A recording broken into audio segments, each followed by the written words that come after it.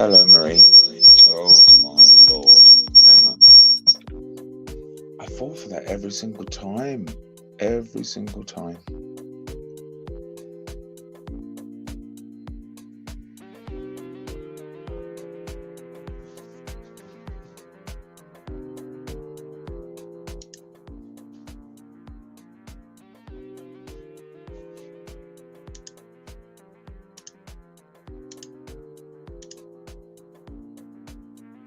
Are you off to sleep, Marie?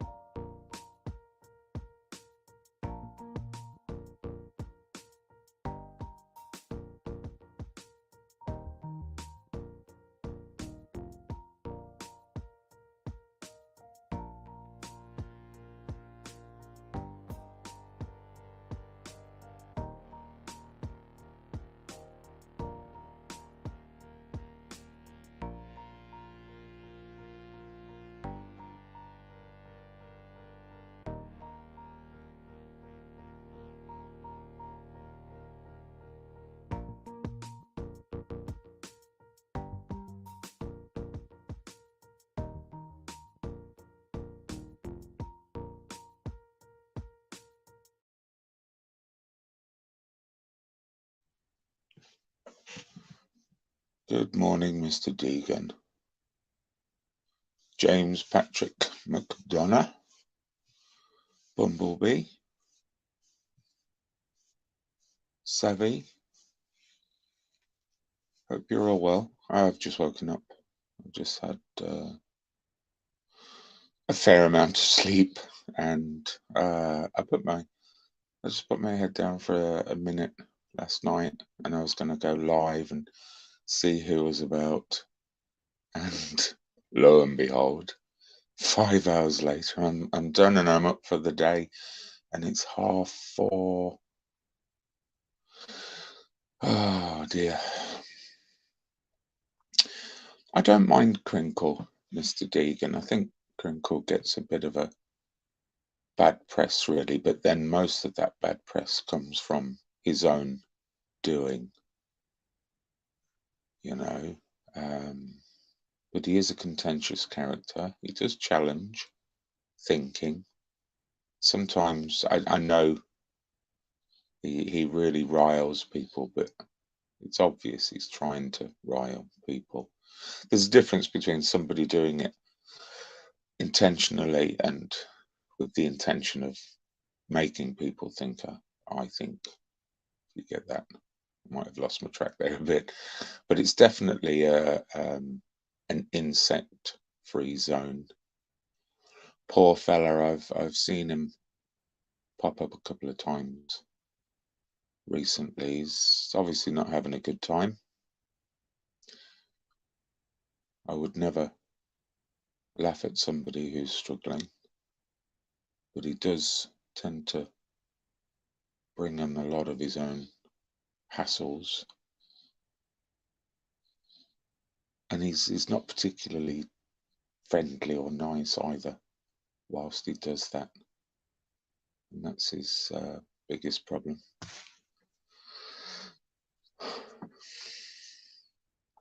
You can only try and help somebody so much before you have to just hold your hands up and allow them to carry on doing what they're doing.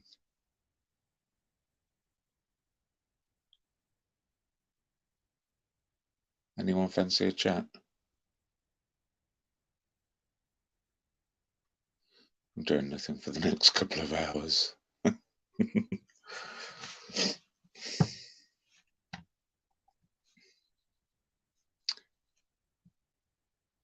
Mr. Deegan, we haven't spoken, just the two of us, for ages. I think we only did it once before.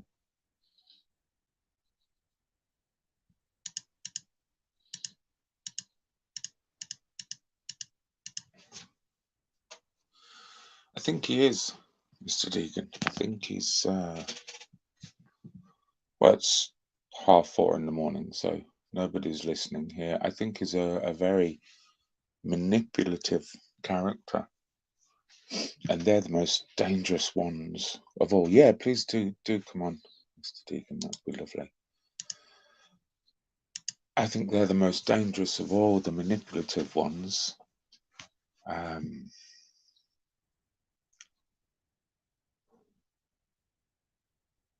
Imagine having the ability to make somebody to do anything and everything that you wanted them to do just by being able to manipulate them.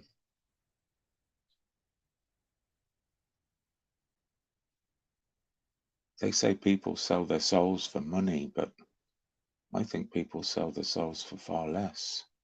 I think some people sell their souls for virtually no price at all, just to be able to control somebody else, to be able to get somebody else to do their bidding. And that's what I've seen him do. That's what I've seen him do.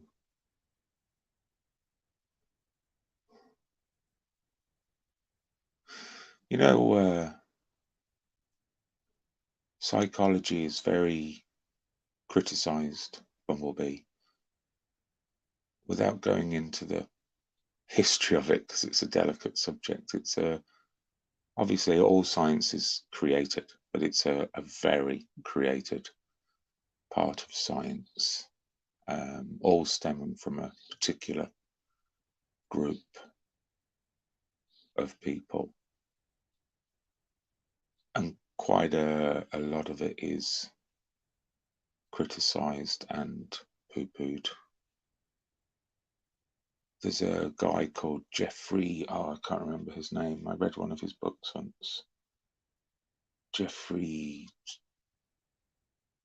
Dahmer or Starner or something like that.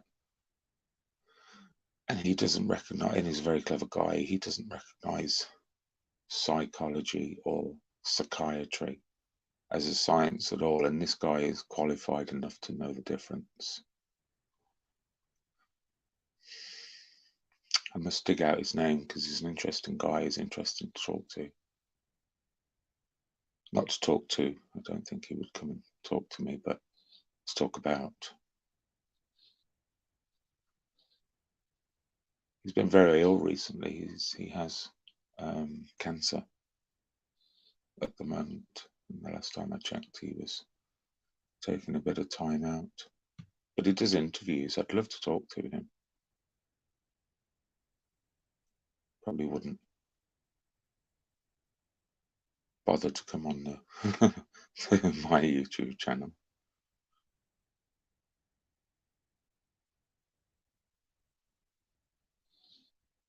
How are you doing, Bumblebee?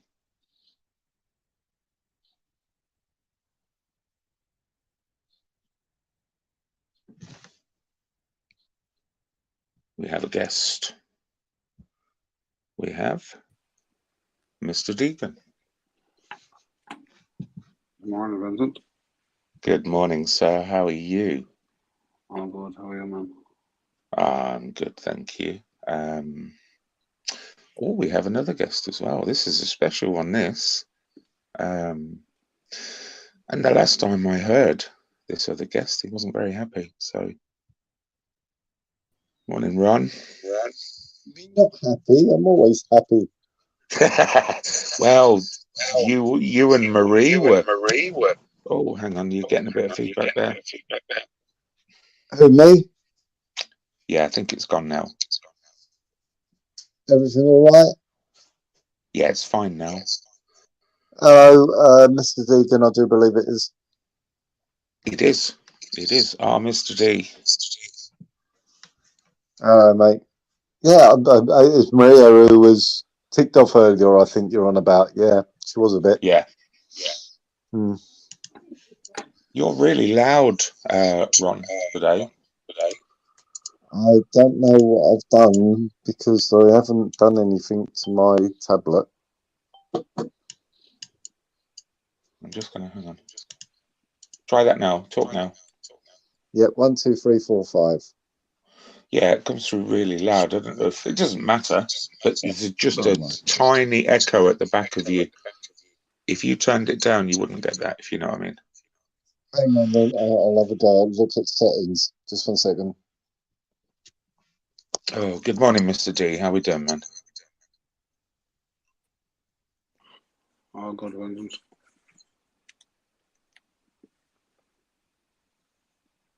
Not gone to bed yet, or just got up? No, not too bad, mate. Is that better? Yeah, that's much better. Hello, Mr. Deacon. Good morning, Ron. How are you? Yeah, we're all right. Hopefully you are too, mate. All good, mate. All good. Hey, Ron, can I ask you a question, mate? Of course you can. You know these figures that are talking about with the deaths that are around 18,000? Yeah. I just want to say that them 18,000 are deaths within 28 days of a positive test. They're not actually directly deaths, you understand? No, what it is, those well, it's 17,000 odd, isn't it? What that is within the past 18 months, all in all. Yeah, Ron, I know that. But what I'm saying is, if you look into it, the deaths are like if somebody got shot in the head or fell off a roof, but he had a positive test 2 weeks ago. They're the deaths we're talking about. No, that's what they've taken away is 137, I think, or 157, something like that. And they've taken away all the deaths which were not considered to be directly deaths from the actual virus itself. The only deaths that actually where people died from the actual virus itself was just under 18,000. That's what the Dr. John Campbell was saying. They put everything into one pot, but now that they've looked at the actual figures and what have you, and they've taken away people which may have died from a car crash, who may have had a heart attack and things like that, they took all them numbers away, and they've estimated it as well. You know what I mean? When it comes down to numbers, you know, it might be this week and it'll be another number in the next week, sort of thing. It'll get there. But at the moment, what the numbers is down to in 18 months, the actual death is just of one thing, is just under 18,000. I did watch a video of his earlier on, and the BBC have done an actual thing on Dr. Campbell, trying to discredit him. So he did do a video earlier on about that, and he's also sent out a sort of a gauntlet to the BBC and saying, okay, then if you think I'm wrong, ask me on BBC and we'll have this discussion. And so far, they haven't got back to him. You know, Dr. John Campbell did take the vaccines. You know that, don't you? Say that again. Dr. Campbell, he did actually take the V. Oh yeah.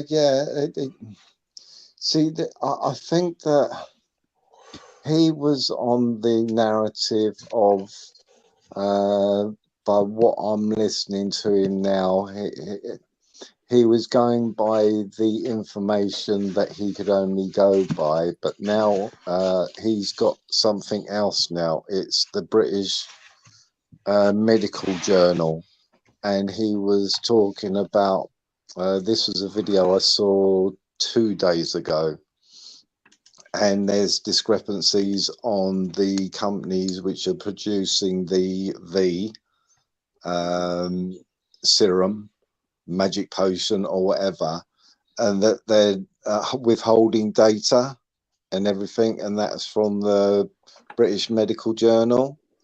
And like they turn around and said they've published it. They said, you know, in other words, he's saying, why are they holding it back? It's people's money that are paying for this, so why aren't the information about it being released? We're the ones who own it. So he says, you know, he can't figure that out either, and that's what the British Medical Journal has turned around and said, you know, hang on a minute, why is information, and there's actually a court case against Pfizer at the moment, because they're going to withhold the information for a few years, and they're actually being taken to court to answer the questions. Why is this information not going to be released? What you got to hide? So something BBC doesn't tell you, that there's actually a court case against Pfizer, I'm sure it is, about this whole thing of holding information. The British one, which is AstraZeneca, they reckon that they'll release the information by the end of this year. I think it's the 31st of December, like he turned around and said, and the Medical Journal said, was, well, why can't it be released now? Why is it going to be at the end of this year? Why are you holding back the information? So he is asking questions, but yes, he still does plug the thing in your arm, but he is at the same time, he's now saying, but then there needs to be transparency. So And that's what really we've all been saying all along, you know, let's be open, you know what I mean? Let's have an open discussion on it, you know, from both sides, because we know that there's scientists on both sides who have got a voice, but we're only getting one side of the voice. So I don't know, Ron, mate.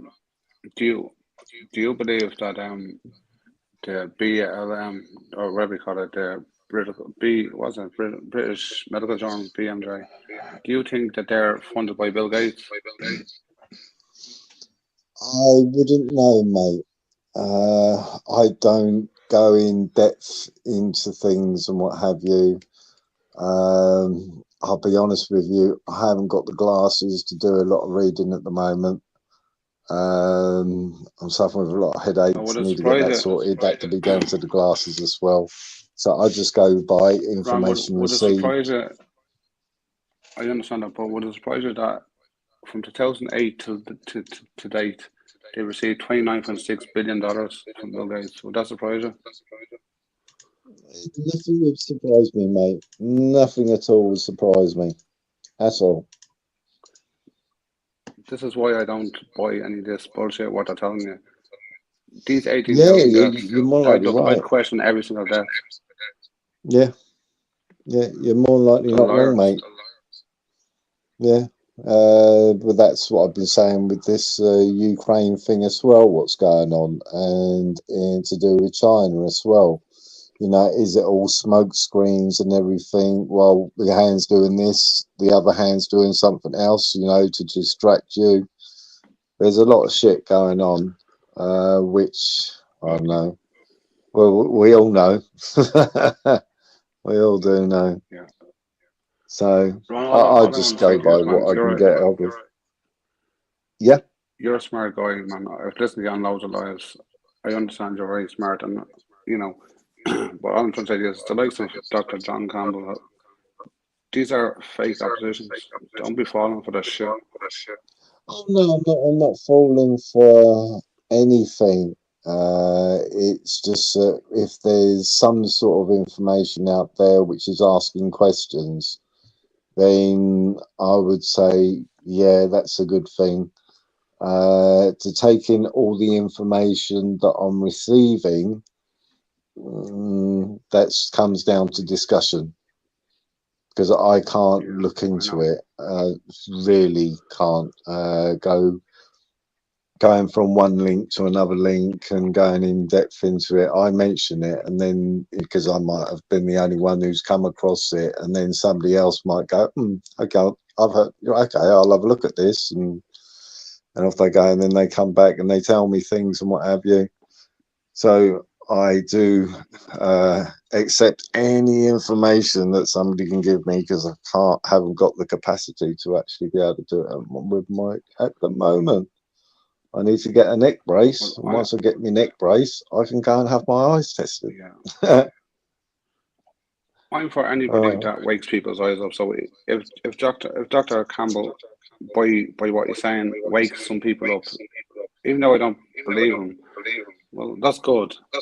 Yeah. But I don't fall for these fake oppositions. I know he's full of shit.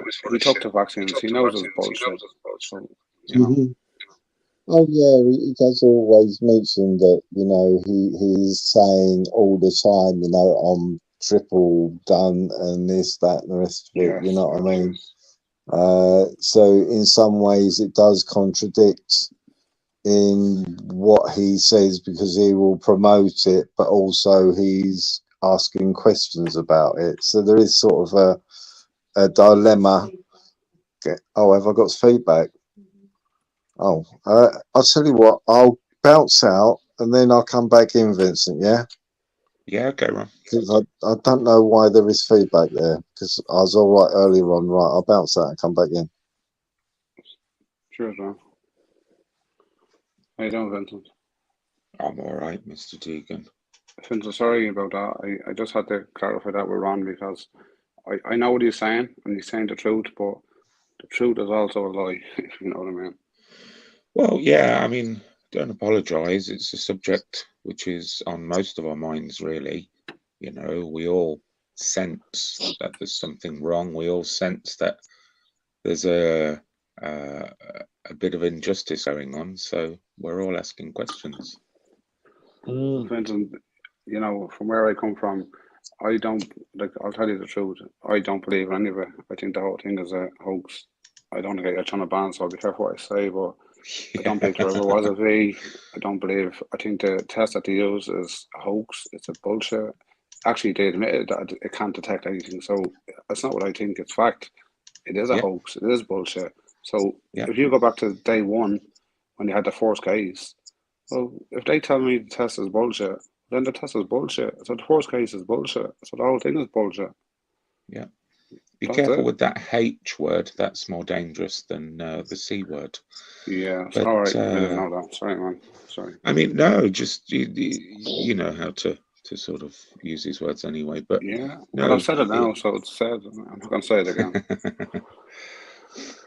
But That's, in my opinion, Vincent, if I got you at a checkpoint and I said to you, Vincent, blow into this machine, and it can't tell me whether you have or haven't had alcohol, but let's blow into it anyway. And it said, oh, yeah, it's positive, but all right, Vincent, let's ban you for 3 years. You're going to say, no, let's go to court and we'll sort it out. You know. Well, you have to look at it deeper than that. You have to consider to yourself that the entire medical fraternity in the UK accepted a test of such a low grade accuracy and played along with it. That to me is astounding. You know, that raises many questions all on its own. Why, Vincent, why? You're a businessman. You know, money greases wheels. You have to stop looking at the money side of things, Mr. Deegan. As you just said to Ron, you know, it's not quite as it seems. It's not about the money, Mr. Deegan. They have that already, and every money and all the money that they want in the future is secured as well. So you have to move away from thinking it's all about the elites taking our money. That's tosh, absolute tosh. They can take it however they wish. Vincent, sorry, I don't mean the elites about money. I'm talking about your local GP, your local nurse, your local doctor. That's what I'm talking about. They're the ones that took the money. They're the ones. Listen, it's not the elites coming down to your house and saying, Vincent, take this. It's your local doctor doing it. So don't think it's not the elites doing it. They don't get. We don't even know who they are. We know some of them are. We don't know who they all are. It's your local chemists pushing on you. They're the ones with the backhanders, and that's what I'm referring to. Well, quite simply, most of them have had to just go along with what they're told.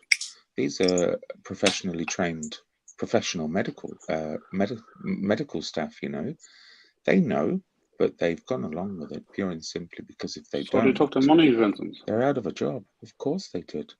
Or they've been compromised in some way. They have pictures on their chest. You know that old story about the picture on the chest, don't you? Yeah. With the politicians, when they go to a certain place on a business deal, to wake up next morning after having sex with a 14-year-old with a picture on their chest. Now you'll do what we say. You know, of course it's happening. I wouldn't have said that's happened within the NHS as such, but no, yeah, I mean, it doesn't have to though. It doesn't have to happen in the NHS. It happens with the politicians, and they pass it. The NHS will do what they're told. Of course it does. So if you get a politician like Matt Hancock, for example, and you do that to him, or give him some contracts, or tell him, listen, if you do this, we'll give you some contracts for your friends and your family and your sister and your brother and everyone else. Okay, he does it. Maybe he doesn't know how far it's going to go, but he'll go along initially. And once it starts, it's very hard to stop the ball rolling. Yeah. You see? Yeah. Well, if you remember at the time, they told us that this virus was going to kill millions. They told us that everyone was going to be out of work. They told us it was going to change the landscape for everybody. They told us children would, their education would suffer and they wouldn't go to school. They made it look very post-apocalyptic. So with all of that information whizzing around your average NHS worker, they'll do anything to hold on to their job, feed their children and pay their mortgage, Mr. D. No one is blaming anything. I'm not blaming your average NHS worker. I'm not even blaming your average GP. He'll do what he's told as well. But money corrupts. But my point is, my point remains the same. Look at the thing that they use to test you. It's fake. So if the thing they use to test you is fake, well then the whole lot is fucking fake. full stop, end of story. I absolutely know that to be true. I've never disputed that. So all the rest of the shit that comes after that is bollocks. Because go back to the very first day, the very first case he put on TV and told you about, it was lies, fake, it was bullshit, it wasn't true. So when people say to you, and I do hear it, oh no, who are you to talk? My grandmother died.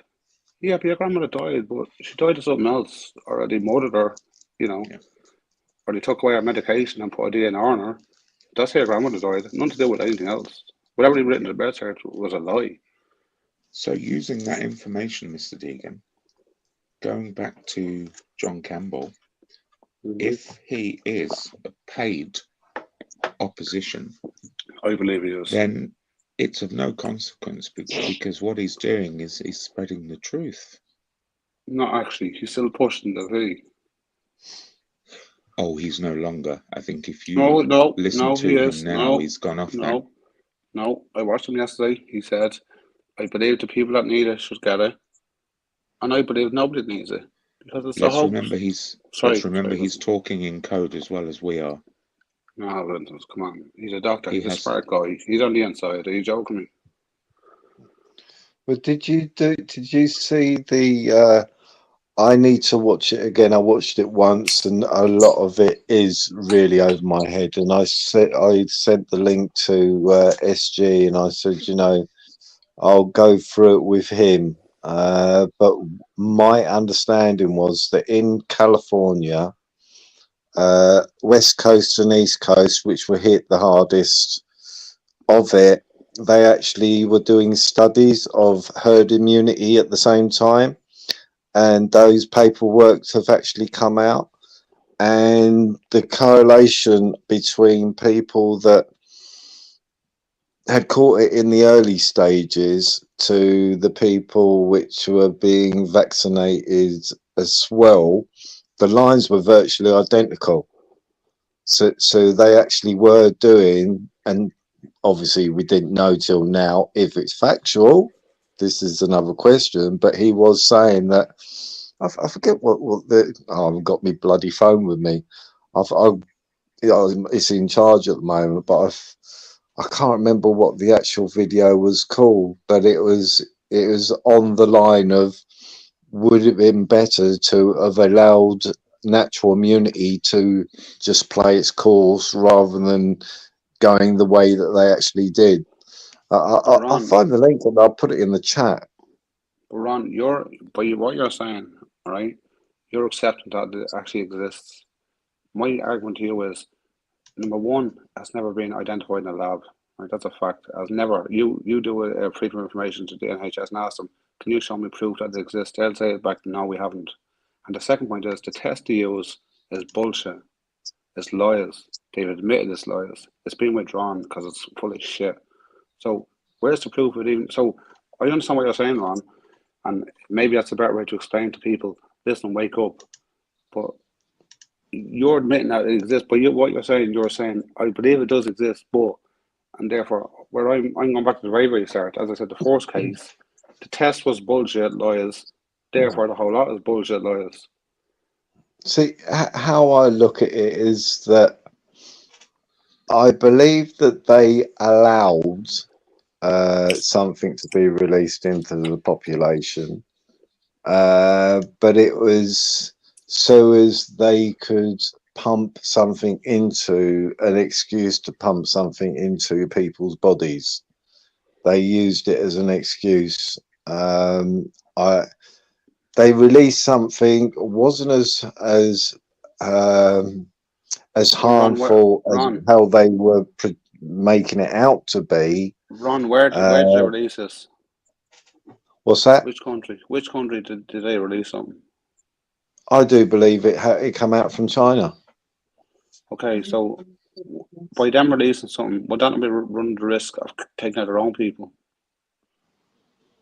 What China are always abusing their own people. No, what I mean is not their own people as in citizens, their own people as in the elite, because there is elite in China as well. So if they release something into the atmosphere, the chances are they're going to kill their own kids or their own, and I don't think they're going to take that risk. I don't buy that. There's no proof that that happened because, as I said, there's no V being identified ever. Uh, um, I understand where you're coming from, but I do strongly believe that yes. Well, there again, that I understand where you're coming from. It's another rabbit hole which you could go down and what have you. It's hard, like a certain person who I chat to and everything, and he lost two family members to it and everything, and he's convinced that both his family members did actually die from it. I And understand that. I wouldn't want to argue that point to him because he believes in it. Ain't that he believes that people should be having a needle put in them. Far from it. He's not for that either. But for me to turn around and say to him, "Oh, you know, I couldn't do that to him. I really couldn't say to him, no, you're. I think one was his mum and another one was his sister or something. They Okay, both died within the first year. It's like, Ron, just a question. Ron, just a question. Who told that guy his family members died of the sea? Who told yeah, him? yeah, exactly. That's what I'm saying. It's just that he lost two family members in 12 months to Ron, I understand that. supposedly this. Yeah, but the test was So, bullshit. So the test was lies. So how does he know? well, this is why I turned around and said when we first started talking is that hopefully with information that Dr. John Campbell is actually saying, which is contradicting to what he was saying a while ago, but now he's saying he's come across paperwork and everything, maybe, you know, the transparency starts coming out. You know what I mean? All these scientists which have been silenced, all these demiologists and professors and what have you, who have got a voice but have been quashed at the moment. This is the only way we're going to get to know the truth. At the moment, we are literally going in blinding. I can turn around and say no, there isn't one, and everything, blah blah blah. You know what I mean? But there's no concrete truth on either side, not until we have an open debate. You know, we shouldn't be the ones. None of us here are actual scientists and demiologists and professors or anything. We're just your ordinary Joe people trying to make sense out of the chaos. You know what I mean? Because the governments, the media, the elitists don't want an open debate, and we're having to debate it. How crazy world is this when we have to debate something because two sides of the table aren't allowed to? It's crazy world. Ron, Ron, Dr. Campbell, he graduated from Harvard, all right? Harvard is heavily financed by Bill Gates. You know that, don't you? Yeah, I'm not disputing anything that you could say to me, Mr. Diggett. I really can't dispute it. I wouldn't know where to start. I can only go by what I hear and what have you. That's all I can go by. I could turn around and say I totally agree with you that there isn't nothing out there. It's just a smoke screen. Ron, you don't have to I agree with do me, man. It's a believe that conversation. when you say about DNRs, I'm spot on with you. Spot on with you.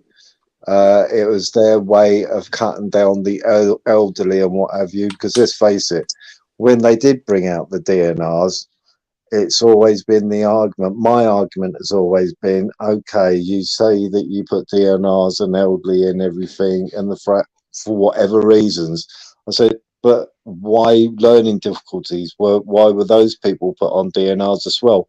That's what makes me question things on that side of it. So I understand completely where you're coming from when you say about the DNR situation, because it doesn't make sense and it was pre-planned as well. Obviously pre-planned. Definitely. Yeah, that's without a shadow of a doubt. You know, the shitload of what was it, midazolam, which they ordered prior. You know what I mean? That was executed. You know what I mean? That's exactly what they did. Somebody tried to argue that one and say no. Well, they're just speaking bollocks because that was deliberate. That was just totally deliberate. See, Ron, I listen to you all the time, man, and I'm with you like literally 99%. The 1% where I just go against you is not against you, actually. I'm sorry, I didn't mean to say that. The 1% where I needed to try and understand they're lying cunts from the very start. The test is shit. They admit the test is shit. So my argument to anyone is if they tell me the test is bullshit, which they did tell us, they told us the test doesn't work, can't determine a live virus from a dead virus. Well, then how can case number one ever be real? Is you understand? It's all fake, man. That's what I mean. Is that I can't argue against you, but at the same time, I can't argue for you because I'm not equipped enough to be able to. I know there's bullshit out there. Bullshit will be exposed. I think bullshit is being exposed. Very slow pace. And that's what I've said since day one is I want to hear scientists from both sides of the table. At the moment, we are the ones who are debating, and the science from both sides of the table isn't. One side is being quashed. And, you know, I just go by common sense. Things don't seem right. When you look at death counts, I always go to, right, African continent. You know what I mean? Yeah. The death rate over there should be, I don't know, you got what 1 billion. It's the second highest head count continent in the world. You know what I mean? I forget what the actual numbers are. 1 billion, fuck knows how many millions, blah blah blah. I have actually got all the numbers written down. And our famous Crinkle turns around and says, "Oh, it's because of this and it's because of that that death rate isn't so high and all this." So I thought, okay then, but cancer doesn't even come in the top 5 in that country. It's all to do with parasites and viruses is what kills people in Africa, in the whole continent of Africa. 5 of the biggest killers in that country are parasites and viruses. So if that's the case, then how comes the second one is respiratory? That's the second highest killer in the African continent. If that's the fact, then they should have been dying by their millions. Yeah. And that's just common sense. You know what I mean? That's common sense. When the second biggest killer in a continent is respiratory, and that's what the virus attacks. But it hasn't attacked it like that. There's got to be something. Ram, I believe in anything, right? If you think about police when they do an investigation, they always go back. Let's go back to, let's say somebody's murdered. They go back to start night, all right, so where did he go? He went to the pub, okay, who do you see in the pub, right? This is how they work. And that's why you have to work, right? So I put the same thing. Listen, I've said it to you enough times tonight. Go back to the start, right? The very first thing, first of all, they showed you in China people dropping dead in the street. That never happened. It's happening right now because it's happening now. And we know why it's happening now, right? But it didn't happen back then. So the very first thing was lies or propaganda to start with. They tried to frighten us, and they did. It worked. It worked on me. It worked on you. I'm sure. It worked on Vincent. Of course it did, because we didn't know any better. And then the second thing is the test that they use. They've now admitted 2 years later that the test doesn't work. It can't distinguish between alive and dead. I'm not going to say the word, but you know what I'm talking about. So therefore, in my mind, hang on, from day one, they're lying. Now, Ron, if you met a girl or whatever, and she dies from day one, you're not going to trust her, man. It's just, if you lied from day one when you're lying about everything else, and like you already admitted it's planned, so how can you pre-plan a virus? You can't. Virus will come when it comes, it's natural. And I don't believe they Oh, released it from a lab because they'd kill their own people. I don't mean their own Chinese people. I mean their own elites. They'd kill them. If it was a virus out there, they'd be dying. uh, I don't know about that because see, this is the problem that I always have. I think that the elitists have always had something that was going to cover themselves before something was going to be released anyway. If if Yeah, if you've got if you've got that amount of backing with that amount of money to fuck around with different shit to produce something that didn't exist and what have you, they've already got the cure for it before they release it. yeah, but don't forget, Ron. They tried this in 2009 with the swine flu. Look back to if you do your research on it. I know you can't at the moment. I understand that, but when you're better, go back and look at the swine flu. Look at the advertisement. Look at the mask they were pushing. The same, and when the V came out for that, a lot of people got narcolepsy and they start dropping. Not dead, but they just because narcolepsy makes you sleep any time of the day or night. You just drop, you know. Hmm. And what happened was when so many people got narcolepsy, they pulled it. But the reason they're doing it now is the reason they're pushing so hard is back then they didn't have so much internet. Now they have every media. They have everything sewn up like a fucking. Listen, in fairness, I'll give it to them. They've done a good job this time, but it still won't work for them.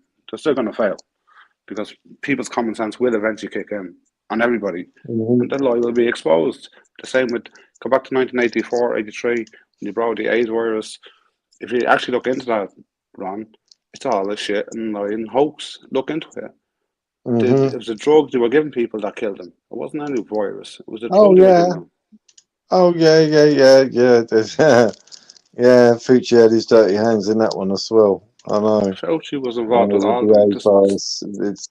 It's see for me, I think it is a two planned event, and one was convince everybody that that you have to get yourself away from everybody and everything, lock yourselves away, protect these people, protect them people, and protect yourself and what have you, for the real thing to come along, and that is the thing to stab in your arm. That's what I think is the most worrying side of it, is But, what are they pumping into people's bodies. but Ron, That's we know what what they're I'm pumping more in. worried about than the other thing itself. But we already know what they're pumping in. There's enough scientists on their side to have analysed it and told you what's in it. It's Hmm. nanobots. And this 5G is I don't know too much about 5G, so I'm not going to quote it. But definitely 5G is connected to it. Because you see those concerts in America where all those kids just dropped when they start playing that fucking music, the high speed music. That was they're testing that 5G to see what levels can be put up that we're not going to kill the whole population immediately, but they want to gradually. Listen, they've already had plans where they tell you they wanted the world to go down to 500 million people. They tell you that. It's not me saying it. They have a plan. They need to depopulate the world down to 500 Oh million yeah, people. I couldn't argue with that. Yeah, definitely to depopulate. Oh, definitely. They've been fucking spouting that shit out. Fucking, if I'm honest with you, David Attenborough is saying that he would like this planet to be rid of all humankind anyway. Been, Yeah. you know, since I've been a kid, and he's been doing his bloody animal programs and everything. He's been spouting that shit out for fucking years. You You know look at what I Boris mean? He's Johnson. Boris Johnson's father was the eugenicist. He wanted it. yeah, well, And Bill Gates' father was in yeah, yeah, Planned Parenthood. He was an eugenicist as well. It's just yeah, coincidence, isn't it? yeah, exactly. Yeah, Boris Johnson's father wrote a book on it. Yeah, Hmm. and both of Gates's parents but believed in eugenics. Yeah, yeah. You So, know what I mean? so with all the information we have, why are we believing anything to say? The release from this, that's what they're telling you, Ron. They want you to think that that was an accident, Yeah. and eventually, Fauci will end up getting that. Listen, this is what I predict. Fauci will end up going to prison for this. They'll say that he financed it and blah blah blah. They put Dr. John Campbell in as Fauci's replacement. Now, if I'm wrong, I'm wrong, but this is my prediction. right? Yeah. He's 100% up to his fucking neck in it. But because he's on our side, the likes of myself and yourself will probably back him and say, "Oh yeah, go ahead." And then you have the likes of Joe Rogan and all these guys, you know, that will get jobs up high Yeah. up. It's all When it comes bollocks. down to that, John Campbell, though, I would say that if information is being leaked out, people who have been plugging it for X amount of time, they are going to have to wind their necks back in and everything, because they've been advocates of everything since day one. Well, they're going to have So to I run do for now. wonder if the reason why he's sort of pushing other things out there now on the let's ask question time sort of attitude. I do understand where I think that's where you're leading to. Could be wrong, No, but no, is this I'm just not. that he's going to try to cover his own back? No, this is planned opposition. They put these people in place to act as they're on our side, but they're not on our side. So if you ever Hmm. watch any of his interviews, and this what I was with my first, but what turned me off was at the start of his interviews, he always says, "I had the tree, and I believe anyone that needs it should get it." Now, hang on. If you're a smart guy and you know the test that you use is bullshit and you know what's in it, and if you're a doctor, you do know what's in it, all right? I'm not a doctor and you're not a doctor, Ron. But these doctors know what's in it. They know 100% what's in it. So if Well, they they're should still do. pushing that, yeah, and if they don't, well, then they shouldn't be a doctor. So therefore, in my opinion, they know more than me and you. Plus the fact that he went through college, which is heavily financed by Mr. Gates, heavily financed. So that's enough said. Now, listen, I'm not saying that any doctor that came out of Harvard is corrupt. I'm not saying that. But when they're on listen, Ron, anything the mainstream media give you is lies. And I know you might say, "Oh well, he's not mainstream media." He is mainstream media. He is, because I know people. I know a reporter here in Ireland who's going against everything. She's bringing Ireland to court over what they're doing to people, and she's being censored on everything. She has her own website up on, and they take her down. She has to go to America, not her personally, get a host in America, and they still take her down. And then she goes to Mexico, and they can't touch her because she's in Mexico. And her name is Gemma Authority. If you look her up, she'll tell you the whole story. That's where you see someone being heavily censored. She can't say anything, Hmm.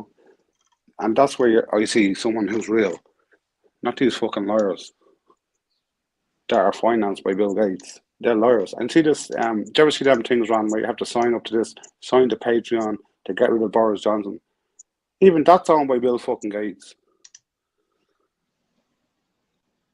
Do you know the thing I'm talking about there, where you have to sign a petition online?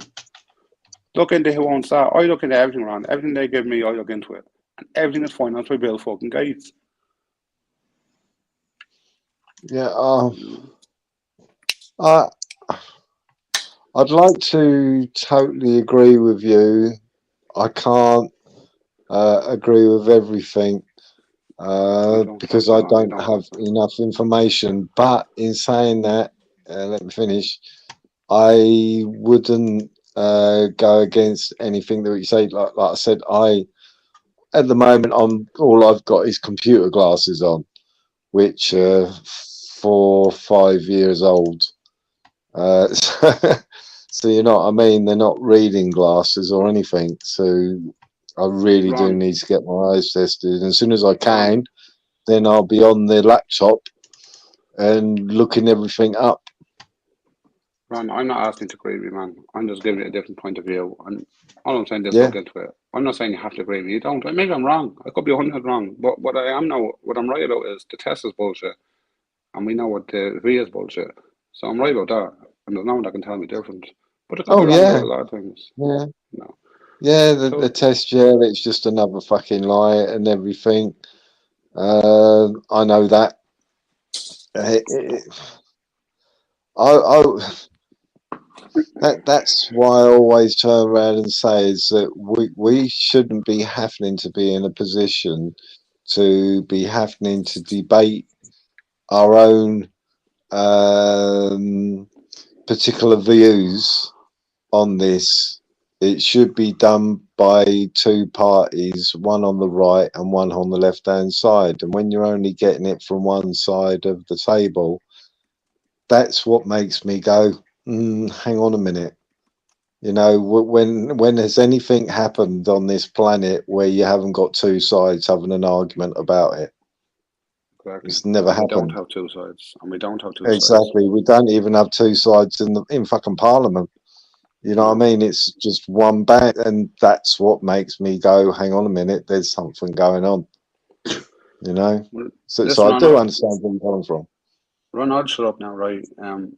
I'm not. I didn't come on here to argue with you. I'm not arguing with you. I'm Of course you're not, 99% mate. behind you. All right. So don't think I am. I'm definitely with you 100%. It's just when you were quoting those figures today, when I looked into what you said, I actually read the small print, and the small print said, even up to 18,000 people that died, the always said within 28 days of a fucking positive test. It always said that. Now, why does it say that? Why does it clarify that? You have to read the small print. It says the 18,000 people died with a positive test within 28 fucking days. And that's what, to me, that's what's given the look back at go back to any news story, Ron, when we're on BBC or wherever you're seeing it, when we're saying 18,000 people. Look at the small print. Read the end of the story. It says it on it. With a We'll have a positive look at test it within again. 28 days. You know, and this I what will fucked have me a up. look at it. And I've been trying to catch on Niles, and you're always Mhm. arguing with someone. I don't want to get on and argue with you in front of people. It's just me and Vincent, so it's fine. I can do it here. But I didn't want to do it in front of other people where me and you get into a big debate. It's not about that. I don't want to have a debate with you. No. I just, I will definitely look at it again. Maybe I did miss something. So no, that's a fair comment. No, this isn't an argument. If anybody thinks it's an argument, this is what debates are all about. yeah. Ron, I enjoy it. I believe the number is zero. I believe the number is fucking zero. I don't think anyone. Actually, I know for a fact no one does because you have never identified it. So how can they say someone died of something when they haven't found it in the first place? Do you understand? They don't. They never clarify. They don't have a lab test to test it against. So how can they say Ron died of this? And I'll say, well, show me proof. Oh, we don't have proof. Well, then fuck off then. He didn't. Do you know what I mean, Ron? And they admit that. I will look at that video again, and I will take more notice of the paperwork even more in depth. And then I'll get back to you. That's all I can really say to you. Yeah, I'll look at it again, mate. No problem. All right, listen, man, I'll leave you to talk to Vince now. And Vince, I'll talk to you later on, man. I'll keep watching. And if you get quiet again, I'll come back on. And you and Ron have a chat. Because, I don't want this to be an argument with Ron. It's not. I just want Ron to try and look into something a little bit deeper. He's nearly there. He's 99% there, but just a little bit more and you can get it. Mr. Deacon, that's what we're here for. We're here to share opinions, to share information. So don't apologise for anything, man. No, I'm not saying wrong's wrong. I could be wrong. I'm just saying look into what I'm saying. And if I'm wrong, then I'm wrong. No problem. You come back and tell me, no, Jerry, you got that wrong. And that's fine. I understand. But I don't believe I am because I have a lot of time to look into shit. And I do a lot of research. I'm not on fucking Google. No. But anyway, listen, guys, I'll leave this to it. And Ron, nice talking to you. And Vincent, I'm here anyway. If I'm in the background, if you just want me, I'll come back on, all right? Good to speak to you, man. It's always a pleasure, Deegan, and I will look at that. Thank you very much for pointing it out. I will look at that stuff again, and I will get back to you. No problem. Cheers, Ron. I really don't mind, mate. I really don't. Knowledge is power, and the more knowledge we've got, the more power we got. So thank you. Hey guys, we're all here for the same thing. We need to stop these motherfuckers coming after our kids. And that's it. Yes. The adults can make their own decisions and they're stupid enough to take what they take, and then that's their business. The kids are not stupid. The kids are doing what they're told. You know? And that's my I have a 40-year-old. There's two kids across the road from me, about the same age as him. This is two best friends. The two of them have it. Like, what the fuck? And when I asked them on that, I said, why did you get them? Oh, they want to go to cinema. And a week later, they lifted the fucking restrictions. I said, now, how did that work out for you? You know what I mean? This Mhm. shit you're dealing with, you know what I mean? Oh my God, I don't understand it. Well, I mean, getting your kids an experimental way to go to cinema. And they didn't go to bleeding cinema at the end of the day. What about the bollocks? Yeah, I know, mate. I've got we've got 3 young grandchildren that are at school and everything, and we quite often turn around and say, "You're not going to let our grandchildren have it." You know, and so far they said no. There's no fucking way. So, Well, that's good. Thank God. And thank God for that, Ron. mhm, Because I know a lot of yeah. people who are like, listen, Ron, I don't speak to my own family. I'm here with me wife, and the 14-year-old. And that's it. Her sister has it. My man dad has it. The whole lot. They think I'm nuts. They think I'm completely off me fucking Barney. They don't want that to do with me. And all right, leave them to it. Fuck off, like, you know what I mean? What can I do about it? I tried to educate them. They thought I was a nut job, but Yeah. they told me to piss off. That's it. That's life.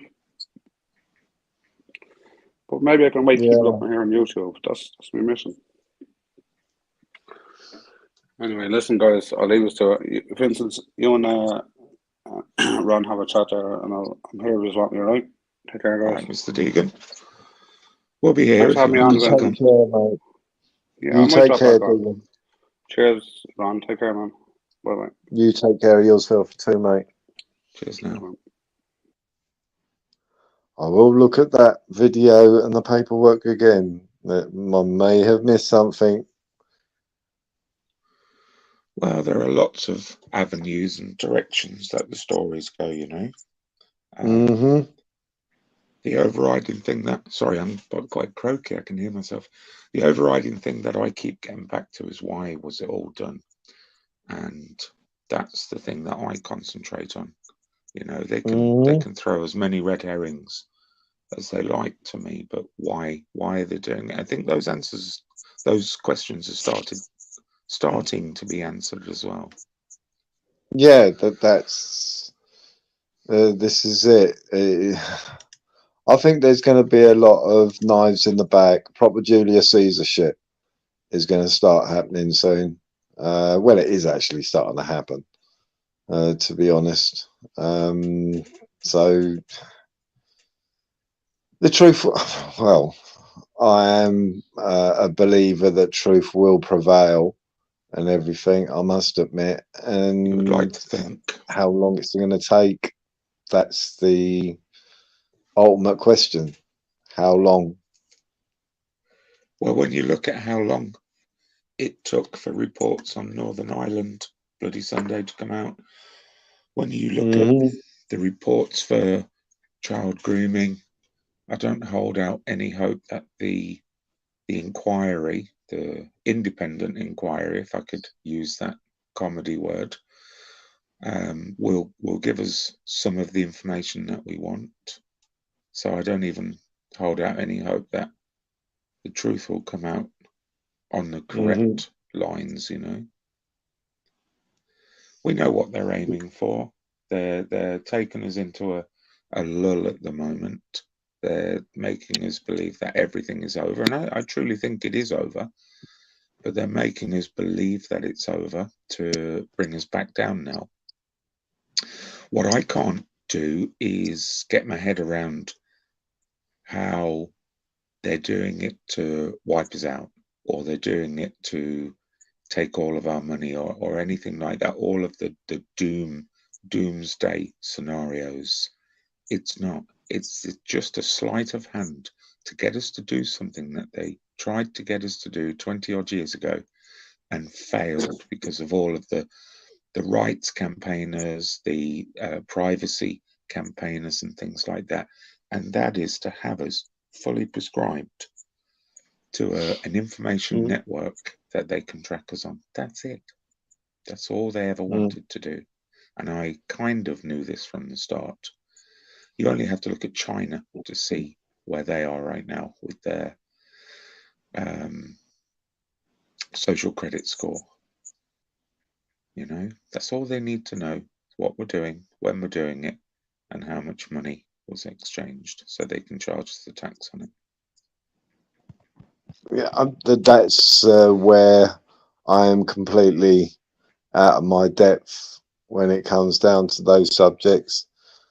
It's hard enough trying to take in this information to do with this fucking cold, flu, virus, whatever it is, to actually understand economics and everything. I'm way out of my depth when it comes down to monetary systems and everything. You know what I mean? I've never actually, like I said before, we were lived in our own bubble, didn't we? Yeah. Before all the shutdowns and everything, you know what I mean? We didn't watch the news at all on anything. The only time we'd know that something's going on is through our children. They say, "Oh, have you seen what?" You know what I mean? "Oh, ain't you had the news on?" Well, no, we don't watch the news. Yeah. You know what I mean? And Just as well. when all this occurred, we didn't know about it. It wasn't until our kids turned around and said, "Oh, did you know that people over in Italy and this what?" We don't watch the news. Yeah, we didn't know about big terrorist attacks. Yeah, we don't. We wouldn't know about terrorist attacks, if you know, which was supposed to been happening. Not until the kids would say, "Oh, did you see on the news somebody with a truck has just driven down what?" You know, no, just didn't know any of it. Yeah. And a better world you lived in because you didn't as well. Yeah, yeah, that's it. We was oblivious. We just did not watch the news. We kept away from the news. We kept away from soaps, which may be promoting what's going on in the news. We kept away from anything and everything we possibly could that wouldn't be media or anything related. We watched about 4 programs. 2 of them were half an hour programs. The other 2 were hour programs, and that was it. Yeah.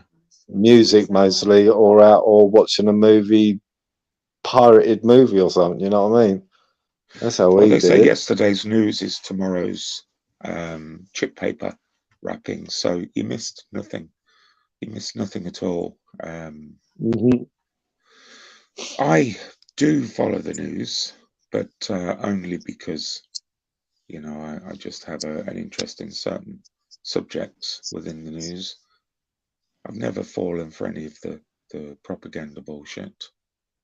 You only have to see the agendas going on to guess exactly what they're doing to us. Mhm. See, I know there's something going on and everything. This has made the opportunity to take complete. See, how I look at it is that if you want to take ultimate control, you have to cut the numbers down. So to me, I do believe that there's genocidal maniacs out there who are willing to commit genocide. Um, to it would fit their agenda, whatever their agenda ultimately wants to be. We still don't really know, not until it happens. But that's how my brain can take in the information that I can gather. Is just through snippets here and snippets there. I do a lot of listening to people, so it's really enjoyable listening to what Mr. Deegan was saying. I like to hear other people's what they've got to say, and you know, it opens my mind just that bit more. And like I said, knowledge is power. The more you know, the better you are. You But the know, world so is a very small place, Ron. How many people would they have to delete before the rest will act on that? Nobody can hide in this world. It's impossible. Very, very quickly, you would have the support of the militaries all over the world. Very, very quickly, you would have the support of the citizens who are armed. yeah. Yeah. If 25% were deleted, which is a very high number, very soon the rest would start to act. The only way, if it was an intention of theirs, the only way would be to take us all out in one fell swoop. Mm-hmm. And that's impossible. Yeah. You have to also take into account there would be many countries who are watching what's going on right now. There were quite a few countries who didn't play along with all of the sciencey nonsense, and they stated so. You've got countries like China and Russia who are starting to look like the good guys, and they wouldn't allow it to happen, despite China being a very totalitarian state. They wouldn't allow it to happen. And what we're experiencing right now is a complete and utter attack on the West. It's not an attack on the world. It's an attack on the West and our values. And most of those values have been taken away already. They're chipping away at the last few. They've made us competitive. They've made us not care about our family members. They've made us not care about our neighbours. They've made us not care about our children. Almost, we've half given our children over to the state, just by them creating laws, just by them exercising their powers through social security, social services, and things like that. So what they're doing right now could be just viewed as the last furlong. Is just to be able to regulate us in every aspect.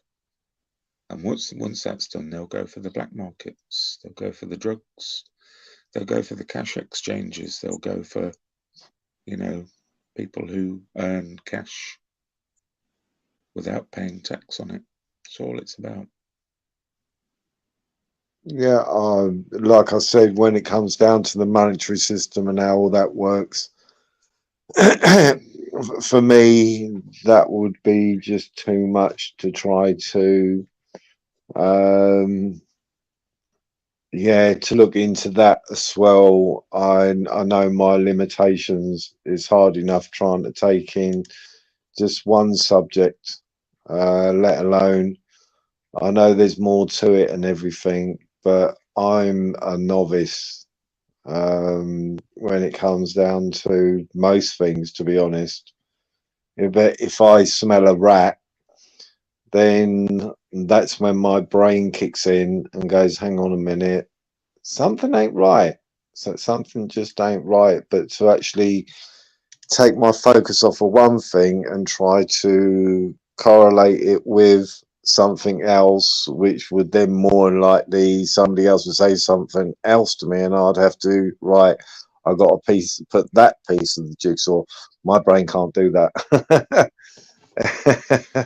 Well, you've seen what they've done to our communities.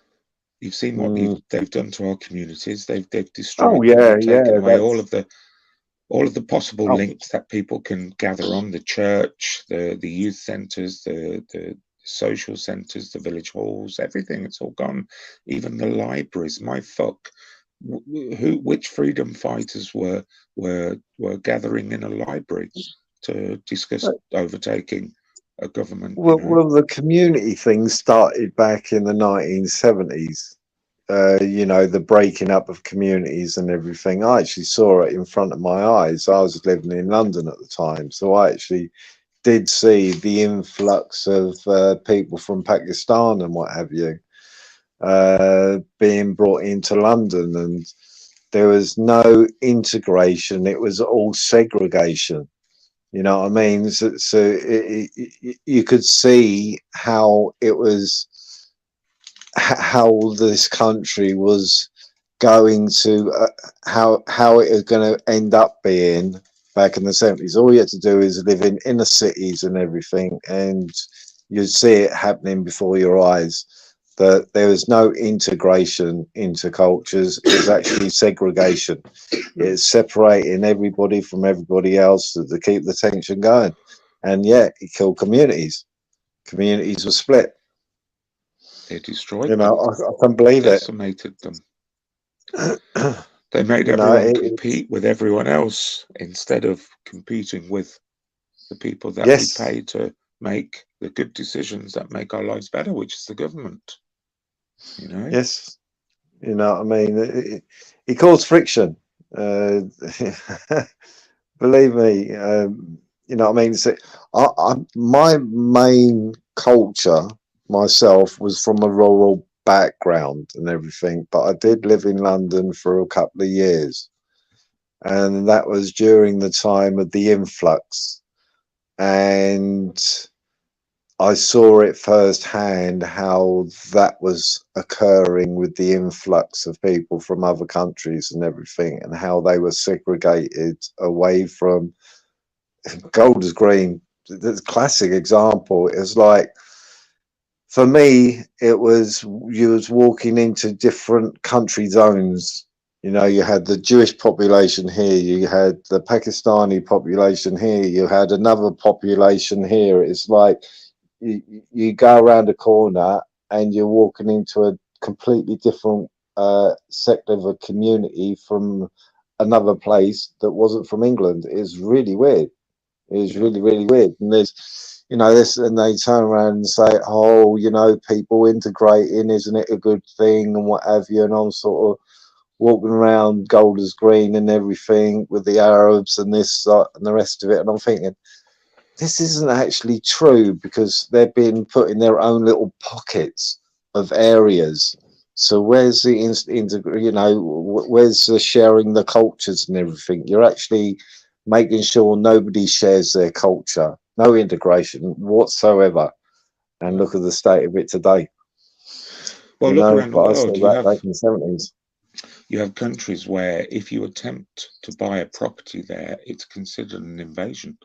They will not allow it. Japan is one that springs to mind immediately. You can rent a property in Japan, but you cannot ever buy one because they don't want anyone foreign owning property there. And that's a country's given right.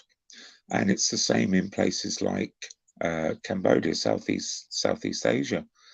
In Cambodia, if a tourist gets out of line and starts to hassle one person in the street, within about 15 seconds, that tourist will be beaten down to the floor by about 8 or 10 Cambodians. And when the police come along, they're arresting that tourist. And that's it. Nationalist spirit is how it should be. That's how we were for thousands of years. They've taken that away from us. And now you have groups of white people who support these multicultural policies. They support it. In fact, they want more of it. You know, we've got a large population in this country who are demanding their demise.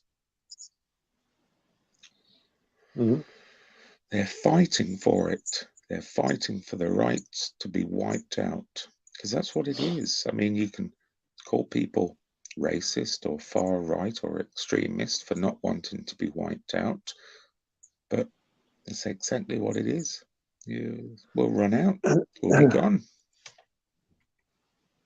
Well, you know, racist. I think that was pre-planned. Government after the Second World War, they pre-planned that fucking shit. You know what I mean? They caused the racial tension. That they enjoyed it. You know, I can only go by what I saw. See, for me, timeline on that word. Yeah, see, for me, I got on with any culture. I was an outsider. I wasn't a Londoner. You know what I mean? I only was there for a couple of years.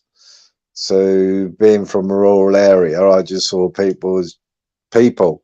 You know what I mean? I weren't competing with anybody or anything. You know what I mean? So I felt completely fine walking from one area to another area. It didn't really make any difference to me. But I could sense the tension while I was there for the 2 years between different fractions of, we're not just talking about whites against people. You would have the Sikhs against the Pakistanis, you would have the Jews against the Arabs, the Muslims, Yeah. and this and that and that and that and that. It was like, wow. And I'll just get on with anybody and everybody. You know what I mean? But I could see, and literally, it was like you could cut the tension with a knife at Yep. times. You know what I mean? Oh. Because you could see the racial hatred of having so many cultures which are obviously in their own country, they're fighting against each other, and there Of you are, you're course. ploughing them in, and they're not going to get along. And it's like, where's the integration here? You know what I mean? You just got this one over this side of the road and that one over that side of the road, and they hate each other, and you're sort of slam bang in the middle. Well, it's not racial hatred, it's in-group preference. In-group preference Yeah. is the most natural thing for you. Of course you would be attracted towards people who look like you, sound like you, and are the same color. Of course you would. Mhm. It goes without saying. For that to be I've never painted as been like that, racist though. is ridiculous. I've really never been like that. That's what I mean. See, I was in London while I could see the influx of Sikhs, India, Pakistan, and what have you, all the different cultures which are coming over, and I could integrate with them all. Yeah. I didn't have a problem, no matter where they come from, what their religion was. I didn't even look at it as a religious thing at all. You know what I mean? So religion was way out of the equation for me. I just saw Well, people for who they were and how they were towards me, and I was respectful to them back and go and everything. spend But a month. Go and spend a month in an African country where there's nobody able to communicate with you, and see how you feel when you just happen across an Englishman on your travels. Then you'll realize what the in-group preference is. Somebody who sounds like you, somebody you relate to, somebody who your experiences are the same as. It's got nothing to do with hating them because of people's skin color or their culture or anything else.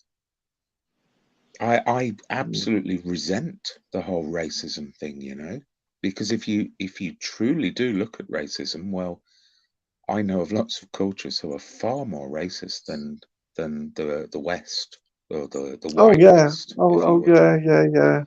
Yeah. I know, mate. I know. And it will be That's why I looked at. think. It will be Yeah, examined in the future. We simply yeah. cannot continue with this. All white people are racist and everyone else is not Oh because no, they no, have no, no no, no. power. That will be examined at some point in the future. Well, we were going down to London a lot. A mate of ours lived in London, and we got to know a few of his friends. You know what I mean? And a few of his friends were uh, like their parents come over during the 60s and what have you. Up just after the Second World War, sort of 50s, 60s, and this guy, he, he his parents were African. He was a very dark skinned guy, big geezer, dark skinned guy. Anyway, we got to know him, really cool geezer, and he jumped in the car one day and he said, "Those fucking black fucking Somalians." We sort of went, "What?" Like, for what the fuck is he on about? And because of what was happening, see, he grew up during the skinhead National Front era. He was a child growing up in that time. And what he turned around and said was that, well, they're coming over here influxed and they're going around knifing people, machetes and things like that from Somalia. And it was causing tension of black people against black people.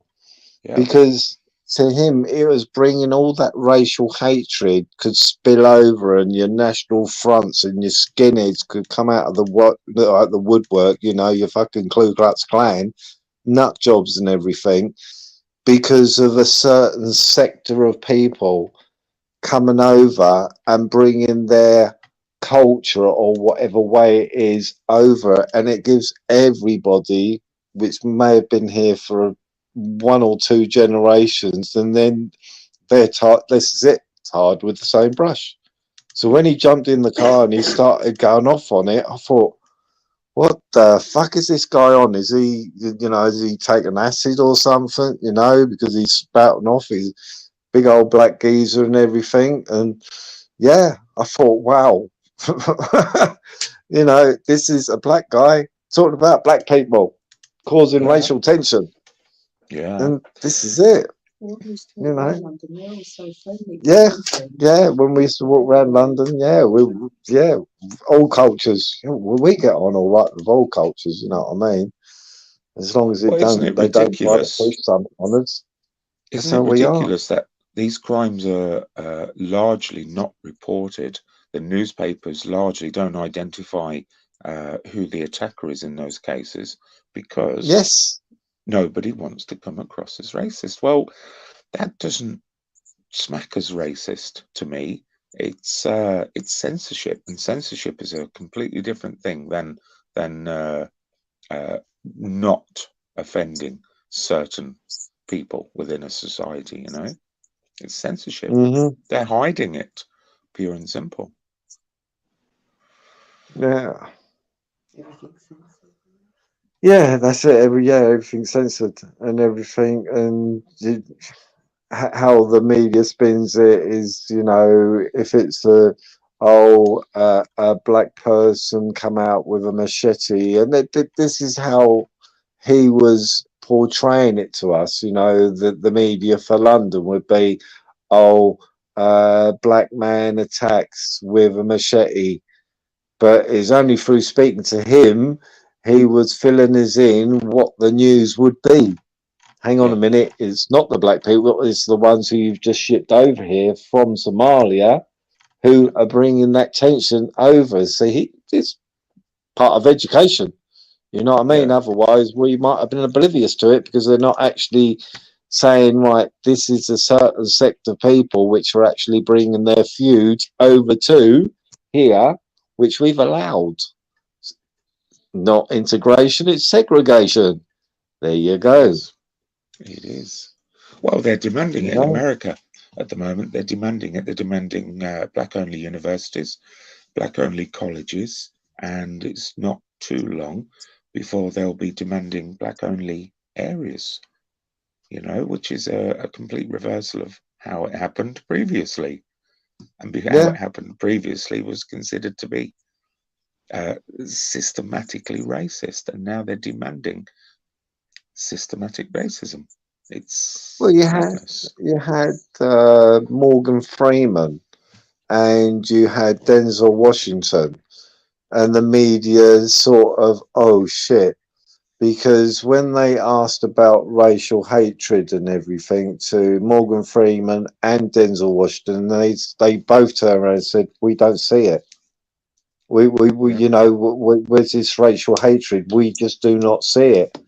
And that completely threw the interview, because they're saying no, there isn't no racial hatred and everything. There's people that do not get along with people, but that's a black person may hate a black person. This isn't a racial thing, because I thought, well done on them two, Morgan Freeman and Denzel Washington, coming out and going, hang on a minute, that what you're trying to sell, we are not going to sell it for you.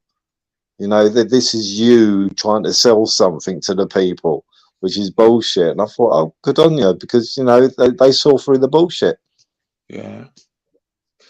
Because they were the top sellers at that time of movies.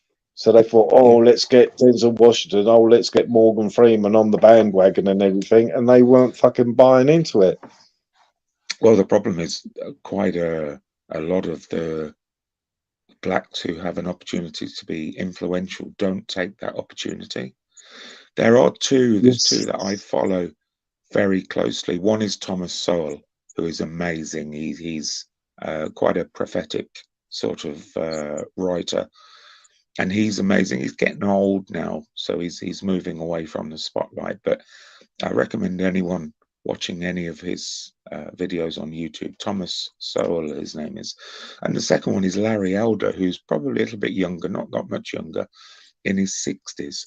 And he recently attempted to, I think it was the mayor of New York or something like that. Maybe it was California. I can't quite remember.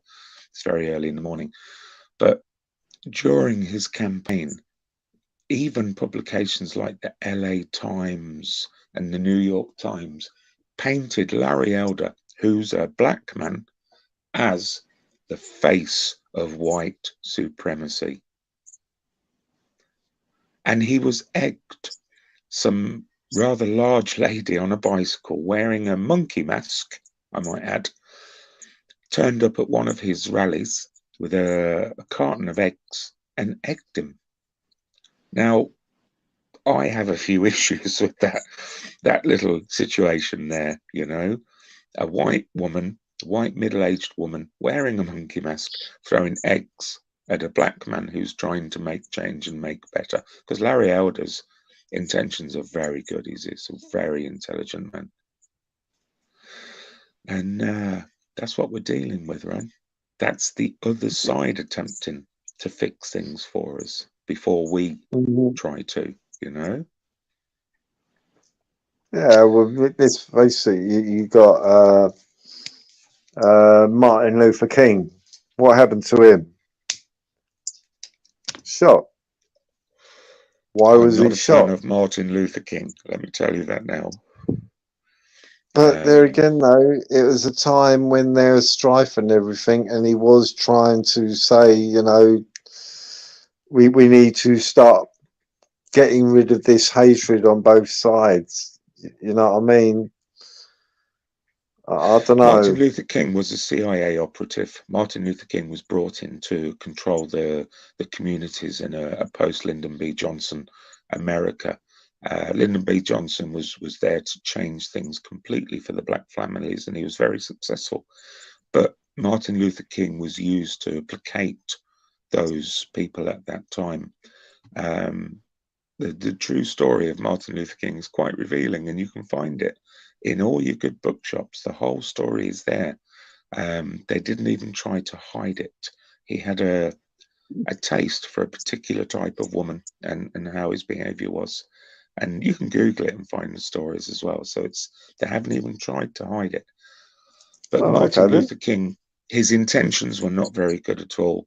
And he got to the point where he was just about to break his ties with the people who were funding him. And that's why, poof, he was gone. He was gone. Oh, learn something another time.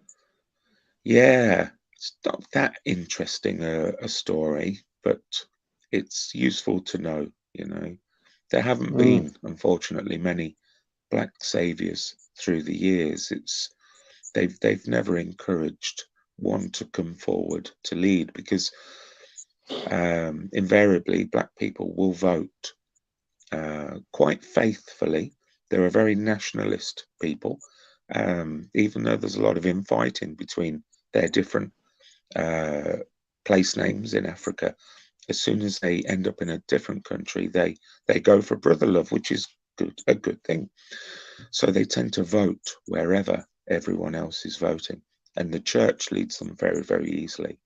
You know, the church seems to be their grounding for political knowledge, unfortunately, which is how it used to be in America. Middle America was the same.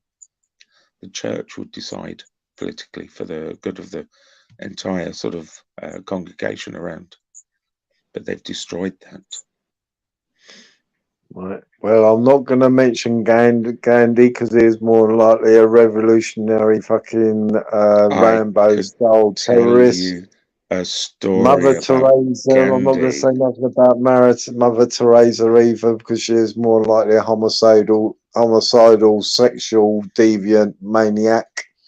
Gandhi had a very close relationship with his niece, and that's very easily found on Google as well. And they're all fucked. Mother Teresa was, yeah. a heroin snackhead.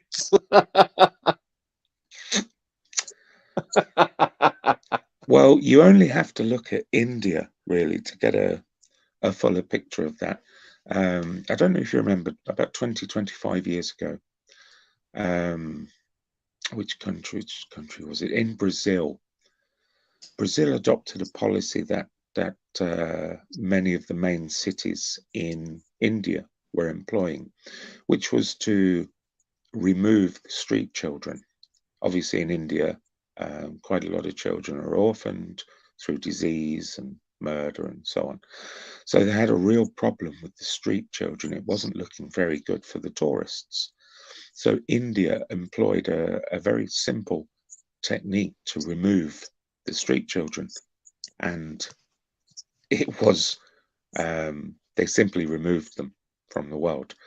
And Brazil employed the same policy for about 4 years. And again, this story is available on Google. You'll find it. They were literally removing the children and deleting them. So to look at these countries and think that they're people that come to the forefront, like Gandhi and I can't even remember her name. You just said it a second ago. Mother Teresa. Mother Teresa. You know, they were very well funded. Both of them, very well funded. They were there for a political message. The political message was always skewed. So, but this is what we have. I mean, it's if you believe now, we have people presented in front of us who reputedly work in politics and are making decisions based on other people's intentions, then it's not far to assume that that was happening 30, 40 years ago and beyond, you know. It's all theatre. It's all theatre. I read a story yesterday. I don't know if it made the mainstream, but it was on Reuters or AP, Associated Press, one of them. These stories tend to come up, but nobody adopts them, nobody takes them on. And it was a lady in India, 24, 23-year-old lady, who had refused the advances of a man in her village, and say the village was 3,000-4,000 people worth. She had refused the advances of one of the better family's sons in the village. So she was systematically raped by about 8 or 10 men. She was covered in tar, daubed in black soot, and walked through the streets being beaten by sticks just because she didn't want to marry or consider marrying the son of possibly the richest man in the village. And that's what you're dealing with, you know. So to assume anyone else is of a higher thinking is wrong. Mother Teresa was tracking children. I don't know if you're aware of that. She was trafficking children, rather. Trafficking children. Yeah. It wouldn't surprise me now. Nothing surprises me now. You know what I mean? I do question, was Hitler that bad? I do honestly question it all now. I really do, compared to what it's been like since the Second World War. I think there's a series of books by who used to be an incredibly I'm not just one second. I want to clarify it. I'm not saying he's a good man. You know what I mean? I think he's an evil bastard. You know, anybody. But there again, no. I know evil bastards of today as well. So that's what I mean by it. Well, it's like saying Attila the Hun was a barbaric savage who exactly charged his hordes through villages. Well, those villages were full of barbaric savages as well. You know, they were all the same back then, and it's the same for World War II. But about a year ago, maybe a year ago, me and my son went to, there's a museum in Prague, an air museum in Prague, and it's our favourite one in the Czech Republic. It's a massive place, and it's got every sort of Russian military aircraft that they ever produced, pretty much. And I was walking around with my son, and I was obviously speaking to him in English, and this fellow just said hello to me, and he introduced himself. His name was Richard. And we were walking around talking. He was a really nice guy. He's a really knowledgeable guy on the aircraft as well. And we got to talking about Germany, World War II. And I've read quite a few books by a fellow who is now completely shunned by the history writing industry. But he used to be very well respected until he released a few books about the real story of World War II. So I've got a fair knowledge of his version of events and other version of events. And walking around with this guy, he worked for the MOD in not the Czech Republic. I think he was in Germany, and he'd worked there for 25, 30 years. And it was a very intimate conversation. And I'd said to him, there's a few sort of historians out there who have been shunned by the writing community because of their sort of version of events, and he was very much into that. And yeah, the story of Adolf Hitler, of course, is a lie. I'm not saying he was an angel, but it was a time of war. If you really wanted to get down to the nitty gritty, we killed far more Germans than they killed of us or anyone else. We killed, the Allies, 7 million Germans out of war.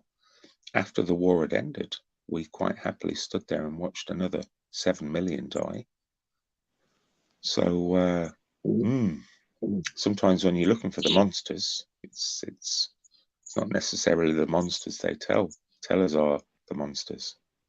Mm-hmm. There's a documentary called, I think it's called Hellfire. I think it's renamed to something else as well. It's very difficult to get hold of, but to watch that, it's no political statement. It's definitely not sort of a Stormfront version of events. I don't know if you know who Stormfront were. They were a white supremacy publication which existed on the internet about 10 years ago. They're completely white from everything now and became illegal, quite rightly so as well. But yeah, Hellfire is a recreation of a book by a guy, and it just tells the real story of World War II from a German perspective. It's horrifying. Just as horrifying as the retelling of World War II from an English soldier's perspective as well, Just 1 second. Muslims is a race of people. It's not. No. Muslims is the race of people. Islamic is their belief. I do believe. Which is a religion. It's not a race. My point was that Muslim people, colour, aren't they? They're not just.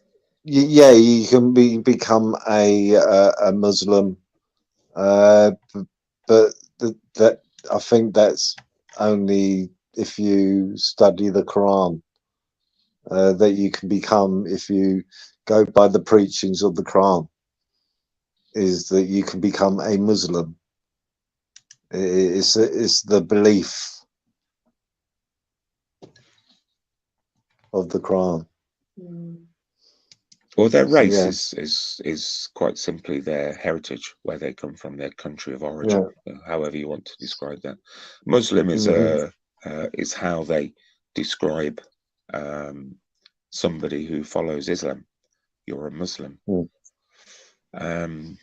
And there's serious doubts on whether Islam is a religion. It's far and wide more an ideology. It's a way of life.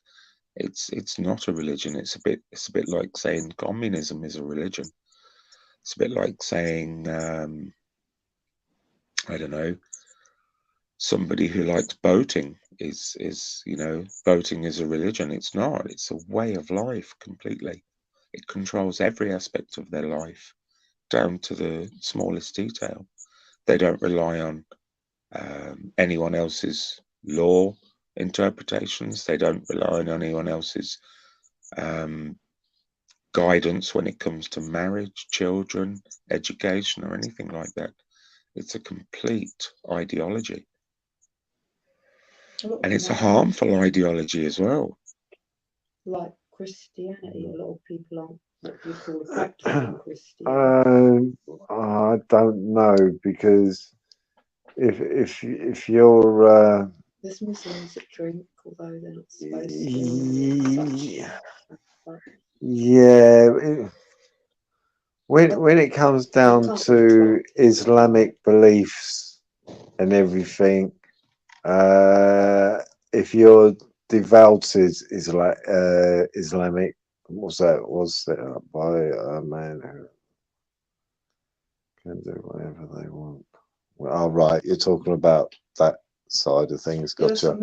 Gotcha. I see where you're reading from now, what you're talking about. Right. Oh, they're talking about the Tommy Robinson sort of thing. Right. I misread what you was talking about there. Yeah. Right. Now a completely different subject in chat. I thought, hang on a minute. No, it's kind of similar. Mm-hmm. So where was we? I think we were somewhere in Germany, Ron. Keep away from the fucking chat. Excuse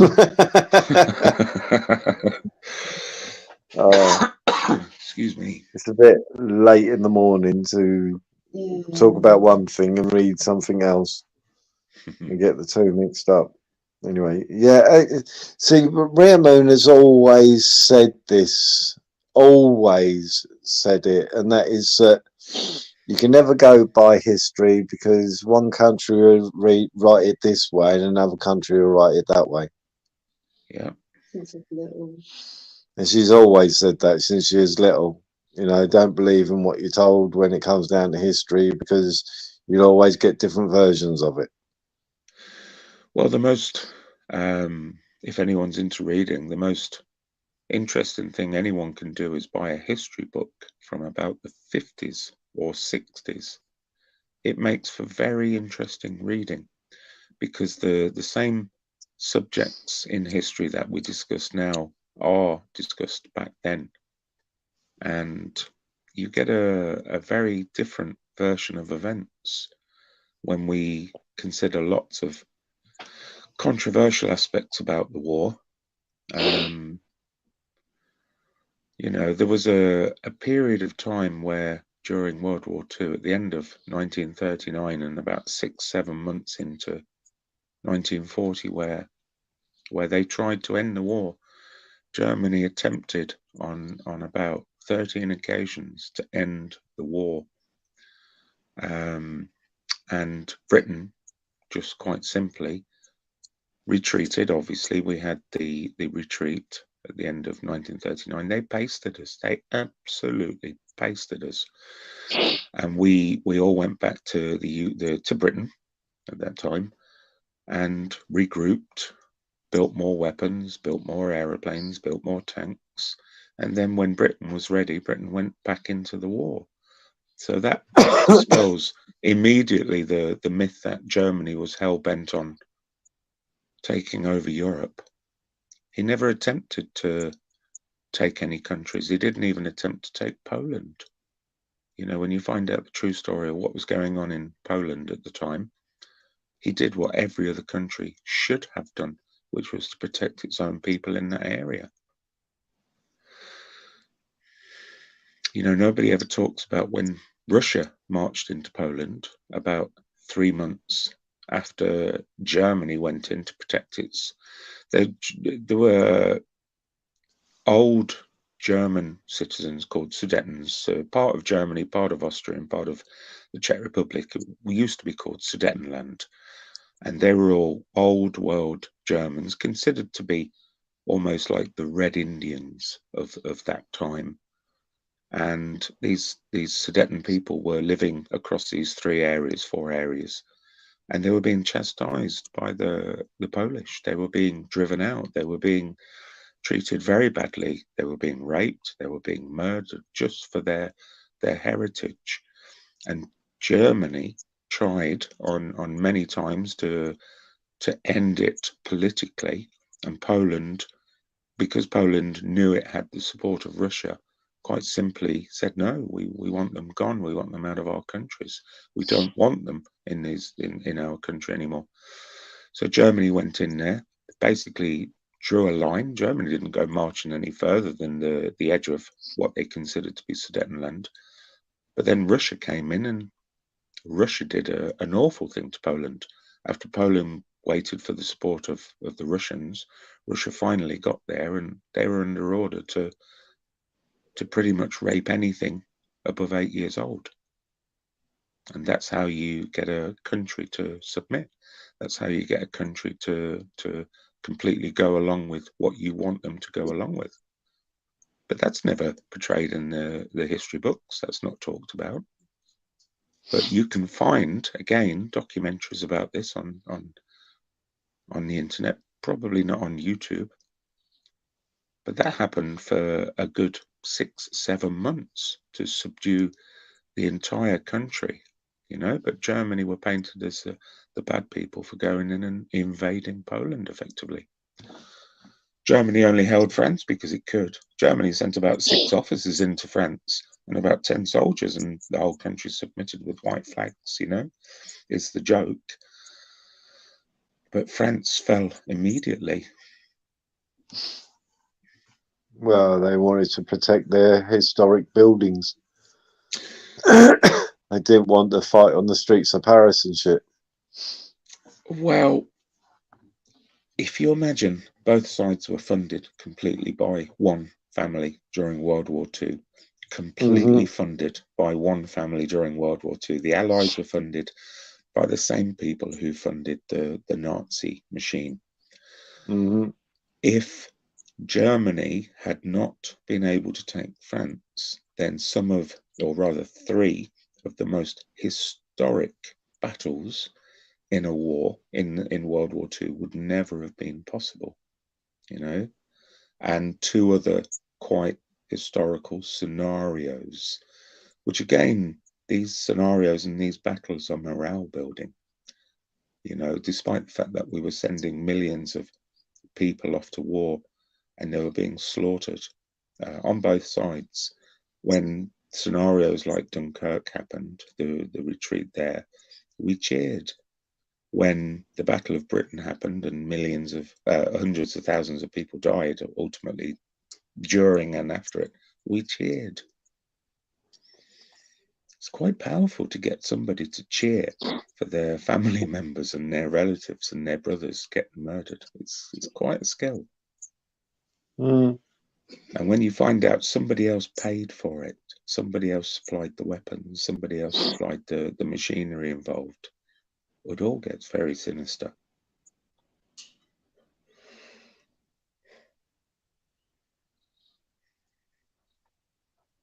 I have to be really careful what I'm saying, of course. That's what I mean. Yeah. Yeah. That's why when I turned around and said sometimes, and I thought, oh, hang on a minute. Somebody out there misquote me and everything. I'm not saying that he wasn't a good man, but I'm just trying to say, well, what's happening today, what's happened in the past since then. Just trying to figure it all out. John O'Connell mentioned, are you on about the Ford? Well, that's quite a major part of it, is that Germany had no real option on building engines. I know it became a world leader in it eventually, but at the time they didn't have the ability to power their machines for war. So Henry Ford built a factory, or a number of factories, in Germany. And if you go right back, you'll find out who actually owns Ford still and who actually benefits from the profits of Ford. And I won't go into that, but it's not America. And they built all of these Ford production factories there using the blueprints of an engine created in America to power all of the German tanks, the German vehicles, and that was fully funded by not Germany. And the funniest thing was the Allies had accidentally destroyed the largest Ford engine production unit in Germany. They did it completely by accident. They targeted the wrong building.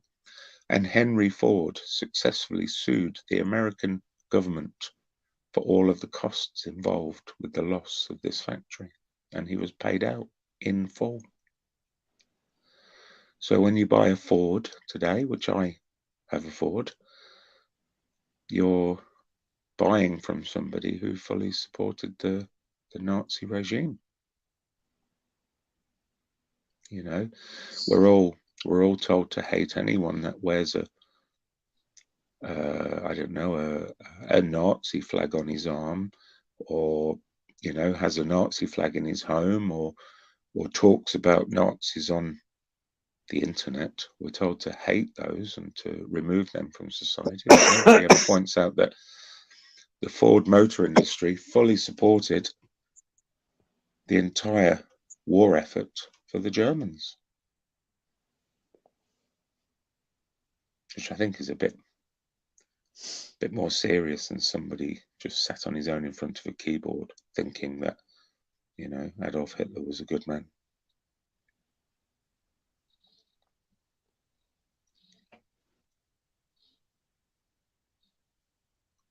I've sent you to sleep, haven't I, Ron? Sorry.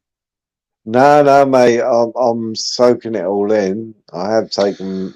Well, let's change the subject. Let's change the subject. I'm soaking it in. Tell me what's happening with the convoy, because you were one of, I think, 2 people who brought it to my attention more than anything. I think I had saw something in the news, but I wasn't particularly interested. Yeah,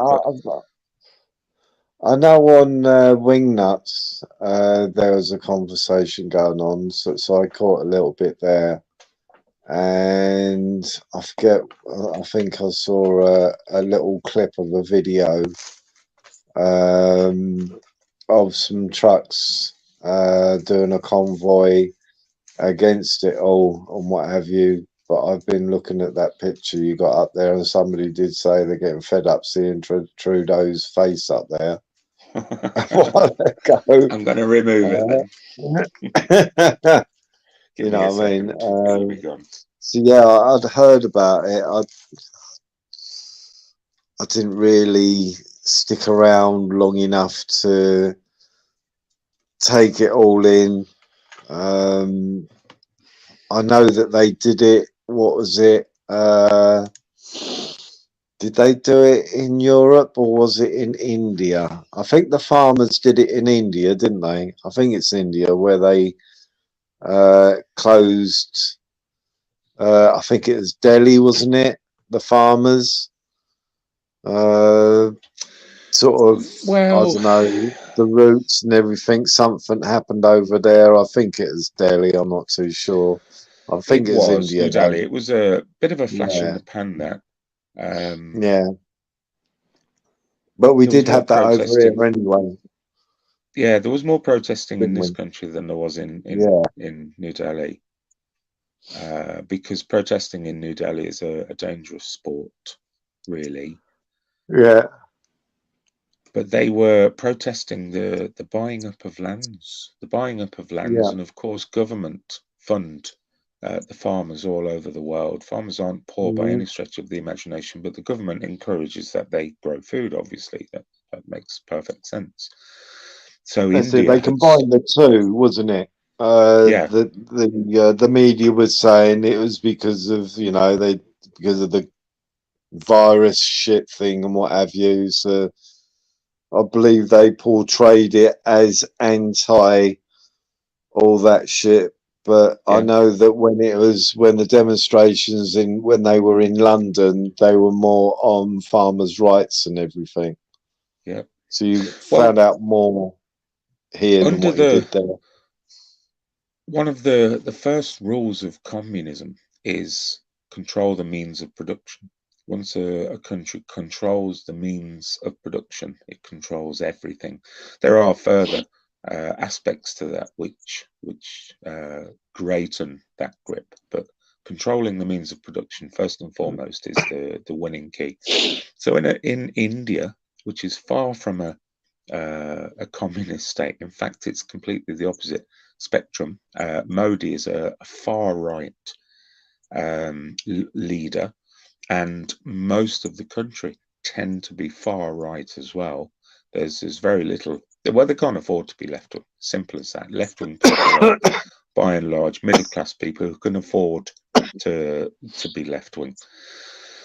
But what they're doing is buying up all of the land in India, and the government are sponsoring and supporting the landowners who they've bought to create the food.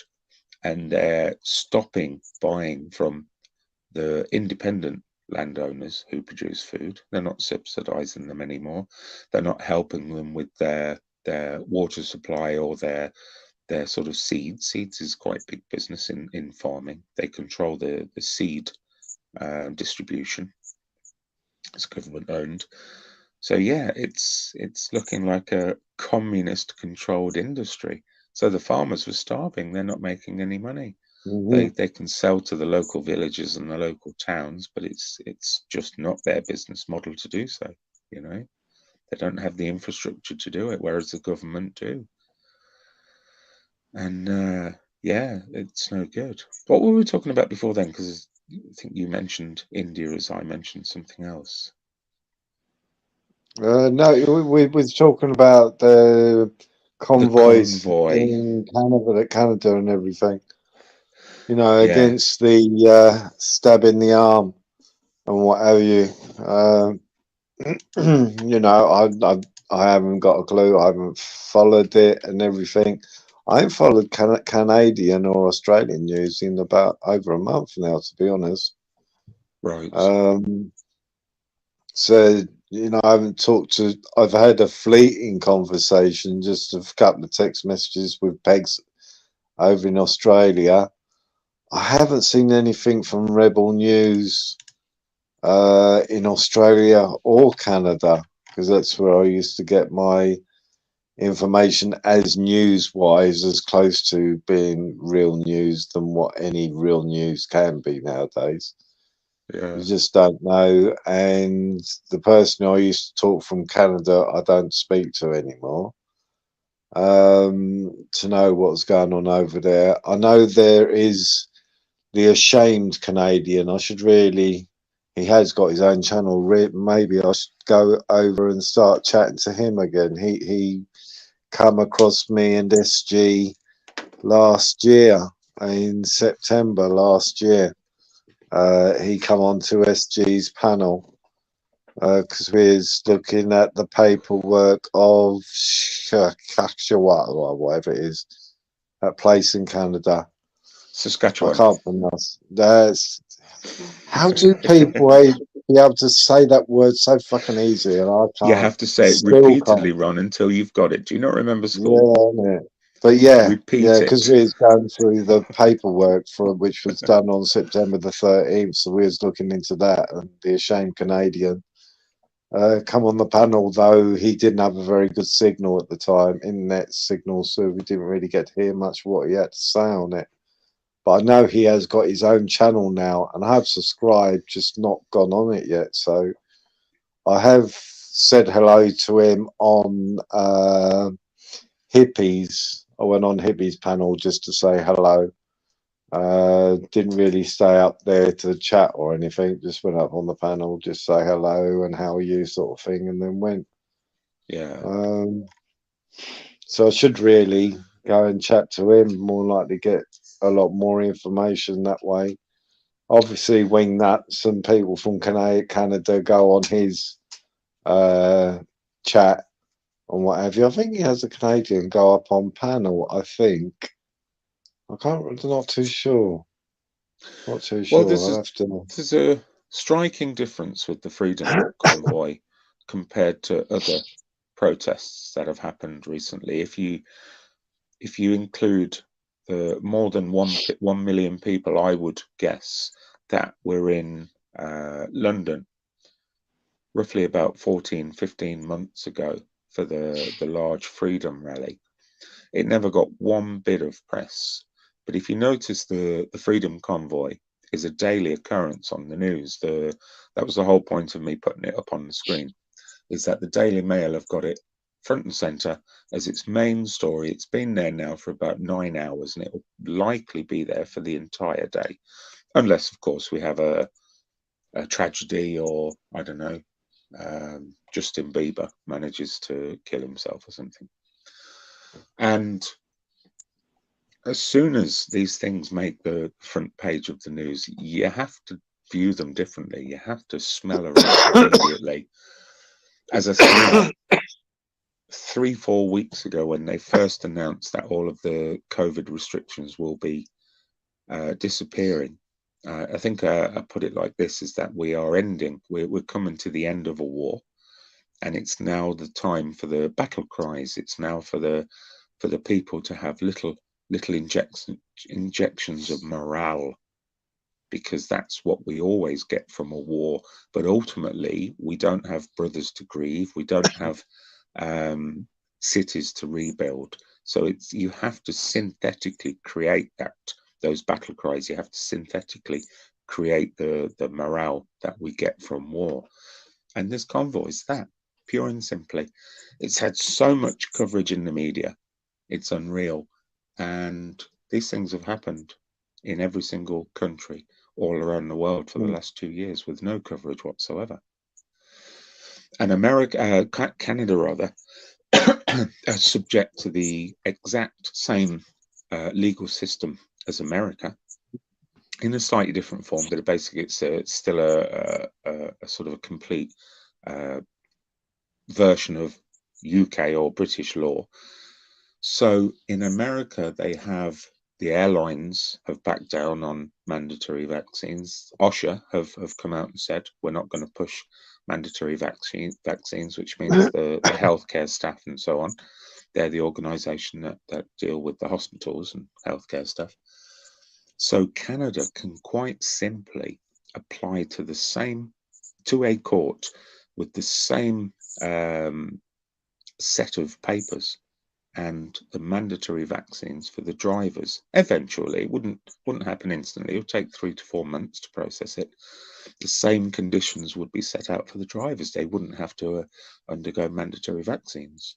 But Canada is choosing not to go that route, and they're going to do this Freedom Convoy, and the government will at some point back down. And that's how you build morale in people. Makes people feel as though they're empowered. That's what it's all about. Yeah. Yeah, something maybe they should be doing over here. Well, I don't know of any industries now that are mandating vaccines, apart from supposedly the NHS, but I think we're going to get the same thing with the NHS. If you noticed last weekend, it made the news that all the doctors and the nurses were throwing their uniforms onto the floor. I think they were at 10 Downing Street and doing that. Yeah. So it's a very sort of powerful image that all the newspapers and all of the media outlets chose to show us. But what the media didn't show us was a year ago, or even 2 years ago almost, maybe 22 months ago, I was at Trafalgar Square with about 8 or 10 of the most high-profile Barrington Directive medical supporters speaking, making speeches. That never made the news. That was more powerful for me than a few nurses throwing their uniforms on the floor. Far more powerful. The message was far greater, but that wasn't covered by the media. So they're gonna. I think April the 1st has been put back now, hasn't it? For sacking all of the NHS Maria Moon was just saying that. Put it back. That it seems that they're talking about putting it back another 6 months. They're going to back down on it. They're going to back down on it. I mean, numbers vary. Some people say it's about 60,000, some say it's 100,000, and some say it's about 140,000. It's very difficult to quantify those numbers, because I would say about 95% of those medical staff who don't want to go along with that mandate will dare not speak out. So, I mean, really, of close to 780,000 sort of frontline staff or something like that, is, or 108, 110,000. It could be half. You don't know. Could be. We would never find out. They're never going to tell us, and the government are never going to tell us. So yeah, it will back down. It'll all be tied into the Save the NHS. They'll all present it as the logical thing to do, because the big C is gone now. It's no longer a danger for us. You know, it'll be very cleverly presented to those who enjoy it being presented in such a way, because they rather warmly and confidently take the word of the BBC all day long. So when the BBC say it's over, that's when it will be over for them.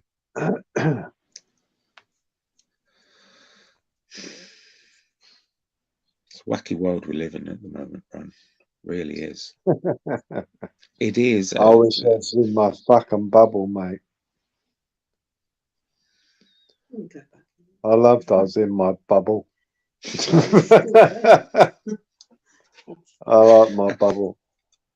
How many people are allowed in your bubble, Ron? What are the rules on your bubble? Rules in my bubble was fucking don't tell me about the fucking news. I don't want to know. Well, it begs the question: why didn't you just keep ignoring it, Ron? You wouldn't be here now listening to my fucking drivelling bullshit. Couldn't really, because it was more our kids, wasn't it? Yeah. More our kids. You know what I mean? They sort of, Maria Moon's dad had just died. He had the cremation was a week before everything was shut down. Yeah, about a week, 10 days, wasn't it? Something like that. Before everything was shut down. So there's so much going on in such a small space of time. Then all of a sudden it was locked down, and then our kids were worried about seeing us and everything, so they stayed away from us. And fucking hell, you know, we did really treat it as normal, didn't we? Us, you know what I mean? We used to just go out and do what we normally do, go out on walks and all this shit. If the weather's good, stay indoors. If the weather weren't good enough, to go out for a fucking hike, you know, all those sort of things. Yeah. So we did sort of treat it normal. It's more our kids that kept their distance and everything. You know, we'd say, why didn't he come around? And they goes, oh no, we can't because of, and all this stuff.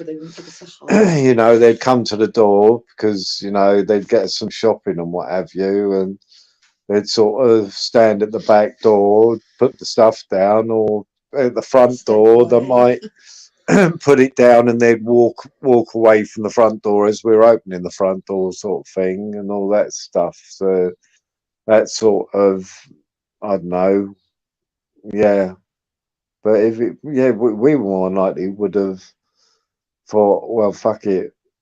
I don't know. It was what it was, mate. You know what I mean? When I went in hospital, then that was for certain that things are not what they seem to be. You know, but yeah, but I think it's our kids which were sort of thinking, you know, oh, because I've got health issues and everything, I suppose, and Maria Moon's got asthma and what have you, so the respiratory problems and things like this were being shoved down people's throats. So obviously our kids were thinking, oh, you know, like my mum as well and everything, so they're worried seeing their their grandparent, you know, grandmum and everything. They just lost their granddad, so they didn't really. They were grieving. Yeah, and they were grieving obviously because their granddad just died. You know, we just sorted out his cremation, and then everything was fucking bang within 10 days. Shut down. Yeah. It was a crazy time. So there's a escalation of different things all at the same time. So it was strange. We tried to treat it as normal as we possibly really could. Got snippets of the news, but really didn't really tune into it. We still mainly just put music on, didn't we? Or just sat outside or something like that. You know, no, yeah, I was missing my appointments and everything, hospital and things, because obviously they shut down, so knew that there was a difference there. But apart from that, we didn't really treat it differently, did we? We tried not to anyway. Yeah, we just, well, no, it wasn't quite. Well, it was nice walking around in the evening times because there weren't no cars on the road. We did enjoy that because we were walking around in the middle of the road. That was nice instead of twisting our ankles off the curb once in a while, which was rather nice. Not seeing people, so we were seeing more wildlife than what we had seen before. So that's pretty cool. But earlier on in the day, all of a sudden, people found that there was countryside. You know, people were coming from from the middle of the towns and everything, and going, "Oh, look, there's a countryside." It's always fucking been here. You know, there's miles of it where we are. And the tracks you know, and the tracks were wide, yeah, where the little tracks which we normally walk down is like in single file, and now it's like 3 people wide tracks. You know what I mean? Yeah. Because people were constantly up and down, and obviously everybody was avoiding each other. You know, so the track got wider, so people would be 6 foot away from you. So instead of it just being a 1-lane sort of walkway, it ended up being around about a 3 to 4 lane walkway because people was, you know, but some Well, it people was an took it amazing a bit opportunity. It was an amazing opportunity for people to rediscover the things that really matter. You know, family time, going out and walking through a forest with your family. You know, nobody was going to nightclubs or theme parks or swimming places or pubs. So it was a marvelous opportunity to bring us all together, but it had the opposite effect. It still managed to divide us. You know, they told us not to go near each other and people complied. I saw my mother throughout the whole thing. She's 84, 85 years old. She didn't give a crap. Carried on working to a large extent, and some of the people that I visit sometimes are in vulnerable groups, you know, so they didn't seem to care. Nobody ever asked me to put a mask on, but I would be sitting there with and one I remember most strongly was a 95-year-old German woman who had come here after the war and married an English guy. And she was telling me it was absolute bollocks, but her own children and grandchildren wouldn't come near her. They stayed away. She hadn't seen them for months. So they did a proper job on us. They did a proper job on most people, at least. Mm-hmm.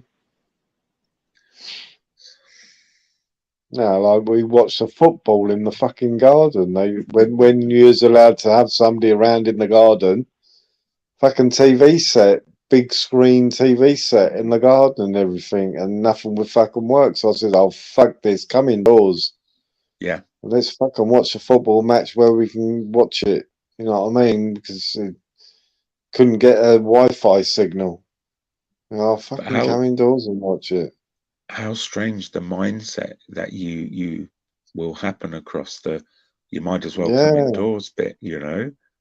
Crazy. After hundreds of years of welcoming people into our homes, we avoided it. I didn't have anything different there. I had friends from all over the UK come and stay with me. I went all over the UK and stayed with friends, and I didn't act any differently whatsoever. I was under no illusion that I was going to get it, you know. No, it was our kids, which were more scared of it. We were worried for the first, well, April to the beginning of May. I would say we were sort of like, oh, there's got to be something going on, you know what I mean? It was, but when May got there and I saw something which didn't sit right with me, with what I was hearing and seeing, you know, hearing and seeing something, but when you see it and hear it in reality, it isn't the same thing, then it's like, oh, hang on a minute.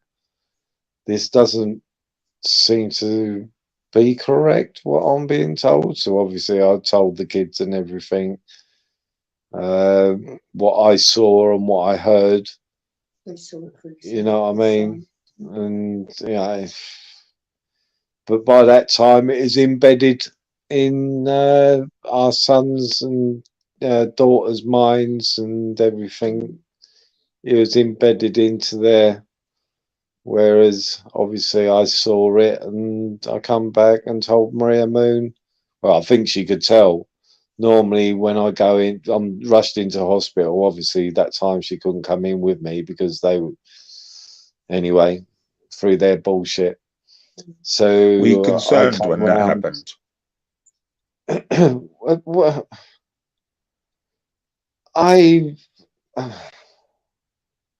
yes, no. Yeah, yes, no, because when I have one of my events, you know what I mean, I know I've got to go to the hospital. So it's just one of those fucking things.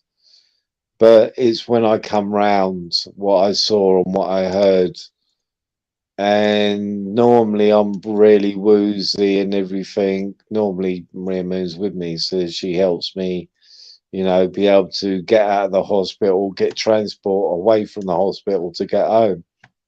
But obviously I was on my own.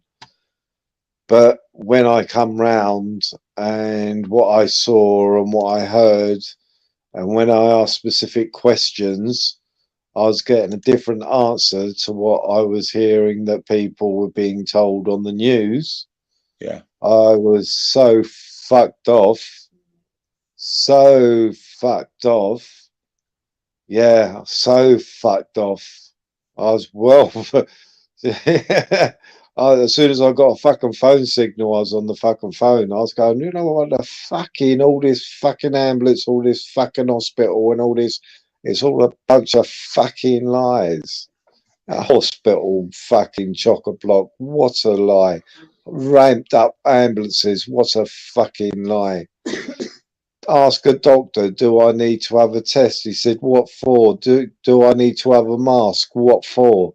What fucking lies. That just pissed me off. Yeah.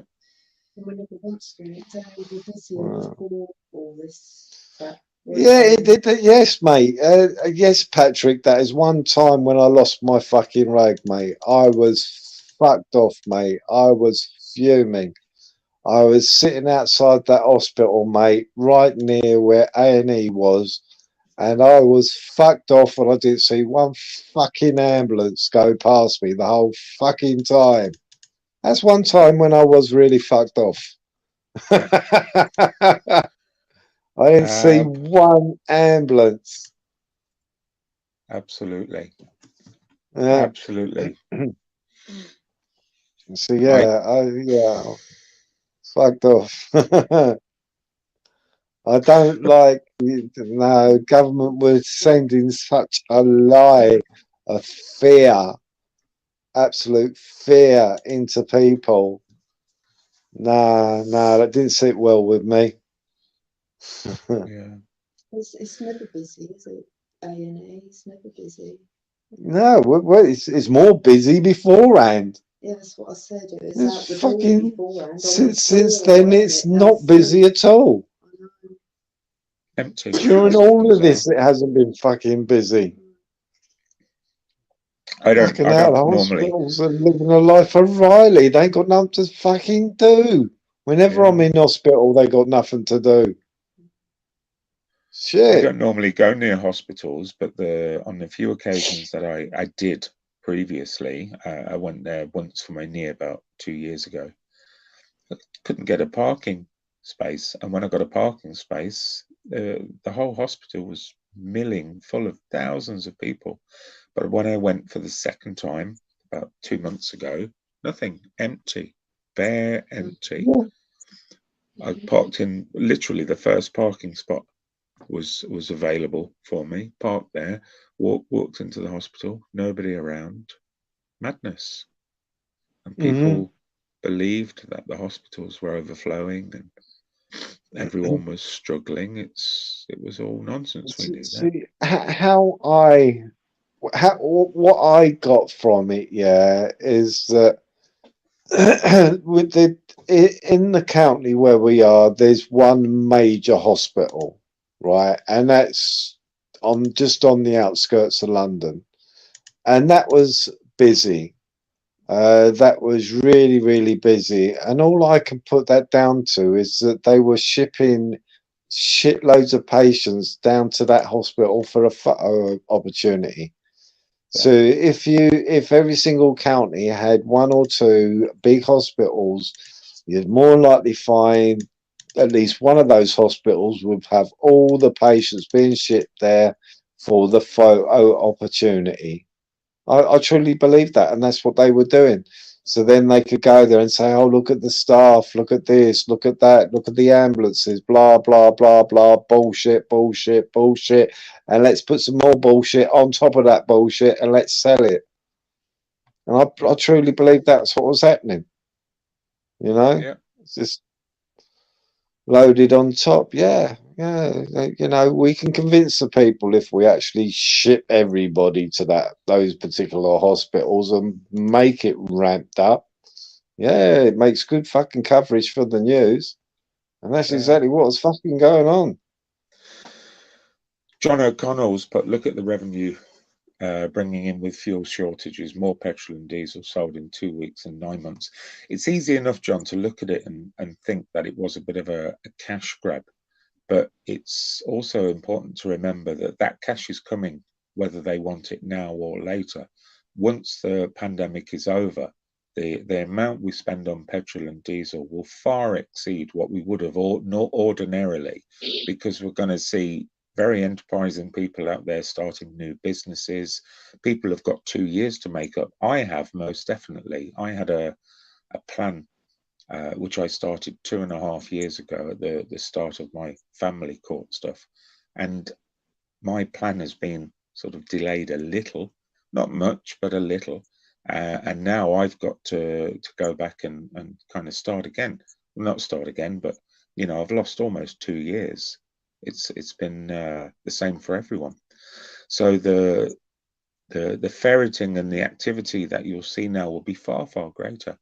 It's not about what money they could grab from you. It was all about saving money. If you looked at all the councils, all of the hospitals, they basically cut their expenses bill by about 2/3, which is massive. Council buildings all across the country are still closed and likely won't open up again. Essential services, community services, they won't open up again. I think Reggie Photo was going around Bolton, and he was at the main town hall, which is obviously where all of the decisions are made for a council. But all of the buildings around had been closed down, and all of the furniture had been removed from them, and they're just going to be left for wreck and ruin now. So to reduce those costs for local councils makes it possible for them to view the future slightly better, because councils are having to fund something else which is happening right now, which is the unannounced arrival of overseas visitors. And there's only one way that they can fund that completely, and that is by redistributing where they spend the money onto that. And that's more so what it's about, rather than trying to grab money from us, because that fuel in those tanks would have been sold at some point. It's not a case of it would have sat there and wasted if we hadn't have bought it. That was more so to drive up the price of fuel at that time. And those prices still remain, despite the fact that a barrel of oil is at its lowest. OPEC had to reduce the amount they were producing barrels of oil because they were having to give it away for a period of about 9 months.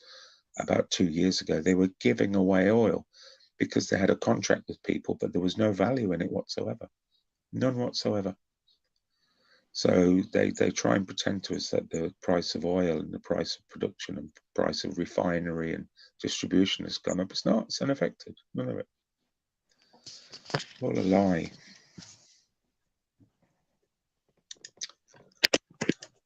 It's all a lie. There's a lot of it about. Well, yeah. Ron, if you set up your own little community and called it Ron World, and you invited people to come and join you, at some point you would have to subdue them. At some point you would have to sort of misinform them about the outside world to save your community or build your community or promote growth within it. Happens everywhere.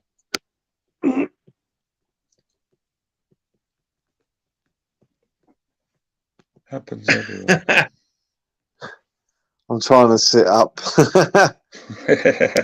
Another time. Well, I use my carp chair, lie back. So when I have to sit forward, I'm having to force myself. It's the only way I can get my neck in a position where I can relax. How mobile are you at the moment, Ron? You what, mate? How mobile are you at the moment? Not great. Do you get out a lot? No, I can't get out at all, mate. Oh no, that's a shame. I've been able to. The furthest I've walked is when I'm at the hospital. Yeah. That's the furthest I walk. Because my head's spinning all the time, and the neck pain and what have you is all the time. You know what I mean? It's what it is, but the head spins is what I think makes it worse, because you never know if you're going to fucking fall down again. Yeah. So I suppose, the pain is one thing, but feeling like you're going to collapse all the time is another thing. The disorientation. What's that? The disorientation. Yes. And that's the thing is, lightheadedness all the time and what have you, and then you have to take fucking pills to counteract that head spin, and I don't know if they work or they don't. Pills as well, isn't there? It sort of affects you in other ways, side effects and so on. Yeah, that's it. So I'm not a pill. I really don't like taking pills. I really don't like taking pills. Oh, yeah. I must have missed my pills earlier on. Oh well. I went to my doctor's, first of all, with my condition about 2.5, maybe 3 years ago. And he prescribed some painkillers, of course. But at the same time, he took a blood pressure check and recommended blood pressure tablets, and also, sort of to go on to beta blockers for my blood pressure. But I was in a lot of pain at the time with my knee and various other aspects, because I had sort of inflammations all through my body at one point. And as soon as the inflammations went, the high blood pressure went.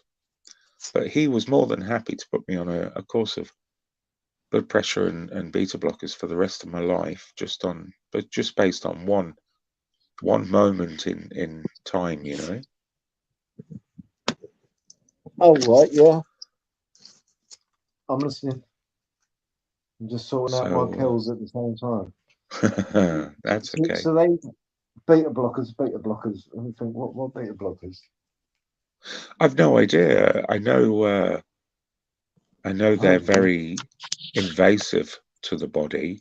Obviously, they're to do with ultimately the heart. I've never researched them, but they're basically trying to improve circulation and supply to the heart. But the cost effect to the body is quite higher. You know, once you're on them, they can sort of cause. It's a bit like charging up your engine and then running it very high. It'll still keep going, but it won't last as long. See, I think beta blockers also clear the mind, because it was Neil Folds was on beta blockers, and he was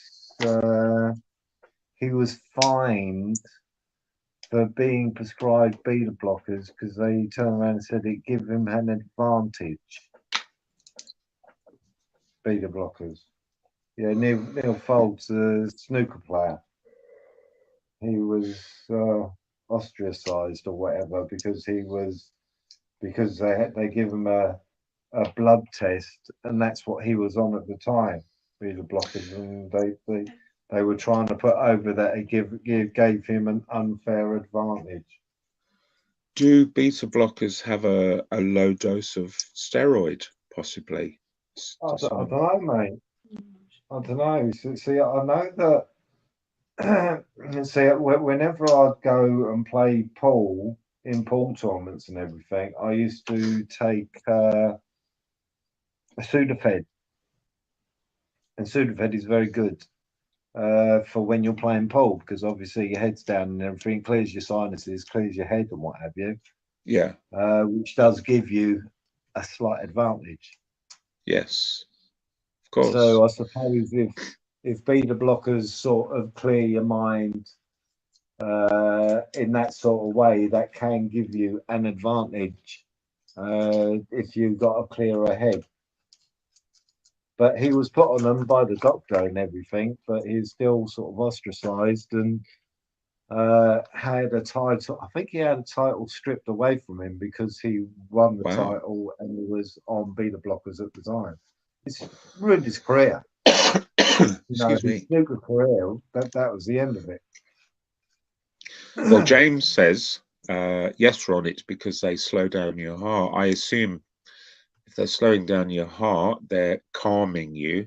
You have less anxiety. So whilst you're playing snooker, you would be making slightly better decisions with a rational brain rather than an irrational one. Yeah. So that would make sense. But I wonder if on the chance of them being considered an illegal drug to take as a snooker player. But what I am aware of in sport, and this has happened, is back in the 80s, mate. I think it's the 80s when that happened to him. Was it? Yeah, it's the 80s when he was found to be on beta blockers. Yeah, just after the the Matchroom collaboration. You know, when Steve Davis and all of them become the Matchroom mob. Yeah. And it's not long after that when he was found to be put on beta blockers, and they basically killed his career. I like Neil Folds. I thought he was an up and coming young snooker player. Do you like your snooker? I do like watching. Well, I liked watching snooker back in the 70s and 80s. But then it become, I don't know. I like Stephen Hendry now than what I did when he was playing. He was 'Cause an I thought he arrogant was a prick smug. back then, I wasn't thought he he? was a smug git. Yeah. But it was the same where Eubank was concerned. Hmm. I didn't like Eubank, but then he showed he had a personality once he had done his contract and everything of the X amount of matches he had to have for X amount of money and what have you. But it was his persona.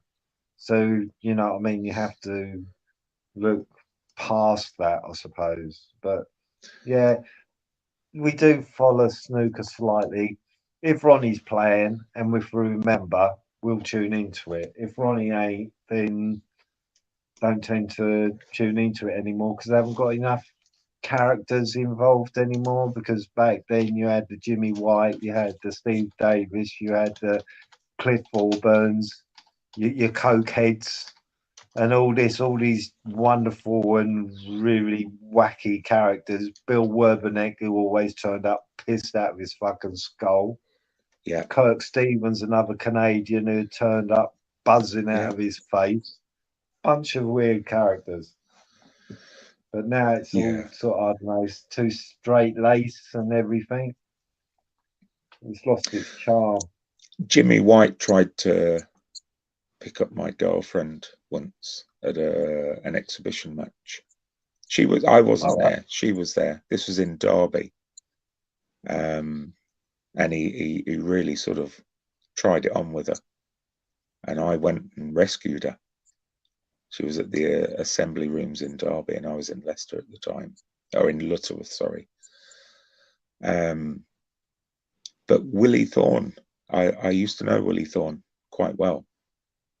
And my girlfriend at the time was Willie working. Thorne, Yeah, Leicester lad. My girlfriend at the time was working for him as a nanny. This is, oh God, how old was I? It's probably 26, 25, 26. So a good few years ago. And she was working as a nanny for his wife, Jill, at the time, and their two children, her two children, rather, not his. And he was a really nice guy. Really, really, really nice guy, old Willie was. And my funniest story about Willie Thorne is one of the times when they were away, I used to go and stop at the house. They lived in a village called Broughton Astley, just outside Leicester. And I used to go and stop at the house with her because it was a big house and she was terrified. So, and one night we did something on a very nice antique two-seater bench in the living room. And I assume you know what I mean by we did something. No. Oh, we had sex. What, you and Willie Thorne? No, not Willie Thorne. He was a good-looking guy, really nice. But no, with my girlfriend, Ron, just to clear things up there, just in case you think Willie Thorne had got his evil way with me. Had sex with Willie Thorne? No, I had sex with my girlfriend on Willie Thorne's Yeah. little, it was like an antique two-seater chair. It wasn't a sofa. Convertible, was it? So anyway, the next day, Lloyd Grossman was visiting the house because Willie Thorne was doing the Through the Keyhole program. All right. So Lloyd Grossman came and did filming at his house, and all the bullshit. So who lives in a house like this kind of thing? And when the program was aired, at the time, we'd sort of had a spill while we were having sex, and she had to try and clean it up, if you know what I mean. And when the TV program was aired, we were watching it together one night, and we were just watching. And the last scene, when Lloyd Grossman says, "So, who lives in a house like this?" He's sat on that very same chair, and we're watching it. And my girlfriend just suddenly screamed, "Oh my God, you can see the stain." as we were watching the program. And funny. Well, he was all right. He was. Yeah, somebody put up there. Yeah, that was the thing with Willie Thorne. He could do loads of 147s until it comes to the televised stages. When he comes to the televised stages, he couldn't do a fucking 147. He did it once, didn't he? I think he did it once. Yeah, but he's doing it all the fucking time before the televised stages, so which is a shame. They don't count. He suffered with nerves terribly. I used to know his brother as well. His brother used to go to a casino in Leicester called Annabelle's, and his brother was a professional pool player, but also an alcoholic. And his career never got off the ground because of that. His mother used to own a snooker hall in Leicester as well, Willie's mother, and that's how they both got playing in the first place. But his number plate on his car was A147 Pro, and they called it the most valuable number plate in the snooker world. But it didn't really have that much value at all, you know, pure and simply because not many professional snooker players could knock out the 147 to justify owning it.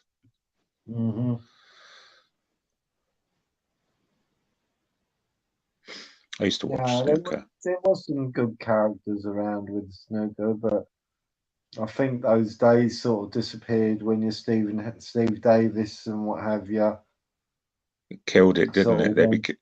The non-personalities came into it. The sports people came into it. Well, you know, the Matchroom was all about selling it, wasn't it? Selling it around the world. That's what it's all about. So yeah, it's all about the money, isn't it? That.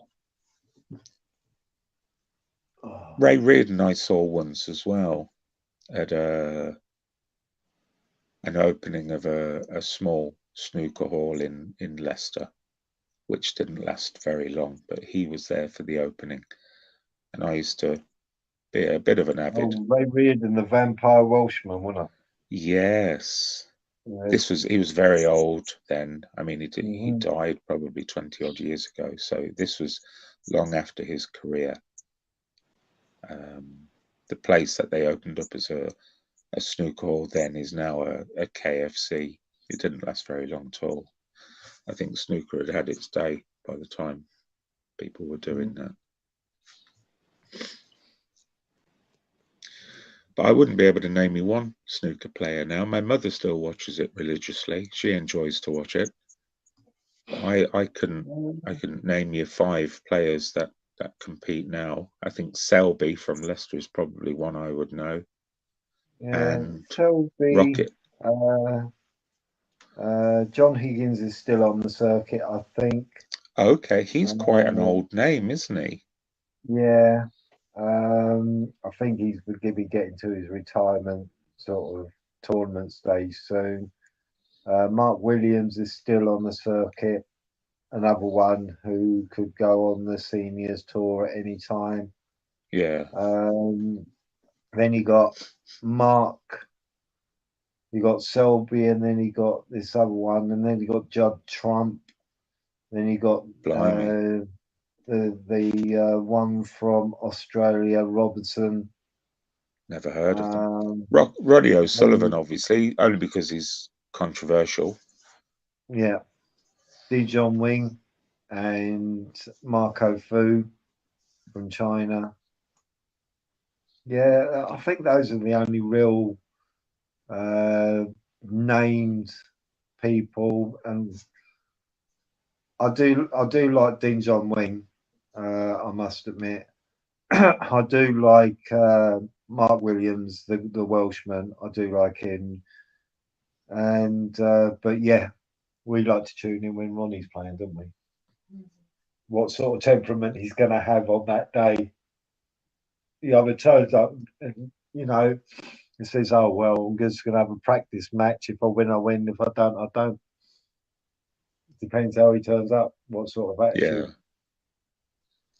because he doesn't. James wants to know. James wants to know who are you really, Vincent? Who are you? Who are you really?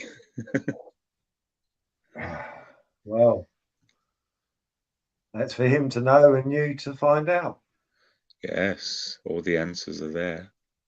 Yeah. If the right questions are asked. Mm. I tell you what, I'm not. I'm not just a bloke, that's for sure. There's a massive difference between me and that. Yeah, so sometimes I do think that Vincent is Danny Shine, but I don't care. I'll know him as Vincent and I know Danny Shine as Danny Shine. You don't fall for that nonsense, do you, Ron? If you are, you are. If you ain't, you ain't. It makes no difference to me, mate. You know what I mean? I don't care who the person is.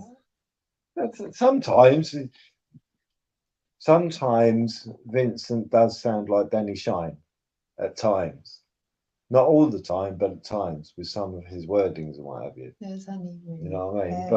But it makes no difference to me, even if Vincent is Danny Shine. You know what I mean? And it doesn't make a difference if Danny Shine is Vincent. Okay. It makes a difference to me. You know what I mean? What is it now? Bear. Yeah. Posh Bear. Yeah. BA, BBA. Posh BBA. I don't know. Nobody's said that for weeks now. Yeah. You know what I mean? Whatever name it is or whatever, they talk chilled out and everything. I don't care what the person's name is, if they are the same person or not the same person. It makes no difference to me. I can exclusively reveal I am not Danny Shine. I've got a lot of respect for Danny Shine. I think he's a great entertainer, great orator. I think he's very controversial and gets people thinking. Some people he fails to get thinking and they get offended at him. But no, I'm not Danny Shine. It's a bit of a compliment that. I consider him to be a great intellectual. You know, if you read some of his pieces or if you go on some of his sort of alternative platform lives that he does, his mind is incredible. He thinks with an enormous dexterity. Mr. Deegan. Oh, Mr. Deegan came in and left. Who did? Mr. Deegan came in and then he left. I think I might have left him in there for too long. I didn't quite notice. Well, I know I'm going to have to leave you in a minute. Is it time for bed, Ron? Yeah. Well. Yeah. Yeah, I suppose so. Well, if you just hang on for a second, I'm just going to run to the toilet and then so you can entertain the hordes of fans who are here to listen to you. I'll be a minute and then I'll be back. Okie doke, yeah. What can I say? Apart from that is Danny Shine, but don't let him know that we already know. I ain't got a fucking clue. It's late in the morning. Yeah, we'll have to ask him if he's got a megaphone. That's one way. Yeah, hopefully you all have a really good day and you had a really good night last night. What else could I say? I'm sure that we'll all be on here later on, voicing our opinions and our views and arguments and following the dramas. I'm sure there'll be dramas and bullshit and somebody's going to end up hating somebody during the day through some silly fucking bullshit. Something at some point, something will be misread or misheard or all that crap. I ain't fucking singing anything to anybody, mate. No. You're nearly there, mate. just do. Yeah, I know. I need to do some more fucking research. Shut up, you fucking Irishman. I need to go and see my optician, but I need to get a fucking neck brace Oh, first running bear, I love to that. keep my head up. That's the fucking Oh, problem. running bear. That's what they said to me. Oh, you can't have an eye operative. I thing because you have to hold your head up straight. So I need to get a neck brace, a proper one, to keep my head upwards so that I can do all the eye test shit. Oh, fucking hell. I need to get them sorted. I need to get the neck brace. That's what I need to do. But yeah, I can't argue with anything that you tell me, Deegan. Really can't, mate. Wake the fuck up, babe. No, no. I was going to say one thing though, Mr. Deegan, is that I try to also like fill people in who are virtually stout believers in it all. If you start, if I started saying to them like, look, there is nothing out there, you know, you don't, you know what I mean? Then they just shut off. They will just shut off.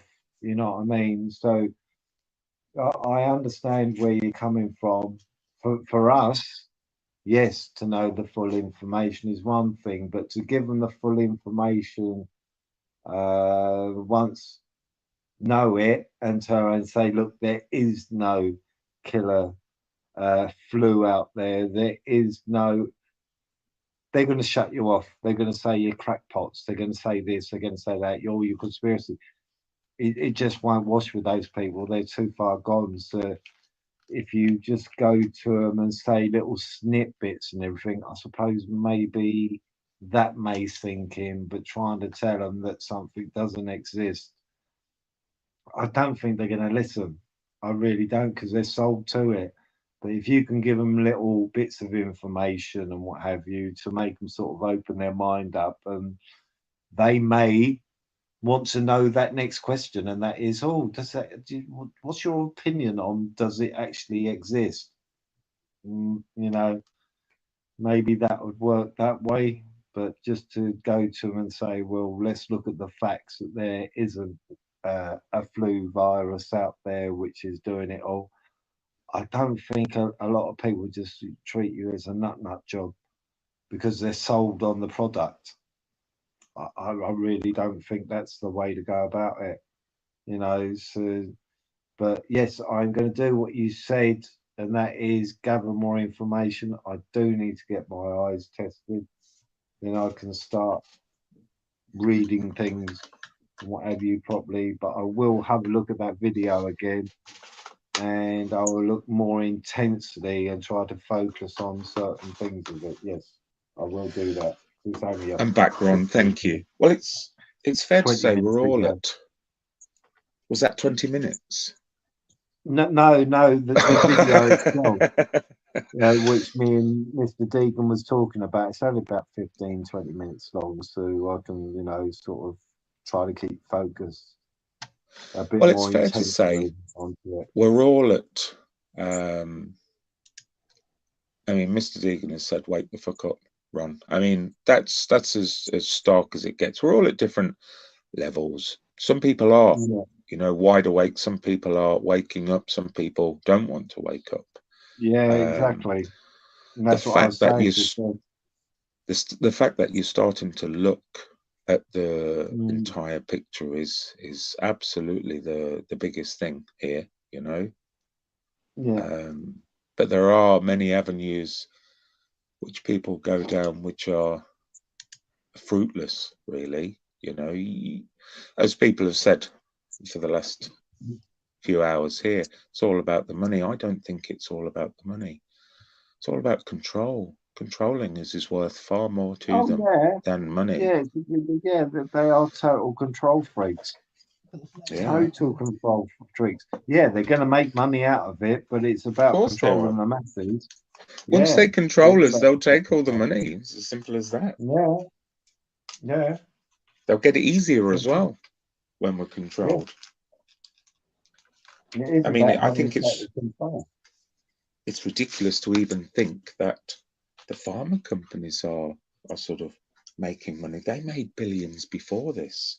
They made billions before this, and what they've done now is switch their production units over to something which creates far less profit for them. Because if you look at the cancer industry alone, for the last 18 months or 2 years, the cancer industry has been neglected by the NHS. So far less people have been diagnosed, far less people have been prescribed the invasive drugs required for cancer. So profits have been impacted by for the big pharma companies as well. And sorry to say this, guys, they'd have made them billions without our consent. I understand your frustration, Mr. Deegan. I am frustrated. Like I said, we've got 3 young grandchildren, and so far they have listened to us and everything. So I can understand your frustration.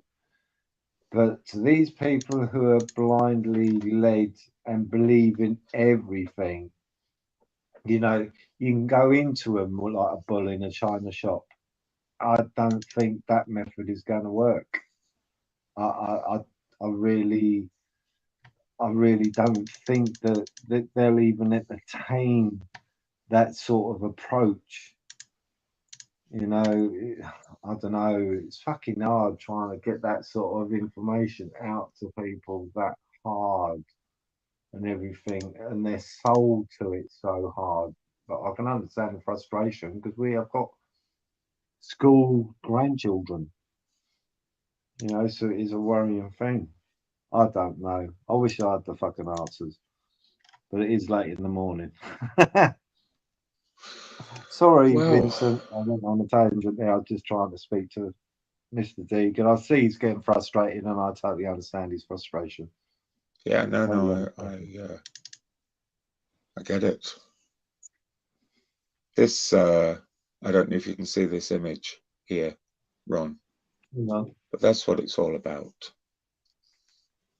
You know, for them to be able to just view, it's nothing sinister, just be able to, because they won't get away with, Jenna said, they won't get away with the mass deletion. They won't get away with the measures that are taken in China with the social credit system. I'm sorry, but the British people or the West in general are far more powerful people than your average Chinese person. They won't get away with all of those measures. But what they're doing is very much like a husband who bullies his wife, or these days a wife who bullies their husband. They're painting the worst scenario for you to accept a far lesser scenario. And that far lesser scenario is for us to willingly accept the total ability to see all aspects of our life. And that's done by microchipping. It's done by you know, sort of recording every transaction that we do, the mobile phones that we carry. I mean, one of the funniest things is, for the last 2 years, I've had all these doomsayers telling me, well, they're going to control us through our mobile phones. They're going to watch us through our mobile phones. They're going to view us through the camera on our mobile phones. We're going to make every transaction. And they're bastards. And I've just said to every single one of them, why don't you get rid of your mobile phone? Yeah. Because that ends it. That ends it there and fucking then. Yeah. You know, these people have willingly gone out and spent £900 on a device, and then they're enraged because the government is going to control them through it. Well, save yourself £900. I have said that myself to some people and everything. I say, what, are you going to get rid of your computer? Are you going to get rid of your internet? Are you going to do this? Are you going to do that? Never. You know, it's easy saying it all. Are you going to get rid of it, though? Yeah. Yeah. It has become a reliable and all source of communication. And all this discussion about how the government is tyrannical and they control They sort of have us on a leash, you know, and they enslave us with money. They enslave us with rules. Well, it's an opt-out system as well. You don't have to comply with any of it. You can live in this country by paying the minimum of bills, and that's it. You pay the minimum of bills, and you can exist in this country legally without any other measures being put upon you. And many people do. But when I talk to these freedom fighters about their shackles and their enslavement, like Peter Pope, who's disappeared at the moment, I haven't seen Peter for a while, we'll do another long and expansive discussion on freedom. When you talk to these people, or the British Barnacle, or people like that, who again has disappeared, I don't know if they both probably blocked me because my opinion is extreme. They tell you the thing that's holding them down is a fucking £120 a month council tax bill. That's their enslavement. Well, you know, it's a necessary fucking bill. If you want your bins emptied, you want the road lights to be on, if you want the streets to be clean, if you want municipal buildings and council resources available to you, your children, and your elderly grandma, you would pay your fucking council tax. Yeah, I know, mate. When I've heard that and everything, I think, well, okay, if you've got 8 billion people's fucking phone number and you can say to the 8 billion people, right, on the 1st of March, everybody stops paying their fucking gas, electric, water rates, council tax, whatever, all on that day, and we can change something, I say, well, yeah, it's going to work, isn't it? Yeah. But, you know, until then, if you can get in touch with all these people, then, yeah, it's going to work. Until then, it ain't going to fucking work. You can talk until the fucking cows come home, you know, and you're not talking to enough people to make any change like that. It ain't going to happen. Yeah. Because It's called I've been in cell conversations like that. phone.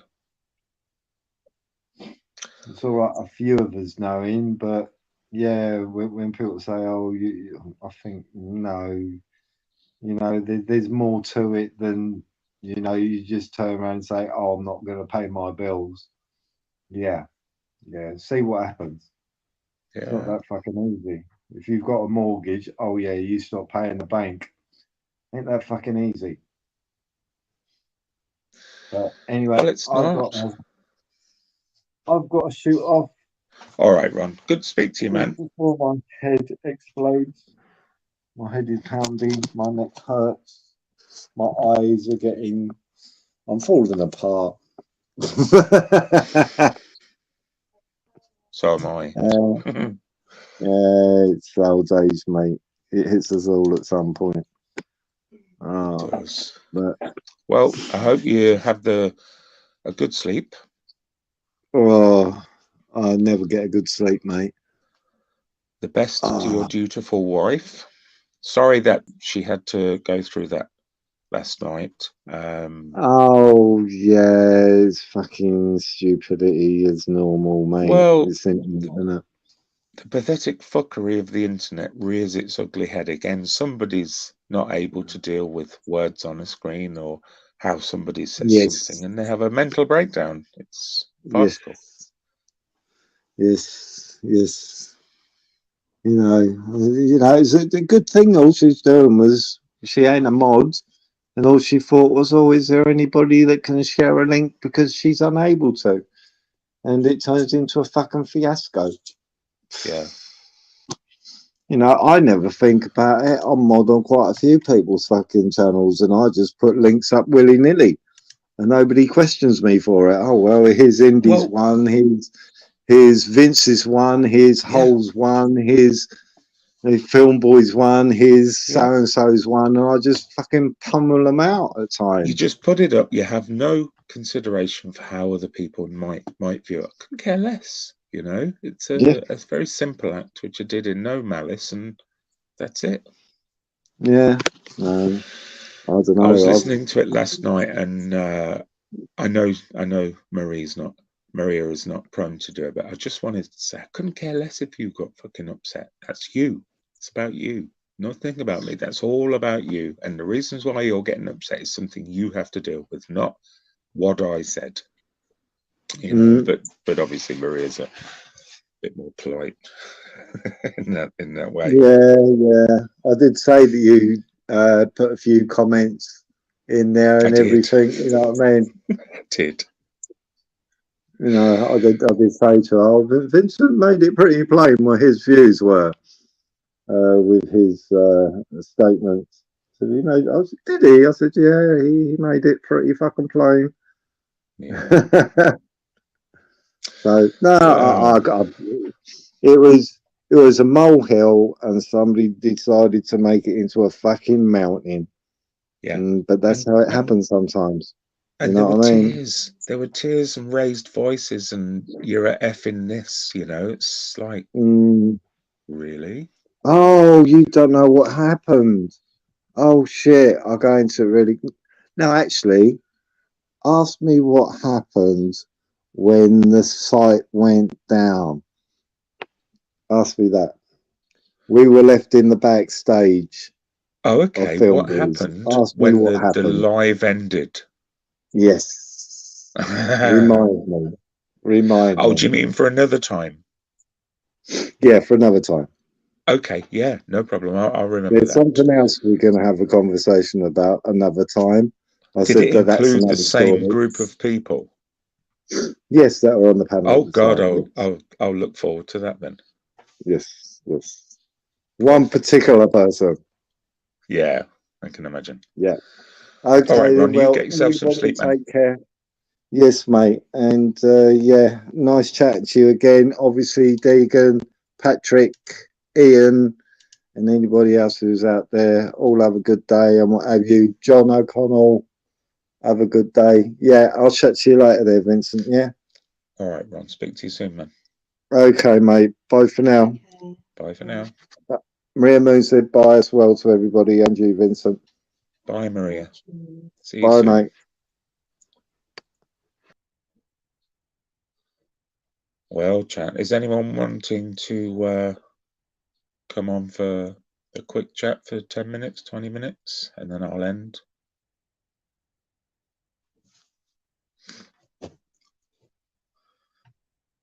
Probably not the best time of day to drag people on to talk about stuff. Red Dog, do you go on the lives? You sound like you'd be very serious about lives. You send me some interesting things link-wise. I think you've left at least one comment on my chats with stuff, on my video submissions rather, on my channel. John O'Connell's off. James Patrick McDonough goes on the lives. Do you want to come in for 5 minutes, James?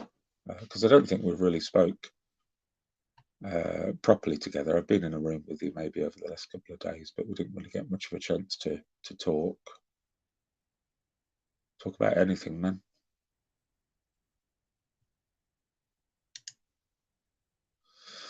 This is the issue, Red Dog, with the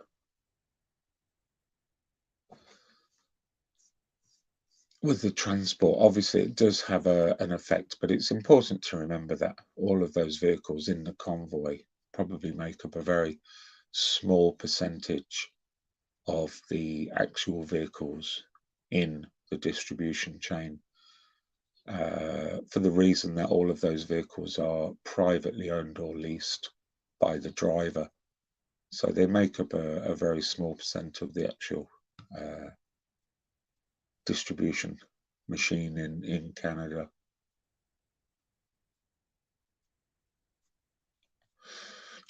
James is resting. He's resting. It's probably the best time to get you on, James. I can ask you anything. And you'll likely answer it like some kind of truth serum coursing through your veins. Come on, James, get up there quick before it wears off. Do you follow the politics, Red Dog? Are you following what's going on currently, current affairs wise? I don't know if you were here earlier, but I made the point that I think the whole convoy is it's a news story. It's yet again just something that they'll present in front of us, like a dead cat bringing in, rather a cat bringing in a dead mouse and placing it on the floor in front of you. That's what the media does, because they don't cover the massive protests in Australia. They don't cover the massive protests in Venezuela, or the UK for that matter, when they get close to a million people marching through the streets demanding freedom and not wearing masks at the same time. The media don't tend to want to present that to us because that goes against their narrative. So if that goes against their narrative, you only have to assume that the convoy is for their narrative. So if you think that it's for their narrative, then you have to look at the reasons why they're presenting that story. And one of the reasons is that all of the mandates will go away, but the government can't be seen to just let them go without some kind of fight. A government can't seem to be easily swayed or even overthrown decision-wise by its people just by the wave of a hand or the drive of a truck, you know. So these things tend to be very protracted and drawn out. If you look across history with all of the women's rights, the gay rights, the trans rights, these things didn't happen overnight. They were long drawn out and protracted. But it's fair to say that all of those agendas now fit in perfectly with the MSN narrative, to the point where they're pushed. They're pushed firmly to the front and kept there and dangled in our faces, and almost we're chastised by it, you know. So the convoy will reach its destination. The mandates will be cancelled at some point. When you've got a legal system that is identical in every way to the American legal system, and they're quite swiftly dealing with mandates very productively, although it's now got to the point where it's not the government anymore holding on to the mandate. It's the actual companies who are forcing the mandate, and that was something I predicted as well last year, that the government would incentivize the companies to keep pushing the mandate. And it's very easy for the government just to stand back and go, well, this is not our directive now. You know, the companies have strong views on these mandates and they're allowed to do whatever they want as an employer. But the truth is they're not. They're absolutely not. They're just a stooge. They're a stool pigeon. They are carrying on the government's bidding for a short period of time, and then they will find that legally those employees that are being forced to have a medical intervention for no reason whatsoever were right to stand up for themselves. So in the future, we're going to see lots of legal challenges, lots of people who will be compensated for all of this. People who have the vaccination won't be compensated.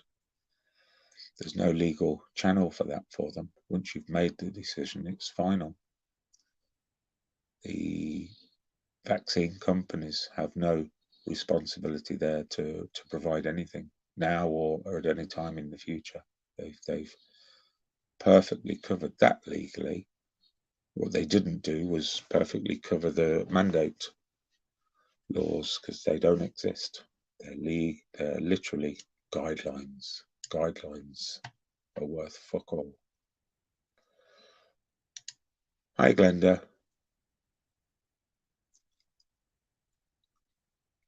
Is there such a thing as a good biatch, Glenda? what kind of work, what kind of good work does a good BH do as opposed to a bad BH?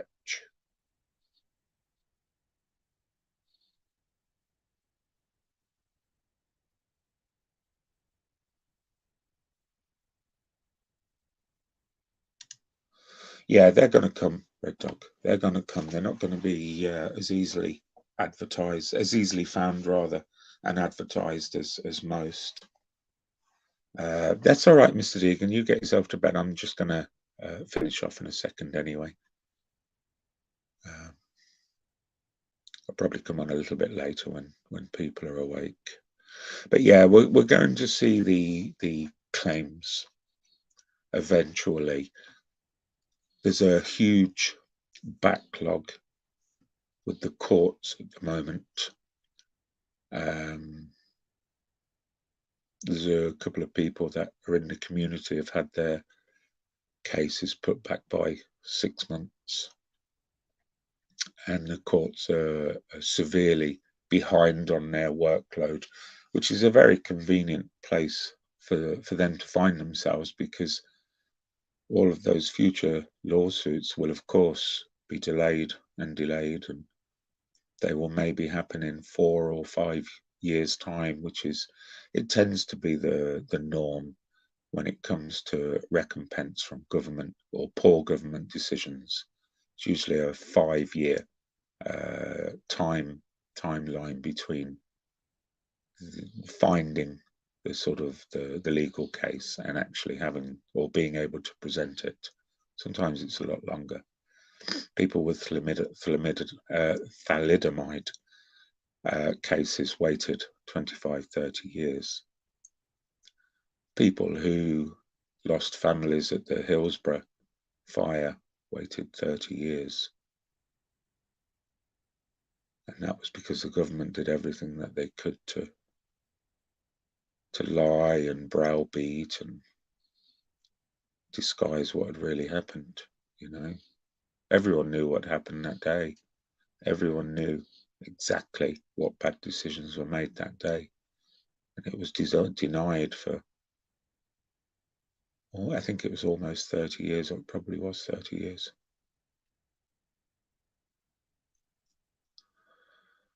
But anyone who worked in the caring industry, I think has a very good case for the future. But what you'll find, unfortunately, is that case is not against the government. It's against the companies that they worked for. And these companies, the residential homes, they know this as well. They know it will rear its ugly head, and it might take 5, 10, 15 years for the cases to start filtering through the law courts. It's difficult to create precedents when it comes to compensation cases because each case is individual and different. But yeah, by the time any substantial claims or class action suits are able to grow, these residential homes will just change the owner or sell the business, or, you know, and they'll get away with it all. The government can't be held responsible for what a company ordered to do, which is effectively what it was. The government made it a mandate. The companies made it law. Effectively, the care homes made it law for people to have it. They can't write laws. They're not able to execute laws, but they made it law within their business model to have the jab to work at that place, and people had to leave or be sacked because of it.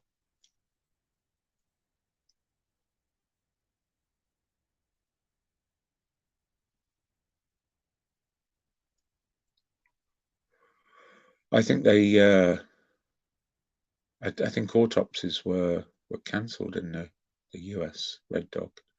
I think it was very difficult to get an independent autopsy done as well. But when it comes to autopsies, it's very important to remember as well. It's very much like if you're selling your house. and you have if you're selling your house and your responsibility is to pay for the surveyor who comes to sort of value and assess and so on your house, if you're paying for it, it's going to look good. If somebody who's buying your house has the responsibility of paying for that surveyor, then the survey is going to look bad. And it's the same with autopsies when it comes to cause of death. It's very, very easy to find the same antibodies in anyone in the lungs of an autopsy, which look like COVID. And it's really easy not to call that the cause of death as well, you know. Of all the people that died from COVID, they had at least 2 major causes of death before COVID was even mentioned.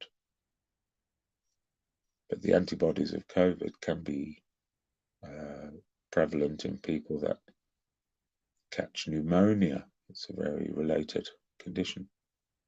And most people tend to die of pneumonia anyway, if you look at the whole picture, because the lungs become infected because they're not receiving oxygen.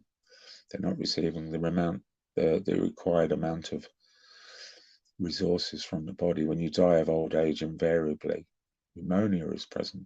If you have a car accident, your body goes into shock and starts to produce various hormones into the body, and pneumonia is one way that the body fights it. You know, it's a myth that having a cold is the illness. Having the cold is your body fighting the virus. The illness was in you before you got sick. The illness was in there making your body do things it didn't want to do, making you tired, taking away all of the necessary cells in your blood, so that, you know, your body, your immune system would close down, and the virus's job was to break you down without any sign or any indicators to your brain that something was going on. And then thankfully at the very last minute, the body detects what that virus is trying to do, and it makes you ill, goes into emergency mode, goes into full level 5 alert. And that illness is your body getting you better. That illness is shutting down all of the parts of the body that it considers that you don't need to be able to fight that virus. It's quite a battle that goes on. And it's the same with flu, you know. Your body makes you lie on a bed for 4 or 5 days and pretty much says, you know, leave this to me. I'll sort it out. You're going to feel a bit shit, but I'll sort it out.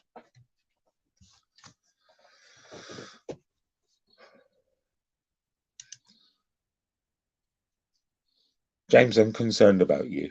This has been going on now for about 3.5 hours at a very early time of the day.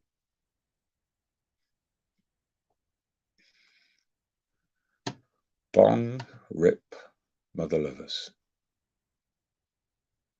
You've put that about 4 times as well. I've always wondered after every single time whether it's meant to read bong, rip, motherfuckers, and you're spelling fuckers wrong. I'm probably wrong there, James, and you'll correct me.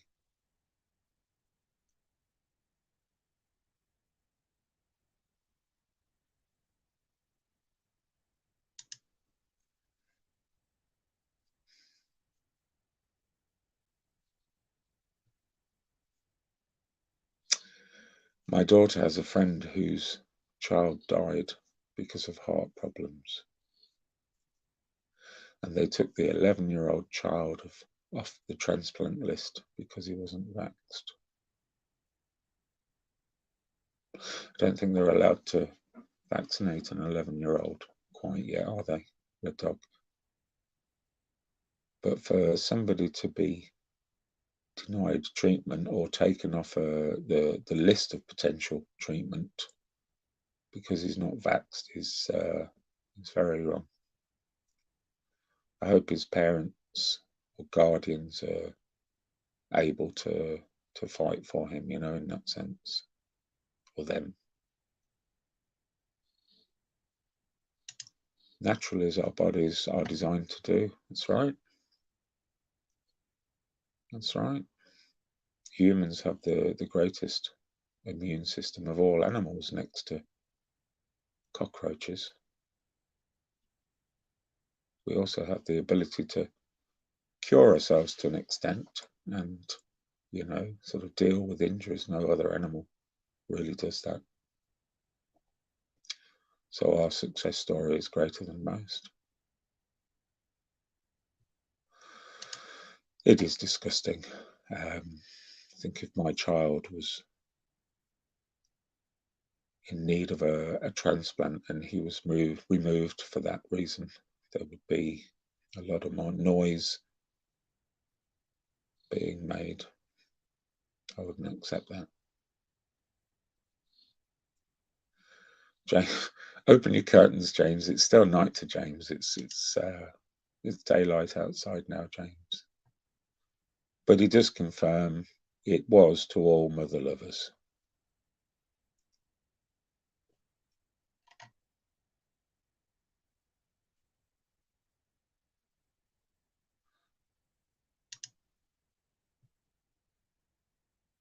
Somebody else is partaking in illegal activity just like you, James.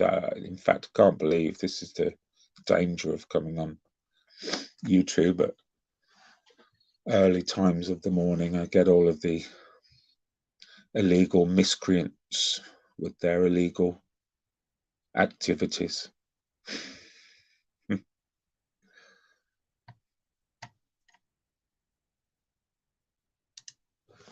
Yeah, do you know the family involved, Red Dog? Is it in the UK?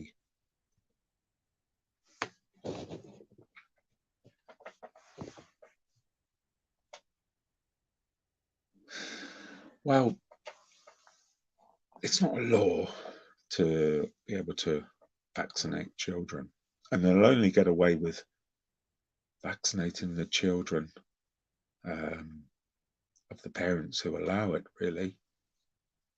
I do think we're at the threshold where people are now going to be moving away from the idea of having that treatment themselves, let alone subjecting their children to it. So I have every confidence that even those that you consider to be asleep, they will at some point have to start waking up a little bit, you know. The truth is there. I mean, we all know it wasn't anywhere near as bad as they painted it for us. James is using the excuse that it's legal in his house.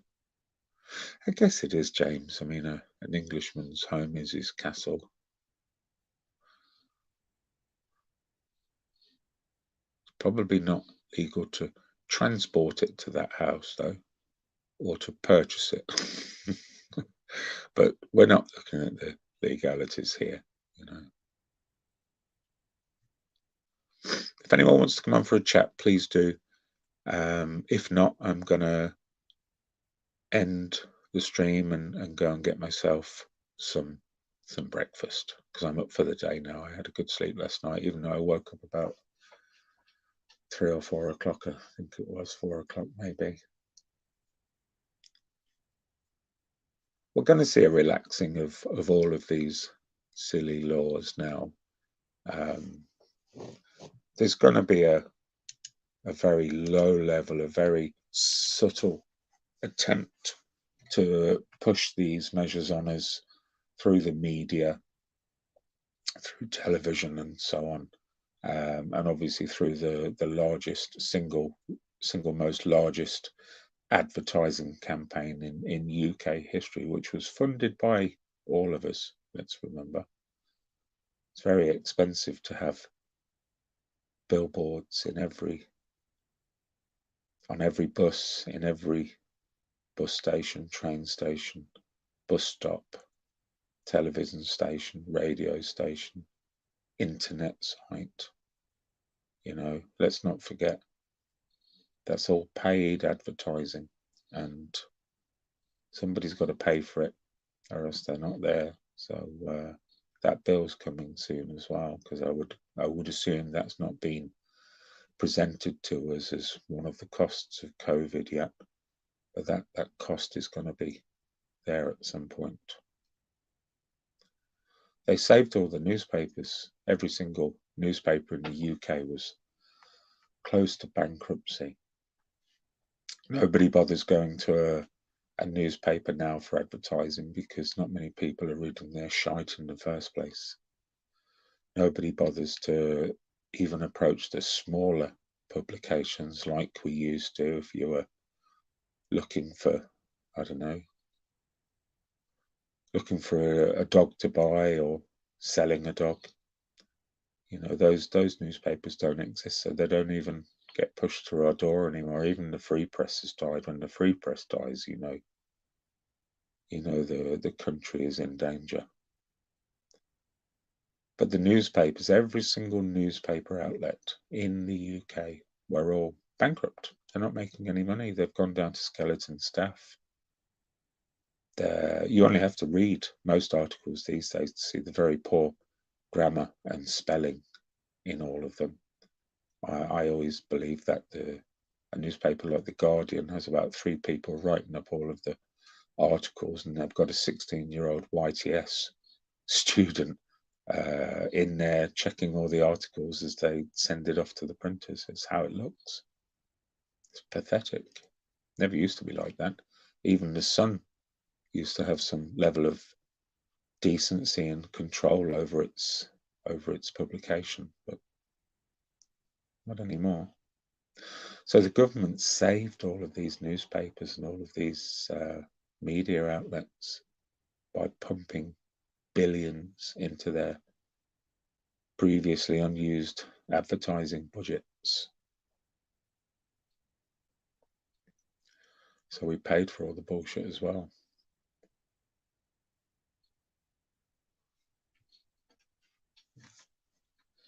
You're not telling me it's legal in Wales, are you, Ian?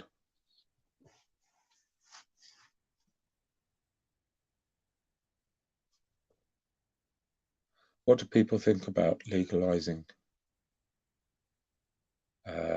drugs like cannabis in the UK? I know there's 2 people here that's for it.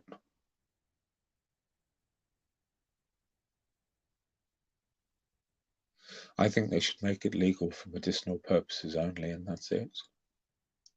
I don't think it should be legal for recreational use. I do understand a lot of people use it for medicinal purposes, and I do understand the benefits of it. Benefits are minimal, but ultimately when man gets to make his own decisions about things, they tend to be more curative than anything. It's a bit like a placebo effect. You know, if you think something, somebody, or some material is going to make you better, happier, healthier, or sort of more content, then by and large it normally works.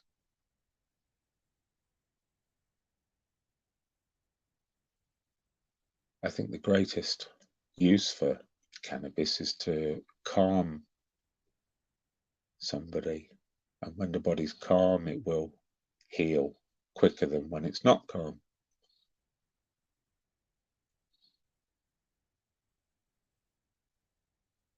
Glenda, I know you're a great fan. I've not got a chat full of cannabis smoking revolutionaries here, have I?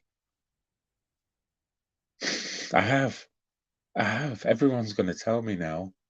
I'm a dinosaur. It's what it is, Glenda. I'm so sorry. I'm a dinosaur in the sense that I didn't really know many people who sort of smoked these things when I was younger, when it was considered, you know, sort of well, still illegal, but it was considered sort of antisocial to do it. I know now it's perfectly acceptable, and I know some of the most sort of prominent people smoke it and advertise that fact, but I am a bit of a dinosaur in the sense that I've never really come across it in my life. Cannabis will free this world.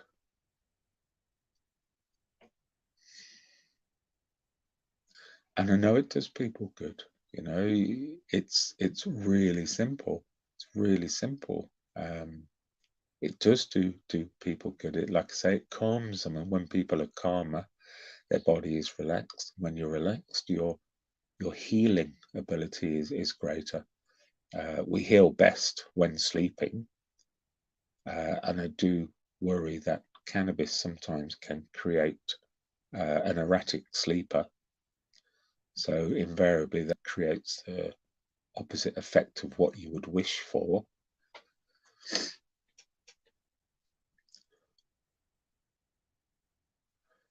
Cannabis will free this world. It's probably freed you already, James, which is the most important thing, you know. It's probably freed you already.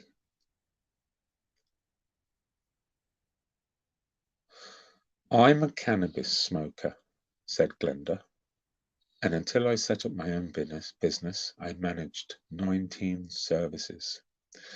It is the most beautiful plant that anyone can grow. Psychiatric medication is from the devil. Absolutely, I agree with you there, Glenda.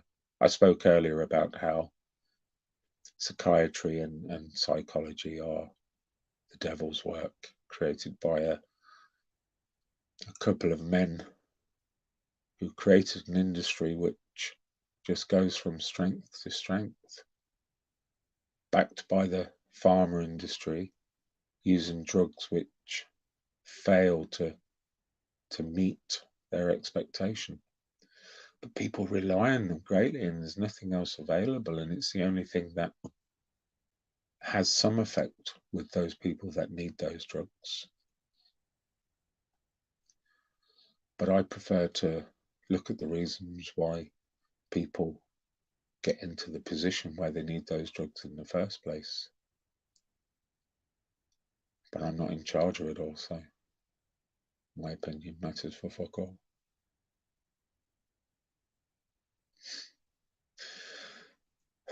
Do you truly believe in the concept of highly functional drug user, Glenda? I think that's a bit of a myth created by mostly people that use drugs whilst still maintaining a busy life.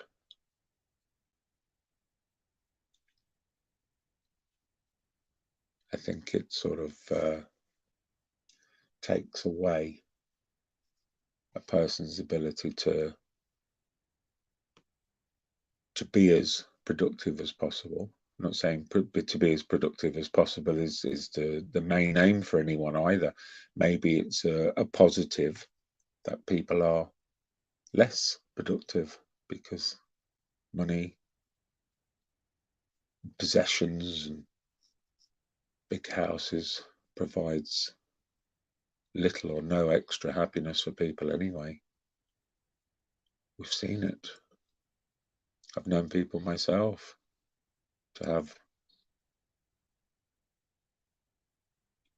vast amounts of money and then be as miserable as fucking hell. Known people commit suicide. So money's no answer.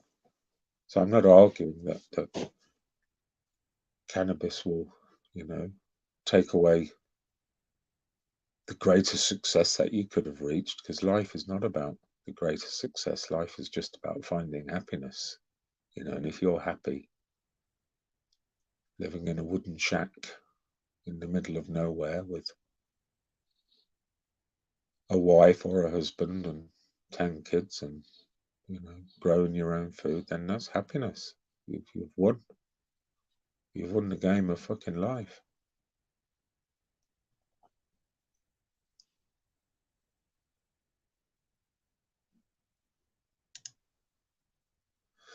The medicinal powers of cannabis are, morning Jason, the medicinal powers of cannabis are largely disputed.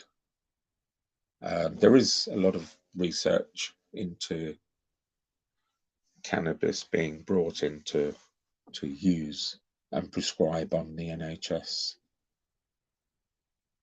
And it's been going on for years. I invested in 2 companies, stocks and shares for that very same thing. And I believe it's got a future, absolutely. You know, it's the placebo effect. Nobody trusts pharma. What's happened over the last 2 years has probably made people trust pharma slightly less. So if you're aware that your doctor is going to prescribe you some medicinal bush, then you're more than likely going to go for it. You're more than likely going to enjoy it, knowing it's like a forbidden fruit. And it's more than likely going to make you better from the placebo effect. It's a win-win for everyone, really. And those big pharma companies don't give a shit about cannabis or a derivative of cannabis coming along and stealing away their business. Because cannabis won't solve any of the main issues that pharma tend to deal with. Those issues will still remain. You'll still be using Viagra, you'll still be using blood pressure tablets, you'll still be using beta blocks, you'll still be using cancer treatments, you'll still be using mental health drugs. But the cannabis will make you feel slightly better about it all.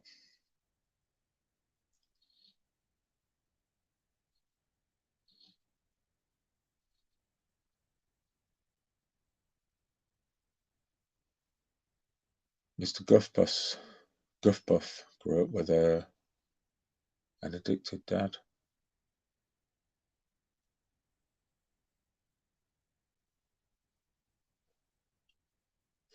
So I assume he went to prison, Mr. Guffpuff. Sorry to hear that. Have a look on Weed Maps. This is not an advice site for weed smokers, Sky Blue Army, so please don't start sharing the information here. But if you have a look on Weed Maps, it shows you where you can get some from around the world. Does that include Coventry as well? Or Leicester, Sky Blue Army? Because I know you're from Coventry. I'm a diabetic and it helps. Low blood sugar and epilepsy helps with that.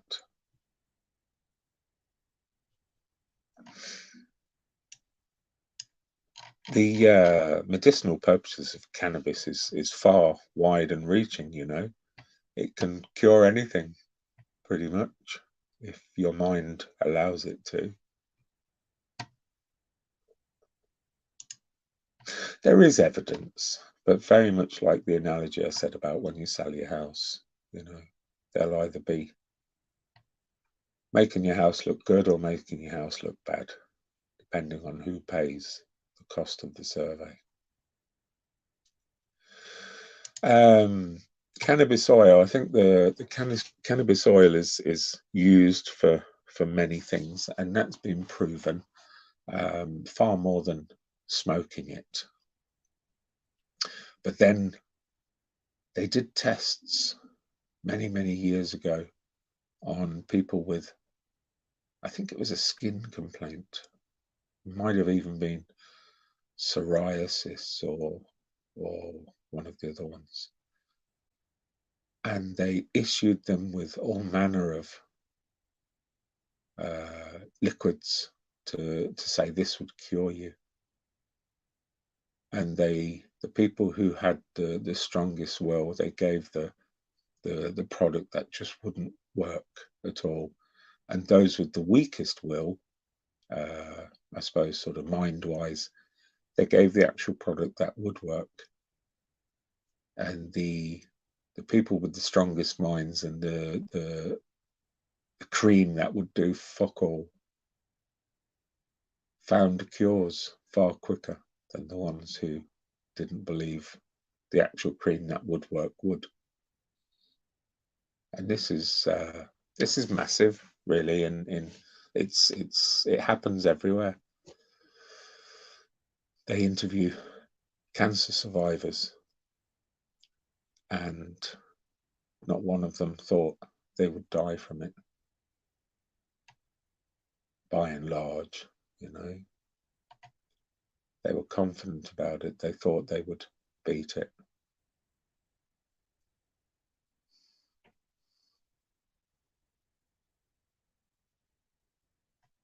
Is anyone gonna come on and join me, or I shall shoot off? I'll post the link one more time. See if anyone wants to come on for a chat. Maybe even Anthony will come on. Come on, Anthony. There's no one around at the moment. There's no one listening. Come and say whatever you want.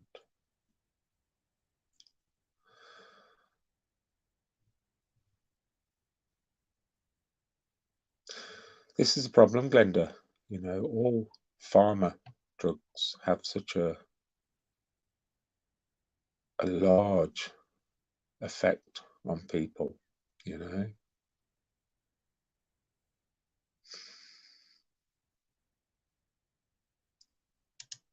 Jason V's still in his underpants. He's scratching his nuts and eating his Cocoa Pops.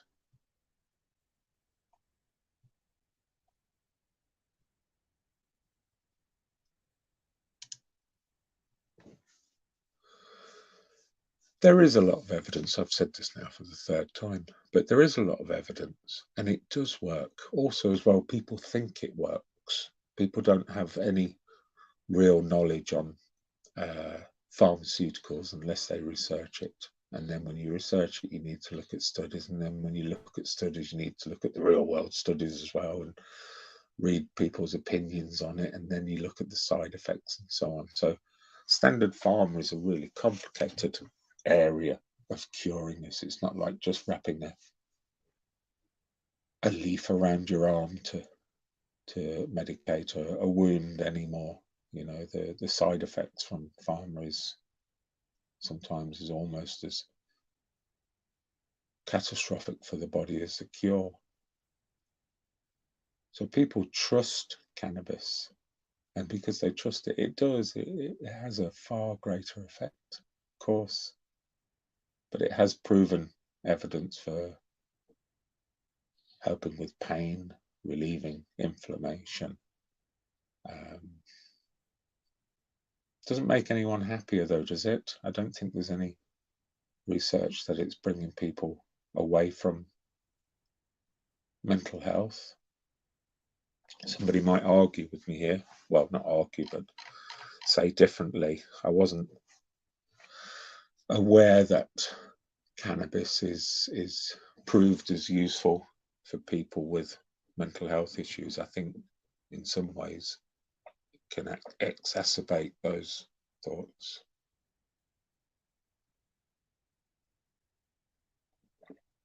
I made myself a coffee about half an hour ago and it's almost cold. Yuck.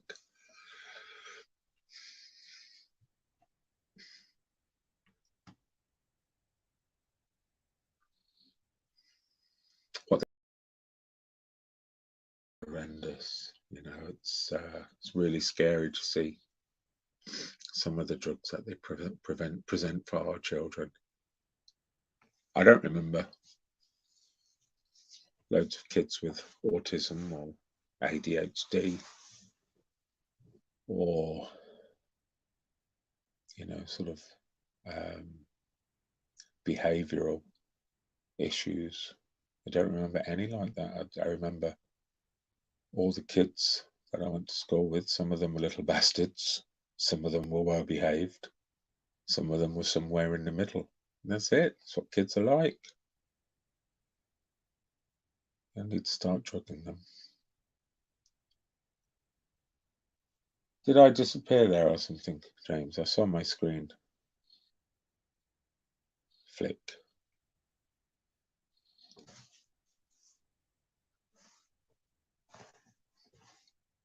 If nobody's going to come on for a chat, can't talk for much longer, so I shall go and make myself some breakfast. I'll probably be back on about lunchtime. I've got nothing to do today. I'm going to have a day at home. Can't be asked to do anything today. Oh, did I? Sorry, Red Dog. I don't know what was missed. I think at the time I was talking about how children are just being drugged. They're just being thrown tablets at them. I mean, they do this with adults and it horrifies me, but once they start doing it with children, it horrifies me crazy, you know. We need those kids. We need those kids to grow up as strong and as willed as possible. But it looks like they're able to rule out quite a large proportion of those kids by calling them autistic or having ADHD, behavioral issues, you know. And I think when I was bleeped out, it was probably the bit where I said that when I went to school, we never had kids with autism or challenging behavior or ADHD. They were just, some kids were little bastards, some kids weren't, some were somewhere in the middle, you know. But what I can tell you is, and I kept in touch with quite a lot of the people that I went to school with when I was very, very young. They all worked out really well. They all turned out really, really well.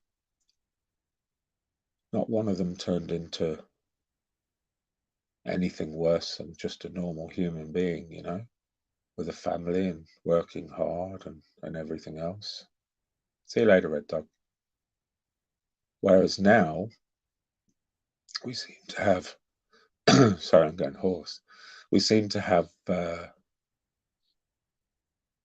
all of these children that are classed as autistic, taking drugs. And I fear that that's something that will sort of play in their minds their whole lives. Once you tell somebody they're not quite whole or not quite as complete as somebody else, they'll always think that, you know. It's going back to the scenario about the controlling man or the controlling woman. They tell you you're stupid, they tell you you're useless, they tell you you're ugly. And the reason for them doing that is to just keep you at a point where you won't try to break any records or change the world. That's what they're doing with our children.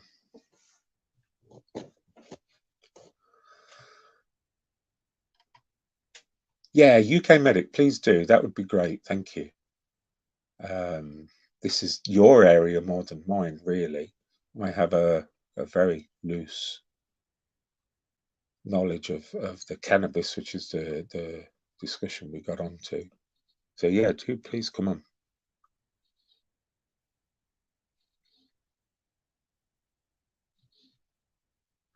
The vast majority of the medical benefits from weed are not contained in the THC or the cannabinoids, the bits that get you high.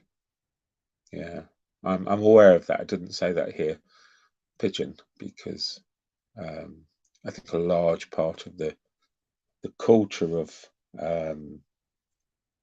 smoking cannabis is the high involved. I understand that. It's the same for drinking. You know, people like to feel as though they're sort of escaping life in some way by having a few drinks, and then they get to the point where, you know, their minds are able to forget the bad stuff in life.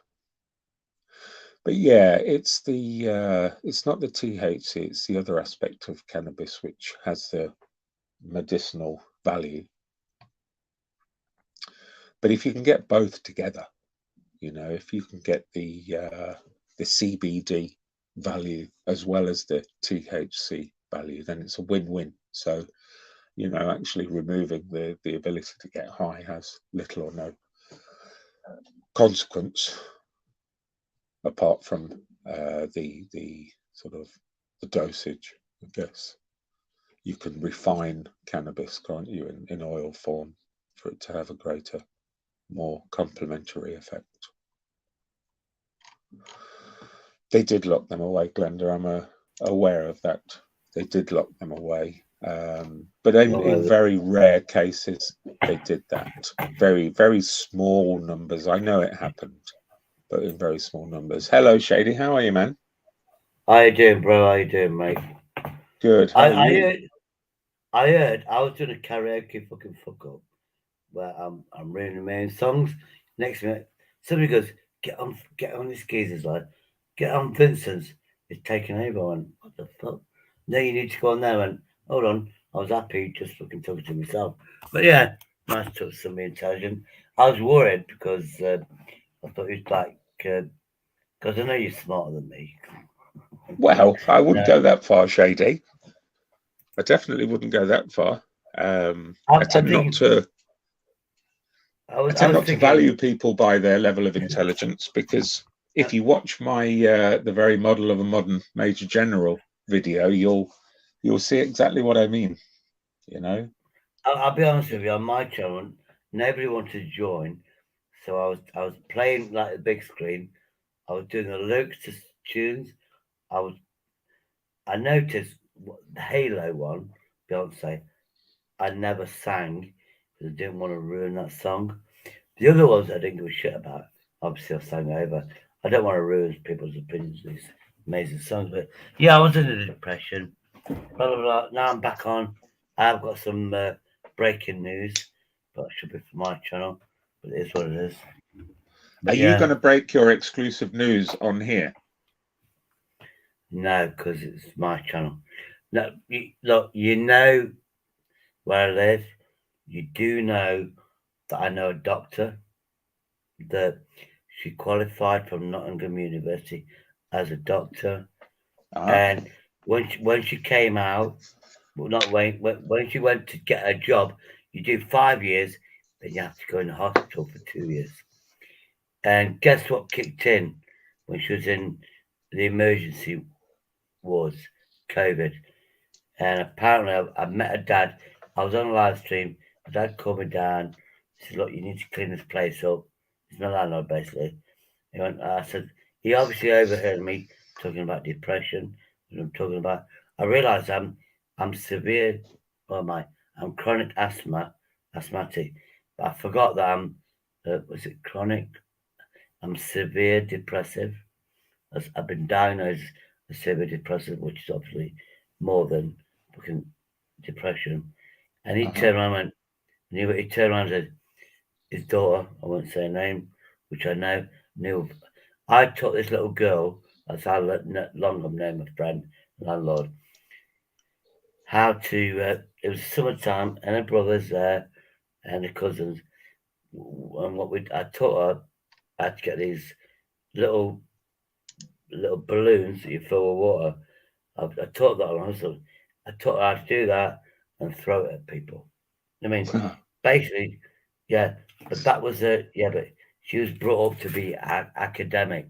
You know, these people that want doctors, daughters and sons, they're very academic people, and the kids don't actually have fun. It's all academia. Anyway, so I've known this, and now she's like, 28 years of age. So I've known the family for a long time. That's why I've not been evicted, to be honest with you. But he turned around to me and said, yeah. She did 2 years in the wards, and she's suffering depression. So she's like, she's university, blah, blah, 2021. Then she goes to university for 5 years, or was she 24? She became a fully qualified doctor, but then you have to do 2 years in an emergency ward. Then you do another couple of years. Well, her 2 years was in the hospitals when COVID hit. Apparently, it's affecting her. The It death would. that she's It seen, would. it's affecting her. So she's suffering depression now. Well, I would assume. I found out today, which I would assume for most medical students entering their careers during COVID would not have had the opportunities that they needed to do their specialized subjects, to learn the overall sort of aspects of medicine that they would do normally as well. You know, it's quite simply put their careers on hold for 2 years as well. You know, they've effectively been treating people with just one thing. It's like my friend said. Yeah, she's young. She's not a kid. Don't get me wrong. Very stern. You don't mess with her. She's a doctor. She's seen. Imagine 2 years seeing his annoying patients. She became stern. Hello, you know. So it made her strong, but from what's happening, what I've heard, it's a snippet. The death that she's seen from whatever, not the C word, general death, and this, that, and the other, it's affecting her now. I mean, she's young and she's seen so much death. But that's the inkling. Let me just stop you there, Shady. We were talking about, as James. Oh, sorry, mate. Points out. No, don't apologise, Shady. You can come on and talk about what you want. Man. But we're gonna go back to the subject. Yeah. We're going to go back to the subject I was struggling to talk on, and UK Medic's here, and he'll have a far greater understanding than I will of the benefits of it. Hi, UK Medic. How you doing, man? Good morning, sir. Can you hear me okay? Yeah, perfect. Yeah. Good. No, because I did have an issue with the microphone. It's an all-in-one, and the mic is in the computer. So when the fan kicks off, it was like an aeroplane taking off. Yeah. No, you sound fine. So brilliant. Yeah, I mean, the thing is, a lot of the healing process for so many things is actually in the mind, how you feel mentally about things. I mean, in my role, part of me making someone feel better is putting them at ease when I'm treating them. And that goes a long way. And if by smoking cannabis, it puts you in a state that makes you feel better, that works for you, that's good. If you look medically, I mean, they use a lot of opiates in medicine. People have sometimes a sense of euphoria when they're on Entonox, morphine. There are so many things that are used in medicine that actually go down that route. Yeah, that have beneficial effects. It depends on the individual. I mean, every drug has a side effect. Even if you read on paracetamol, the list of side effects. Before we carry on about cannabis, which I want to, because people are talking about it in the chat. First of all, I've got a question for you. Is there an area of pharmaceutical science that works with such a successful placebo effect?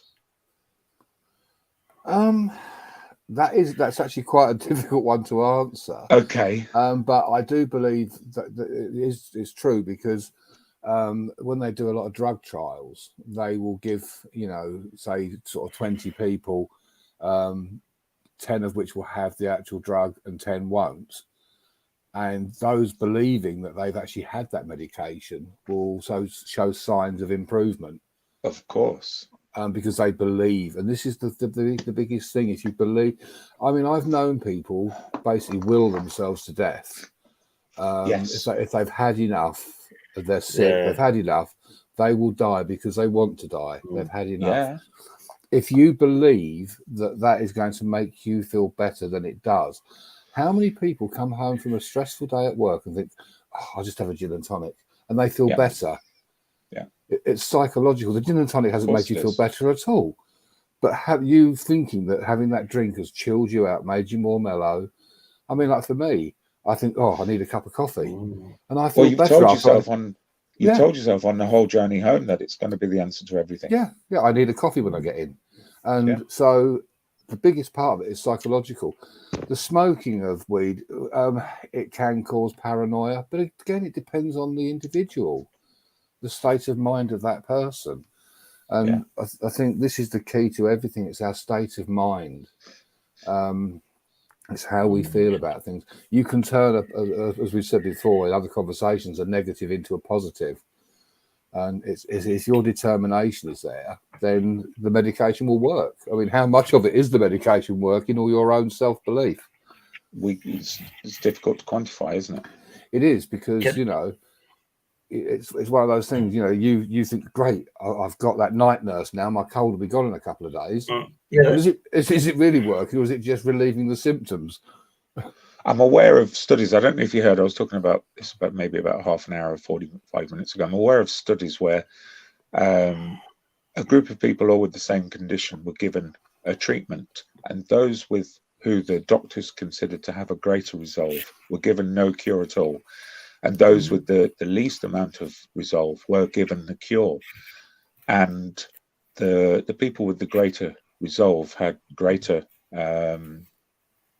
what's the word? Greater, you know what I mean? Improvement sort of thing in their condition. Yeah, they got better quicker.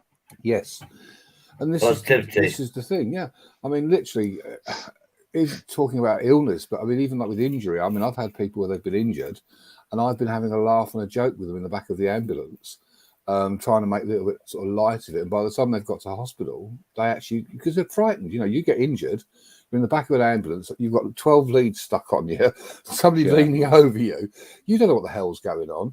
So if you can reassure someone and make them feel comfortable, have a little bit of a banter with them, by the time they get to hospital, they're relaxed, they're feeling a lot better. And even just treating that injury is an easier process. Yeah. It's like telling the child, isn't it, that when you put the plaster on, it'll be better now, mummy, kiss it better. That's a very good example there as well. That's the start of the curing.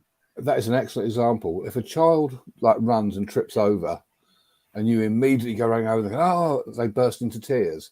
If you approach them calmly and don't make a fuss of them, they just get up and brush it off as if nothing's happened. Yeah. But the minute you give them that attention, oh bless you, they straight away start howling. It's all, a lot of it is, I would say, 70%. Of things are, there's no doubt about cancers, but 70% of healing is psychological. Yeah. With my son, if ever he fell over and scraped his knee, obviously he would react as any child would. And he would come to me, I scraped my knee. And I used to say, right, well, there's two options we have here. We either brush it off and try and just move on, let it heal, or we could have the leg removed. We could go to a hospital right now and get them to remove the leg. And he caught on very quickly. He caught on really quickly, Yeah. And we used to have a laugh about it. Doesn't fall for it anymore. He's 10 now. He's too smart. I mean, all I would say with any of these things, it's whatever works for you.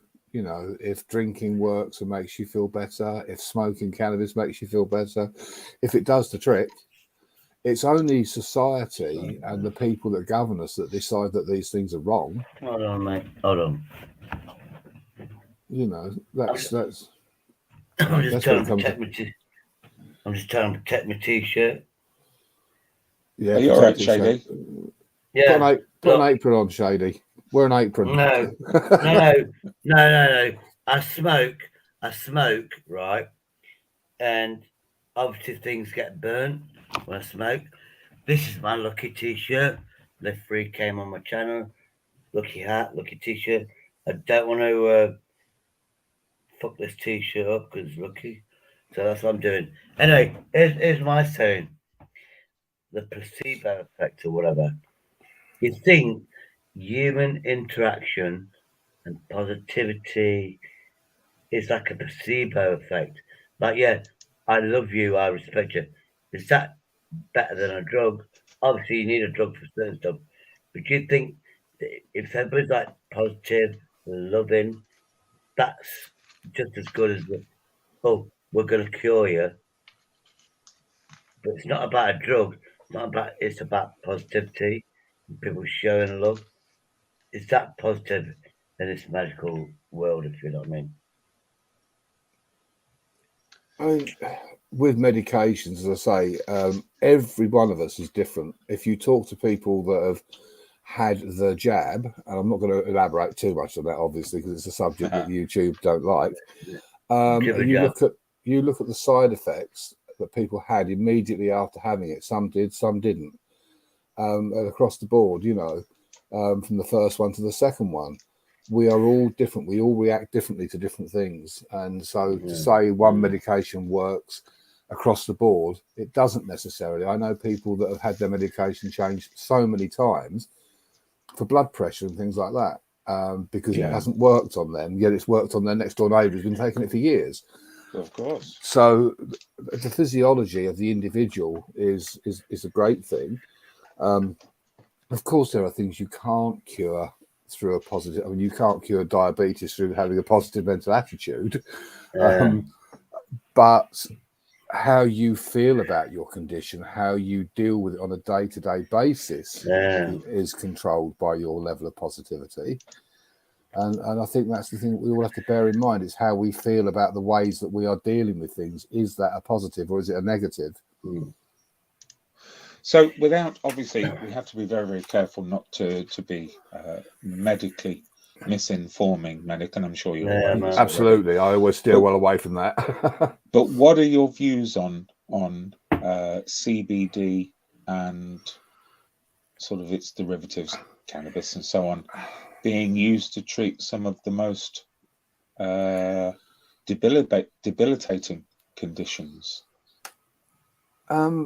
I'm in favour of anything that works. Anything that gives somebody a better quality of life has got to be a good thing, irrespective of where it's from.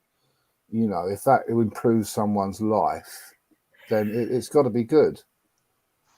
So I don't see any harm in it. I think it's the way that it's, you know, they sort of demonize it at the moment. And, you know, if you look, the Chinese have been messing around with herbs and various things for years. As I say, you know, they used to smoke opiates, and opiates now are used quite frequently in the medical industry. It's just when it reaches opiates were widespread. Opiates was the basis of most countries. Absolutely, a little less than 100 years ago. Yeah, but blame the British for opiates. Was it Hong Kong or wherever? There was like an opiate.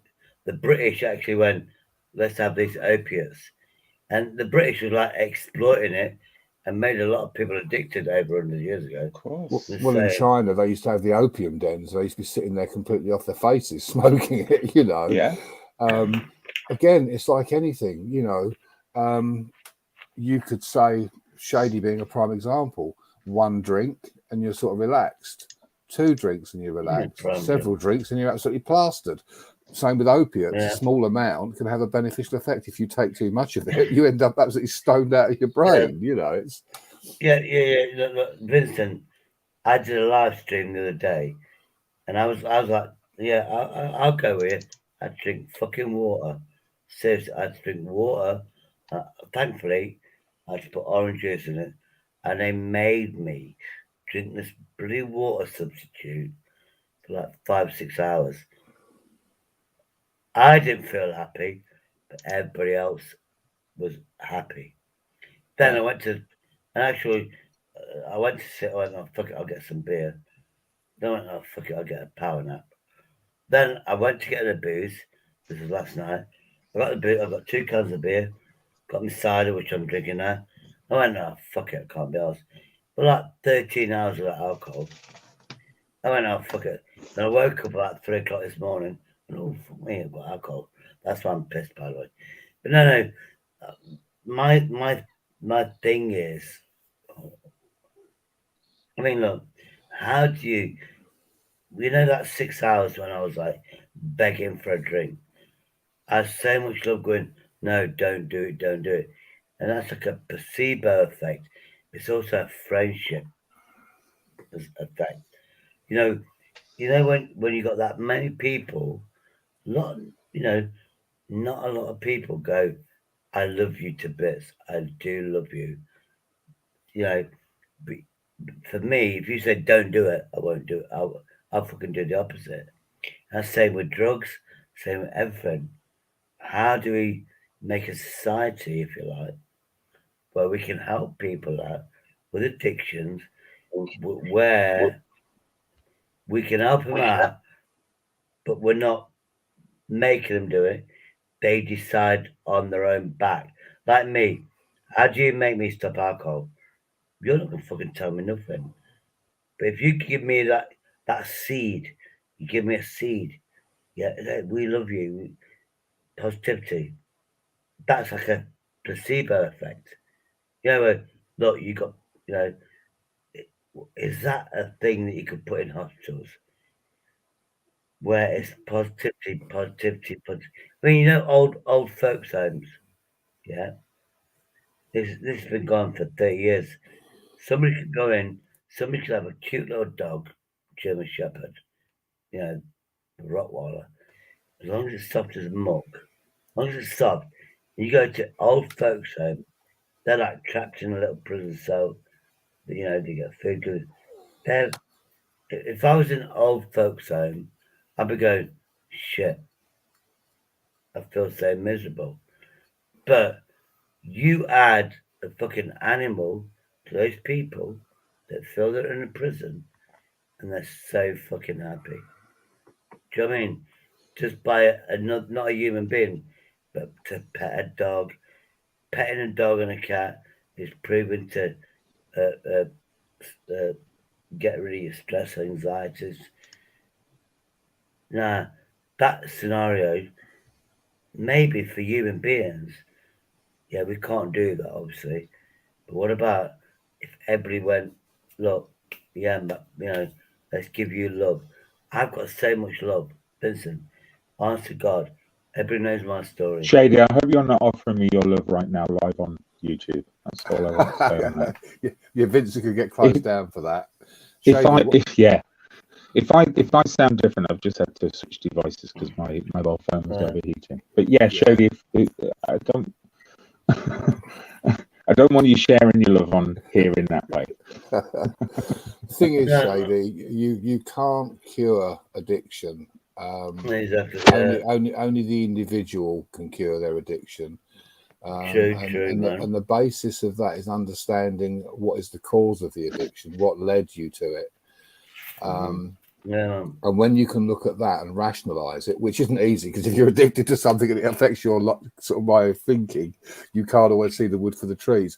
So that's where sort of counseling comes in, where they make you realize what the root cause was of you becoming addicted to a particular substance. And then you yourself decide to take that path to breaking that addiction. It's not something that you can do medically. But I mean, you know, going back to the thing of cannabis, I mean, if you go back to the 60s when you had all the hippies smoking cannabis, I mean, the prime example, Wandering Hippie, how mellow and how chilled out is that guy? Yeah, exactly. You know, where is the harm in that? And you could argue that if everybody was on cannabis, we wouldn't have wars, we wouldn't have racism and all the other hate that we have. So, you know, you could look at it in moderation. Cannabis could be a very good thing. Yeah, but cannabis, the real cannabis, actually makes you paranoid. If you have too much of it, you're paranoid, and that could go on to violence. You know, if you could get that cannabis, that juice, that little chemical from cannabis, and you get that, which is not going to make you paranoid, it's going to relax your muscles, and chew you out. If you can harness that and give it as a tablet, fuck me, this world will be so blessed. Unfortunately, no governments want. Well, America's starting to do it. Imagine that and you go. I'm sure I go to a doctor and go, I'm chronic asthmatic, and he's something to chill me out. Maybe I would get one of these tablets that is based on cannabis. But then you got the problem is, how do I ask for it? I know it exists. What reason do I ask for it? If you know what I mean. That's that because this country is ignorant. We're ignorant. We don't know about these new sciences. We don't know about this new stuff. I mean, I could have this tablet. I'm not going to go down the drug dealer or more cannabis. It's not about that. You don't get high, but it does the side effect of cannabis is it relaxes your muscles. You feel, that's what I think they've harnessed that. You don't get high, but your muscles feel relaxed. You feel chilled out. If I could have a tablet every day, and I could have it, and it doesn't affect my chronic asthma, I'll fucking take that every day. As I feel chilled. And maybe because I've got a chillaxing moment, I won't need the alcohol. So it's like it's so complicated. This shit is. The thing with the paranoia is, as James quite rightly says, it doesn't affect everybody. It's a small amount of people. Some people are given to psychotic behaviour anyway, and that can be fueled by alcohol or certain other things. So to actually, say that, it makes people paranoid, it makes them this, it makes them that, they're probably already given to that kind of behaviour anyway, and all it's doing is enhancing or amplifying that paranoia, stroke, psychosis. So it's a difficult one. It really is. I mean, like, if you look at certain drugs that you might take for a condition, a lot of cold remedies tell you it may cause drowsiness. Well, if that isn't an effect, I don't know what is. So there is nothing out there that doesn't have some form of side effect. I'll be honest with you. I'm always honest. I'm pissed. I went about 16 hours without alcohol. Then I went to buy alcohol, etc. So obviously, I'm like getting my 24 hours back. So I'm actually pissed. I mean, the thing is, when I was on my last live, I was sober, which shock and horror. And it went, something, we could understand you more. You're more fucking intelligent, whatever. But what people don't see is I drink my alcohol, so I can just forget about my life. You know what I mean? And that's where, I'm you're a superstar, Shady. You've got such a massive following. What do you need to forget about your life for? You're a megastar. Look, UK. Come on, Dave. I'm going to call you Dave. I know it's not your real name. Only fools and authors. If I like somebody, I'll call you Dave. Anyway, Dave. Yeah, but it's much. In my life, it's much more complicated than that. You can't just put a label on somebody. In my life, people put a label on you. People put a label on, you're this, you're lazy, you're this, and that. I've had it all my fucking life. But they never ask, why can't you do this? Why can't you do that? And because you can't explain it medically, they just think you're a liar. And I just go like this. Fuck you. I'll drink. The thing is, you are an example of sort of cause and effect in that some people drink alcohol to a point and they become violent, whereas you go completely the other way. And that's an example again on how a particular substance affects people. Some people will get drunk, they'll be happy, and then they'll fall asleep. Others want to go out and have a fight.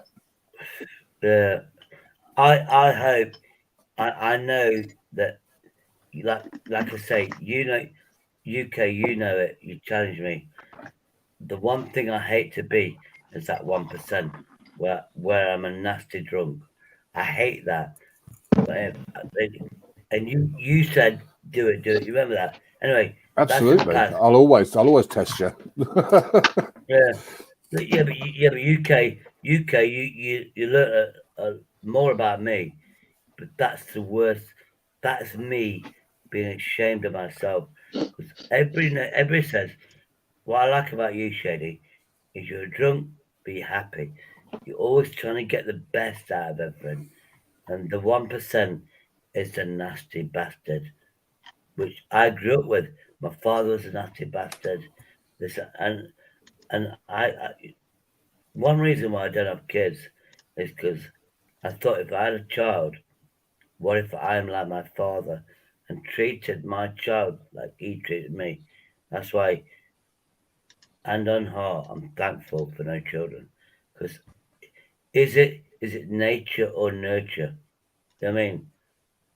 It all has a lot to do with it. I mean, I'm not going to elaborate too much. I came from a very violent home background where my stepfather used to beat me every time we had a row with my mother. But what that did with me was made me determined to be exactly the opposite. and that's, you know, we all have to deal with things in different ways. Yeah. Glenda raised just want to refer to something that Glenda has said a few times in the chat about the pharmaceutical industry. Oh, yeah, it does control a lot. If you look, there's a lot of drugs out there now that they can cure many things, including treatments for cancer. It all comes down to money. It's a money-making machine.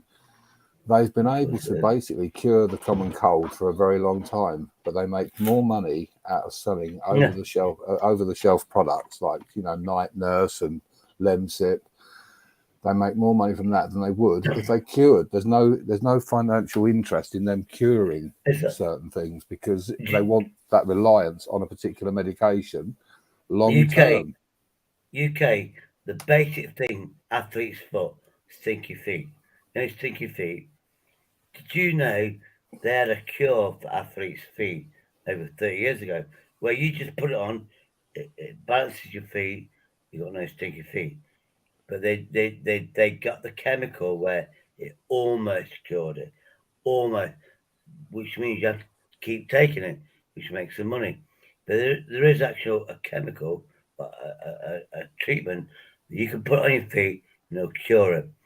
But then if you wear somebody else's shoes, you'll get it back again. Actually, have you noticed athlete's feet treatment is fucking billion-dollar industry. Yeah, the thing is, the pharmaceutical industry are a money-making concern like any other. They're a business, and they want your business long term. So curing you is not the answer. Making you reliant on medication is what makes them money. Therefore, as I say, you know, while you're going into Sainsbury's and wherever and buying, you know, your paracetamol and your Night Nurse and all the other cures or reliefs for your cold, they're making a fortune. They won't make money out of curing you. If they cured everybody of everything, they'd have no job. So it's not in their best interest to cure. Yeah, UK, that's what I was saying. I was doing it on a basic thing. Men suffer it more, I think, than women. If women have smelly feet, it's like, what the fuck? But men, we have it. It's like, oh, you got smelly feet, deal with it. You can wash your feet. It is like it's a thing. It's like I don't know what it's called. You know what I mean? If you got it, but then you have to get the cream, and next week your feet smell nice. But if you don't take the treatment, your feet start smelling again. But years ago, 30, 40 years ago, that you could take this medicine and you don't have athlete's foot again. But they do it so you get 90% cured, but then that 10% that grows back again. Because what they want you to do is every week, you know, you have shampoo, wash my hair.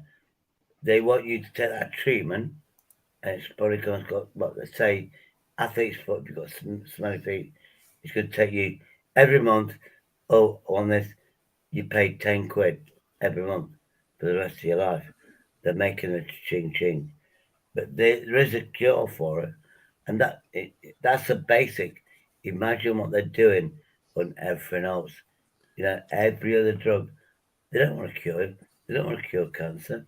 They want to alleviate it. But while they alleviate it, they're still making money. They're keeping you alive as long as you can pay.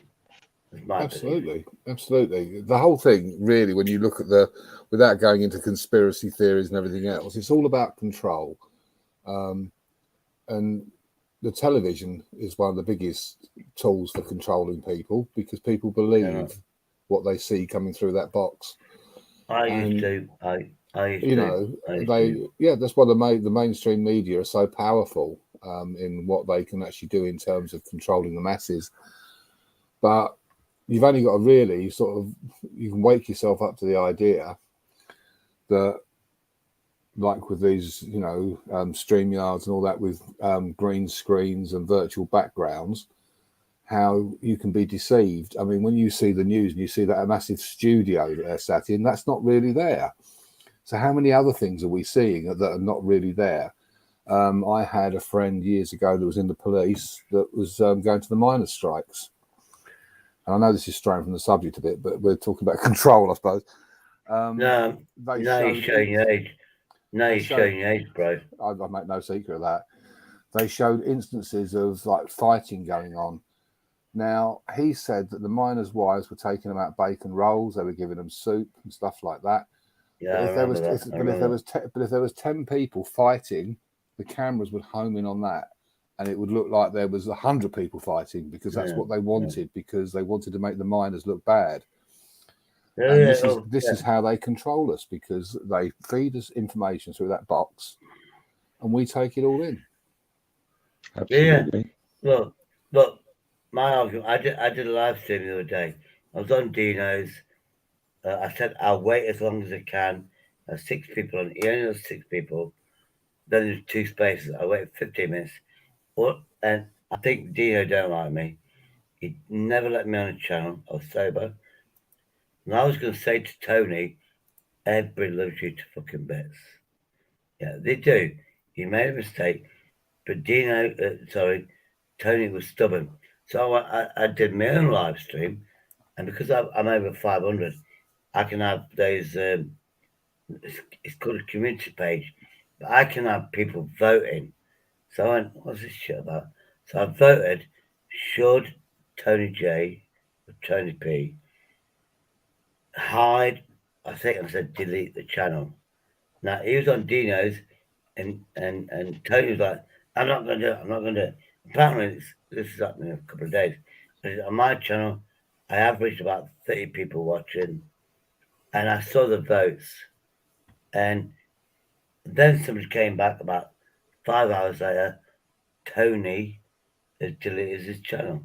Now, I was talking, believe it or not, I was talking, I think, Sandra or somebody else, but I was talking to Henry Crinkles, which got kicked off Dino's channel.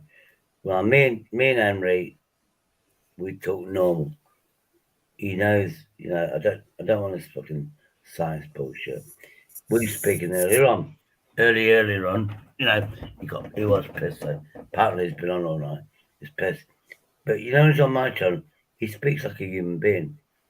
Anyway, so I got kicked off. Anyway, my opinion is why Tony should have took it down. We think we're all smart on the internet. Yeah? We think we're smart. Like UK, YouTube can hate you. I know it. Tony, yeah. If he leaves that on live, imagine these smart people, where they can get that. They can get a little snippet, do another snippet, blah, blah, blah, and they join it all together. And then all of a sudden, Tony's the nastiest person in the world. That's why I should have took it. Yeah, I mean, it's not a subject. This subject has been done to death over the best part of a week now. Yeah. I think my conclusion, my sort of concluding thing on that is, at the end of the day, Tony's a 56-year-old man, and he should have known better, and that's it. End of story. Trial by YouTube is not the answer, but that man should have known better. He's an adult, and that's it. Hey, I'm going to call you Dave. I know your real name. I don't know your real name, but only fools. He's doxing you there, Addict. Oh dear. We should do a new channel, Vincent. We should become the voice of reading. Forget Alex Belfield. We'll do our own stream. Well, that's why. Yeah, but no, UK. I'm going to call you Dave. I know you've got another name, but if I see it, that's your name. So you know what I mean. But yeah. Well, so as not to confuse me with the other Dave, which is Rodney, which is Vincent. Call me Rod.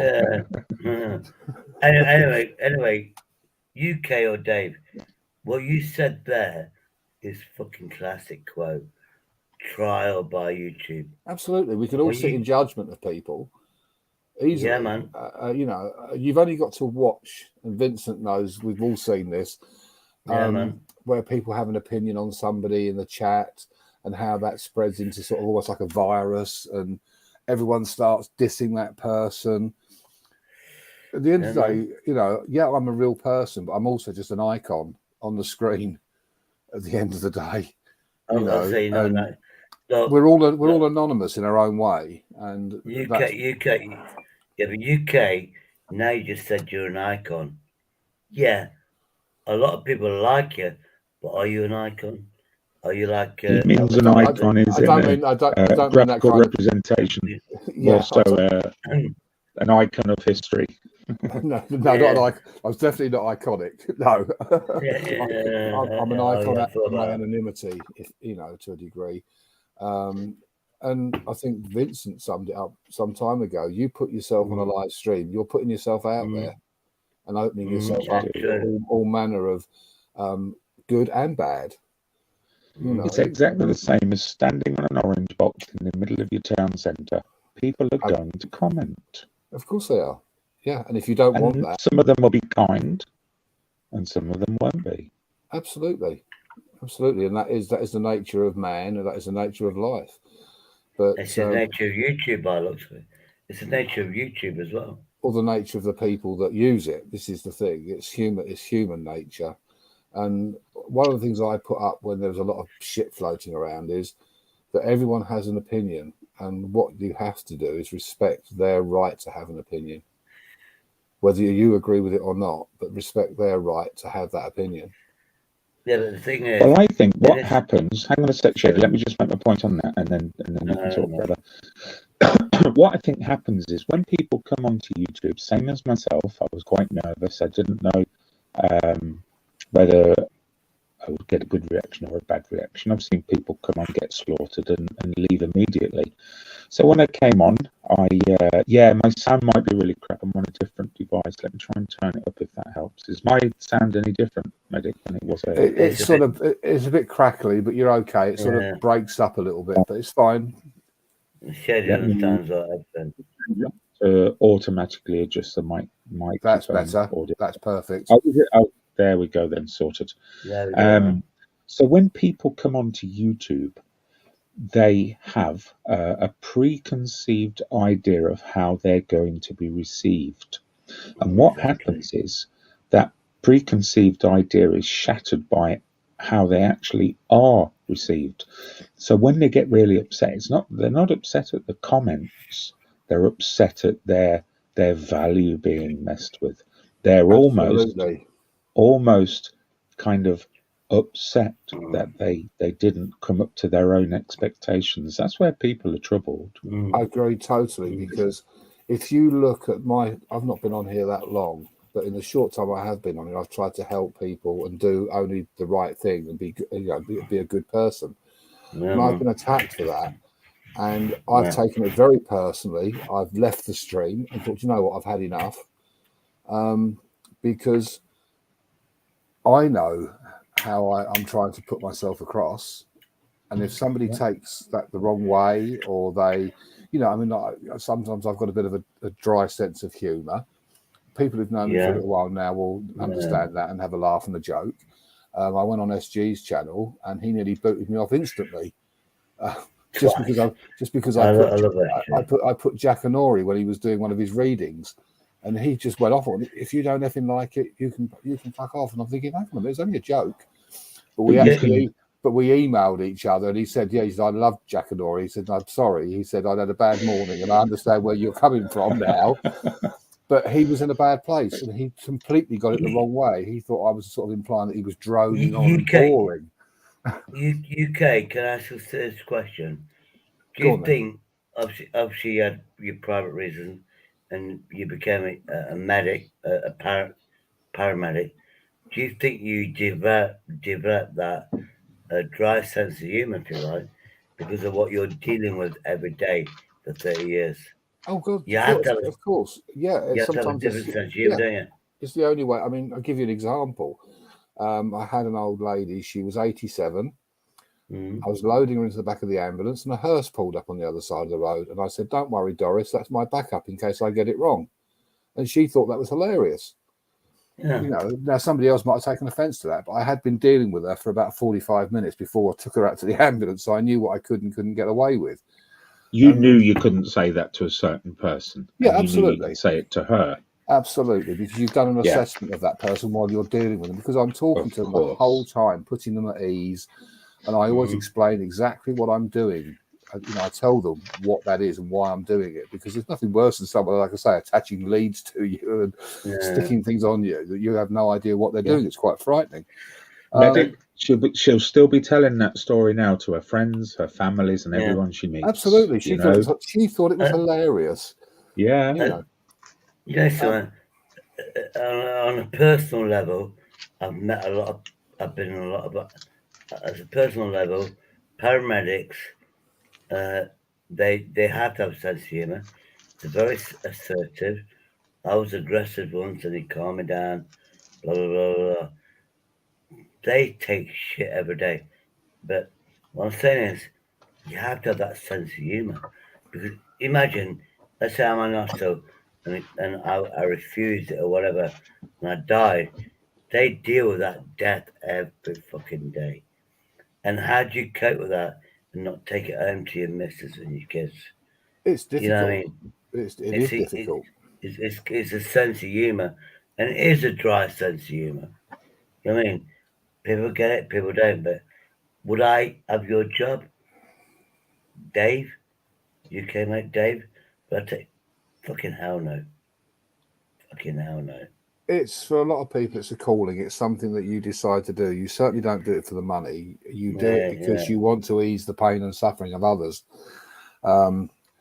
We don't always get it right. We are fallible. We can't save everybody, and that's hard. When you have like 70 sort of successes, and then you have a few that are not, they're the ones that hit you. That's the one you can't. It's a bit like gambling. You have a run of good luck and you're winning, and suddenly you're not winning. It's difficult. Yes, UK. I know. Yeah, I know you. I was pissed, and you went in the background going, "Make me the 1%." You did do that. I went, "Okay, you're banned." I got you back the next day. I got a lot of grief. Yeah, but I got a lot of grief over that. But but UK. What I did was I went, what a twat I was. You know, I was drunk. It's all about me. It's all about me. I've never denied it. I'm narcissistic. But then I realised after, you get a day away and what a twat I am. But did I take that to heart? I came back, didn't I? Yeah, I didn't turn my back on you. No. You actually turned around. You turned around to me and said, "You've got an issue. You got a problem." I went fucking, because I was like, honest to God, none of you lot was beating me up as much as I was beating myself up. Because my brand, if it's got a brand, it's a safe zone. I set basic rules, no bullying, none of this. And the next minute, I fucking broke all my own rules. And you know what it was? I had a drink, I lost my inhibitions. It was all about me. I was selfish. And bear in mind, before I did that, I watched everybody bullying each other on YouTube. And I've had loads of compliments going, I come on your channel, Shady, because it's a safe zone. I've had a lot of that. And then I break my own rules. And UK, mate, I've got so much respect for you. I like to brag about myself more than you. But it hurts me when you say you're going to quit this fucking. When you say you quit, you've been bullied. Shady, can I remind you, this is YouTube world, and in YouTube world, you should be praising me, not Medic. Medic is far down the hierarchy. I'm at the bottom. If you look at the screen, Medic doesn't have the power to silence you or remove you. Vincent. In the real world, it's different. Absolutely. Vincent, is God on this channel. Vincent, just give us 20 minutes of praise just to level things up. No, Vincent, you're an amazing geezer. That'll do. That'll do, Shady. You summed it up in one word. Hold on. UK, let me continue. Shady, let me ask Medic a question. You're a Midlander. Fellow Midlander, yes. Yeah, exactly, mate. Then that covers that. Let me ask Medic a question, because we were talking about cannabis, The which I cannabis think is- is a delicate subject around here, but we're getting away with it so far. Because it's free. So, Medic, in your honest opinion, and don't worry about upsetting all of those illegal cannabis smokers in the chat, all the smokers and the tokers. They know who they are, and they will be caught eventually. But in your personal opinion, Medic, obviously we talked about the benefits of it, and the benefits are huge. People do benefit from it, and whether that's medicinal or of the mind. What are the negative aspects of smoking cannabis in your mind? Currently, I was going to say that. There's so many aspects that you can look at are negative. Firstly, the manner in which it's obtained. That's funding an industry that really shouldn't be funded. Yeah. My belief is if the government, I mean, they're missing a trick. If they actually legalized it and you could buy them like cigarettes over the counter in a newsagent, Tax and stuff on it. one, they get the tax on it. Two, they know the standard and the quality of what the people are smoking, which is a much safer thing. It breaks down this industry of people hiding around street corners and in pub toilets. Yeah. You know, when people are not quite sure exactly what they're buying. That's one aspect of it. I've known people that, I mean, I've never yet been to an accident that's involved someone smoking cannabis. It's always been drink driving. But I have spoken to people that believe that they drive better when they're stoned. And I'm afraid that I don't agree with. I do not agree. I've heard that. I do not agree with that. There is sometimes a belief that they can do certain things better when they're stoned, and I'm afraid that's one aspect I do not run with. Well, I would hazard a guess that most of the cannabis smokers here would struggle to get down to the local snack shop to feed their snack sort of need. I'm aware of people who have been stopped and drug tested for cannabis and then charged. Yeah. And I agree with that. You know, any impairment to a person's ability to drive safely has to be sort of policed, really. Yeah. I get that, man. Do you feel? Hang on a sec, Shady. You're mumbling. Hang on a sec. You'll be able to jump in a sec. Do you feel that even in the medicinal side of things, for people who use it for medicinal purposes, do you see any negativities there? I think it's another one of those things. It's got to be a measured application. If you look at where they use various medicines for people that have depression, that almost put them into a zombie state. And I can mention a few drugs, but I won't. Tell me about it. You may find that cannabis would actually have a negative effect on that person. So I think it's one of those that has to be monitored. I think it has to be measured by doing an assessment of that individual's mental capacity, what the problem is before administering it, because they may have severe arthritis and they've proven that it's quite good for that. But have they got psychological problems that could be exacerbated by the taking of the cannabis? Yes. And if so, what do you give them? Do you give them an oil that they apply? Do you give it to them in pill form? And these are the things that have got to be really looked into. There's got to be more research done into. So you've got to weigh up the pros and cons of whether it's beneficial to that condition they're suffering from, but whether it will affect their mental stability. And this is where it's got to be measured. But I think there's a lot of benefits to it, and it's just something that's got to be worked on a little bit more. And I think there has to be I think the GPs and the professionals involved need to be trained in understanding and being able to read a person's ability to actually have that drug. Yeah, man. But the problem is when people self-prescribe, very much with alcohol, very much with certain drugs, you know. They don't take the advice of a medical professional. Medical professionals are not even in that decision-making process.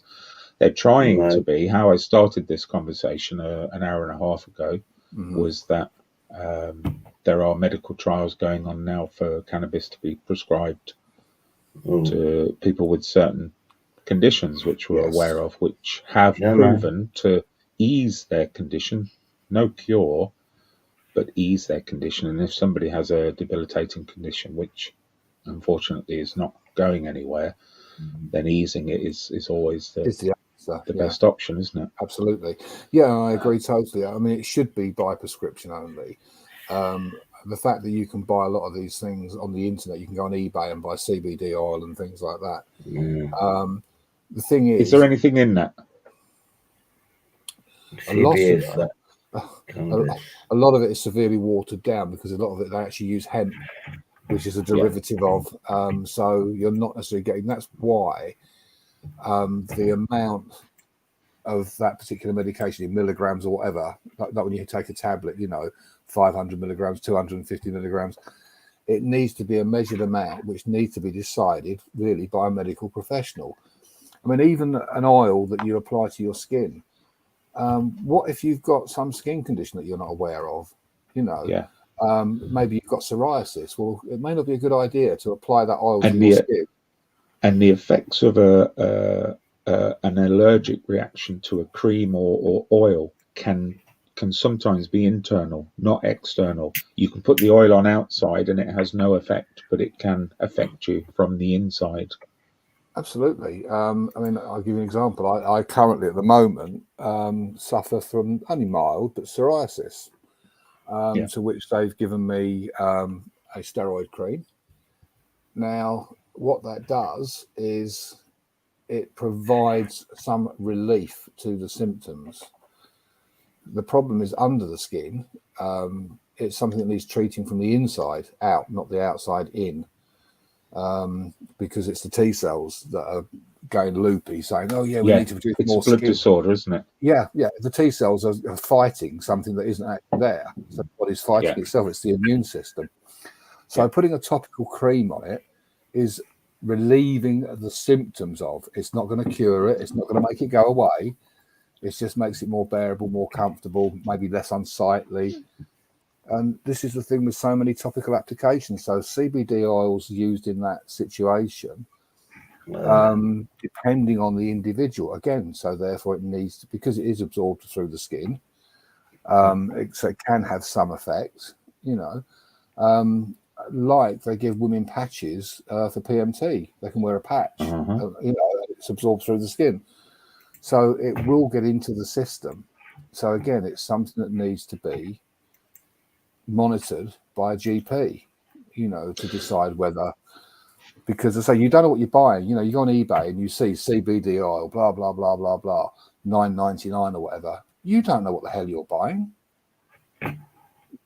Yeah. I don't know if you're aware. I don't know how extensive your medical training is, but I lived with a doctor and surgeon for quite a few years, and part of her training was the visual indicators, and the visual indicators being the nails, the fingers, the skin, the way that the skin forms. So when you go to a doctor's, or if you have a heart murmur or something, you'll notice that they'll pinch your skin, they'll push your skin, they'll pull it, and they'll do lots of little what seem like worthless tests before they even start to look at blood or anything else, because so much can be identified just by how our bodies present.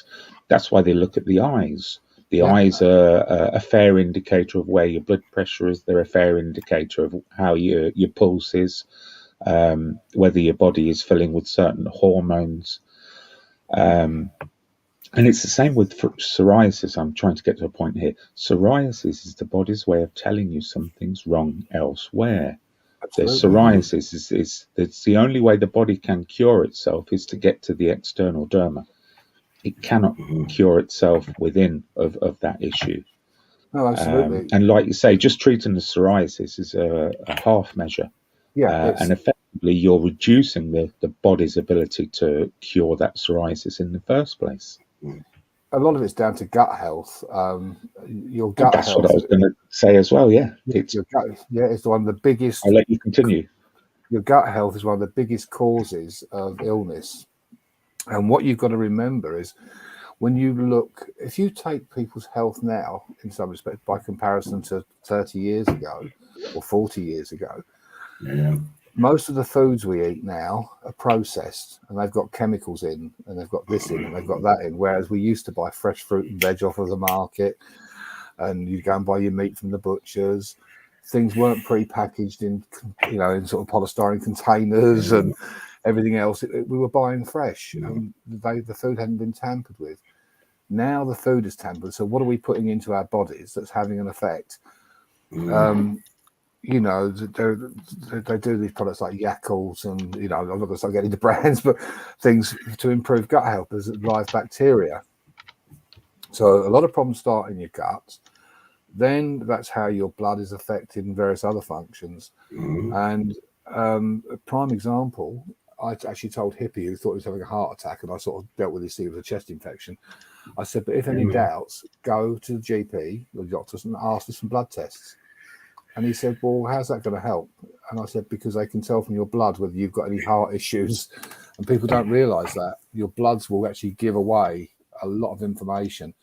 And like you said about the body, the thing of the squeezing the end of the fingers, capillary refill, they can see how quickly the blood refills under the fingernail to see what the circulation is like. Your eyes, sometimes you'll see little yellow speckles and things like that, and they're all indications of something wrong. Liver function, you can tell from the eyes. It's amazing what you can tell and assess from somebody just from their external, just from the bloods. It's incredible. I had a condition that came on about 2.5 years ago, and I went for a blood test, and the information that they knew from that blood test. I mean, I wasn't ignorant of these things anyway, but just everything that was tested, it was wild. Well, it's like they'll always ask you either for a blood or both, or a urine sample, and those are the two factors and the two things that will give away. I mean, yourself, if you're unwell and you've got a cold or something, and you go for a pee, you notice the difference in colour, and that straight away is an indicator that something's wrong. If it's sort of bright orange as opposed to pale yellow, and these are the kind of things that we ourselves can do to be aware that something may be not quite right. It could be that you've had something too much to drink, and it's why it's bright orange. Or would you believe if you're dehydrated, it will be bright orange? Yeah. If you're dehydrated, then you think, hang on a minute, I'm going for a pee. How can I be dehydrated? But it's Can I say something about pee? Go on, Shady. You've got 5 minutes. Go. You're on a timer. Right then. So if I go for a piss,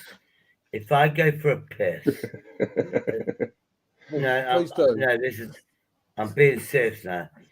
We use the word "we" around here, Shady. We don't like to offend. If I go for a wee, then, and it looks like water. If it looks like water, UK, is that normal? If it goes like a little bit yellow, it goes dark yellow. What do I do if it's dark yellow, or like amber, or well, actually, that's sort of yellow. Drink some water. That means so if it goes dark yellow, you need to rehydrate yourself with water. Yeah, because alcohol actually dehydrates you. It doesn't actually hydrate you, the same as coffee.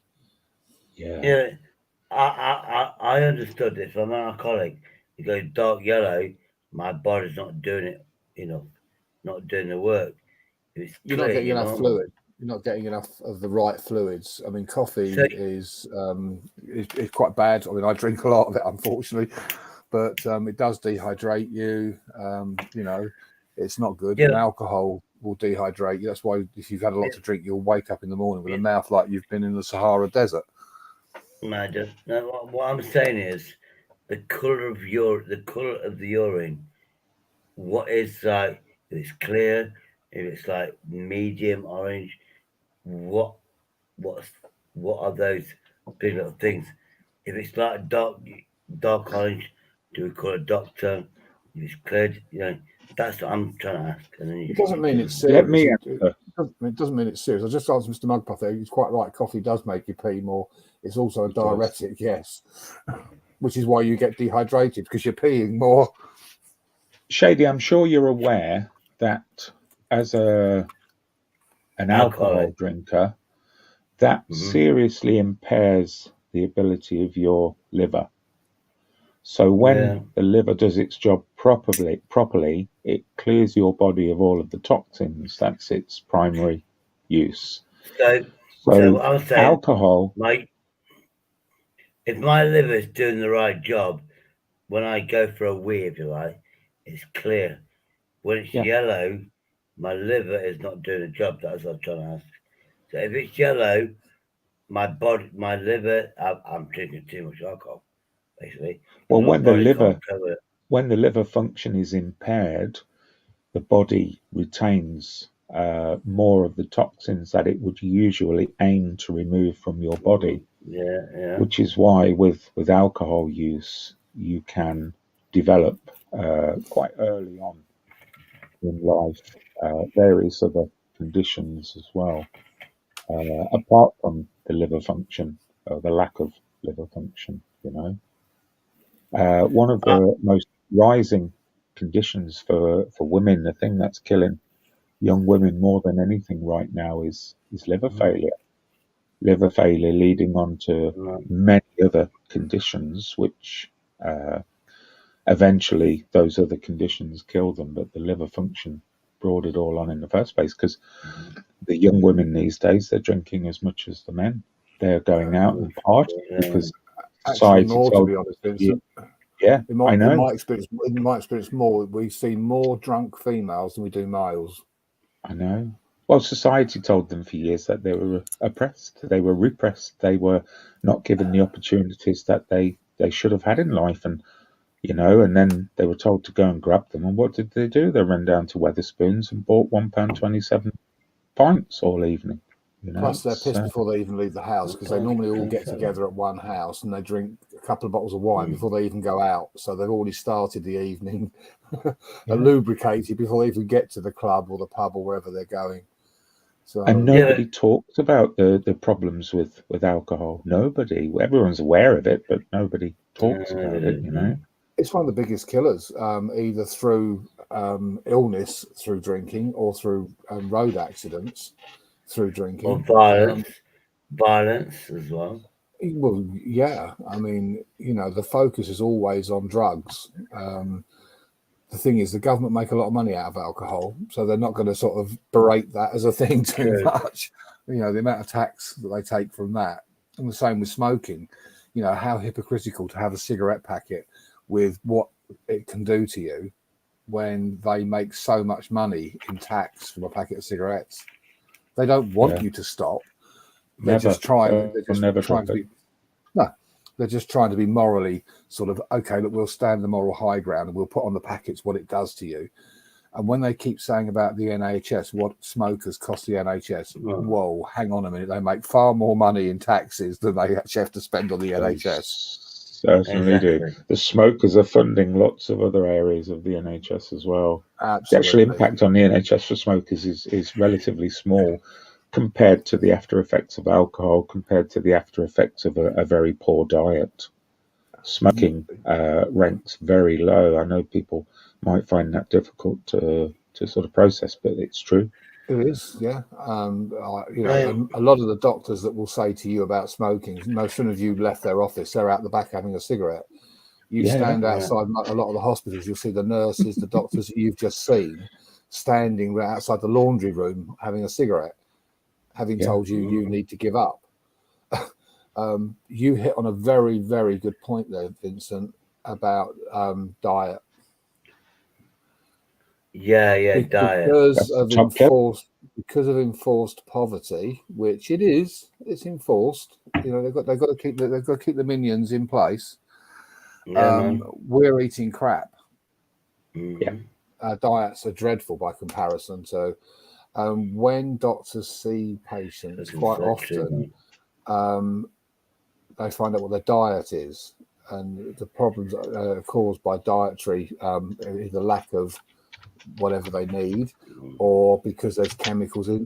I mean, I see kids coming home from school and on the way home, probably because both parents are having to work, they go to McDonald's for their tea. Yeah. Now, that can't be good for the kids to be having a Big Mac for their dinner every night. No. You know, Jamie Oliver did a thing not so long back, and kids didn't even know what broccoli was. You know, they didn't know where cheese Yeah, came from, and silly Jamie things like Oliver. that. Yeah, I remember that.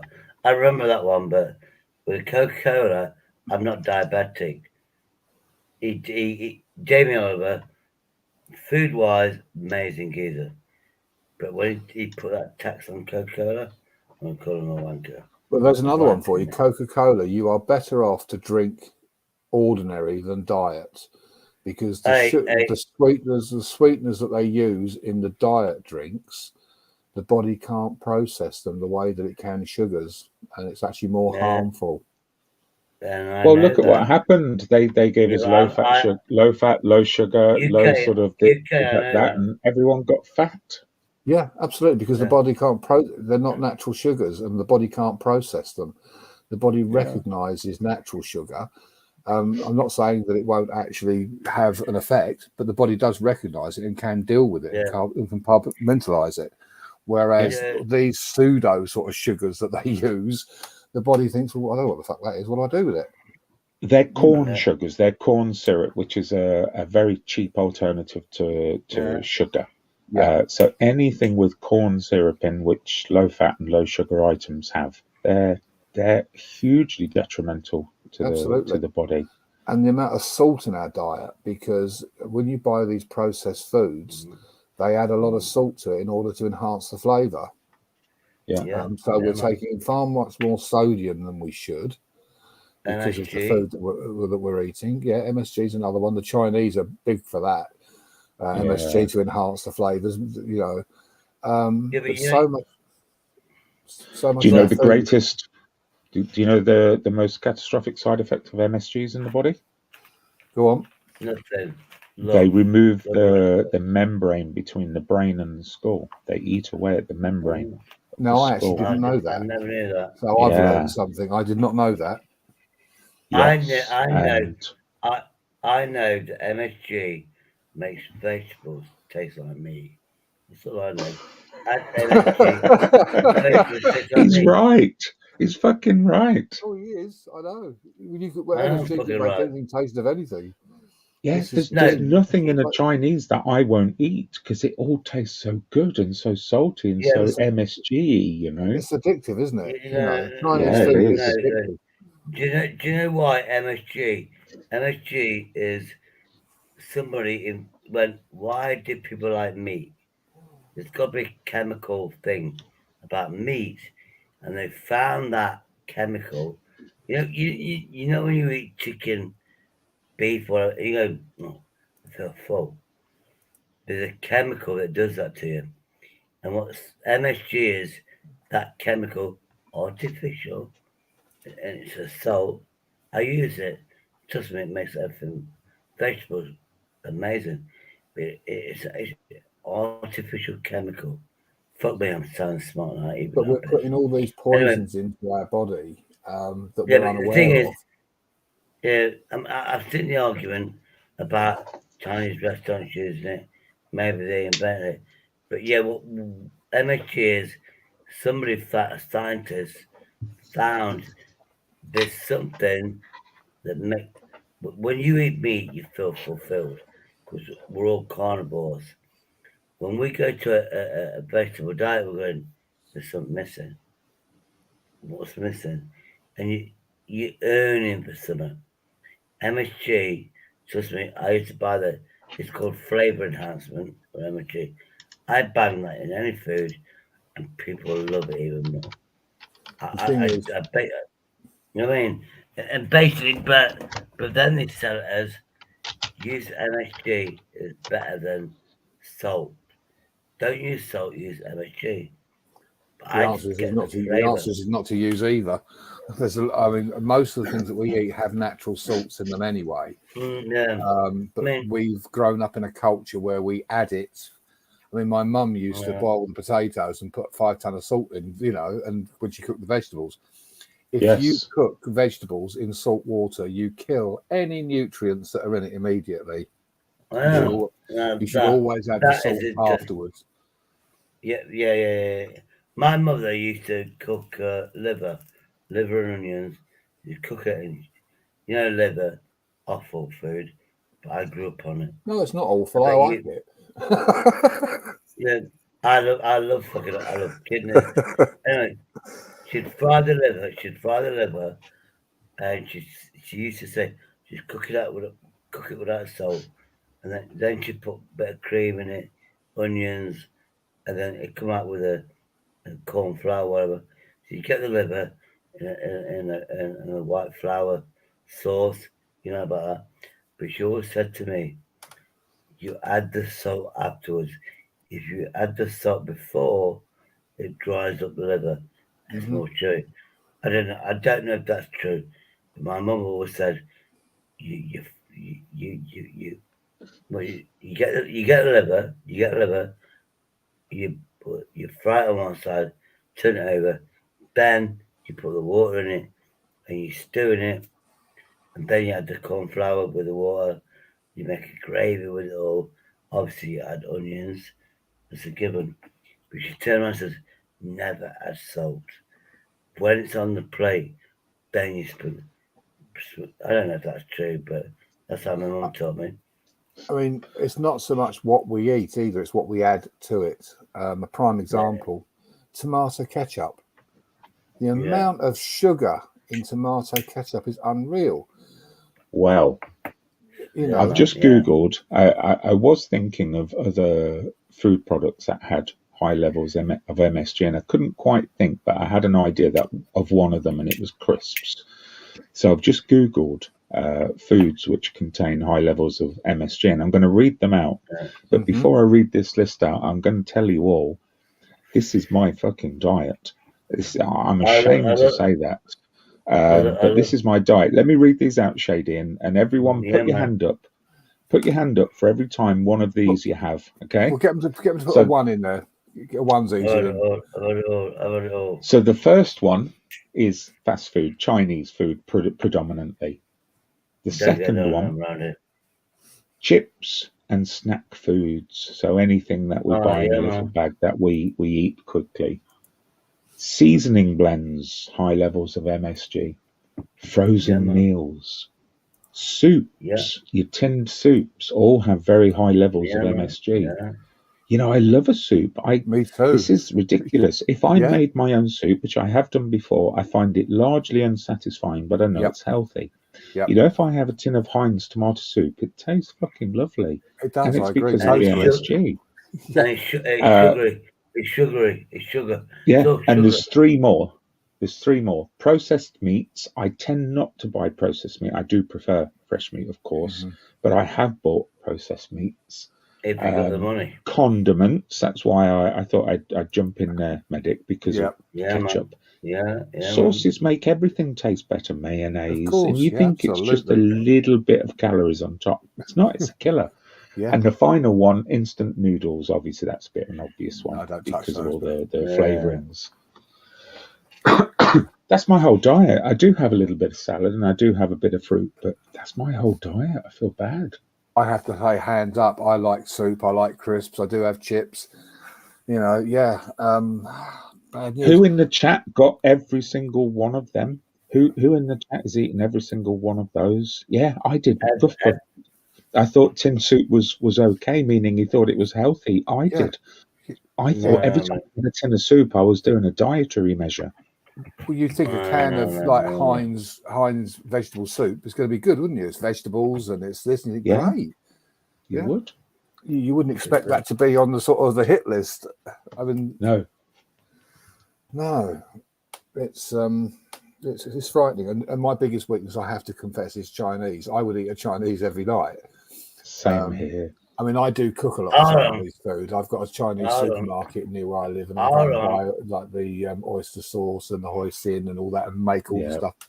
My favourite that I do actually is sticky sesame chicken, which I do myself. But again, I mean, it's sweet, it's sticky, it's got everything in it that you shouldn't have. But boy, does it taste good! my habit with Chinese, I eat it with somebody else. We'll not go into any more detail than that. No, we don't need that. We don't need to know. So when it's ordered, we get 4 meals. Yeah. And the thinking is that you'll always eat half of a Chinese. A and little then you bit of save it each, for basically. breakfast. Yeah, you'll save the rest for breakfast, which I used to do. And Now I'm hammering the whole lot in an evening. An hour later, I'm back on it. It's horrendous. I know. I do exactly the same because I like my thinking is I like a little bit of everything, and I'll sit there like you with somebody, and we'll say, "Oh, should we have some beef and mushrooms?" Yeah.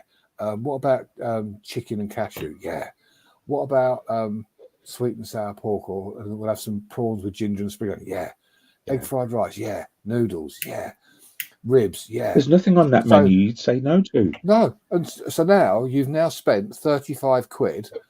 The guy turns up with Santa's sack on your doorstep. Your Chinese is cheap. Oh, yeah.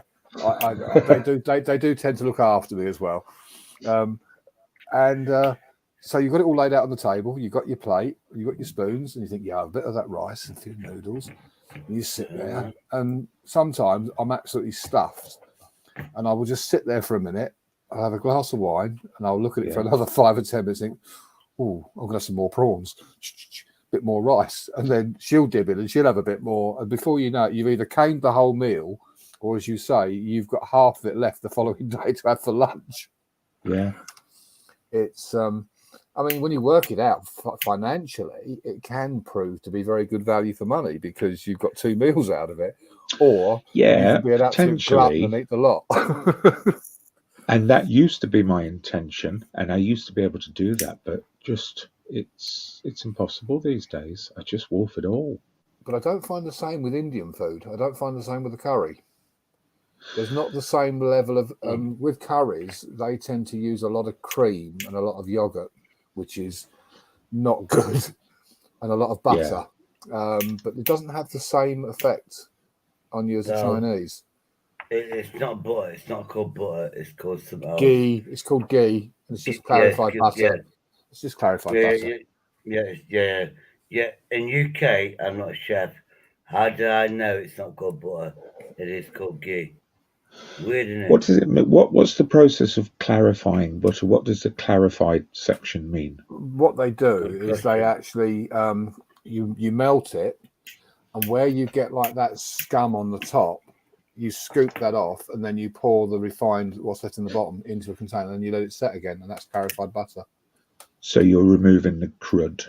Yeah, you take the crud off, the scum off the top. Yeah, a bit like when you're boiling potatoes and you get the foam off the top. You do the same thing with the butter. UK, when you do that, are you actually you're getting rid of the colour as well? I'm sure it's like when you get the ghee or whatever, when you clarify it, it's like it's not as yellow like butter. It's like a clearer liquid that you get. But it does go dark. It does actually go slightly darker, or can do. It depends on what butter. It's like anything. It depends on what butter you use and how much salt's in it and everything else. It's like so many.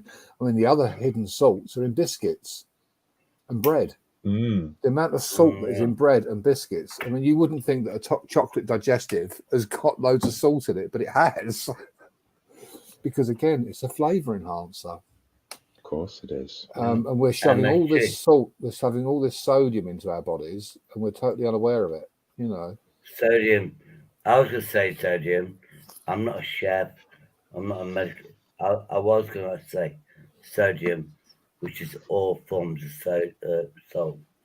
I know I'm pissed, but yeah, everything that's bad smart, but every now and again. Yeah, everything that's bad for you tastes so good. That's the problem.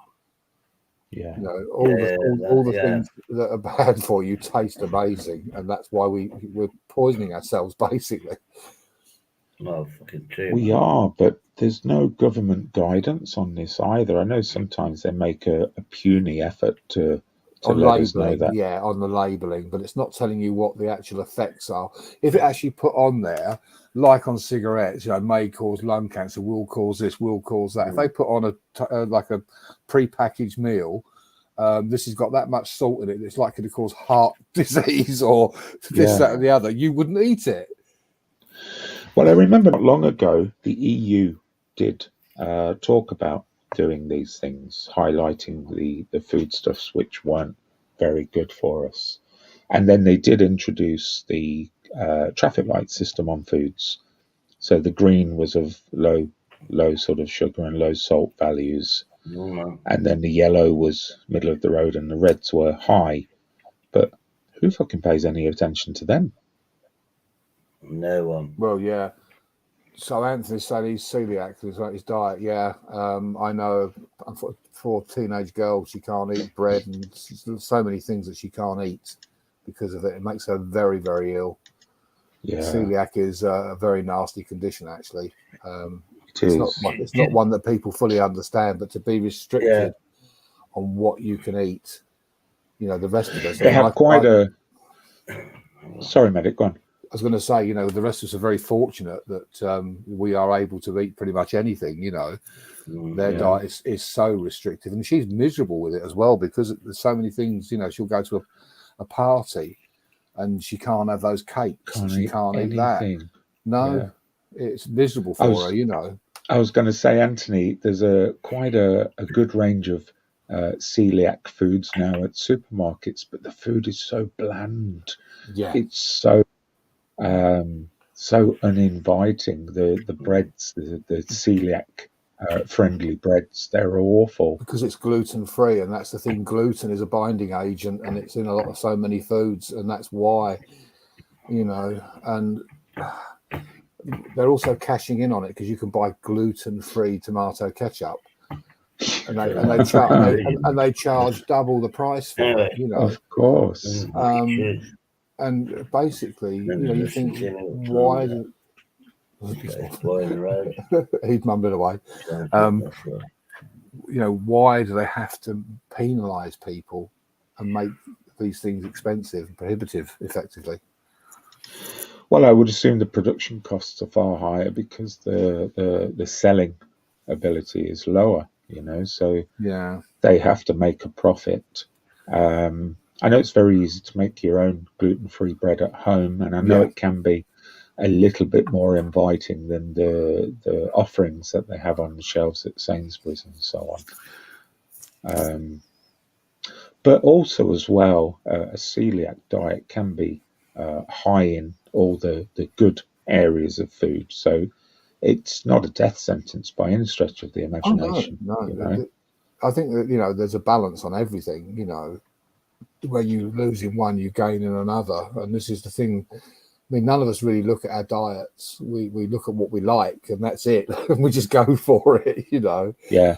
And the supermarkets are very good at tempting us as well by the way they lay things out. I mean, I've gone into Aldi's to go and get a couple of bits and pieces and walked out with far more than I intended. And of course. And 30% of that would be stuff that I wouldn't have necessarily bought, but I was tempted to buy. And you fell for the oldest trick in the book. Got a phone call. I'll be back in a moment. Yeah, no worries. It's very relaxing music on his phone there. Sounded almost Hawaiian. I wonder if that was a particular ringtone for a particular caller.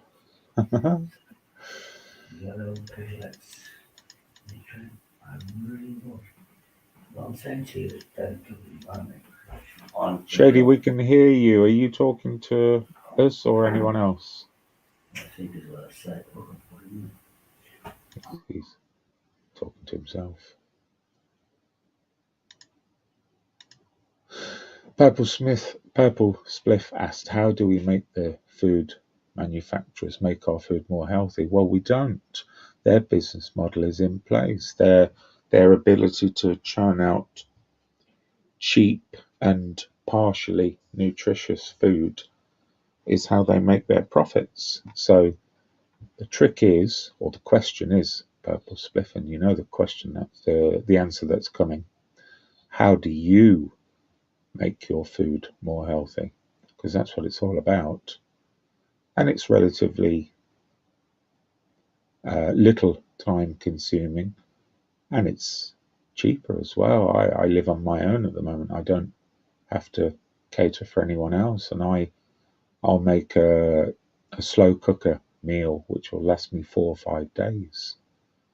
And I've worked it out. Sometimes I've managed to make a sausage and pork casserole with tons of vegetables, and I add to it as well as I go along.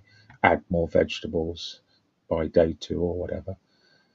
And then try a meal for 5 days, let's say, for instance, will cost less than £2 a day, you know, and I buy good quality meat, good quality sausages. And it's all very, very healthy. I don't use salt in any of my cooking. I never have.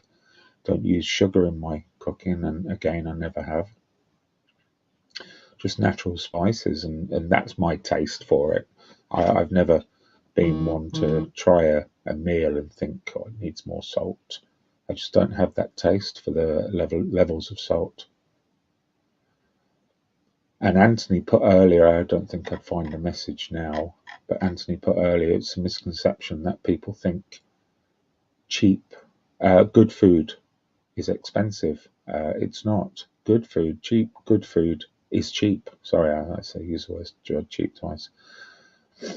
I know it myself. I buy for myself. Sometimes I don't go shopping and I run out of food and I do a bit of takeaway, but when I do go shopping, I do it with a budget in mind always. I don't go around wasting my food, wasting my money on high-priced processed crap.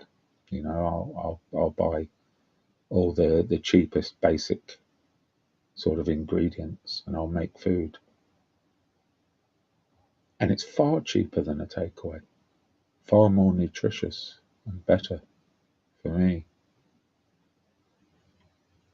So Purple Spliff, stop buying the food from the food manufacturers. Here's your answer.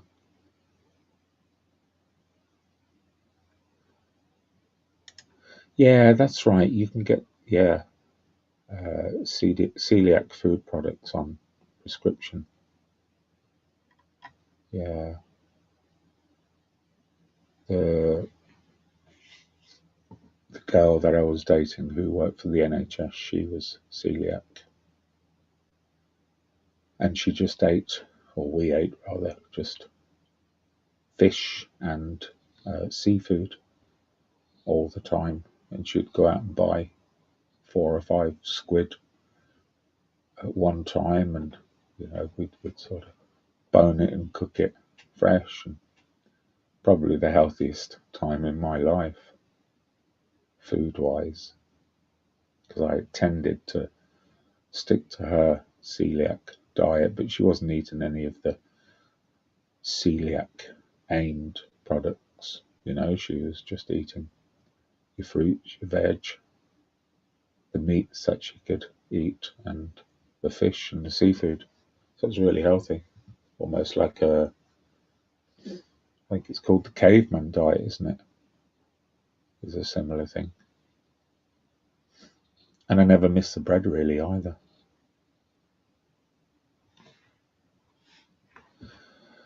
Tim Draycott, get this one.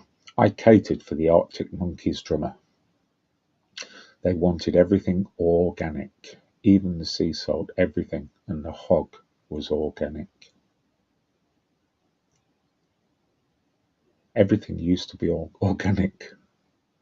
Once upon a time, you know, it became less organic, and now the emphasis is on to have everything organic. Was it Spanish music, Manic?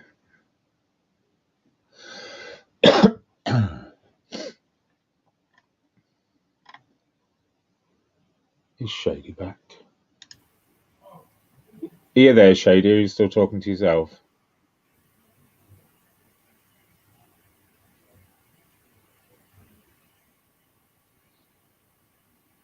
Do you, with your celiac, Anthony, do you ever eat foods which don't suit your diet just because you have a taste for them or a level of defiance?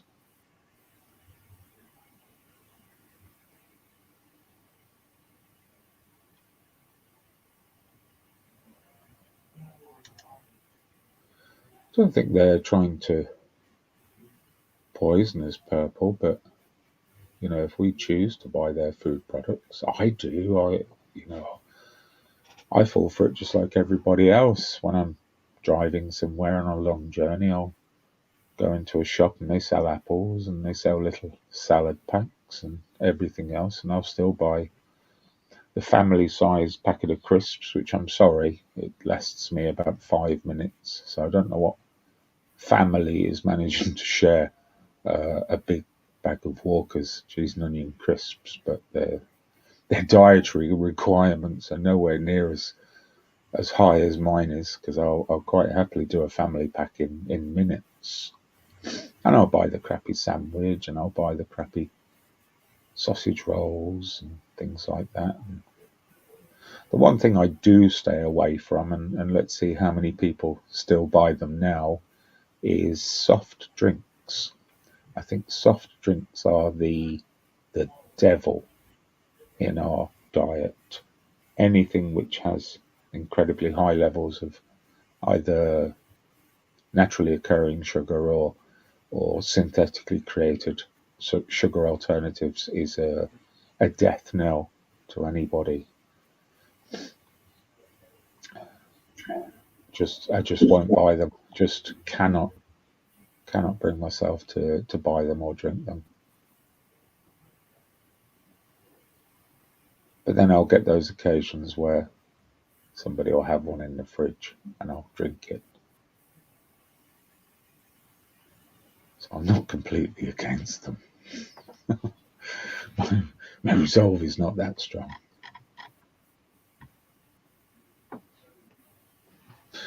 Bananas and broccoli. Now there's a winning combination.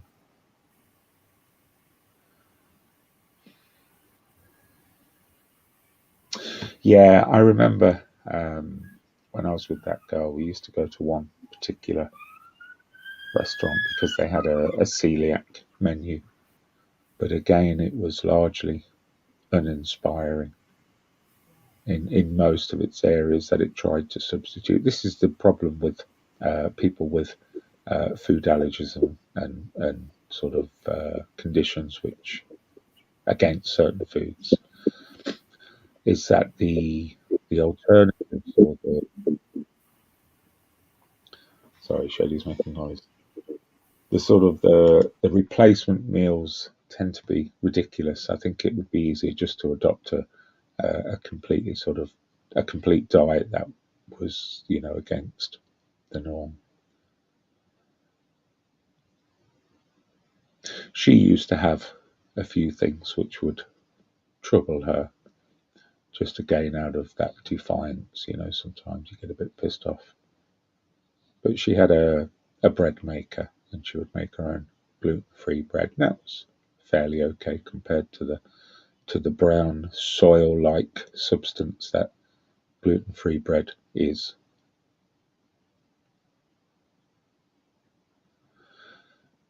It's a bowel condition, Marie, so it can seriously mess up the bowel function, and that leads to a lot of areas. How the body processes food once it gets to the bowel can be detrimental as well, so it can bring on all sorts of conditions and illness. But we're all finely tuned machines, aren't we, Anthony? And some machines are designed different to others. Some machines will run on Chinese and fish and chips for the rest of its life, and you'll make it to 95 and be as fit as a fiddle and have had a cigarette after every single meal, and you'll just die of natural causes. Some people have to put in certain foods which will keep them running.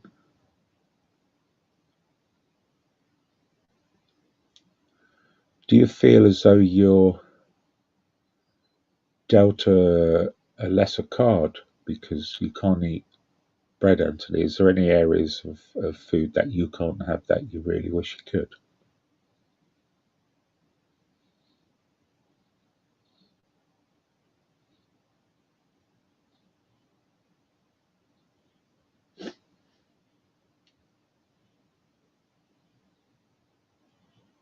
Yeah, and it can be the tiniest amount as well, can't it, if you get that cross-contamination in a restaurant? people are ignorant as to how sort of detrimental it can be. What's Purple Spliff? What's phenylalanine? I don't know what that is. Maybe I know it in a different name, but I don't know what that is. Explain to me. Let me Google it as well.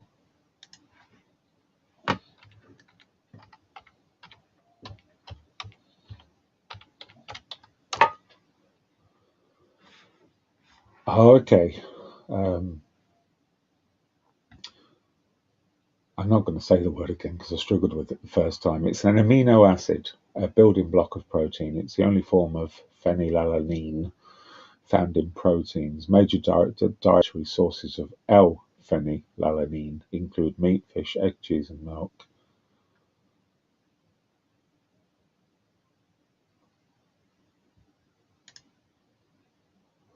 What is phenylalanine and is it bad for you? Phenylalanine isn't a health concern for most people. It can cause intellectual disabilities, brain damage, seizures, and other problems in people with PKU, whatever that is. It occurs naturally in many protein-rich foods such as milk, eggs, and meat. Yeah, I suppose your point is that some standard foods that we eat, some foods that we also consider to be healthy, can bring on conditions which are unavoidable. And it's all down to our evolution. Obviously, we've evolved very, very quickly over the last few thousand years. We munched on roots for hundreds of thousands of years, and then we munched on the branches and the leaves and the vegetables eventually as we evolved, as we got a taste for it and we were able to process it. And now we're at a point where we've accelerated the evolutionary process food-wise to accommodate modern ways of creating food through massive production levels. So even coming across foods, there's bits in even the natural foods that we eat which eventually causes harm, but then they all do that. We're aging anyway. So as you get older, those conditions will come on. So those conditions usually can exhibit whether you've had that food stuff or not. You can blame it on the food stuff. You can say it was, part of the problem, but some people have a high propensity to those things. Some people have a low propensity to it. Nothing's right. It's like people that smoke or drink alcohol. It can seriously shorten your life. But we all know somebody who drank and smoked until they were 90 years old.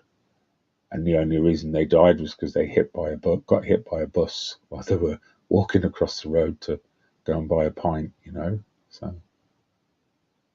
the rules aren't set for everyone.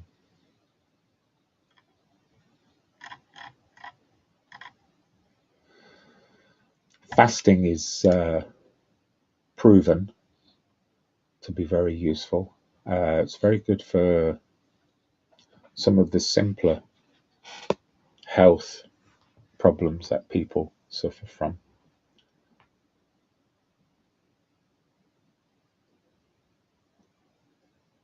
I think it's very important sometimes to flush the body, give it a complete sort of once over. And one way that I do that is by juicing. There's an Australian guy called Joe Cross who made a video about 10, 12 years ago called Fat, Sick and Nearly Dead.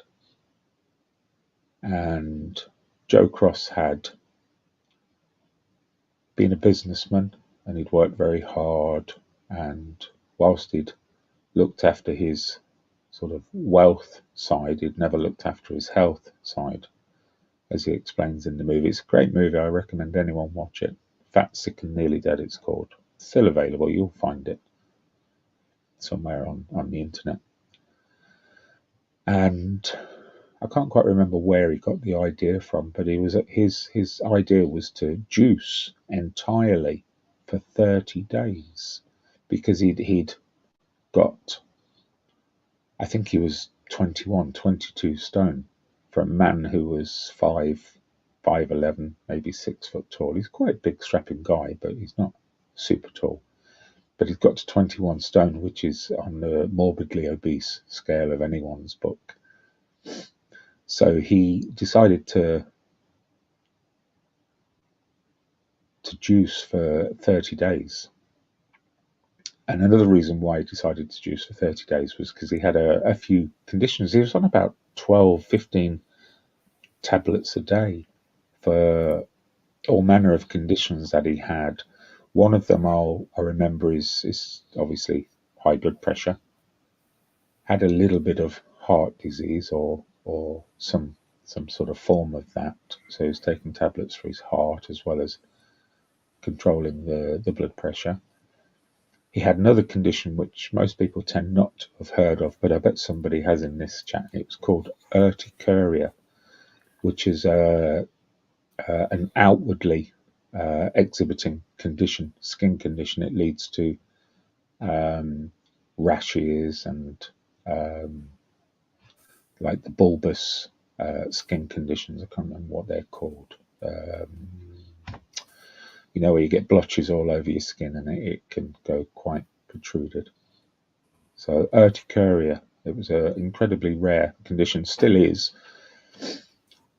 So there he is in America, and he starts juicing, and the change in him is incredible.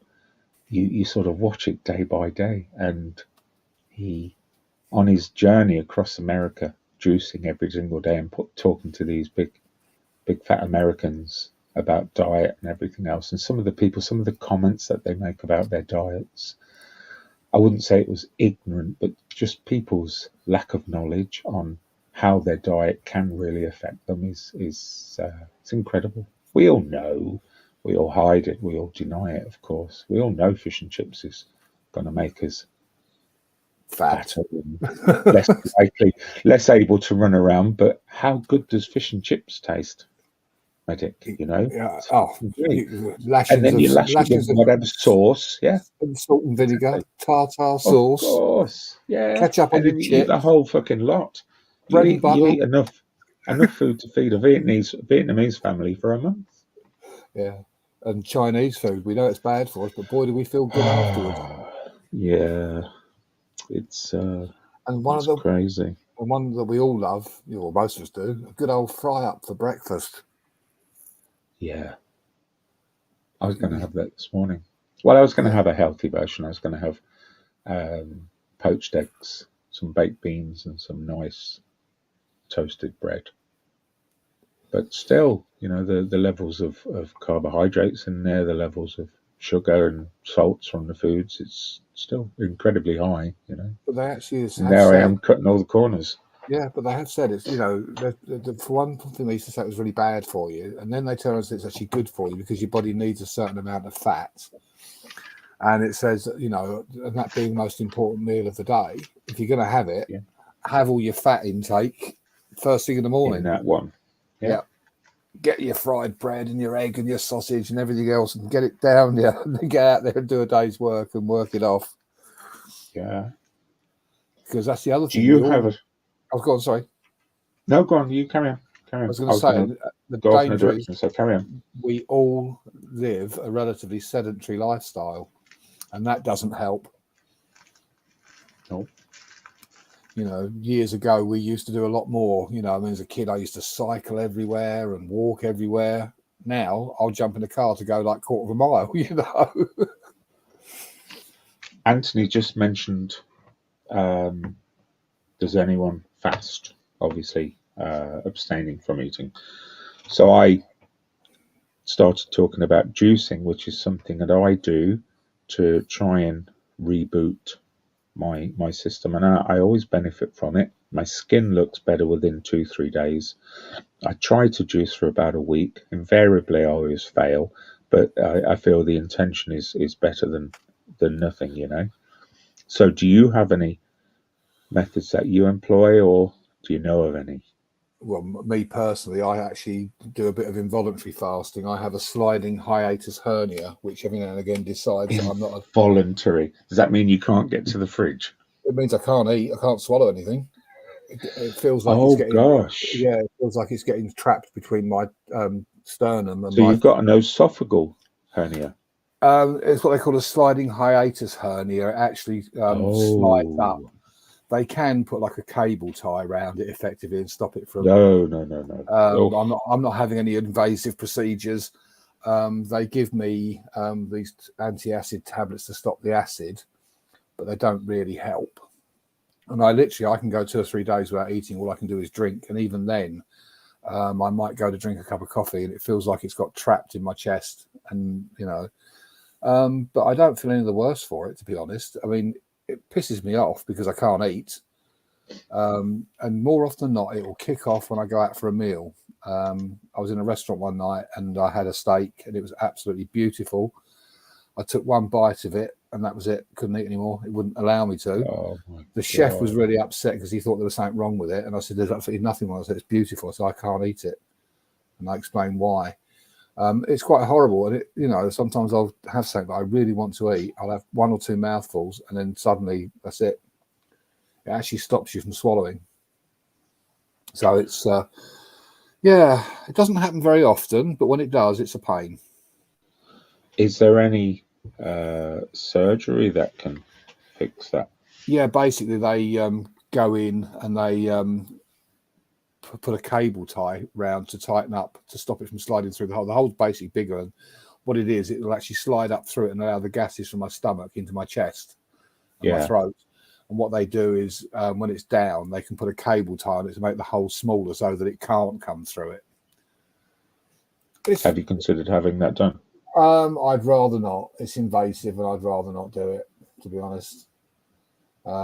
Benefits may not be so. Yeah, for the amount of time that it causes me a problem, I'm not that concerned about it. So, I mean, at one time, I actually lost quite a lot of weight as a result of it, which I was actually quite pleased with. Wow. I was carrying some extra pounds. I mean, I've got photographs of me sort of like, would have been back in February, I suppose, last year.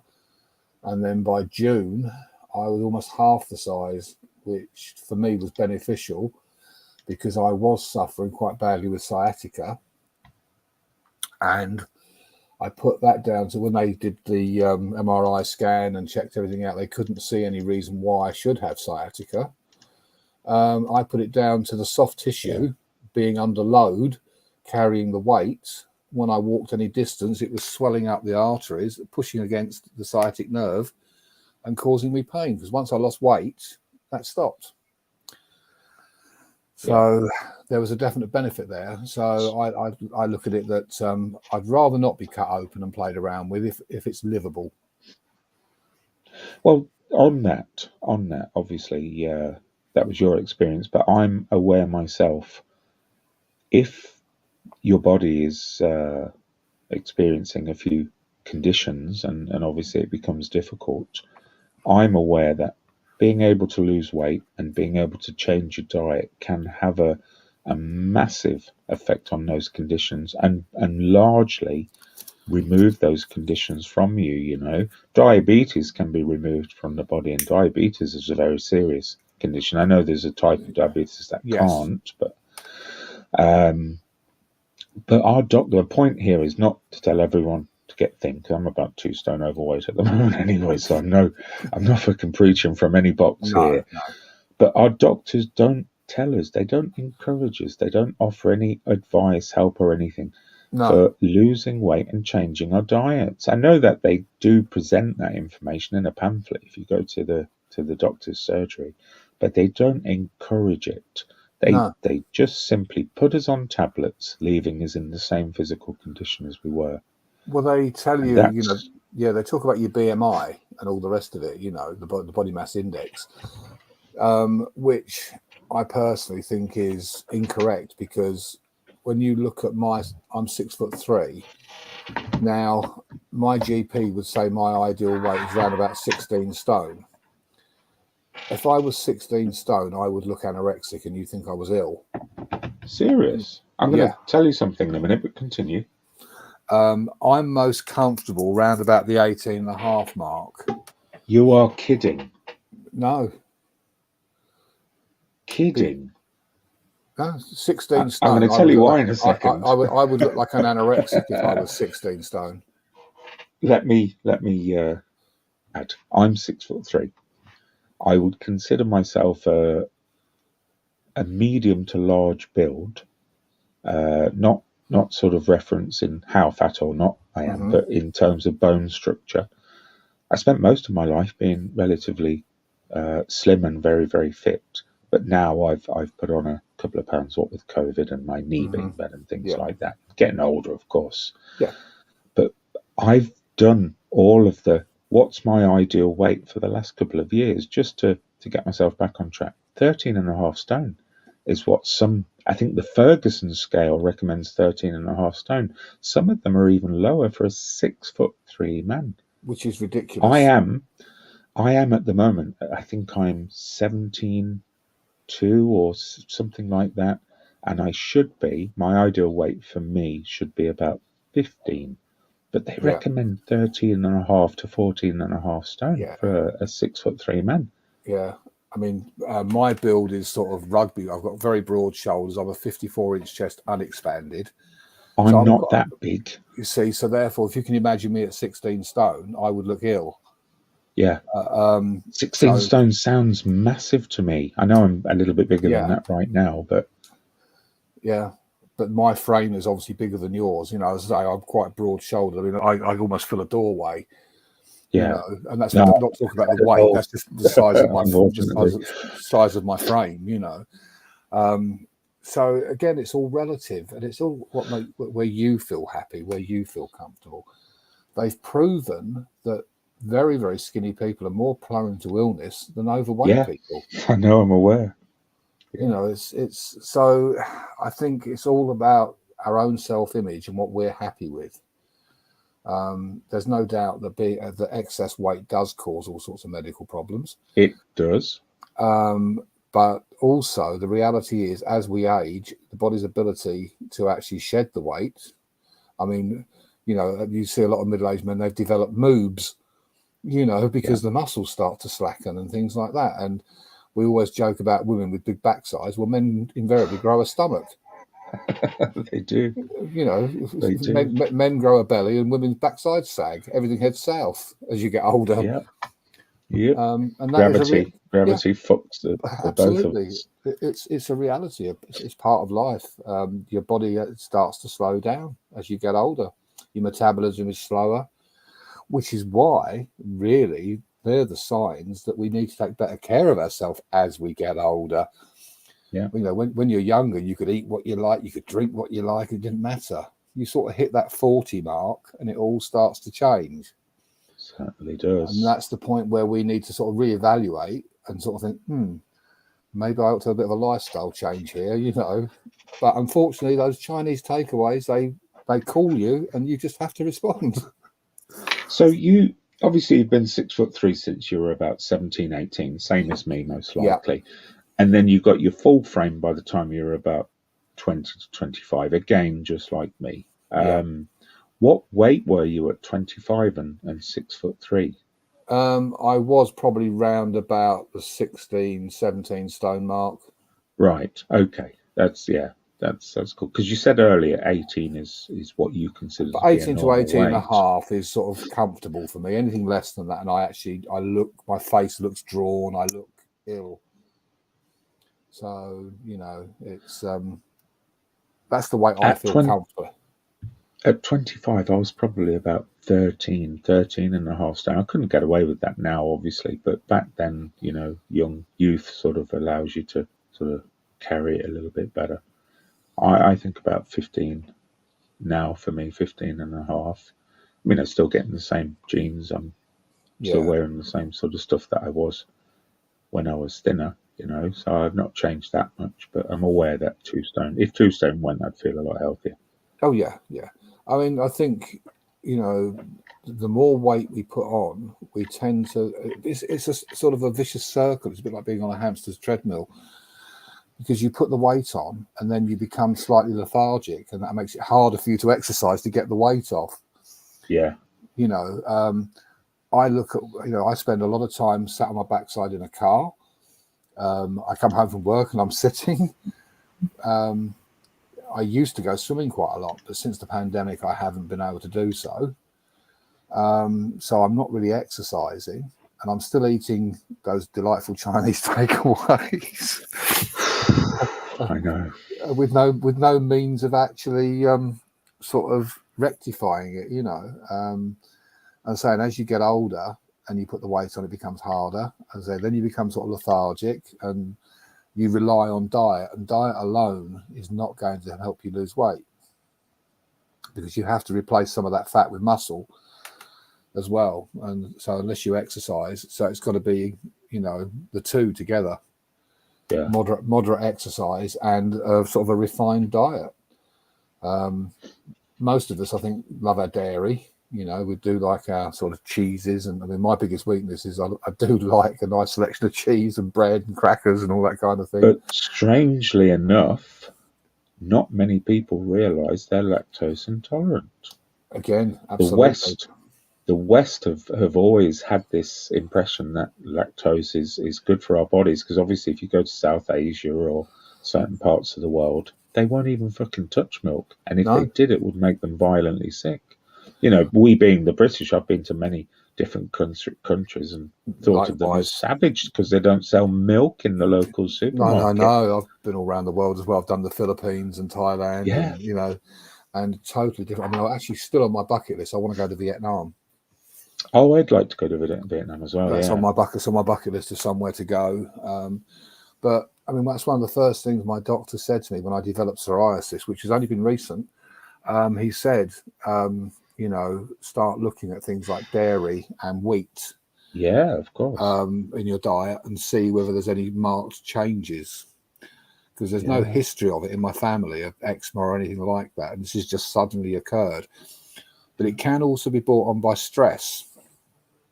And whilst I wouldn't say that I'm stressed, perhaps I am, and I don't know.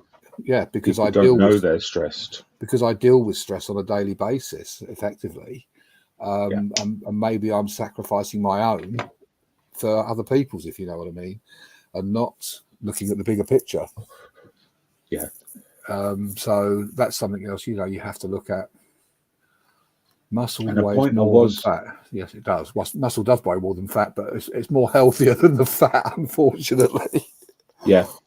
And a point I was heading towards, I don't know how sooner or later it was going to come, but Mark Kelly points it out perfectly, is, and I truly believe this, and I know there will be people that will have a different view to it, keep fit and the mind will become fit. I do truly believe in that. Absolutely. Absolutely. Because if you're overweight and you're unhappy, which most people that are overweight are unhappy, that affects your whole mental state. Mm-hmm. So mental fitness and physical fitness do go hand in hand. Absolutely. They do. When I have exercised, it does produce endorphins, which make you feel good. And this is, you know, that's why some people are sort of addicted to going to the gym. So I'll ask a question, Medic. You're our man on the inside. You're our informant, whistleblower, so to speak. Okay. Why? I know the answer to this anyway, but I'm going to ask you: why don't doctors connect those two, mind and body? Why aren't they connecting those two when it comes to mental health? Because they make money out of pumping you full of pills. They'd make the money anyway by giving you pills and telling you to be fitter. True. I don't really know the answer to that. I know quite often in the hospital, sometimes the consultants or the surgeons will advise, because they talk about physiotherapy and things like that. I think with the GPs, the biggest thing with the GP surgery is it's like a production line. It's in and out, in and out, in and out. You know, they allot a 10-minute slot, if that, to deal with you. And I think the idea is to get you in the door and get you out as quickly as possible.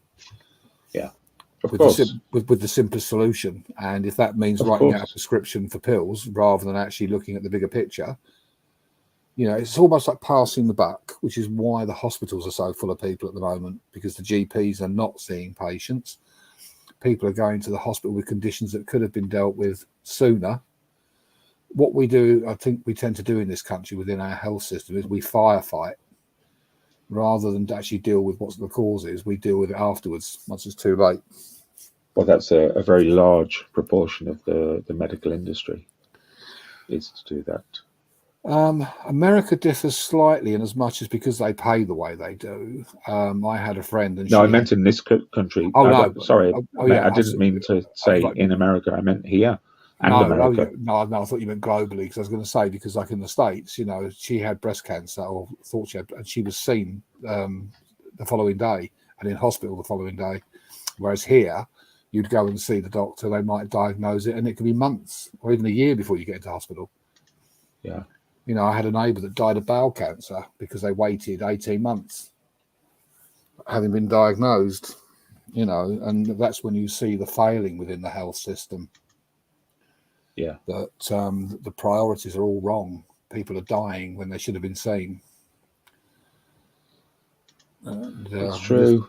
This is where it all falls apart, sadly. And I think the NHS, the actual principles of the NHS still remain. But unfortunately, the system itself, there's too many people on high salaries counting paperclips rather than the money being invested in the treatment of patients. And that means nurses, doctors, etc. Well, the services have been taken away from us. You know, it's firmly ingrained now in the psyche of the UK that the NHS services aren't available to us at this moment. They are, I will stress. Yeah.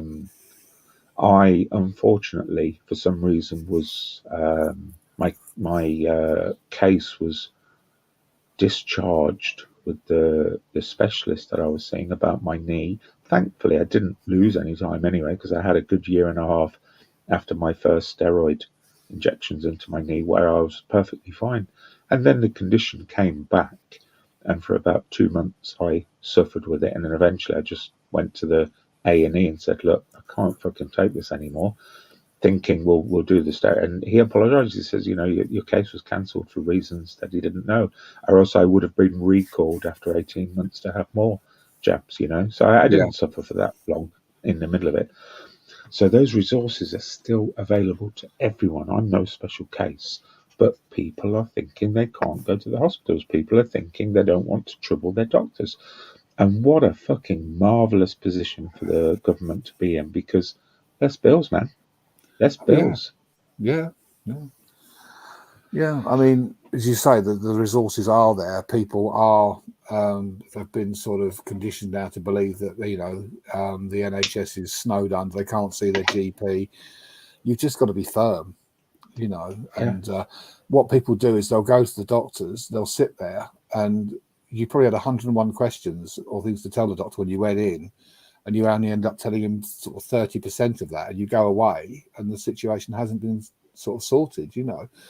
Well, people are probably going with 2 or 3 conditions and choosing only to present 2 because they don't want to trouble too much the doctor, and they want to concentrate on those 2, you know. Yeah, Anthony's just about sleep. Yeah, very important. Very important. It is. And that's something that I don't get enough of. I have to be careful because obviously the effectiveness of my job depends on my ability, and so sleep is important.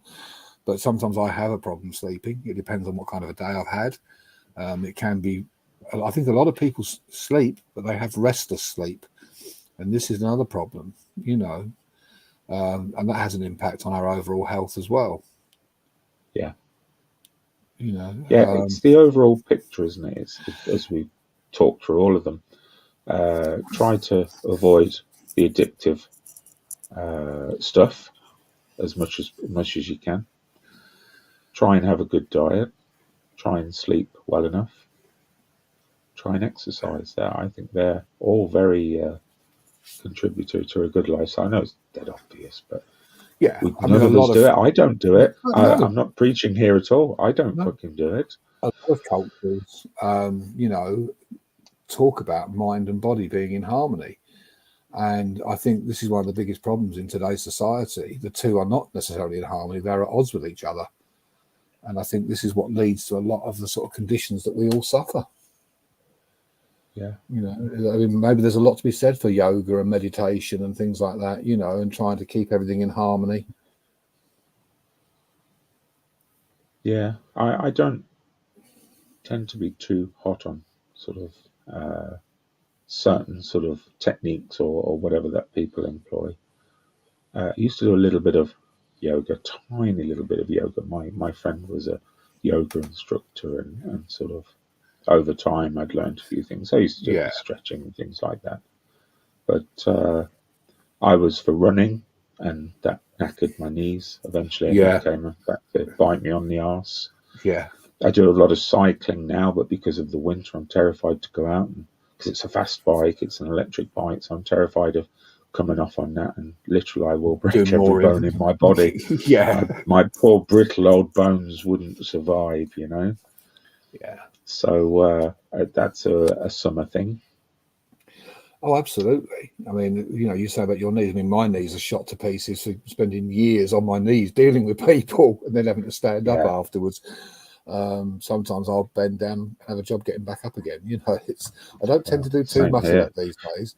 The fact that I'm out in a car now, I don't end up carrying people downstairs in carry chairs and damaging my back and stuff like that. My duties tend to be a little bit more supervisory, I would say, is the polite word I would use. Less sort of less detrimental on the knees. Yes, because I'm not lifting them and putting them in the back of an ambulance. I'm turning up on scene first, dealing with the problem. The ambulance then arrives, and then I let them get on with it. Which that suits me fine at my age, being an old man. Of course, yeah. Well, that's the aim, isn't it? To start fast, pedal fast during the middle, and then slow down towards the end. Absolutely, that's the idea of life. Yeah. But I think, I mean, the subject matter has been very good, and it's nice to see sort of the feedback from the chat and people's opinions, because I know both you and I can be a bit controversial at times. Right. Well, Medic, I have to announce we have probably the greatest guest that has ever graced the channel. On possibly his fourth or fifth visit, but it's no less of an honour for me to introduce SG. G'day. Well, hello, mate. Sir. For this honour, I have to display his name because they'll be recording it somewhere, and I need the evidence. So let me. The evidence that I was here. If any fuckers clipping this now, you can see who it is. Oh my God! Three. I doubt they're clipping this. 3 controversial people on one panel. Well, Shady's on mute because he was mumbling. I think Shady's gone for a little sleep. Probably. SG, how are you, man? I'm okay, cheers. We were talking about health, well-being, cannabis, and exercise. And I know you're an expert on all. Some little bits of it, yeah, and I kind of on all of those subjects. That's a few of the things I have going on in my life. and the all-important Chinese takeaway, of course. Yeah. So how's SG doing? How are we, brother? Oh, a little bit drained, but yeah, I'm fine. It's just one of those Sunday morning things, isn't it? You know. Yeah, absolutely. You're like, a day where I can rest. Guys, I'll be back in 2 minutes. No worries. No worries. You think, a day where I can rest. You know, or I used to anyway. Really, they all meld into one now. But absolutely. I usually get to a Sunday and I go, a day I can rest, and then I can't. Yeah, it's been quite an interesting one this morning. We've had we've been doing an open surgery today. Yeah, sounded good. Yeah, well, it's the thing is the whole thing with it sort of encompass mental health and physical health, and the two really being linked. They do. And we've covered, the benefits of cannabis against everyday sort of medicines, and it's been an interesting. I've tried not to stick my head on the chopping block. Yeah, it's not always a good option, because there's always someone there with an axe. Oh yeah. Looking for something to chop. I think, there's so many subjects that you can talk about that become controversial. And one of the things I said early on was, YouTube. I mean, Tony P came up, but that was Shady brought that up. And I said, I think we've had enough of trial by YouTube, Excuse me. But there's always someone who's got something to say. You'll always offend somebody by some comment or whatever. You and I both know only too well. Yeah. The Jackanory comment. In fact, yeah. Well, I was in a different place that day. Absolutely. With my shit. So and it was not subject. It was it just happened to be a thing I was looking out for, and maybe I was looking a bit too much, Easily done though. It's so yeah. easily done because it depends on your frame of mind as to how you see a comment. And that's what it is. You see. Yeah. It's how you perceive. It's not comments are comments, aren't they? You can read them as like, hey, how's it going? Or hey, how's it going? Yeah. You can read it any way you wish. I've received text messages from people and I thought, you cheeky bastard, and when I've looked at it again 10 minutes later, I thought, actually, perhaps that's not what they meant. It's the written word is easily to be misconstrued. It's the inflection of someone's voice, what their intent is when you hear it in their voice. Had I come on, so important. Had I come on voice and said, "Oh, SG, this is just like Jackanory," you'd have understood that to be sort of like harmless. But to see that, you're thinking, "Oh, that's it. He's saying I'm going on a bit and droning on." And that wasn't my intention at all. Because actually, that's not what I thought you were saying. What I thought you were saying was just like, I'm having a joke here, but that's the problem with messages. Yeah, you really don't know. No. So after the few messages, I was like, I'm gonna have to address it. So for my part, I came in and you were doing that, and it's something that you rarely do. So it was so unusual.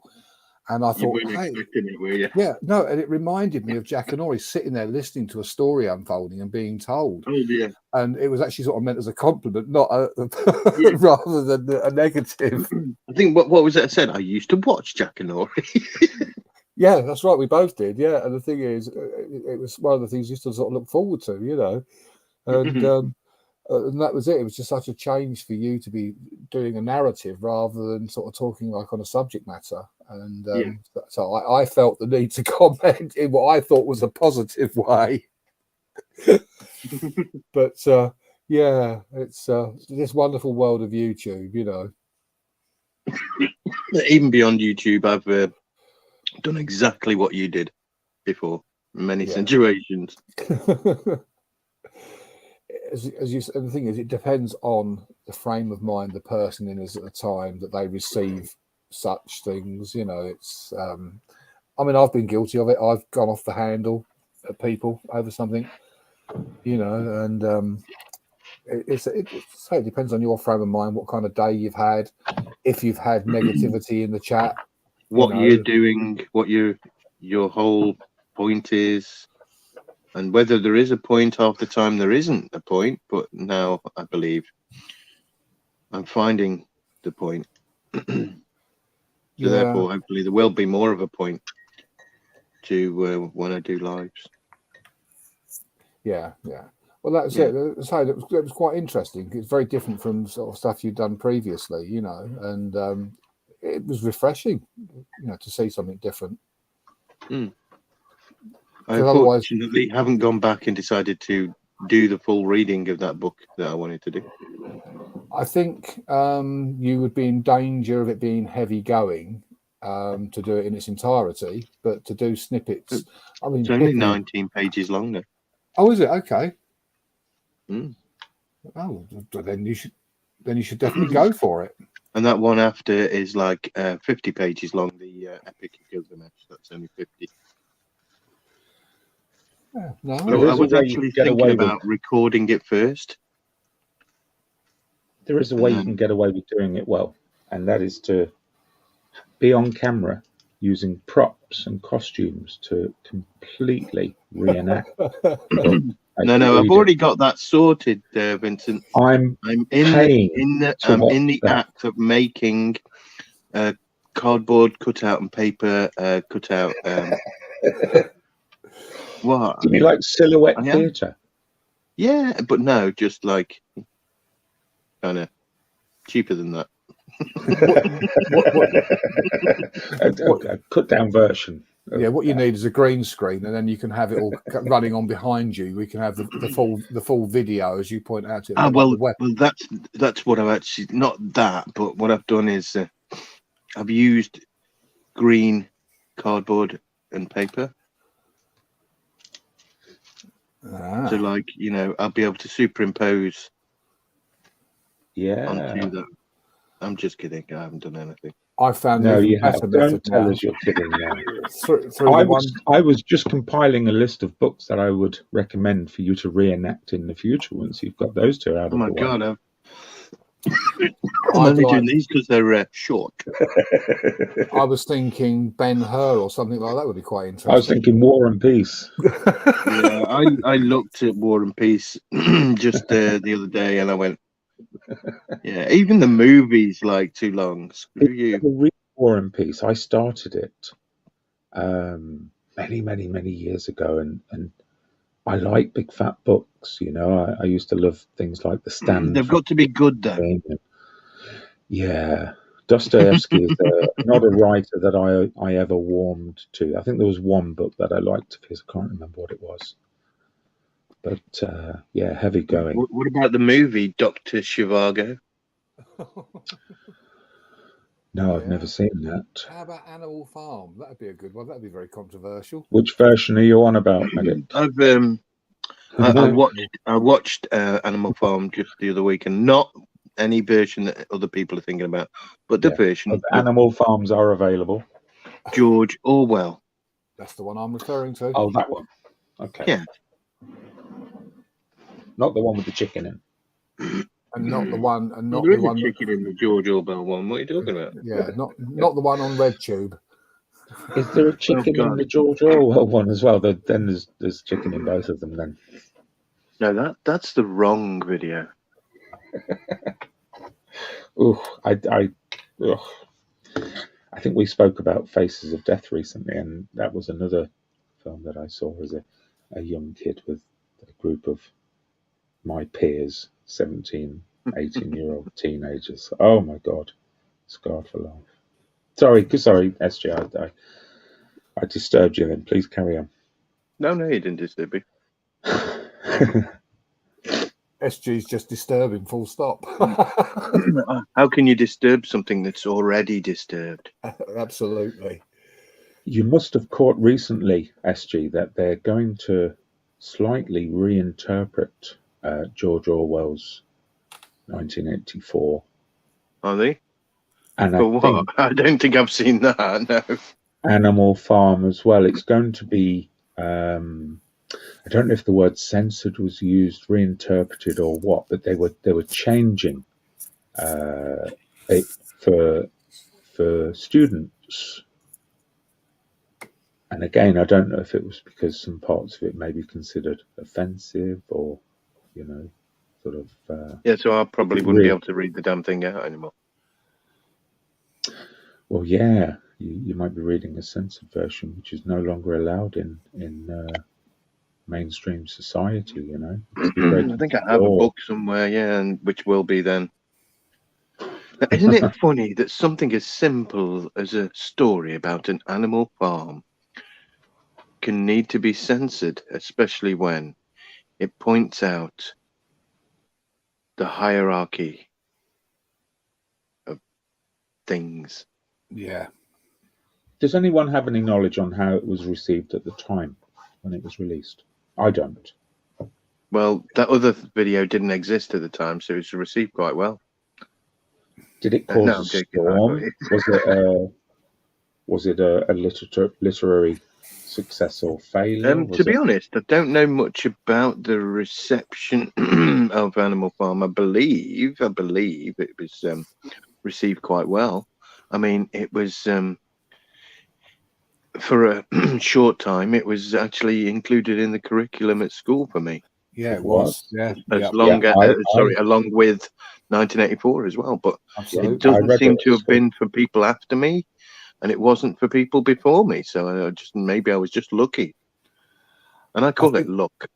I think it was one of those things. It's something that was of its time, and there's been so much change over the years that now, would it be seen as appropriate? This is the thing. Well, this is interesting. I know me and you are of similar age, SG, there and there, about a year or so, whatever. Medic's a couple of years older.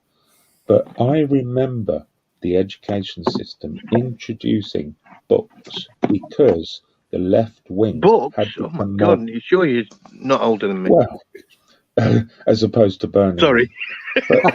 I remember now they're introducing books like, you know. Yeah, we've never had books at this school before, kids. Yeah, you could afford books. Well, you know what I mean. Bringing in certain books. I mean, we know what the roots of. Do you mean slates put together? That's what they had when I was at school. Yes, that's what they had before books.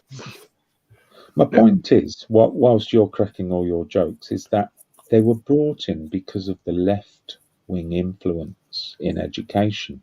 But now, for the exact same reason, the left-wing influence, they're being removed. Yeah, because it's not the right-wingers who are saying get rid of those leftist Marxist Trotsky. I'm sorry, people start losing me, and I really do apologise for it. But I specifically get lost. I think it's by choice, but it's a subconscious choice. When people start talking about left and right, because I don't believe in it, it's all no. I either, but it does exist. We're presented it. We're I know, but I don't believe in it. No, I don't either. Likewise, I'm with you on that. Yeah, on that we are all agreed, gentlemen. Yeah, it's not left, it's not right. It's just views. Absolutely. Of course, it is. Opposing those sometimes. They can be opposing, when you have opposing views, it's easier to label. View. Yeah. We all know about the labelling in society. As soon as you start saying left or right, then you're like, what? Where's the forward and back, up and down? Yeah, like what? Left and right? Hold on a minute. Just left and right, and that's it. Yeah, you start to lose sight of things if you allow yourself to be driven down a particular path. Your thoughts into that. Well, you're being led, aren't you? Of getting stuck on train lines of thought where you cannot freely move about. Right? Yeah, absolutely. Freedom of choice. Yeah. Rather than being directed and steered down a particular route, which society is very good at doing. Oh, it is so good at doing that. Yeah. Well, it's useful. You know, if you were an invading force, an invading horde of savages going to try to take over a country, the simplest option to take would be to divide that country in the first place, to have it into two factions, one who believes in a cause and one who believes against that cause. And if that invading force or horde or army of savages comes in holding one of those beliefs, what do you have? You have a country which supports that invasion, or half of it at least. And have we not seen some of that already with the current situation with the V? Trying to be too obvious, but yes, with the V and the anti-V. Exactly. So you mean the cupcake and the well, not the anti-cupcake. No cupcakes. No cupcakes. You're joking. I've heard about cupcakes being mentioned across the pond now. All out, all eaten, all gone. Honestly, it spread like a splattered, smashed cupcake on the floor. From now on, SG, you have to buy your own cupcakes. Lucky I don't even buy cupcakes. I don't even have cupcakes. I don't like cupcakes. I'm torn when you do this as well, because I really do like cupcakes. But I know you're not on about cupcakes. I know, yeah.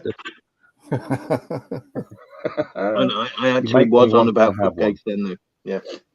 Oh, were you? Oh, well, if that's the case, I love cupcakes. I like the pink ones. And the blue ones. Did they pull the plug on Jason's stream last night? Did they? Apparently so. Why? I don't know. I was out, but I was listening to it. I was having to drive around and pick somebody up, drop somebody off, and all sorts last night. But I was listening to it, and I didn't realise it got cut. Is Jason still around? Are you still here, Jason? He's probably buggered off.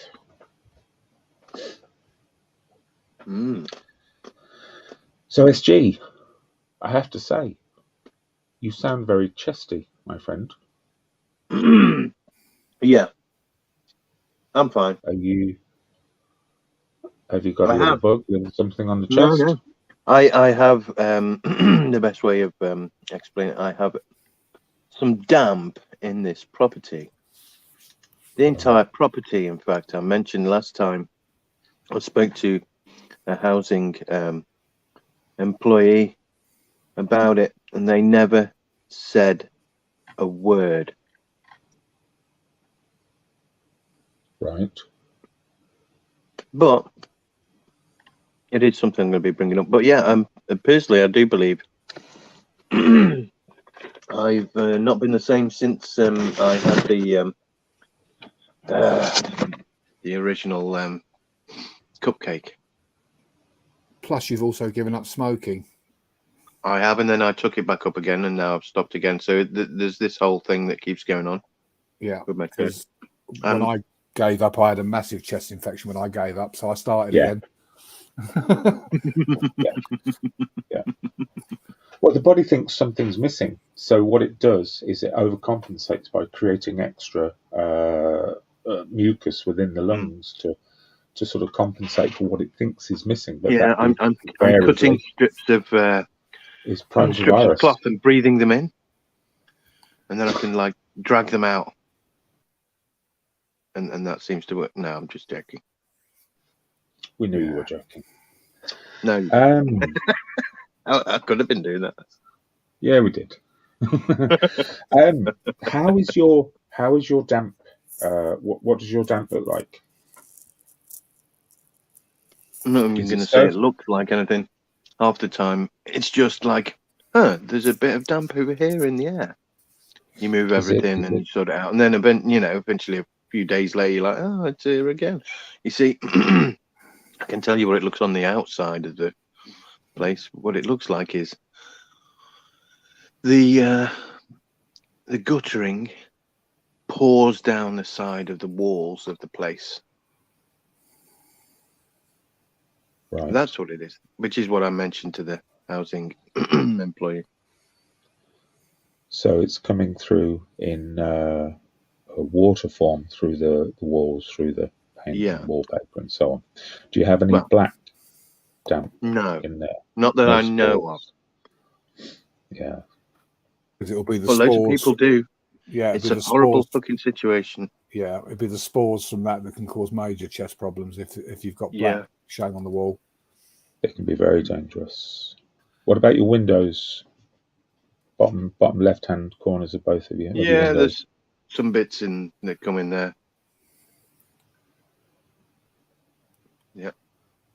Something you could potentially do to alleviate that until such time as it's rectified is to get an old sock or something and fill it with cat litter. That'll absorb the moisture, then put it in the microwave once it's done its bit and use it again. It does work. I thought you were going to say eat it, put it in the microwave, and then hey, local. Then dinner. I have seen meals that look like the contents of a cat litter tray. So, I've had to eat them over the years as well, my lord. well, you've got to stop shopping in Lidl's. I've had to eat Well, them. try living with a Czech woman for 11, 12 years. My lord. And you're like, what is this Yeah. food? So it's the damp, it's the moisture that's causing you the problem, not so much the sort of Well, I would say it only happened after I had the cupcake back in December 2019, and I think it, whether or not, you know, flu, whatever, it doesn't really matter what it was, but it kind of left me in that damaged situation for like at least a year, a little bit more actually, and I just never returned to where I was before, and I've never had a very good deal with lungs anyway. I have had low lung function since I was born, you know, so yeah, a lack of vitamin K. Well, as somebody with quite an extreme lack of vitamin K, because all babies are born with a lack of vitamin K or a deficiency. Yes. As someone with a little bit of experience in this in terms of advising people, because I used to do invasive surveys for councils and housing associations. I don't do it now. It's hard work. But rice and peas recommended. Have you tried a dehumidifier yet?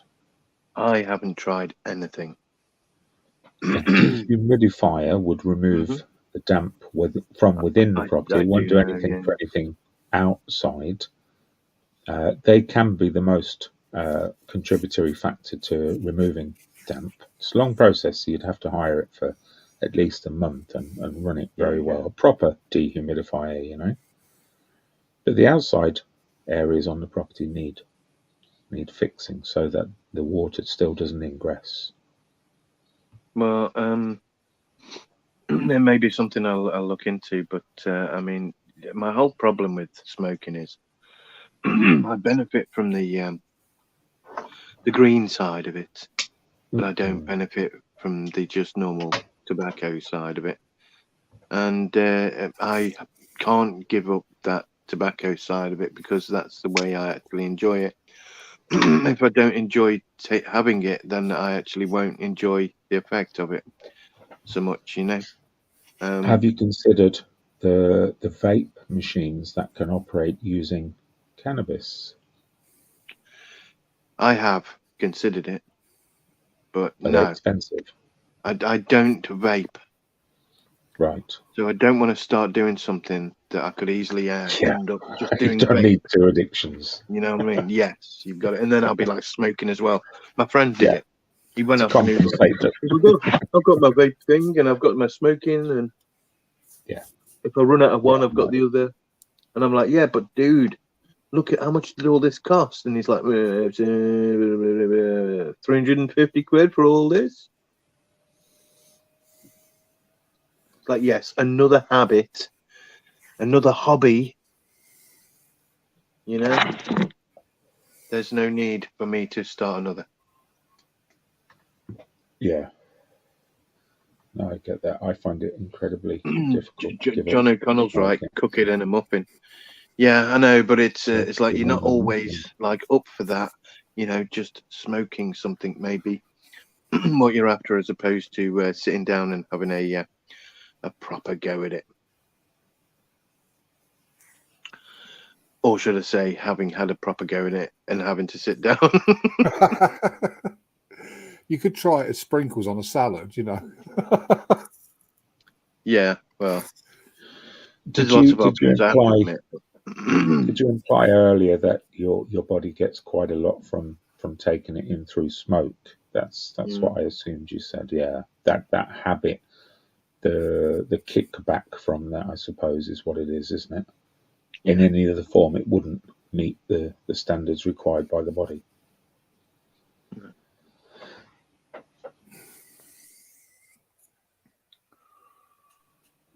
Sorry, I've given myself a tickly cough with my coffee, so I keep muting to make a coffee sound. So apart from that, SG, how are you? Let's deal with the bright stuff now. We've depressed you.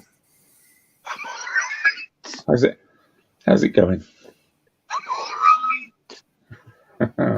Sounding good. Yeah, that's what my chest is like, you know. And I've been like that since as long as I can remember. So you can imagine what I just said happened. It doesn't do my chest any good. And I've been smoking since I was 16, basically. I thought But Vincent had unmuted Shady then for a moment.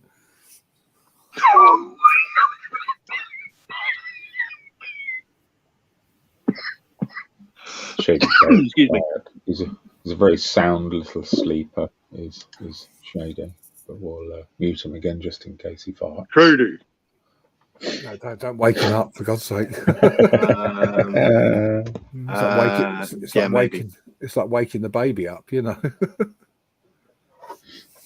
So come on then, SG, give us the details on what it's like to be a glamorous YouTubing star who can flip from panel to panel and be hailed as a celebrity. What have you been doing for the last 2 days? Well, I've been out and about and doing some bits and bobs and stuff to do with the YouTube of now or whatever. I can't really reveal anything at this moment. No, of course you won't, and you definitely won't do it here. No exclusives for me. Well, it's not about exclusives. It's more like just waiting until that's ready. But yeah, I have been out and about a bit. Yeah, and I do speak to people. Okay, so what's it like? Right. Well, for me, it's been like this. Some people have told me that they have felt compelled to try and contact me for reasons I'm not going to go into because it's their personal reasons, but they have felt like they need to talk to me. So I have been talking to people off YouTube, but from YouTube, and I don't know. Maybe I'm just like someone that they feel okay to talk to about things. Yeah, that's what I'm told anyway. So that is something I've been doing quite a bit of over the last few weeks. Well, I don't think it's unfair of me to say you're more than aware that those people don't come to you because they know you have extensive knowledge on the things that they're suffering with. It's because they know you'll listen. And I think I think you might be right. Yeah, most people crave for just somebody to listen to their problems. They're not looking for answers from anyone. Sometimes to share it is as useful as finding a half cure. Do you get anything from that? Yeah, good. Probably as much as they do. Yeah, good. To have somebody come to me and want to speak to me, I've already got it by that time. Before they even freaking speak, I've already got what I'm going to get, and it's immense. I'm sorry, but it is. Yeah, I know. And it's a little bit overwhelming for me, to be honest. Now and again, it all gets a bit too much. I'm not used to taking good comments. I'm not used to taking compliments. You're not going to get any. I do eventually do it with a bit more, acceptance and and being okay about it. But most of the time, I don't, and I fight it. I'm just not used to that shit. So yeah, it has been a bit strange for me, but I'm getting used to it, to be honest. To try and do it in a more natural way as opposed to going, "Oh, what do you mean?" Because it's one thing saying "what do you mean" to some comments, but when you're getting compliments and positive comments, and I'm going, "What do you mean?" Yeah. Don't do that. Yeah, it doesn't really work for you at the end. But yeah, I think really it's am fair. beside myself with it all, to be honest. I think it's fair to say, though, SG, and I know this is being pointed out to you loads. I'm not teaching you anything here, but what you do with your lives is very helpful to a lot of people. Just by, wittering on your fantastic jokes are always really helpful. I haven't done any jokes. What are you talking about? No, I know. We Well done. know. Well Did done, you like that one? Well done, Vincent. So, that alone is good for people. I know you've had a conflict recently with the fact that, unfortunately, there are a few fucking dicks around. But I hope that doesn't put you off getting back to what you do best right now, Not moving the furniture around. I think he's off. Actually, Stop the no, fucking just car. facing my Stop the tablet car. and something that actually, like, was not my hand holding it up in the air all the time. Oh dear. John O'Connell is concerned that I might have just called you thick there. I can't quite remember how. Well, we're all That might thick in happen. a certain aspect, aren't we? Well, am I thick for not realising what he means?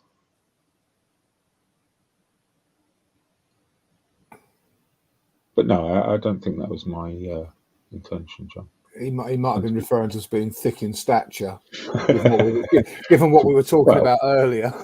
Well, if we're talking about stature, then SG is thick. But I think it's spelt differently, isn't it? I think it's 2 C's at the end instead of CK. I don't know. I have seen that spelling. Thick. Or is it 1 C? I don't know. But I haven't seen that spelling in the last, 50 years, have I? Oh dear. Well, even though I'm only 49 in March, so I won't have seen it in the last 50 years. But well, gentlemen, I'm going to have to depart and get myself ready for work. Thank you for having me on the panel, Vincent. It's been a pleasure. You're welcome, Medic. Please do come on again. Absolutely. It's a pleasure to have you. Yeah, no, I enjoyed it very much. And thanks to all the chatters for your input. And I will catch up with you all soon. Take care, guys. Have a good day. Always a pleasure, you came, Medic. Cheers, SJ, and you. Take care, mate. Bye. Bye, Medic. We were talking about the medicinal properties of cannabis earlier. I don't know if you were listening. I didn't catch that. Yeah, I'll tell you one of the medicinal benefits of cannabis. Mm-hmm. Not firing bullets at people. And then one of the problems with having it or not having it when you are having it is you will fire bullets at people then. Yeah, I mean, it's fair to say that it's a fairly successful suppressant on society. Until you haven't got it. Yeah, but my issue is, whilst it does suppress certain aspects of society, the areas where violent crime and various other related crimes happen is not going away. Mm. So it's really difficult to just go with the narrative that I must say as well, sometimes domestic abuse can seemingly be linked to it, but not much is being said about that. Yeah. And when I say to it, just in the sense that I just said, the lack of it when you do have it. Yeah. I think some people are able to suppress that negative impact on their psyche or their emotions, and some people don't have that ability as much. And those people who don't have that ability as much, watch out the people that they live with or interact with, you know. Yeah. SG, let me just let you know. I have a guest waiting backstage, and I'm happy to bring him on. So hello, Tony P. But I will say, Tony, whilst I'm a free speech, I do have an opinion that went on. I don't think we've discussed it yet. I've made a couple of comments when it happened on the day. Just give me a thumbs up that you're happy to accept. There we go. Because it might not be the same stream as Dino's. Tony P, welcome. I'm sure it's not the same. How you doing, guys? You all right, Tony? Good. Hiya, SG. Good, thank you. How are you, Tony? I'm very well. Living life, one could say. Although this last week's been a bit nightmarish, but my subs have gone through the roof. My view time has gone through the roof. And I'm just like, whoa, what have I done? Have you that does spoken happen to with SG? drama. Have you spoken to SG since, Tony? I've not spoken to SG for a good while. Okay. I mean, I don't know what SG's position is, but I was just wondering if you'd sort of had that discussion. Obviously, me and you I haven't spoken to Tony. It. I popped in his chat on the Tuesday live. Yes, you did. And when I popped in, you said something like, I mean, the first thing I heard was, I'm going to put a age limit on the channel. Yeah, I actually something like that. Yeah. Yeah, I actually got rid of the video too because it was just annoying me. I didn't do anything wrong. I just, let this young woman talk, and she did waffle a load of shit. I'll say that. I wasn't aware of what she was going to do. I've never spoken to her before in my life. I did eventually bin her. I took too long doing it. I admit to that completely. But the great thing was, after I did bin her, we just carried on talking as normal, and it was really nice. Well, I didn't watch all of it. I did have to run back, I think, while it was still on, to see what everyone was going on about, and I saw some of it. But I didn't sit there and watch all of it. Just as well. Obviously, all you would have heard is me laughing at this woman. Well, I did see that you did do that a bit, yeah. No, all I've said is, and I've been asked a couple of times about it, and I hadn't really said anything, or I had I made sure I wasn't commenting on it, because I was like just seeing everyone running about commenting on it, Yeah, there was an awful lot. I can't, honestly, the amount of time that I've been called a pedo and a nonce, and it's like, my wife doesn't take it like that. Yeah, it's all I can say is it's a dangerous area of happenings. People can look at their own way and decide their own shit, and it's not always right. They may be righteous, but it's not always right. We can all be wrong, or we can all have a different aspect or way of looking at things that can change our decisions. But you know what? That's the joy of the earth, isn't it? Indeed. Differences. Yes. Now I'm sure if that person had been plonked in somebody's life just like it was for you, but like for other people, I'm sure different things would have happened with different people. I'm sure they would. But like I said, I'm thick-skinned. I can get over it. Yeah, there you go. But yeah, I suppose I'll just address the the comment I made when I joined your Tuesday live.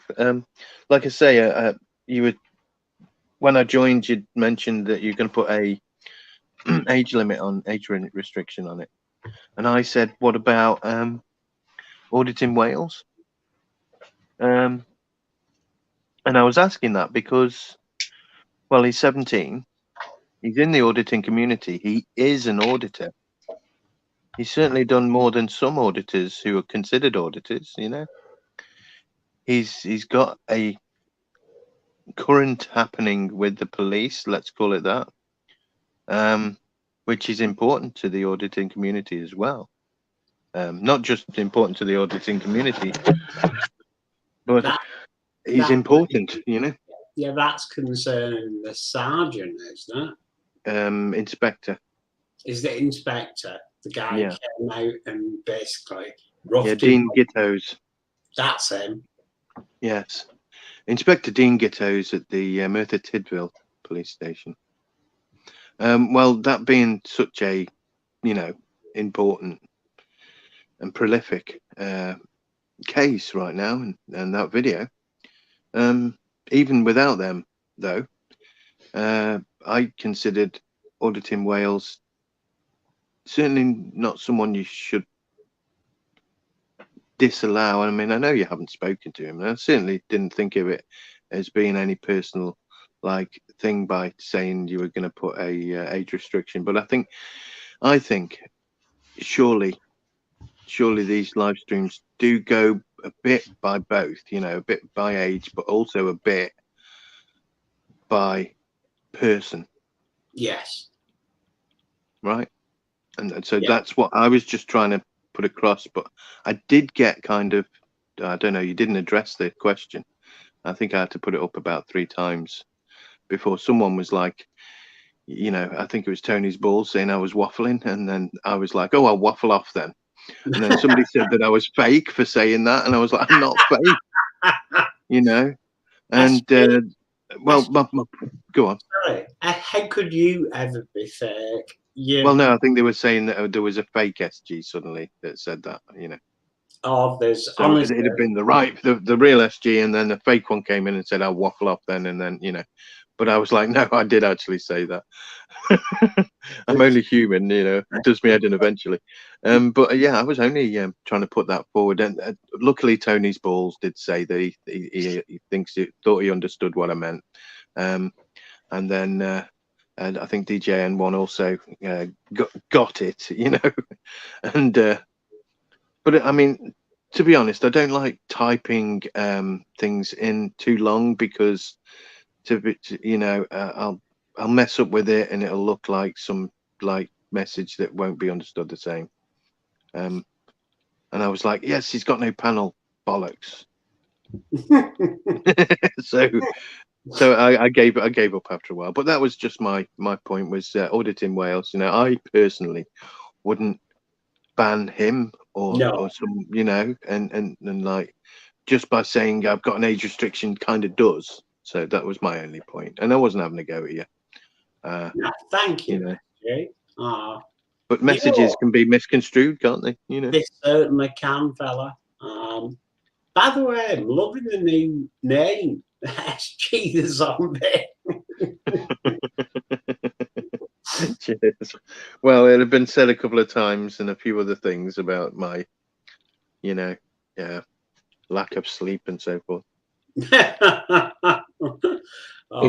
Is it my turn to slaughter Tony now, SG? I haven't slaughtered him. Because I was going to say that was not so much of a slaughter. Tony, I'll start by saying I'm surprised you came on here. Not because of my extreme views on what happened, but I didn't think you'd be making the rounds, so to speak. I will start by saying I'm not here to. I'm sure you've been bombarded with all the questions, so I'm not here to just ask you the same questions again. If people want to see those questions answered, they can find them on other streams, I'm sure, including your own. So I'm going to leave it to the chat. I've got a couple of questions for you. I'm going to leave it to the chat to be the. I'll let you run the gauntlet of the chat So whatever they say, I'll put up on screen, and if you want to address them, fine. If you don't, I'm happy with that as well. No worries. So chat, if you've got any thoughts on the Tony P debacle, if I have to name it, please put them in the chat. If you haven't, then fantastic. Tony doesn't have to sort of read them or sort of address them, if the case might be. But I will say, first of all, Tony, it's not a question, is you fucked up, man. Yes, I know I did. You fucked up. And if I had been your friend, I was your friend, or I am your friend, whichever way you look at that. But if I'd been your close friend for many years and I knew you personally and so on, I would, the first thing I would say was, you fucked up, you know. I don't know if I'd say anything more after that. I'm not one to start telling other people how to make their decisions or run their channels or anything like that. You got to say it in the gangster accent. Hey, yeah, I can't do that. You fucked up, man. It was a complete faux pas. It hit the community really, really hard. And some people took it okay, took it on the chin. And some people were shocked and disgusted by it. And I kind of know your thoughts, so I'm not asking you to reinforce anything again, Tony. This is no cross-examination. I'm just trying to give you my thoughts, and you'll probably detect it. I don't have much thought on it. I felt it was wrong, and that was it. I'm not the type to sit there and talk about it forever. I did have a discussion on my channel with some people about it. And I don't know if you saw that, but the basis of that was the story of the model of a very modern general. I don't know if you're aware of that. It's a song from a musical, and the basis of the song is that the general, the very model of a modern general, is thrust into a role which he's ill-equipped for. He is incredibly educated. He's incredibly sort of high class. I'm not saying you're educated or high class, but he's put into a role where he has little or no knowledge of military. So me being me, I drew the conclusion that at that very moment in time, we had a general who made a really poor decision. Do you know what I mean? Effectively. How has it been to hear the bad comments? No, it's all very, very valid points. There's the chat has actually sort of responded with a few pretty good comments. I haven't looked at the chat yet. You bastard, you let me down. I expected you to deconstruct him, call him a fucking whatever, and I could have banned him. Yeah. I mean, that covers it for me, Tony. I'll be honest with you. I'm not prone to hold a grudge against anyone, really. You know, I've annoyed a few people in my time. So, how was it Tony's fault? Respond to that one, Tony. Well, I didn't really talk very much to the girl. She just waffled away. No, because you wanted to fucking listen to every single word she said. That's why. I just let her talk.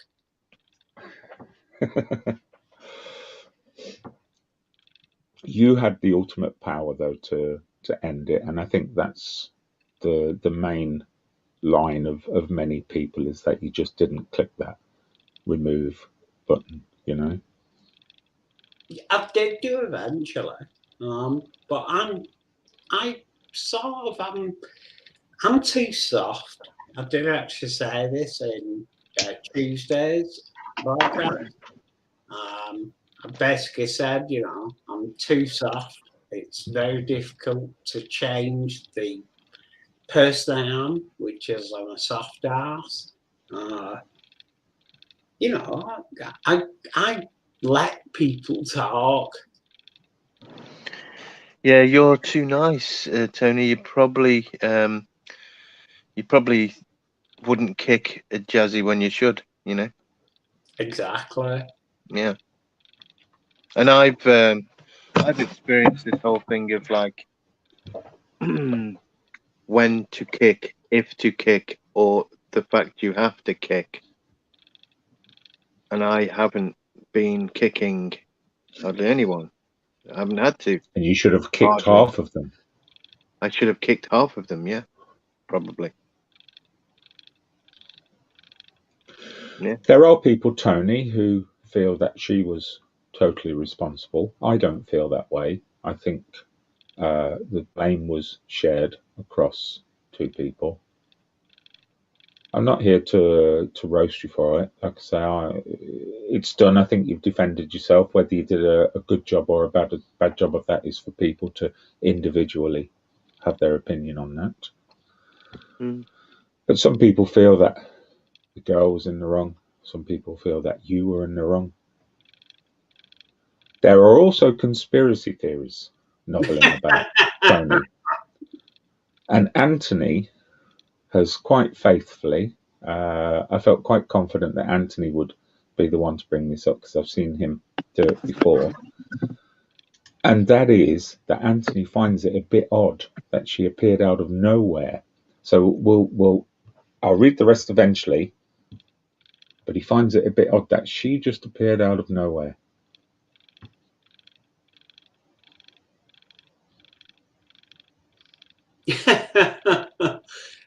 Mike Scanlon's just posted she was really a pigeon. I think that's a crinkle play. I know you're not ignoring Anthony's line of questioning. No, definitely not. But Anthony's... there's no conspiracy here. You didn't do it for the shits and the giggles, the likes and the subs. No. Well, don't get paid for YouTube, so, you know. No. I'm only on, I think it's 270 or 280 odd subscribers. So I've got a long way to go before I reach the magical 1,000. So don't... Had you ever come across her before? No. Don't use that word, please. Sorry? Could you rephrase that, please, Vincent? Which word? But just the way you said it. Had Tony ever come across I'm being Jazzy comedic. before? I'm being comedic. I'm being comedic. So had you ever come across Never Jazzy Wazzy before, Tony? I said use a different term. Do you think you might come across her again in the future? Oh my God. I know you did it on purpose now. I would never entertain her ever again. Have you got her on block? She's just not welcome. She tried to join my channel.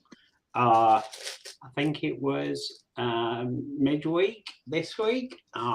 My mods instantly blocked her. In the bleak midweek. Yeah. In the bleak midwinter. Yeah, so she got kicked. So did the bloke, Yorkie, whatever his name was. Have you ever come across Yorkie before? Yeah, Logman says they came out of nowhere, didn't they? Yeah. Yeah, I'd never seen them before. Exactly. Logman, so accurate. They did come out of nowhere. I've never spoke to these people before, and you know, they appeared on the channel, and yeah, they got castigated, which is a good thing in a lot of ways, because... How did you feel when it was made aware to you from Yorkie's mouth that he had some form of a relationship with a 15-year-old, and he's in his 30s? I was disgusted. But you didn't ban him. You didn't remove him. I missed that bit. I didn't ban him because I'm soft. I missed that bit. Were you not aware of that history? No. But what I did see was Mrs. Yorkie kind of defending Yorkie about that. But I didn't actually see that. Can you highlight Mr. Blue's comment? Yes, I agree. For what purpose would you have been stealthed? I do not know. I mean, I wouldn't mind it was all of me. I think it was my 6th live stream, so it's not as if I'd even done that many.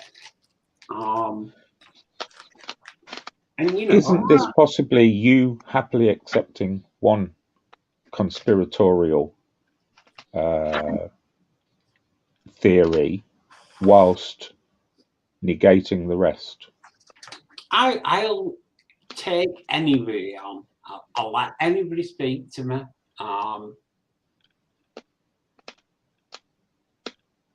Apparently, BuzzTex knew that Yorkie. I heard through the grapevine. That's correct, Linda. Yeah. Well, Buzz came onto your channel and revealed him, and he admitted, yes, he'd had some form of a relationship. I don't know any details, so I'm not going to be sensational about it. You know, I don't know in what form, but he admitted to having some form of a relationship with a 15-year-old girl. Whether that was by email, text message, or other, I don't know. Like I say, it's the world of YouTube is it can be alarming, distressing, weird as fuck, to be honest.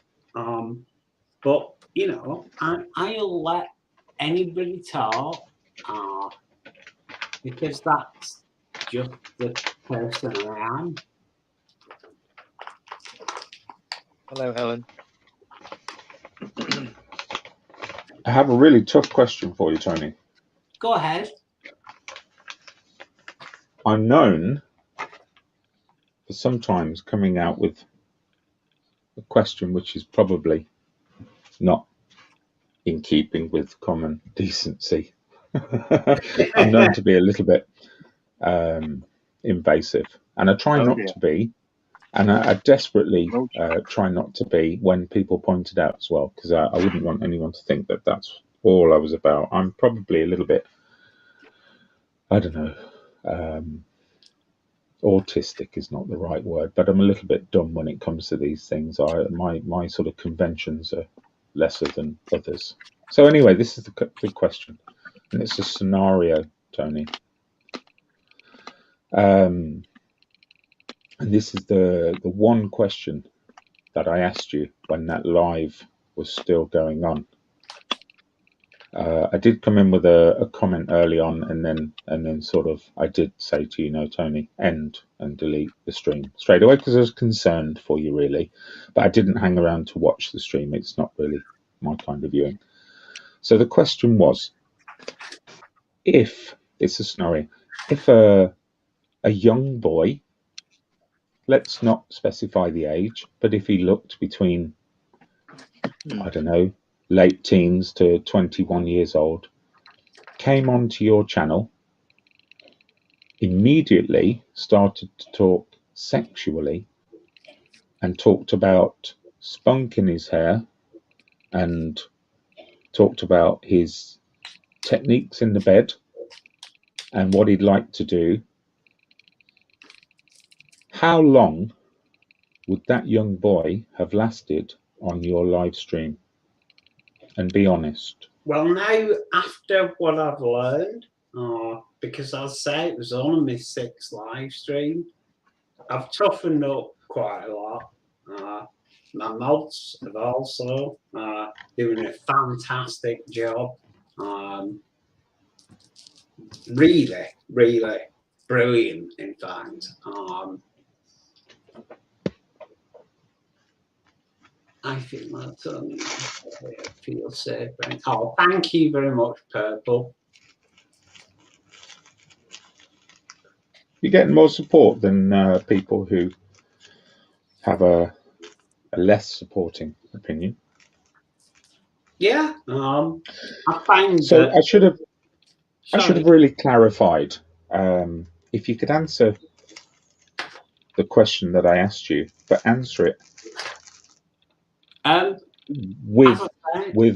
with no sort of learned experience. So if the 17-year-old or 18-year-old boy had been the first person to come onto your live a week last Friday, and Jazzy Wazzy had never come on, and he started to behave in exactly the same way that she did. He was drinking, he was smoking, whatever he was smoking, and discussing lots of sexual stuff, spunk in his hair, and sexual techniques.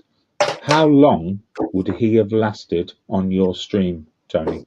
It's a strange question, because if it's taken in jest, then, you know, if it's jest alone, then, you know, I can put up with it for a long time.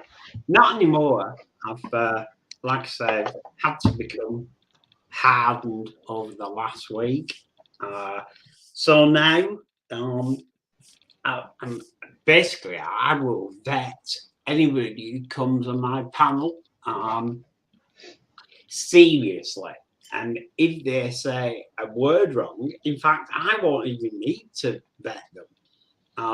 They'll get banned, kicked off the channel by mods. I think I've got 7 mods, and they're all really good. I think Purple Spliff's one, actually, if I'm correct. I can't remember. But yeah. So to clarify then, a yes or no answer then. You would have had a young boy on your channel talking about sex and spunking his hair and his sexual abilities in bed for 3.5 hours on YouTube. You would have had that, yes or no? At the time, no. If it was a lad, no. If it was a girl, a woman, then, you know, let her speak. But if it's in jest, then I knew she was talking in jest. So, because I've never met her before. And apparently I drove down to Bath to go and give her hickeys. I didn't. So then, surely your defense of saying it was a free speech, you were not involved in what she said, and you didn't say anything bad, surely you've just contradicted all of those points by saying you wouldn't have had the same thing happen with a young boy as you did with a young girl. You quite clearly said there, if it was a boy, no. If it was a girl, yeah. Well, saying that you've got spunk in your hair if you're a boy is a little dodgy to begin with. Well, that happens, you know. We accept all these days, Tony. So yeah, I've learned a lot in a week. You're not answering my question, Tony. What? Do you want me to say yes or no? I said, doesn't it contradict your initial statement that your platform is for free speech if you're not going to allow a boy to do exactly the same as the girl? As I say, I've learned a lot in the last week. That doesn't answer my question, Tony. Well, let me finish then, please. At the time, I would have allowed anybody to talk. Okay, well, as I said, if we could go back to the time before Jazzy Wazzy even came onto your site, if it had been a boy that came on at that very same time, would your free speech have still been as strong as it was for Jazzy? I would have allowed them to speak exactly the same as Jazzy. So you would have had a young boy on for 3.5 hours discussing his sex life and spunk in his hair? If it was in jest, yes.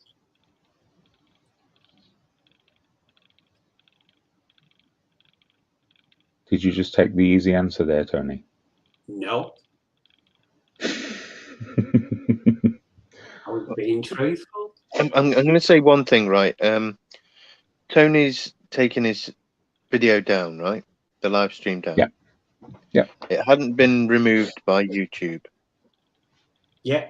So there was nothing wrong with the video, right? It may be controversial, but there's nothing actually wrong, rules and all things like that, you know? Yeah, no, absolutely. As I said to you at the start, Tony, I have little or no emotional investment or otherwise in this, but I did prepare you. I might have a question which might be considered a little bit salacious, and Logman has highlighted that completely by saying no law was broken. So what court is this? It's not a court, Logman. I kind of prepared Tony that I might, and I'm done. I'm not going to say anything else. I think lots of people out there still have questions on it, Tony. That's probably one of the points I was trying to get to. There's people out there that still have questions on it. People who are parents of young girls around the same age as her, or young boys for that matter. So that's something you're going to have to sort of contend with or not in the future, you know. That was all. I'm not trying to pick on Tony, so please don't think that, Logman. I think you also might want to look at Mike Scanlon's response. He's right. He's right. But again, there's a caveat. Avoided talking about it. I didn't even go on any live streams at first because everyone was talking about it, and I couldn't get to find a live stream that wasn't talking about it. They didn't exist for 2 days. Pissed me off. I kept away from them for 2 days. Well, if you noticed, I actually stayed head down for until Tuesday, I think it was. I saw you on Dino's though.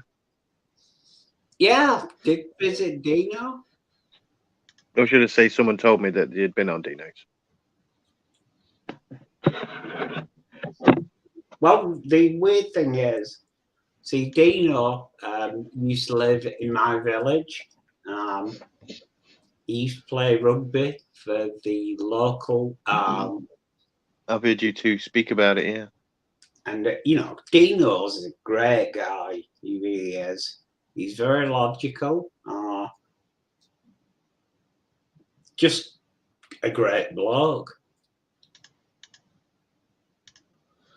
Local experimentalist has clarified his position on this. He'd rather have sex with a woman than a man. Thank you for that, Local. We're wiser knowing that. Have you told your girlfriend, though? That's the question. Sorry? I'm asking Local if he's told his girlfriend that he prefers sex with a woman. I thought you were asking me. Unless, of course, it's the same woman that you're on about. You are going to get your balls roasted, Tony. You are going to struggle to shake this off. I'm sorry, I'm not telling you anything you won't know already. You will get people who might hold it sort of against you for a long time. you know. You'll get a lot of people who are happy to just let it go, you know. I'm somewhere in the middle, I'll be honest with you. You know, I don't hold anything against anyone, but then it didn't affect me or impact me in any way whatsoever, apart from I was a bit shocked. I was a bit shocked that somebody had done that on YouTube, you know. I think there are places you can go to do that all day long and people won't judge you for it, you know. I think doing it on YouTube maybe just ruffled a few feathers, and I'm sure you'll be aware of that. You're a bright guy, Tony. You're not daft. No, I'm not. I was definitely too soft. I've learned a lot about being a bit harder. I don't want to be harder because that's not what I'm like. I'm with you on that, Tony. Thank you. But sometimes you have to be, don't you? Yes, you do. Have you experienced anyone that's not going to talk to you again, Tony? Lots. Okay, you don't have to name anyone because we're not trying to, you know, point people out here. I completely understand. How did that feel? Pretty horrible. You know, I always come in chats and I always say hi to everybody I know in the chat, and you know, most people will respond back with a hi Tony, hi Tony, hi Tony. But others will just totally blank me. So, you know, I accept it for what it is. The simple fact is, Tony, you were the guy that everyone had on their lives. You were a man of few words. You would come in with an entertaining point. You would tell somebody to shut the fuck up when they probably needed to. And you were like, I'm not trying to be disrespectful here, but you were like the quiet person in the corner who commented, you know, sort of rarely. But you still contributed to the stream. I'm not trying to take anything away from you here. I'm not attacking you there. But for that 3.5 hours, you completely rewrit how people viewed you.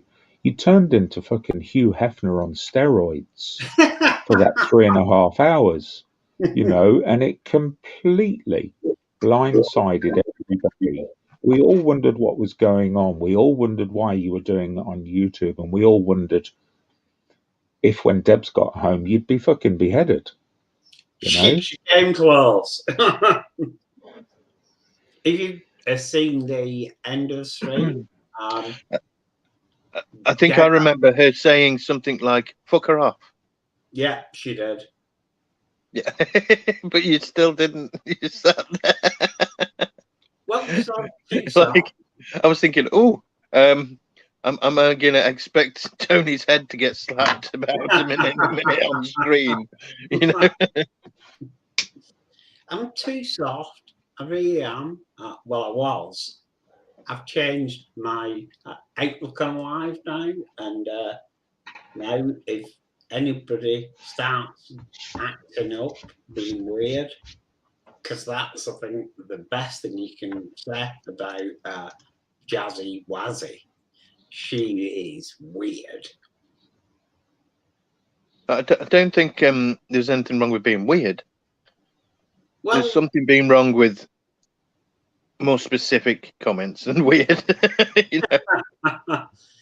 But you know. But I understand what you mean by the word weird, right? Yeah, I think I honestly do. So, but yeah, I just thought, I consider myself weird, but I don't do that. You know, so like, you know, I've got to say, you know, we're all weird in our own way.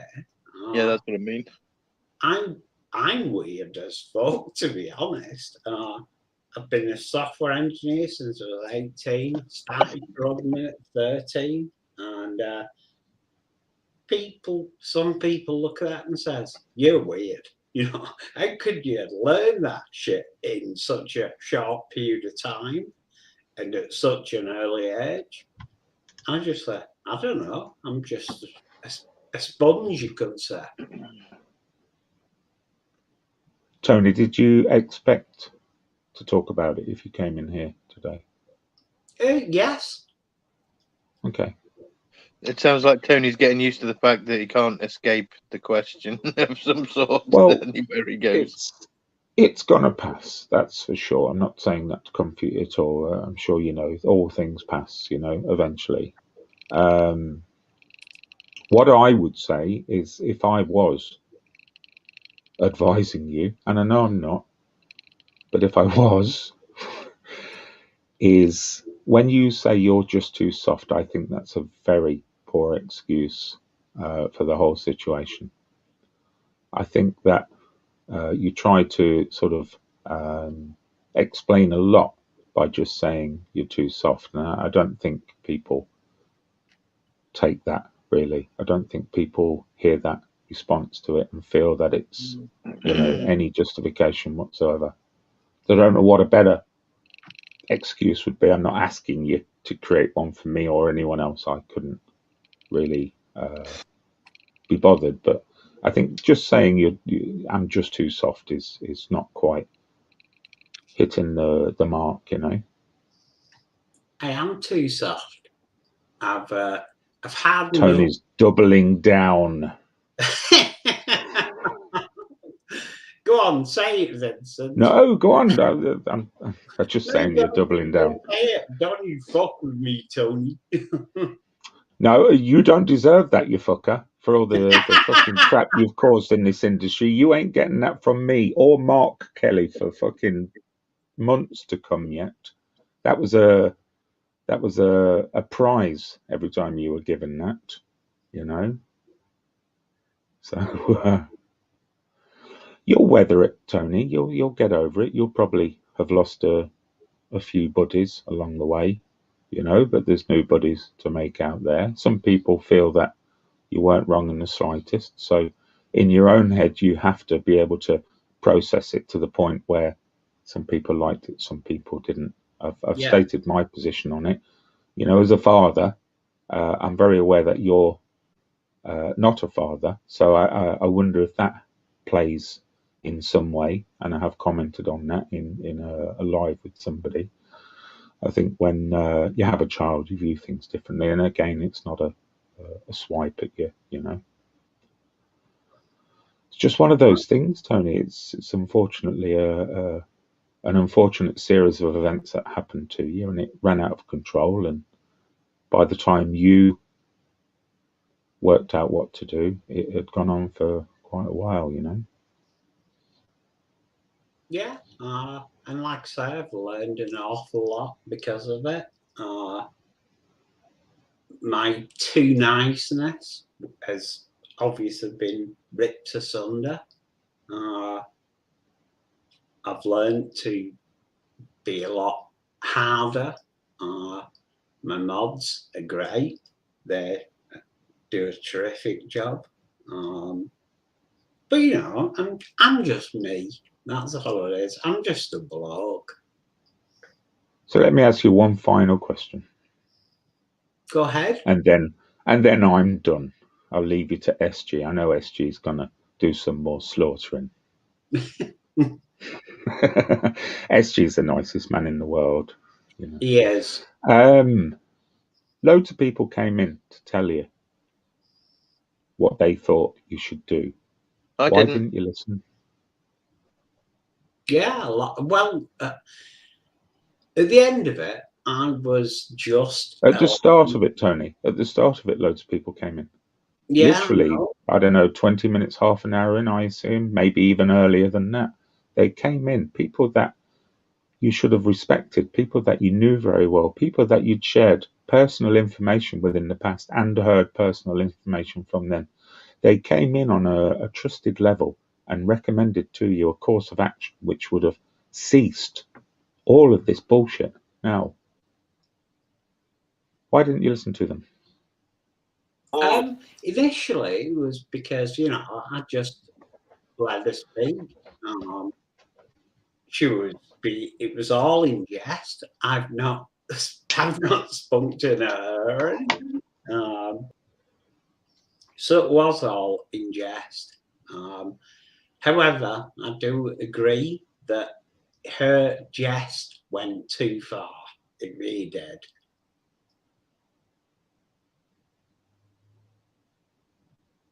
But your detectors didn't go on early enough, even with all of your friends telling you to can it.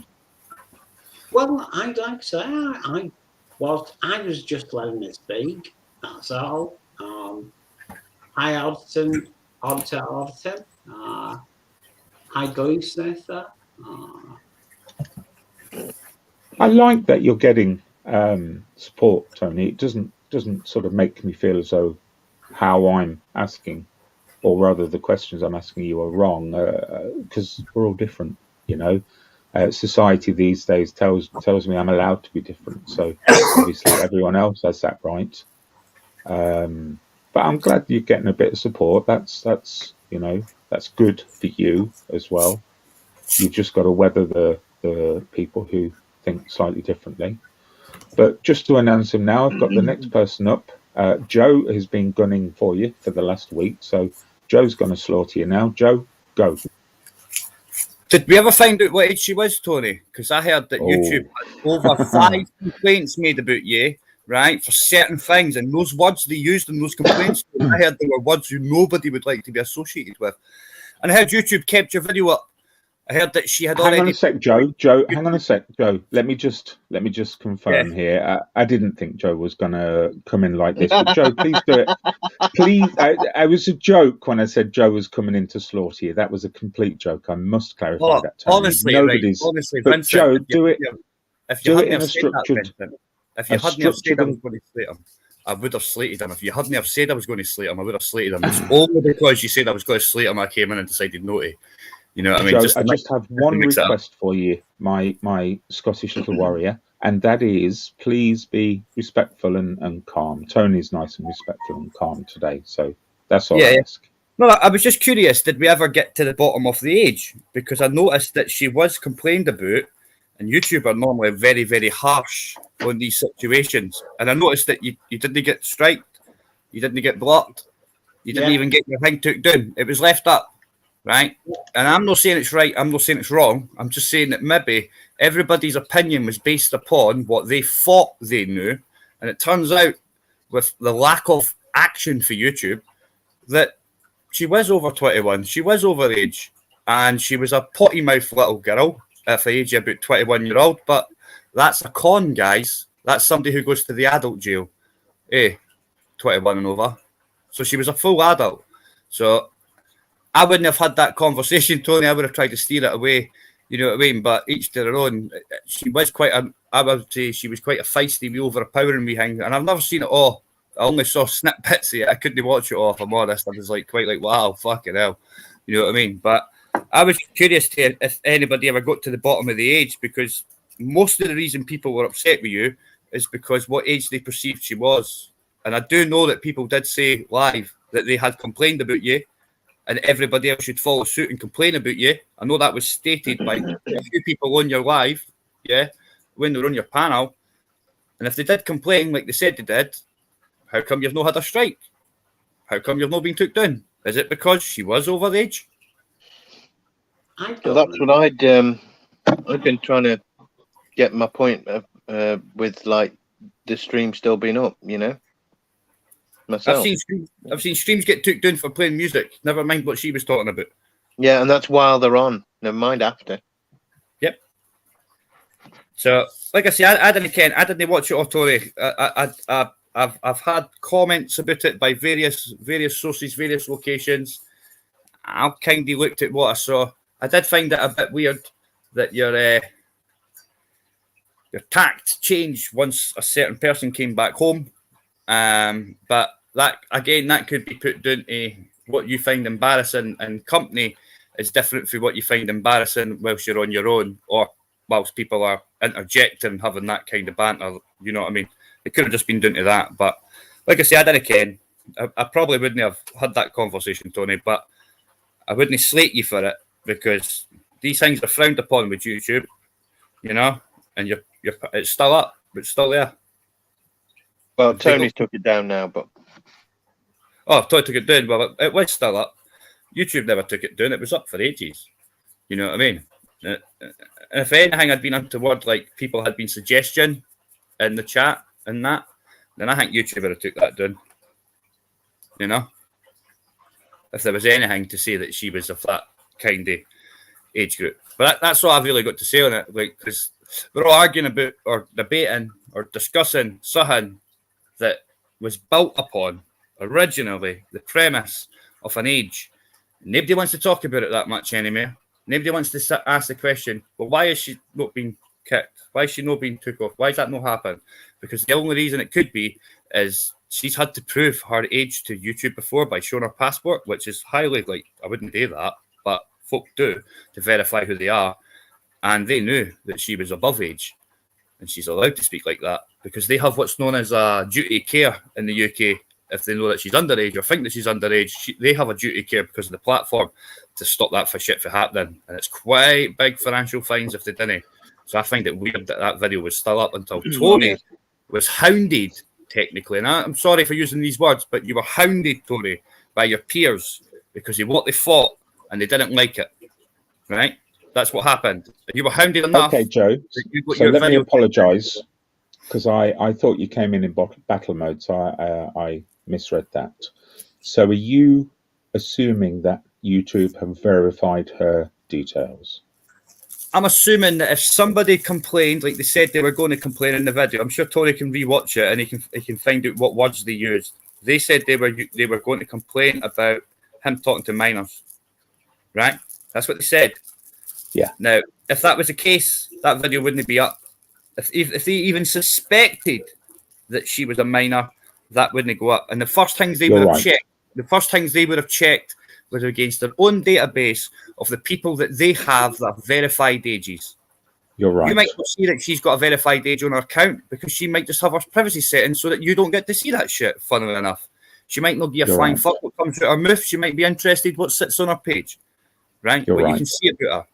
And the bottom line is YouTube left it up. And it's just the way my mind works. I think about things in the bigger picture. You maybe understand that, Vincent. But I look for things and I'm like, well, look, if that's the case, then why is that like that? Why is that? Why is that? Why is that? And I've got more whys on why it's still there than, you know what I mean, why it wasn't took down. There's more whys. You're right.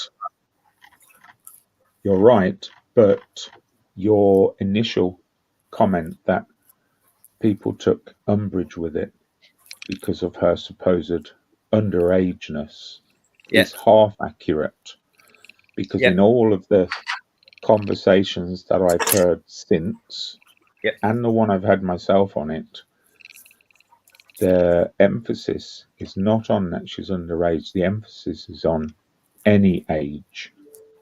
Well, what happened should not have been allowed to happen. Well, what happened was against YouTube platform rules.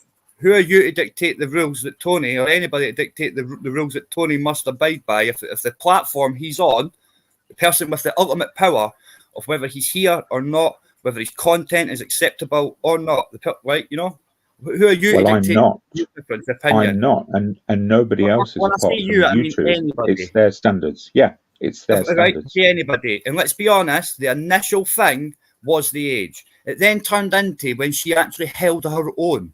When she actually held her own against fully grown men, right? When she actually started taking the piss back, going, well, do you speak to women like that, clearly?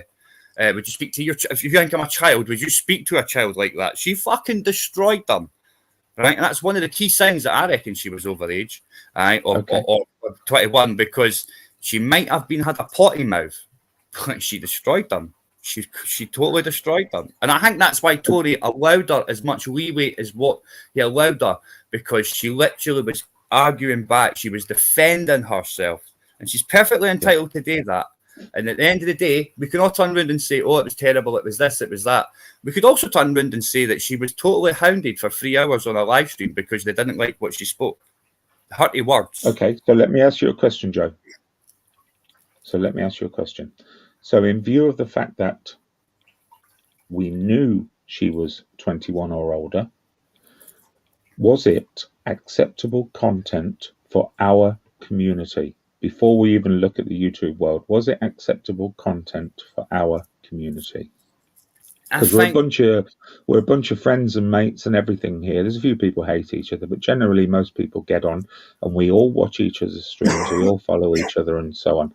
So, was it appropriate content for our community? I would turn around and say that I think that in itself is an oxymoron, because we've all seen things that aren't appropriate for every community, and they're still up. Right, we've all seen people decide things like, "Oh, that's terrible," but I'll go watch that cat attack anyway on somebody else's live stream. We've all sat there when people have been on panels and that happened, and the whole panel disappeared, including the guy whose panel it was, and he's always chat. They all disappeared to go watch something that they found totally shocking, but fed the algorithm anyway. So I think that's an oxymoron, because there's enough that's been on in this community, and I'm not a long time part of it, obviously, right? An oxymoron using whose standards? Anybody's standards, because you can oxymoron. No, anybody's standards. Anybody's standards, because perception is reality, Vincent. Right? You're asking me to make an opinion based upon everybody else's feelings. I'm sorry, I can't do that. The fact of the matter is, people take offence. They're not giving it. And that's the bottom line. Anybody they wanted to, right? They initially had their initial worries, and it was based upon age, right? That's what they came in to warn him about, the age, not her language, not her fucking English. It's when she turned round and used language against them, they were like, "Oh, well, she's fucking terrible speaker. She's what she's saying is terrible." Yeah. At the end of the day, if nobody likes it or disagrees with it, then they should just turn off. At the end of the day, I never watched that. Yeah, but I'm going to say, Joe, people don't do that. No, I get people they don't really do that. Don't do that. They should do. Absolutely, damn bang on what you say. At the end of the day, I get it. I do, and I fully understand why people were worried. Yeah, and I fully get that people were worried for Tony. They were concerned on how it could be perceived, how people could use it against them, and that's just a sign of. That's just a sign of the community, right? Realistically, if people are worried that people will target them without knowing anything and report them and bully them for it when they don't know facts, that just shows me that the community, all right, are quite Jeremy Kyle mob culture whenever they want to be, whenever it feels like it, and it'll drop you a fucking hat. But that's just me. Like I said, I'm no long time part of this community, and I would have outed it a long time ago if I had been. Joe, what defines acceptable community behaviour? What defines it? The individual defines it, or a group of individuals who then Thank you. together. Wait. The clue is in the word community. Yeah. The clue is in the community, right? A group of individuals who then sit around a table and then do what? Do a democracy, the laws, the averages. But did anybody sit around the table? Did anybody sit around a table with this community and make rules? They don't sit around a table. It's from learned behaviour. So a community defines its appropriateness through history, through time. You know, everybody tends to toe the same line. Everyone tends to hit the same limiters. What happens when somebody goes outside of those limits in a community? Well, they get shunned. Exactly. Yeah, but the thing is, the community made an informed or misinformed decision, right? And all of it stemmed from him getting accused of the P word. How did the community make an informed or misinformed decision? Because all they did was think. They didn't make a decision. They had an opinion. There's a world of difference between a decision and an opinion. Well, no, they've made an informed decision. They thought about something, and then they've made an informed opinion. Two ticks, Vincent. They attacked him for a certain thing. Now a week down the line, it's not. It's more about the words she used, because they can't use the age group. That's what's happened to you, as far as I'm concerned. They attacked him for the age, and then when he wasn't listening and wouldn't take comment on what they were saying about the age, and I think it was actually females that brought up the wording really first, really, right? Yeah, and the way they brought it up was really not too bad as well. Because even I was shocked at some of the words, and I really was. I was like, holy shit, fucking hell. You know what I mean? But, at the end of the day, but I only watched the replay, obviously, right? But at the same time, it progressed from age group to Worden. So I'm still going to sit and say that the initial community decision was based upon wrong facts. It's a bit like Iraq, eh? We're still looking for weapons of mass destruction, yeah? And it's looking more and more like every day that individual, Jazzy Wazzy or whatever the fuck it was the age group she says she was. And she's perfectly entitled to speak like that. And if she's an adult, it's much more beneficial for everybody, right? And for Tony, if I'm honest, right? As a human being, it's much more beneficial to walk away, no fucking take the bait, right? No let that person wind you up, because the minute you started winding her up, she was going to wind you up. That's what happens in tit for tat, right? That's what happens. You start attacking people personally, they start coming the cunt back. And that's a fact. That's human nature. So it would have been better for everybody to say what they had to say. Maybe in the back chat. No start accusing him of fucking things and fucking live thing. He's trying to get him embarrassed and to shut his fucking shit down.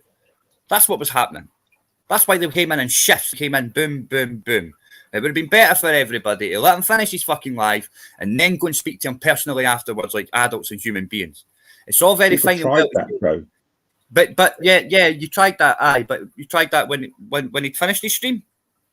When tried that during the stream. Yeah, Ken, I know, I get that, but they shouldn't have done it during the stream, because it turns out. I have to go back to the point. Hang on, Joe.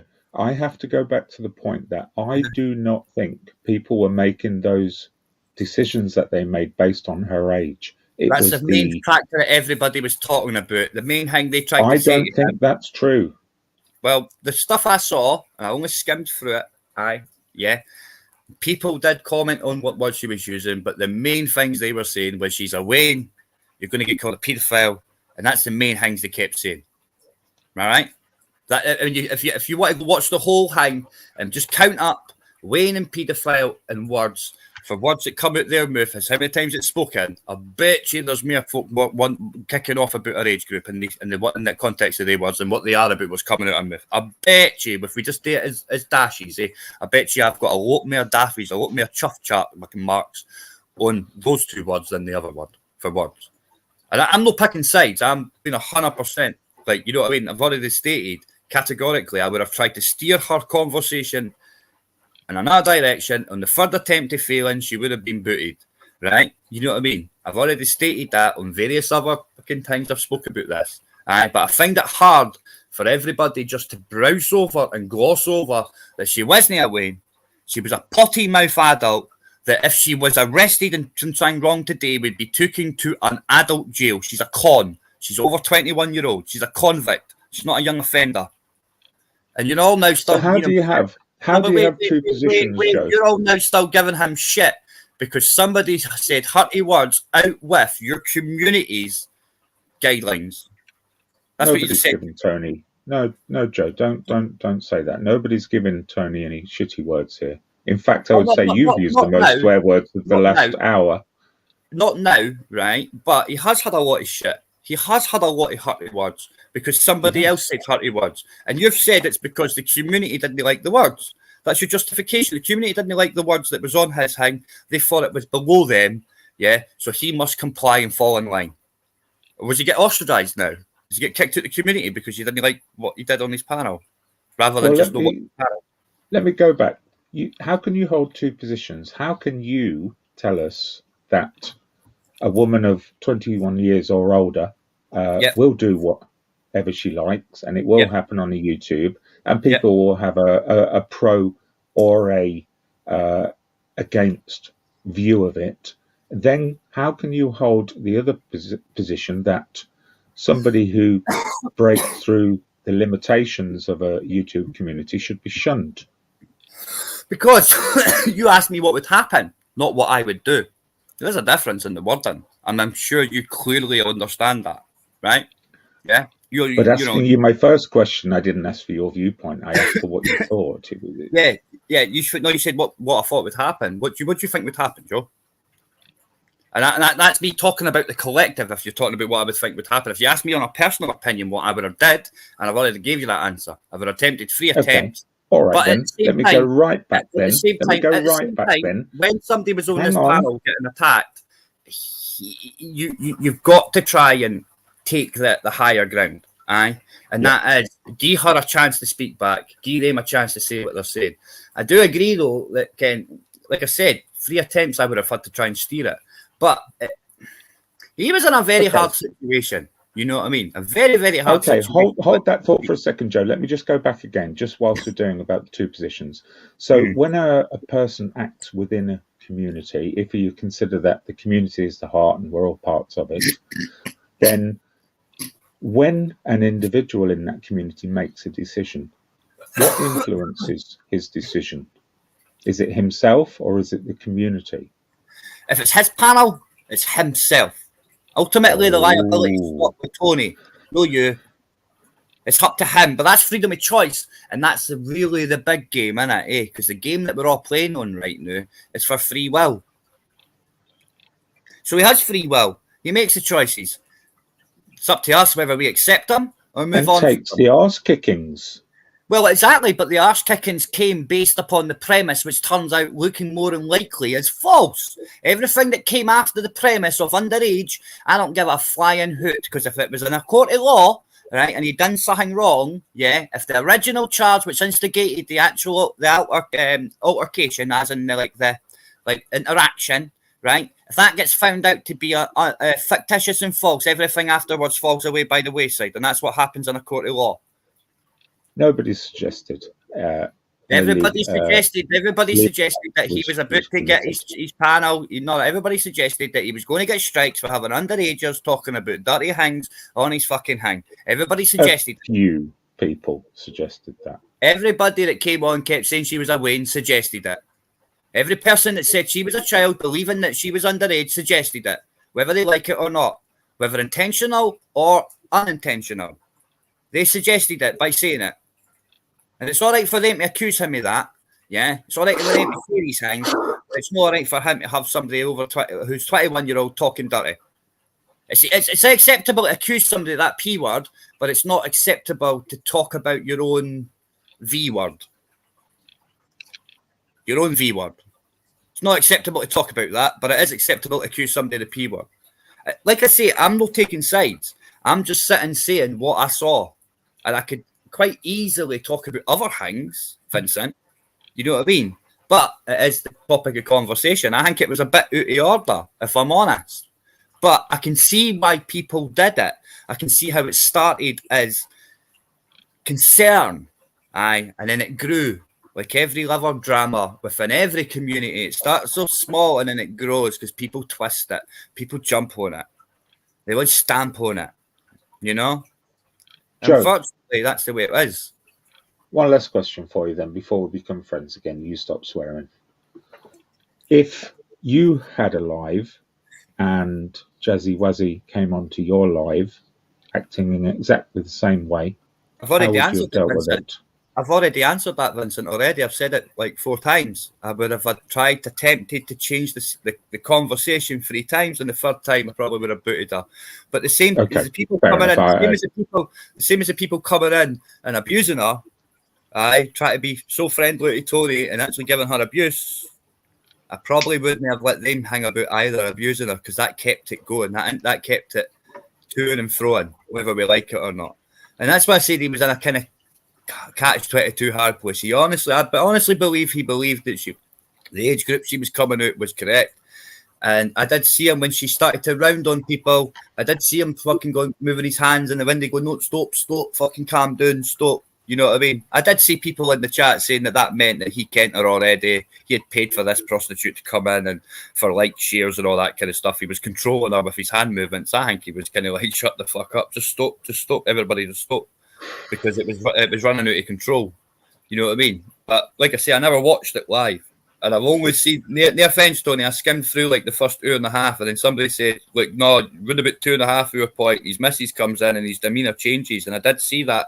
Your demeanour did change when your wife came home, but then you probably would have been more embarrassed if he shit himself. You know what I mean? You probably would have, to be honest with you, your missus would have fucking killed you. And that in itself, Tony, if you're agreeing with that, kind of backs up their point. If you knew your missus wouldn't have been impressed, you probably shouldn't have done it. You know? So to clarify, Joe, and I'm perfectly happy with your your answers. You know, you're a very clever guy, and I wouldn't probably argue getting with any of your slated in points the when they're chat made today. well. I'm But probably to getting slated in the chat clarify, today. You know what I mean? to clarify, you wouldn't accept a situation that you're happy for other people to have found themselves in. That's not what I stated either, right? Yeah. What I never said I was happy how he found himself in that situation, right? He found himself in that situation. How he reacts and how he fucking reacts to that situation is down to him. All right. I honestly do believe that if people hadn't have been coming on and ripping the piss out of that situation, wouldn't have grown as for as long and many hours as what it was, right? If people didn't believe what they believed, and the bottom line is whether I like it or not, right? If people believe these things and it was true, then what happened was justifiable as well. So it is a thin grey line, whether you like it or not, right? You know what I mean? It's a thin grey line for the watcher and it's a thin grey line for the hoster or whatever, right?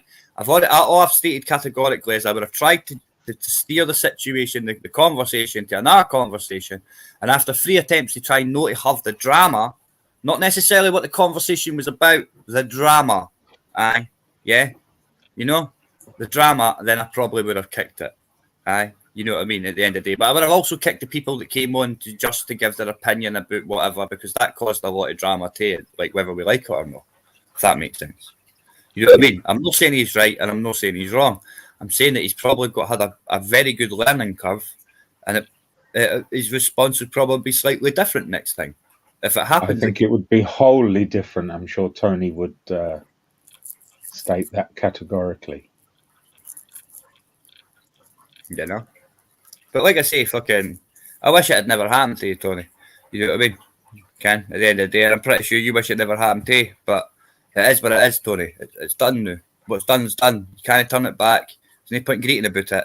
All you can do is, you know, try not to make the same mistakes again. Because the definition of insanity, Tony, is doing the same things over and over again, expecting different results. So then you go down that route, all right? Then you try the same thing again, expecting different results. Because you might get a different result next time. I'll look up more and say, well, devil's advocate. Because the second time you'd be like, fuck's sake, man, Ken, can't help you now. I'll read that in the nicest possible way. All right. Honestly, Joe, you've spoken so much sense.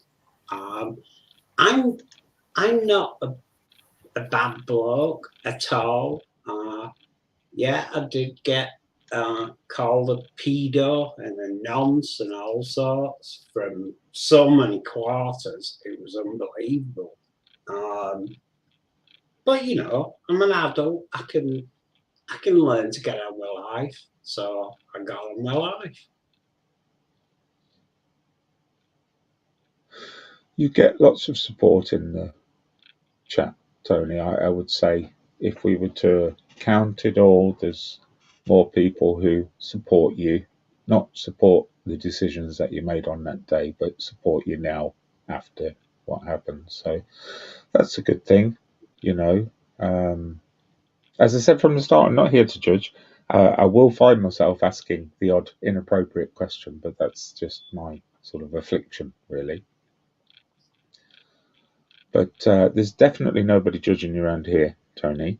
I found it very difficult when I saw you in the back room, because I didn't know whether to broach it or not. I knew I would have a few questions for you, and I kind of half guessed there might be 1 or 2 people in the chat that would be the same as well. So, you know, I wouldn't want you to think that I brought you on just to stir the pot in any way. It's not what I'm about. Now, I know Vincent. Vincent, you're a very nice bloke. I've talked to you several times before, and you know, you always give people the time to talk, the time to say their piece.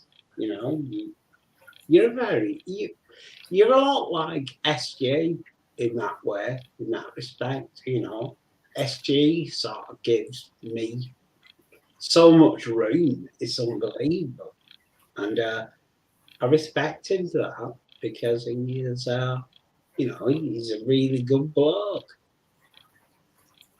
In the same way, goes for you too, Vince. Thank you, Tony. I appreciate that. I think if I was to be deadly honest, if we went for a sort of a low tone, what happened on that day was completely out of the park, and I think that's why quite a few people reacted on that day. It was out of the park, you know. Some people have managed to sort of not let it affect them in the chat and how they've approached you. Some people have, as we've seen today. You know, it's now for you to mend those sort of paths that you had so easily. You know. Yeah, like I say, I'm adult enough to be able to cope with grief. Okay, I didn't particularly like the pedo and nonce comments, and then bringing my wife into it, that was out of order, really out of order. Has Debs give you a proper telling off at any point? Well, she just said, you know, what's going on? And I said, this lunatic woman came in and started she was in jest today and all sorts of bizarre things, like that I'd give her the hickeys on her neck. Ever could drive to where she lives, which is in Bath, I think it was.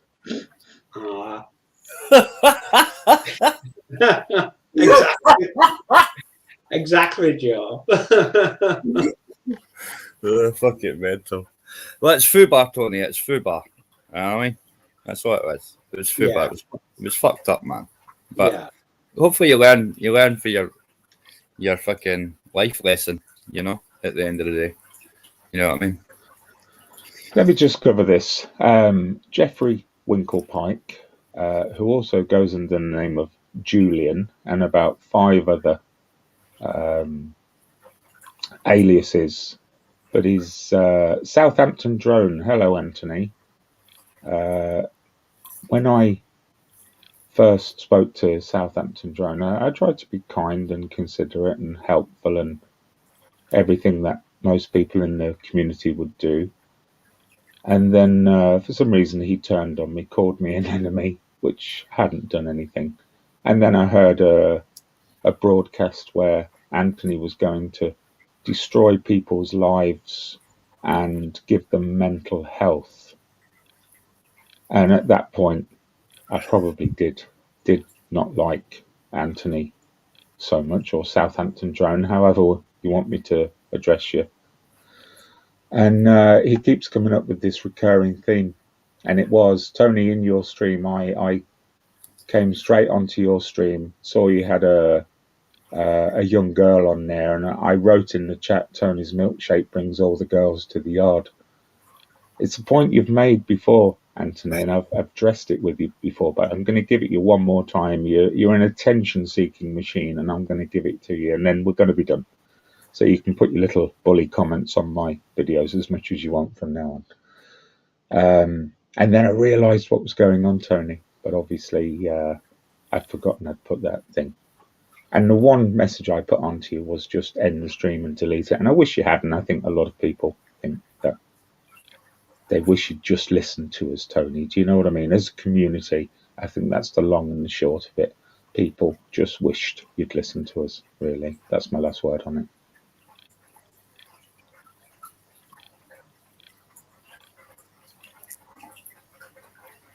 So, Joe, how's it going up there in Scotland land? How are you getting on?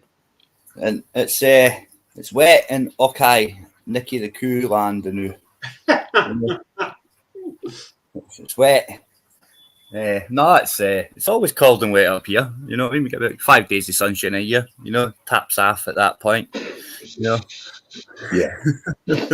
Although you had a good summer last year, I know you had an incredibly summer across Glasgow and Edinburgh. You know, the sort of the warmer line. I know you had probably a month and a half of really good weather up there, which was unprecedented. Yeah, some people said that's because the planes weren't in the sky. And the dolphins were swimming all around the coast, and yes, They were indeed, and they all started to die too, didn't they? Because they all started to like beat themselves and shit, like the whales in the Firth of the Forth. Well, they became a little bit suicidal, yes. But that's another I think that was story because for they another were like, day, isn't it, Joe? I think that was because they were Scottish dolphins, and they were like, "Fuck, it's fucking Mustang! What the fuck's going on here, man? We come here to cool down." Well, they suffer from anxiety, don't they? They react most to the environmental changes.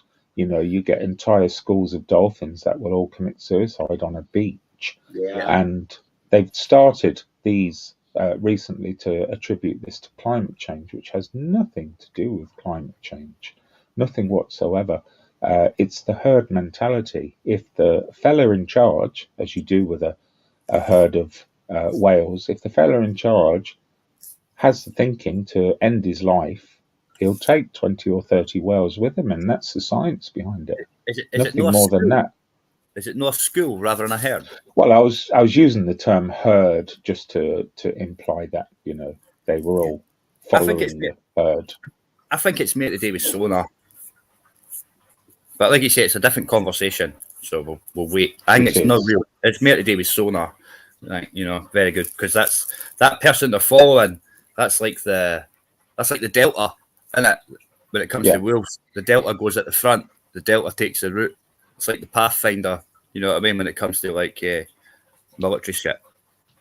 Yeah, but all across the animal kingdom, there are the leader leads its pack, herd, and all across the animal certain death. Right, and all across the animal kingdom, the leader sits normally the third person down the line. Yes, but he's usually calling the shots, irregardless of his position.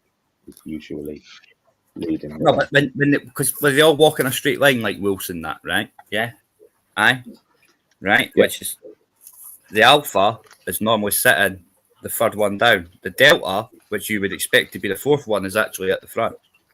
Yeah. How you doing, BA? Well, that rule is broken in the bird world. But birds are completely different species. It's broken with fish as well, I think. But fish are a different species for dolphins and whales. Yeah, no, I get that. It only works with mammals, doesn't it? Mammals, and some animals. Birds it'll no work with. Lizards will no work with, but they're different species. I think it's to do with the brain power of the actual species, to be honest. Because dolphins are super bright. Dolphins will attack sharks to save human. Does it have anything to do with protecting the alpha? Same as we do with battles. The king never goes at the front, does he? In history, probably not, but there has been ones that have. You know what I mean? But yeah, only two in modern history. Obviously, if you go all the way back to the Savage Wars, medieval wars, and things like that, you'll find many kings that died. But only two kings in modern warfare history ever died on the battlefield. Do you know who these two are? Oh, fair comment. But it is like you're right. It is like almost like do you know who those two are? They're the most famous ones. One will be Lionheart, obviously, Richard. Yeah.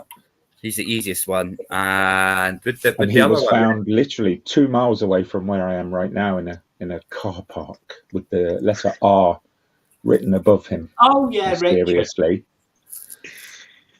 Yeah, and the other one was Harold. I was about to say that Harold in his eye. Harold. He was a great pretender, wasn't he? He was, yes. Yeah, and that's when my family line came here, Anglo-Saxon Normandy. Yeah, but apart from that, they're the only two kings that lived and have died in modern history. You know. Hey, Ronnie. Bonjour. We haven't spoken in ages, Ronnie. I think you're avoiding me in some way. I was just I jumped on just to say that give to us you, your Vince. bullshit excuses now. I been waiting swear for you. Yeah. What, you've been going 7 hours now? Fucking hell. You got your grinder yet, Ronnie? No, I haven't got one Vincent, yet. No. Vincent, your mind games have worked, Vincent. You put him off getting the grinder. He's not got it yet. It's been a week. Joe, could you be quiet? Ronnie's not aware of half of the mind games I've implanted in him. The grinder is just the obvious one. That's the red herring. It's to keep you away from that plastic hanging at the back of your trousers, Ronnie. It's a different type of grinder you were on that night, wasn't it? Yeah, you know it. Oh mate, I fell asleep on Film Boys Live last night. Fuck, you know. I woke up this morning backstage, just sleeping. I think I left last night. I can't remember. I woke up this morning, my phone was dead, so hopefully I didn't fall asleep before you did. Oh, mate. There was a little bit of toing and froing on Film Boys, wasn't there? No, that was just Crinkle. That's what it was, really. Crinkle, what a pain. Well, he was getting hounded, man. I say he gets hounded, man. But he tried to get himself kicked. He tried to get himself kicked, and when he didn't get himself kicked, that's when the demeanour changed. That's where he tried to be even merrier. That you feel for Crinkle, don't you, Ronnie? I do, in a way. I do. I've seen the good side of Crinkle, and I've had some very long conversations with him about wholesome stuff. It's enough to know that he's a fairly decent human being, you know, which is all we can expect of anyone, really. The thing is, he grew up around like here, yeah. I don't know him personally, yeah, but I kind of know people that he grew up with, or like, you know, the generation he grew up with, kind of thing, yeah. So I kind of understand. Like, as soon as I met him and that, just by the way that he acts and that, I straight away already knew what, like, you know what I mean? It's hard to explain. He's a bit like, he's like my brother, and they actually know each other. So I kind of see him, and I kind of see, you know what I mean? I do, and I feel for Crinkle because like he'll sit there and he does do like things that are just fucking stupid and that, yeah. But I don't know, man. I mean, obviously he likes people hounding him and that. He does like it. But I don't know, man. I think I don't know. It's hard to explain, isn't it? It's hard to explain. But well, it's a conundrum to me, really, because I'm told we live in an age where everything's acceptable. You know, nothing is what's the word, taboo anymore. So when we're presented with somebody who appears to have a lack of social skills in some areas, we castigate them for it, and that leads to sort of a contradiction. I feel it's a contradiction, you know. So how come I didn't get castrated because of my social skills? Nobody dare take you on because you get so angry so quickly and start swearing. I didn't get angry at all. I just that's my normal talking. You're just easier to block, Joe. People say stuff to Crinkle. It's been tried and tested. People say stuff to Crinkle that they wouldn't necessarily say to me, Vincent, Joe, or anyone else. Like, I've heard people say to Crinkle, "Are you being the way you are because you're dying of cancer?" I've heard someone ask that. I've heard someone say to Crinkle, "You have no love in your body. You are not human. You do not love anyone." Well, I beg to differ, because the man has family like every other man, and he says that he has a niece that he loves dearly. So you're putting him in a column. You're putting him in your own column. Do you know what I mean? You've got to realise that Crinkle tells you, right? Like with Ronnie, right? Me and you are like different when it comes to Crinkle. I don't dislike Crinkle, right? Yeah. I get Crinkle.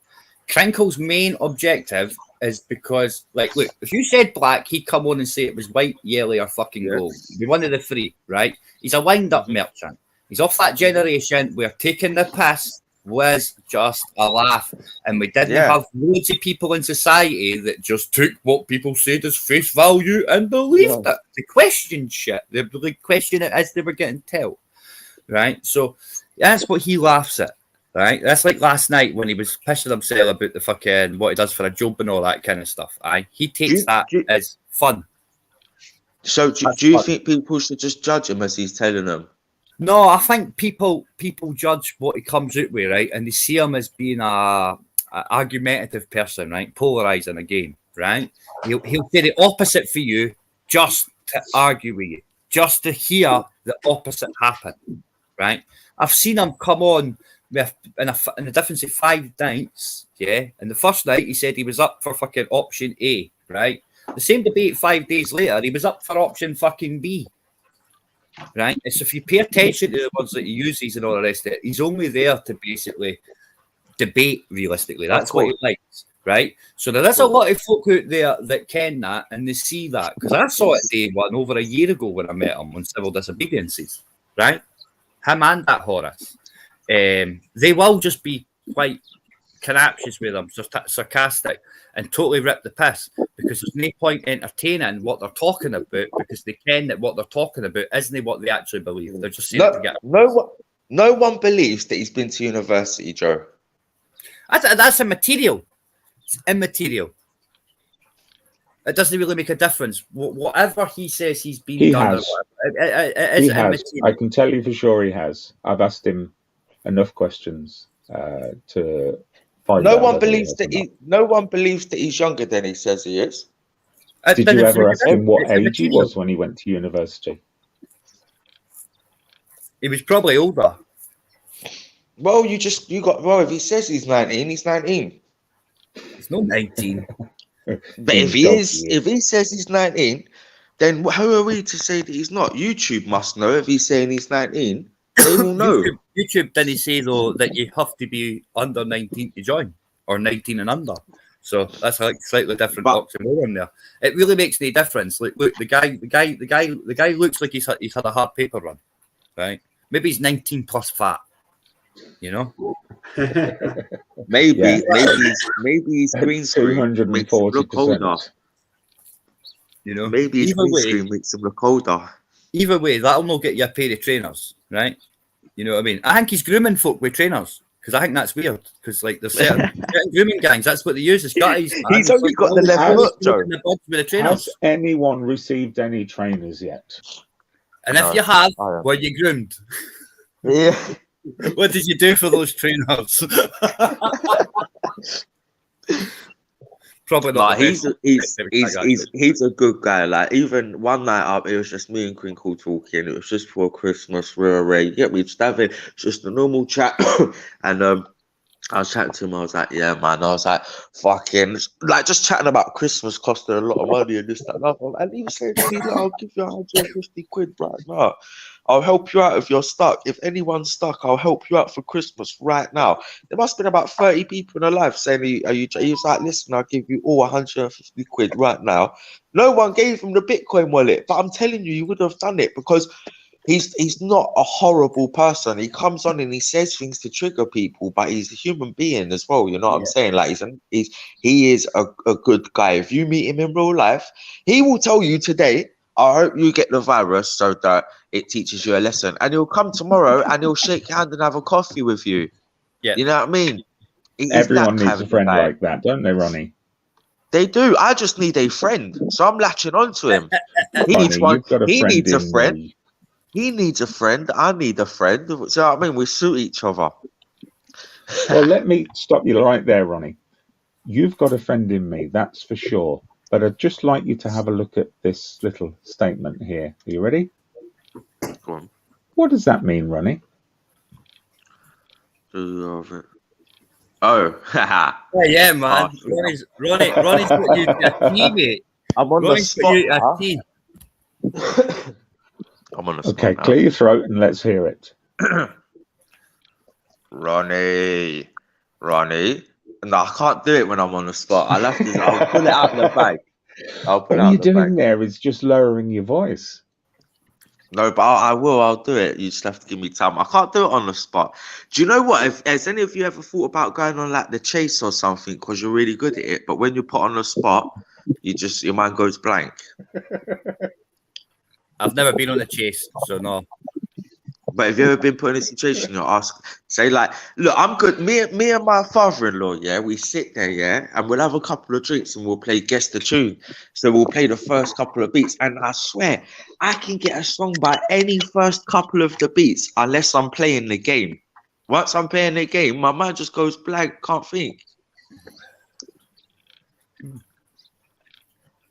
Well, I've normally got That's got about 5 conversations in my head at any given point, so I don't have that. Yeah, BBA, you do Vincent's impression of BBA because you've got that twang. Can't do it, sorry. Yeah, go on. I can't do no impression of Vincent. Is there a culture? You can do it, Is there a man. culture in No, this I can't do YouTube community that I'm unaware of? Everyone I can't even do impressions, let alone one of Vincent. Everyone's just taking the piss out of you, Vincent. Vince, I I can have say to like safely. speak like slightly posh, and I can't do that, man. Vince, I I can heard say there's a safely. Discord. I heard there's a Joe's Discord. not Vince. doing it. I heard there's a. It's I heard there's a dedicated to Discord. me. No, do it now. Oh, sorry. You know what they say about I've got about as much copying chance of and being able to do it that's as Joe real. has. You do sound like me though, Bear. I hear you, and straight away when somebody mentioned it, it made me laugh when somebody said, you know, it sounds just like Bear when I spoke. Yeah, I know. You- My you missus sound heard it like on me. another chat, and she was like, "I need to go over and find this Vincent Vega guy." And she went over and she put it on, and she was like, looked at me straight away, and she was like, "That's fucking freaky. It just sounds like a well-spoken version of yourself." Posh She's gonna BBA. say, Vincent, put the kettle on. I mean, Bear, put the kettle on. It's funny when people do you though, Ronnie. That's really funny. Even Joe can do a good one of Do you. me, because I just sound like a retard, basically. But I think you sounded can't like do it. I think you may have sounded like a rent boy there, where you're shouting, "Do me, do me." Do- Well, that's yeah, different. I can't do it. But Joe will. Joe will do his. Go on, Joe. I can't do one of you, but I did hear there's a Discord server with 150 members that try to do a member of you.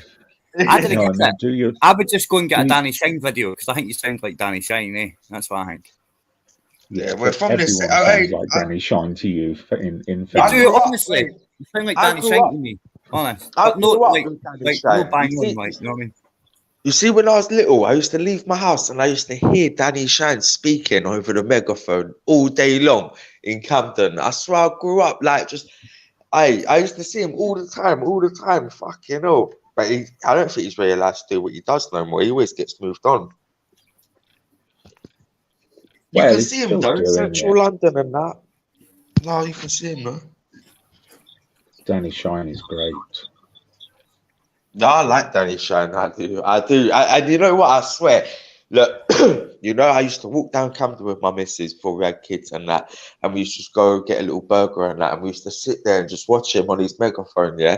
And he used to have the best fucking banter, I swear down. Like if you're walking past him and you're looking miserable, that motherfucker will cheer you up. I swear. Big up Danny Shine, man. I like Danny. Yeah, he is good. Local experimentalist was in the chat earlier. I don't know if he's still here. And he's probably the closest to Danny Shine in that sense because he films in quite a lot. They sort of pair up. But even he said Danny's quite a private character, you know. Yeah, he doesn't like public information getting shown, that's for sure. Danny. You mean like his 3 children when he's an advocate for not having children? What? No, like the electric cars that won the theirs, the house, the MBE wife, all that stuff. Yes, I read about her recently. I'm not one for running around trying to find gossip on people. I try to make my own decisions. No, But I yeah, was, that story I was just came up. I was just a member of a Discord server that posted that they got shut down because Danny Shine and local experimentalists put complaints in saying they had been doxxed. When it's no doxing if it's publicly available information. Yeah, if you It's not for me Google to say. her, It's not for me to say. You know, if you Google They- her, they pretty you much find admit it. all the information. Aye, She runs it's charity. What's her charity involved with? I can't remember. I don't know. I couldn't tell you. I didn't read all the information. I never posted it. I was just in the server. I'd seen it, but it's like most times I'll see it like, right, either whatever. I didn't go and look at it really, unless I'm interested, if that makes sense. But the whole server got took down. Everybody got scalped for doxing, but it wasn't doxed. It was publicly available information. You know. I've got a question for you, Tony. Question from the chat. Go ahead. Tony, how do you feel about all the judgmental, two-faced, backstabbing gossip queens like SG? SG was very kind to Tony and Vincent. I'm not saying I wasn't kind to Tony, but SG was extra kind. Anybody can think what they want to think, you know, say what they want to say. And like I say, I'm a soft ass, so you know, it just comes at me. It bounces off. It might hurt me, but you know, I can get over that. Yeah, I mean, I think we've talked it out here, so we don't need to. I don't pigeon overload. Rather than try to stir shit, the question you would have been better off asking is, Tony, do you see where people were coming from that night when they were trying to give you some friendly advice? Yes, I do see. I just didn't react to it properly, and I should. Like you say, mate, that's probably in your nature. That's probably why you didn't, bro. Let's be honest. Yeah, as I say, I've actually where's it going? Oh, well, it's done now, innit? It's done. Yeah, people trying to go over old water. Yeah, man. Old water, yeah. That's what I was saying earlier on, Bear Kent. It's done now. You can't go back. It can't be changed. Just learn. No, I was one of them, man. I was one of the ones pissed off, man. Pissed off. I don't know. I didn't listen. I had a fucking opinion, and I still stick by that opinion. But at the same time, like, I don't know. When people want to spin it like that, like RSG and Vincent, or they could have said my name or Ronnie's name, like, it's not the case, man. Just people see a certain situation and they were trying to, I don't know, maybe from Tony's eyes, he didn't see it that night. I don't know, but I don't like when people come on and try and fucking stir shit like that. I don't know. People do utilize things to turn the screws, of course. We've discussed it quite a lot here, Bear, for the last hour and a half, I think, just before you came on. Don't need to be discussed. I didn't want to discuss it. But... Yeah. No, I'm not saying, you know. Just people coming in the chat like, oh, what do you think? So, like, what are you doing that for? Obviously, Tony don't think nothing bad, or he wouldn't be sat on your panel. So really, there's no need for nobody to make that comment in the chat, other than to try and fucking stir the pot. I did warn Tony before he came on that I had a viewpoint on it, let alone what might happen in the chat, and he was happy to take that. I'm sure Tony is aware he's got to run the gauntlet of this for a period of time still, until everyone gets their piece on it. Vince, to be honest with you, no, this will get cast up against Tory whenever somebody gets fucking run due to anything else. This will fall whenever it suits them. Well, I've been honest, it will. When you start getting brandishes, their names, it doesn't leave you. It never leaves you. And let's be honest, come on, we're all human beings here. It never leaves you. Because it's always in the back of the mind of the person who once called you it or heard it. You're right. It's going to be used as a comparison, as a meter to measure by in the future. If anyone else makes any mistakes, Tony's name is going to be brought up. Of course it is. We see that already with how we react to one person doing the same behavior as somebody else. One is accepted, one is removed from the community. So that's not in doubt. I'm not having a go, like, I'm just stating the obvious. Yeah, no, hang on a second. Where do you go from here? Because Dave Smith asks Tony a question, or at least he states something. Tony can't move on until he owns the situation. Well, Dave, clarify how Tony owns the situation. I've thought about it long and hard. I wish I'd known Tony was coming on the stream, because I would have spent maybe an hour and a half, 2 hours thinking of the hardest questions I could for him in the most delicate way possible. And I did kind of give him a couple of difficult questions. Whether we found an answer to them or not is anybody's. He kind of has. Whether like he has, I just asked him a question and he answered it. If he'd have turned around and said to me, "Nah, I still stick by what I said," and then maybe I'll be sat here and having a different conversation with Tony now. Maybe that would have turned into a bit of a debate there, but he hasn't. He's turned around and said, "Yeah, I do see that." And to be fair, I've never seen anything like that from Tony before. And unless anyone sees something like that from Tony again, then fucking just it is what it is. But it's Bear, a what do you fucking mean? stupid Bear. situation where he probably should have listened, should have probably pulled that girl from the fucking chat. And if he'd have done that, nothing more would have been said about it. Unfortunately, Bear. he didn't. Bear, what did he do? What was it he did? What was it? What was it? Was it the original thing, the age type, the age group, or was it the words that came out the mouth? It was a bit of both. It was a bit of, for me, it was a bit like once people had tried to make you aware, hang on a minute, this girl does look rather young. And let's be honest, this isn't against Tony. I'd say it like if I was 56, yeah? Yeah. It doesn't make sense why if I start up a live stream, a young girl would want to come on and start talking in a derogatory way towards me. Like, I just don't see like what she would have thought that fucking her and Tony will have in common. Do you know what I mean? Does that make any sense? Like, it's yes. I don't know. And I get that, right? And are we both in agreement, right? Are we both in agreement that the age group is out the window because people complained on that stream about the age group, right? And specific words would have been used in the complaints, right? Yeah, like we're getting used in the chat for what I've seen, right? Like on the replay. You don't put in words. You don't her account's still there. The only person that took the video down was Tony after he was, for lack of a better word, hounded enough to do so, right? Yeah. So her age group's out the window, right? So if we can just use the words that she used, right? Know the age group because she's over 21, like she said, right? because the video is still up. And if she had lied about her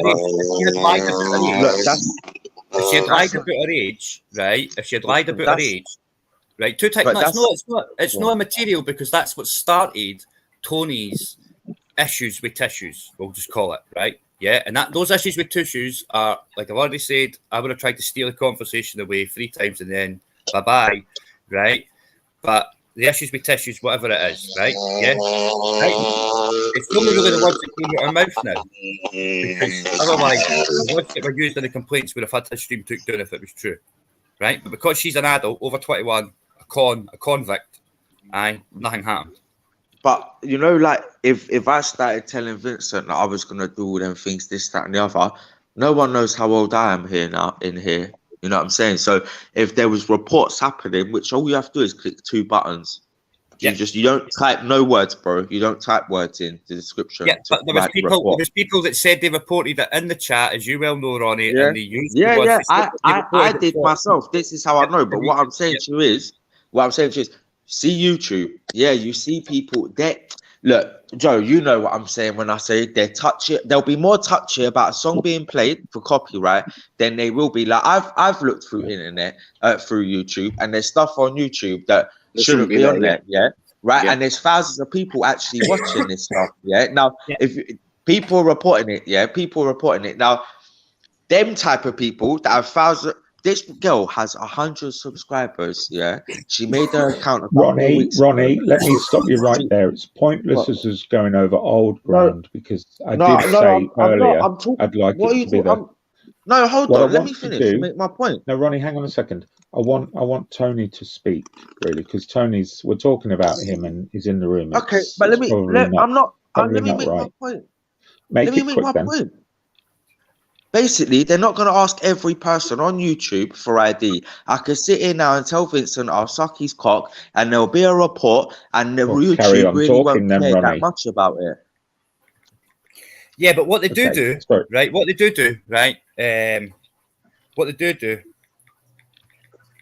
Sorry if my point offended anyone or anything what they like do, that. and I do know they do this. I do know they do this, right? When people report things for certain words and certain contexts, one of the first things that YouTube, Facebook, Twitter always do is try and verify your details if they have not already verified your details, right? What they do is to check it against a list straight away to see if you're already on the age verification list. If you're on the age verification list, it pops up you're a convict over 21. All my point was, right? let me just say, all my... Yeah, but 2 seconds. And they'll also look at what he had as thing we set up is. They'll look if it was for over 18s and all that kind of stuff as the content. Is it for mature? They'll look at that too, right? All I'm saying is, right, and like I say, I'm not having a go. I'm not picking apart anything. Me neither. But all my point was, they're not going across the whole of YouTube finding out IDs. That's all I'm saying. But they're not going across the whole of YouTube finding out IDs, No, because they're not. half of the stuff. Hold on, half of the stuff I've seen on YouTube wouldn't be on YouTube if people are showing their IDs. So not everyone is getting shown ID. For what it was reported for, it would have been looked at. That's all I'm saying. It's 100% for what it was reported for. It would have been looked at, and it never got Guys, we're doing points that have been made already. Ronnie, hold on now. You got your thing in there, so we're done. All I'll say on that is we're definitely going camping at some point, right? So I'm going to let Tony. Tony, I've said to you from the start, nobody's looking for an apology here. You don't have to apologise here, and nobody's trying to strip you apart either. But Dave Smith asked earlier that you should own it, so I asked him how could he own it, and he said by accepting total responsibility for the stream without diverting or blaming others. And again, I don't want you to address that question. Just give me your thoughts on it. Nobody's looking for an apology, Tony, so please don't make one. I don't know. As I sort of said, I know I'm too nice, or I was too nice. Things have changed. And yeah, I know it. I know that it's hard to change the person you are. I'm a really sort of mellow, laid-back type bloke. So yeah, and honestly, to give credit to BBA, he said some nasty things, but then he actually came chatting to me, and he apologised, and he was great. It was such an eye-opener. Did it ever occur to you that people tried to save you because they cared about you? Yeah, it did occur to me. After I went and watched the video back, and I went, yeah, valid points. She was a gold digger. She really was. And I must say, Tony, and I keep wanting to try and end the conversation because you're not sort of being held to account or being judged by anyone here, least of all by me. I don't have any right to do that. But I will say, and it'll be the last thing I say on it, give me your view on it, don't answer it, is that every time you say, and this is the overriding feeling I get from everyone else who's sort of against it. Every time you say, I'm too soft, I'm too nice, I'm too accommodating, it just sounds like a cop-out to me, Tony. It seems like you've chosen the easiest option. It's called truth. Okay, I respect that. I'd like to say I didn't want an answer to that. Just so it's my view, So, Ronnie and Joe, you can come back in now, guys. Sorry for stopping you. It's just you were bringing up things that we've done before. No, it's all good, man. No, I wasn't bringing up nothing that was done before. Joe was talking about age and ID. That's all I was talking about. Nothing to do with Tony or Jazzy. YouTube looking for ID was the point I was making. Okay. But I think the consensus among most who were shocked by it, they all said it didn't matter how old she was, whether she was 15 or whether she was 50. It was content that I was shocked at, and the fact that it happened in a community where I felt there was a a level of responsibility to everyone else in that community. You know, I felt I knew perfectly all the boundaries. I knew if I had the opportunity, I could call somebody a wanker, and that wouldn't be extreme because I've heard people do that. I wouldn't do it myself.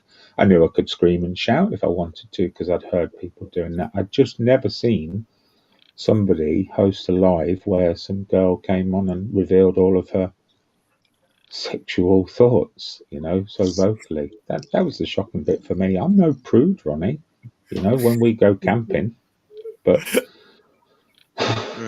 but you know, just to hear it on a platform where I come on to talk about politics and the dreaded C word. Vincent, there's a term for her, right? She's called an exhibitionist. That's the terminology that's used. So she does have a pigeonhole, yeah. She's an exhibitionist, and that's what got everybody's back up by the fact that she was an exhibitionist. That's what it was. Maybe. That's what she enjoys doing. That's her personality. Yeah. That's what it is. And I've met these people in my life, believe it or not. You know what I mean? Edinburgh's quite a fucking weird and funky place when you actually came where to go, right? I've met folk like that. That's how I use the word Tuesday instead of CUNT. You know what I mean? Aye, because I went that way. Ladies that like ladies, exactly, in the club scene and all that kind of stuff. You know what I mean? So she's nothing that I've never met before, and I've met adults in your age, Vincent, that are fucking worse because they're at that age group where they're like, "Fuck off! I don't give a flying fuck. I've been like this for my fucking life."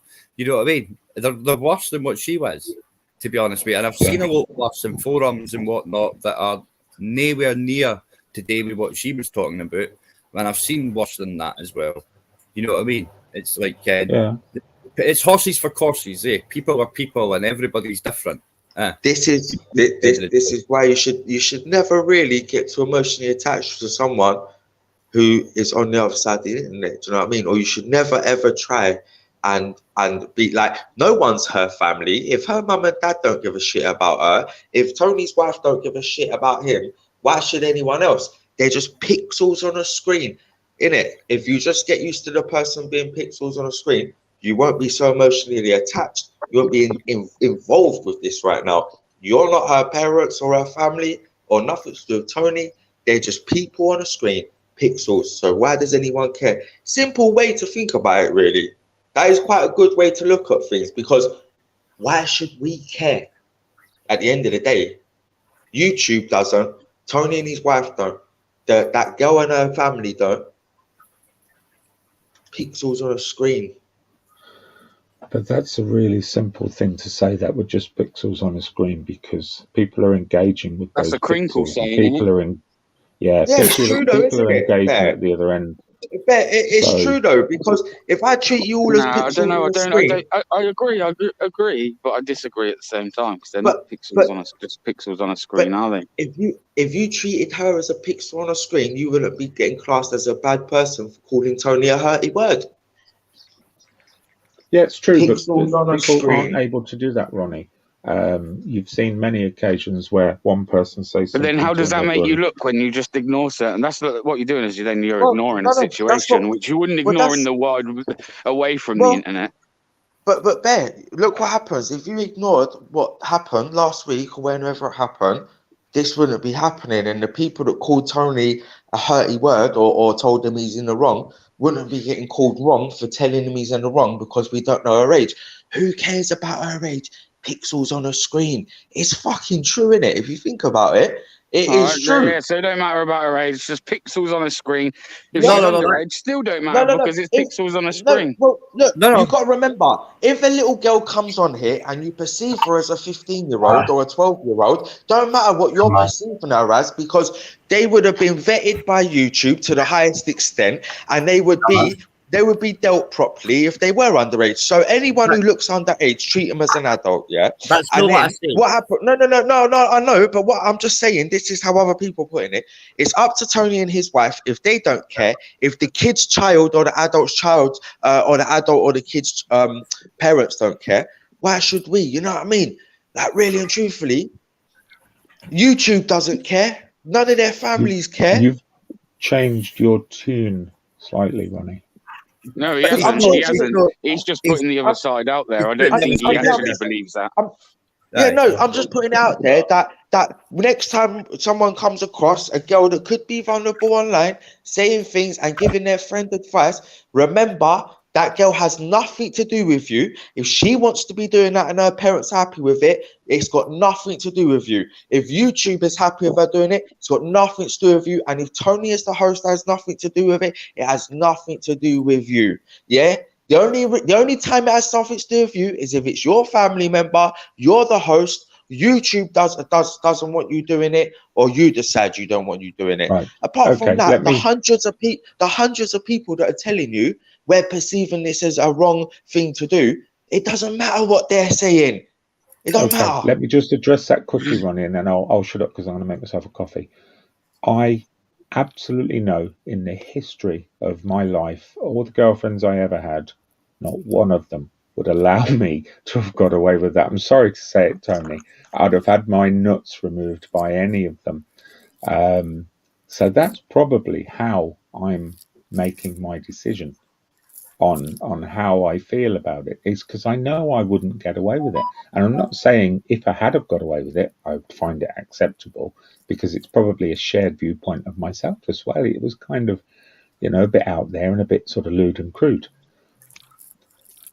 So how would your partner have reacted to it, Ronnie? Or just to be a bit more sort of To be honest with you, spurious on it?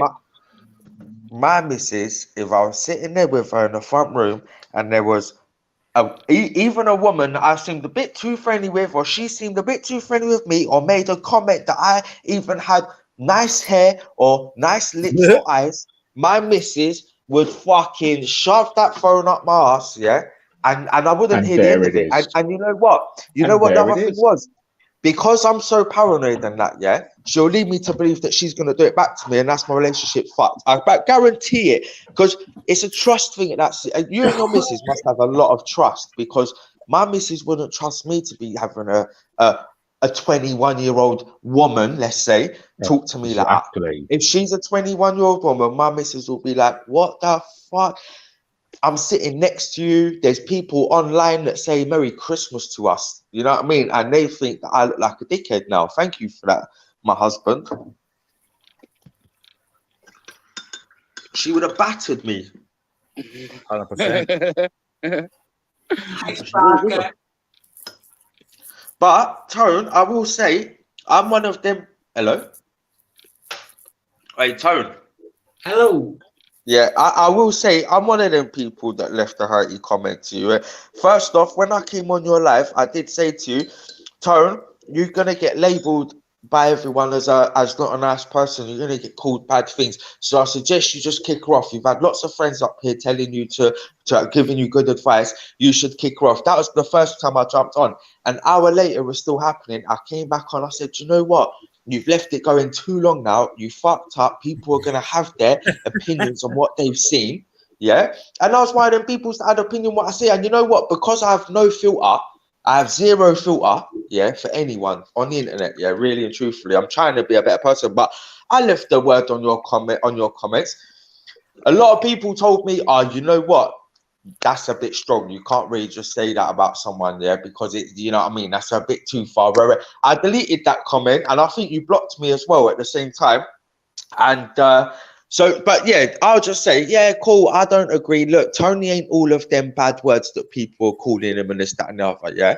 But Tony, you have to remember that people on the internet, they don't really care about you and your feelings. If they see something wrong, they're gonna say it.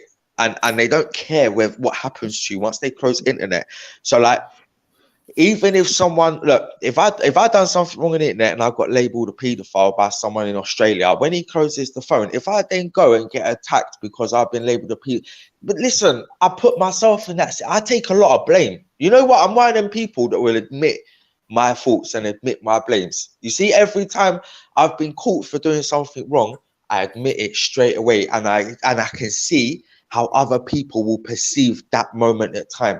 Do you know what I'm saying? Like, you have to understand that some people perceived it as what it is, and some people did kind of sleep on it and change their opinions a little bit. But Okay, Ronnie, while it's fresh in your mind then about your partner not allowing you to get away with it and she would roast you, let me just cover 2 points. First of all, Ender, the good Yatch, said yeah, and some people are swingers who throw their keys in a fishbowl every weekend. Live and let live.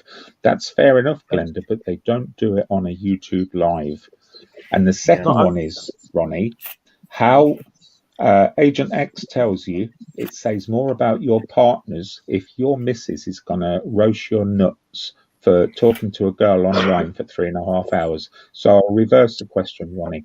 What happens when you find out your missus has been talking to some fella and he's been really sexual for 3.5 hours? What happens? No, well, no. Of course, I would expect her to have some fucking decency for a husband or a boyfriend, yeah, and say, you know what, I'm not entertaining this person talking to me. If I want to hear sexual talk, I've got a loved one who I want to hear it by, with a real person next to me. So you know, I wouldn't be happy with that. I wouldn't be happy if she carried on that conversation and they carried on talking to each other. No way, because so I'll ask. So I'll ask Agent X the same question. Agent X, if your fella is talking to another woman and that woman's being really filthy in a conversation for 3.5 hours, what happens when you find that out, Agent X, if you can be honest? Sorry, Ronnie, carry on.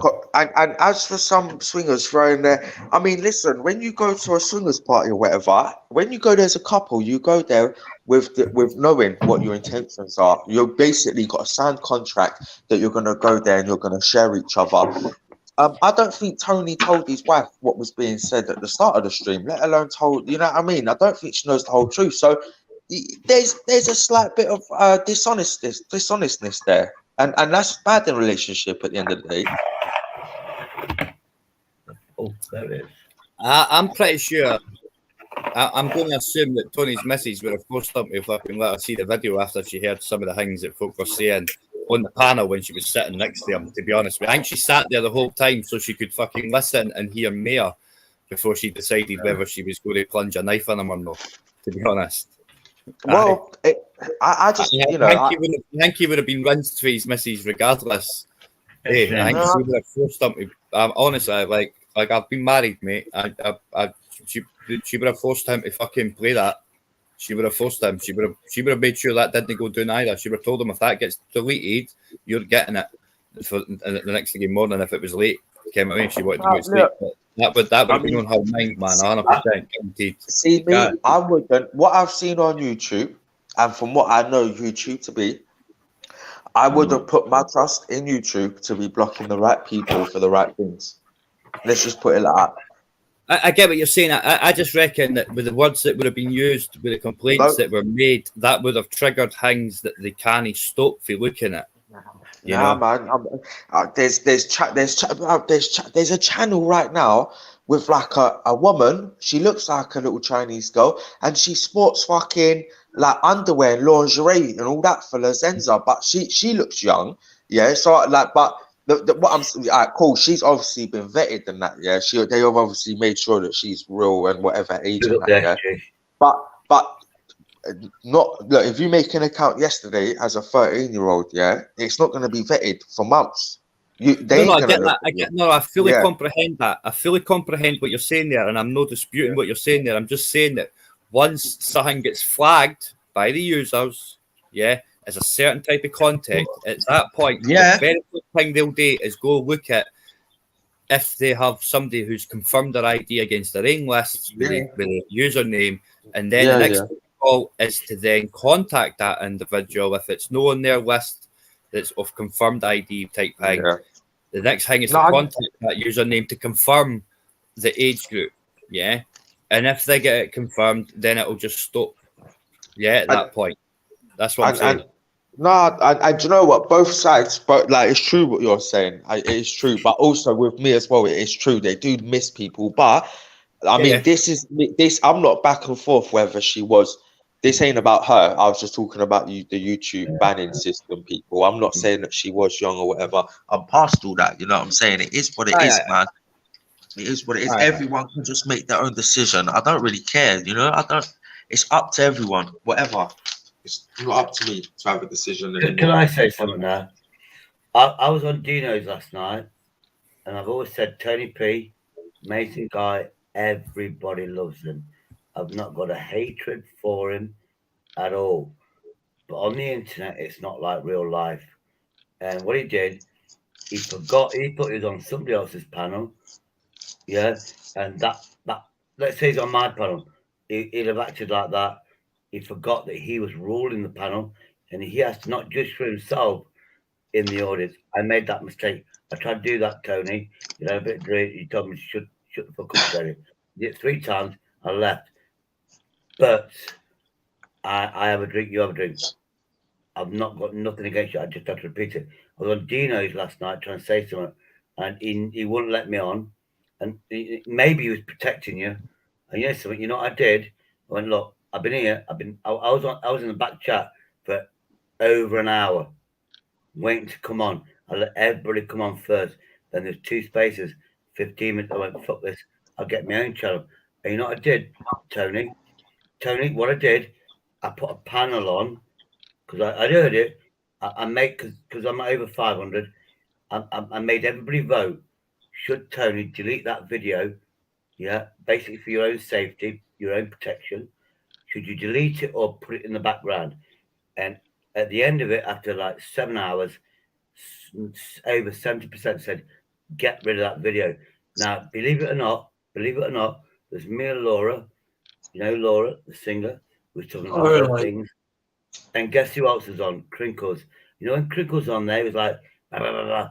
On my channel, he was so sensible, so nice, and he was actually speaking logic. You know what we were talking about, Tony? And it was like all from the heart. Tony, you need to think. Yeah. Let's say I'm super smart with computers. I could snippet what you said and snippet what she said. You could put it together as a jingle and it will make you so bad. That's why people wanted you to get rid of that video one way or another. Because the longer you left it on, you will feel it 6 months down the line. And let me try and end this, Shady. Hang on a sec. Tony, apologies that we're still sort of banging this. I'm very, very aware that the chat are sort of against it continuing. So apologies for that as well on behalf of the chat. Do you want to say anything more on it, Tony? And then we can sort of end it here now. I'm sure it's not the last of it for you, man. And again, you know, it's something you're probably prepared for. But is there anything lastly that you want to say on it before we move on? It's as far as I'm concerned, it's water under the bridge. Hope you're feeling better, Shady. Because I'm all right. I did get ill. No, Tony, look, Tony, let me tell you something, right? Shady, hang on, Shady. I want to end this, so I don't want to continue the sort of the cycle, you know, or else we'll go around again. I'm just saying, I was sent on a personal note. I went through it a tiny percentage because the system would have gone. Sorry, Shady. I didn't mean to be rude. Tony, I just want. What I want you to understand, Tony. Yeah, everybody makes mistakes in life. I did, but what you have to understand now, everybody fucking loves you, mate. If people are telling me they love me, trust me. If I've got 10 people Shady, who love me, we're doing it again now. Tony, Shady, hang on. All right, Shady, I want to end it for Tony because it's just going on and people are aware. Hang on. So we'll call it there, Tony, and we're going to carry on with. We'll try and find another subject. Please. I'll just cover the question that I asked Agent X earlier, and the question was, how would she feel if her partner she'd found out her partner was talking to another woman in a sort of a sexy manner, and she's replied with, I'm in an open relationship, so that's not an issue for us. And that's the answer I wanted. I wasn't looking for any. I wasn't trying to bait. I wasn't trying to look for any particular answer. You know, it was your opinion that I wanted, nothing else. I wasn't expecting an answer. And whilst I'm talking to you, Agent X, the offer for you to come on and do a one-on-one on forensic science still stands. You haven't replied to me yet, so if you ever want to do that, do please reply. And I'm done. So Tony, yeah, I mean, stick around, Tony, but what science? That's not all we can talk about. Forensic science. Oh, forensic science, nice. Nice subject. Yeah, I think Agent X works in the area of forensic science. So oh, I've got great questions on that. Yeah, same here. But Tony, subject change, Shady, Joe, Ronnie, BB8. I just want to say one thing. I just want to say one thing. Yeah, what everybody's trying to do for you, Tony, is pure love. Pure love. But you can get in a situation where you don't hear it. And you know what I mean? This can be a negative platform, or it can be positive. For me, it's been super positive. And I want you to know it's super positive, mate. And yes, it's bad, but trust me, you have got us all backing you up, bro. That's all I want. That's not necessarily true, Shady. That's why we're still flogging it, I guess, because there are differences of opinions, you know. But anyway, it's easy to make mistakes. The hardest thing is to recover from them, that any negativity, and to recover that's when you know who your real friends are. I mean, I remember. Let's not get into it. I just remember the negative, far negative. Then I watched it for an hour and a half, blah, blah, blah, blah, blah. I got my opinion. To me, it's an easy mistake. That's it. And how do you go forward for Tony? Do you know what I mean? How do you go where he feels positive? You know, people are backing him up. Well, Tony's an adult. He's big enough and ugly enough to have made enough life experience now to know how to deal with it. You know, it'll all pass, JD. Yeah, but, it'll all be forgotten. Yeah, you know, when you suffer depression and anxiety, it's not as easy. You're a normal person, you're going, yeah, you'll get over it. When you suffer all those negative, like depression, anxiety, you don't get over it overnight. You really don't. That's when you know who you're.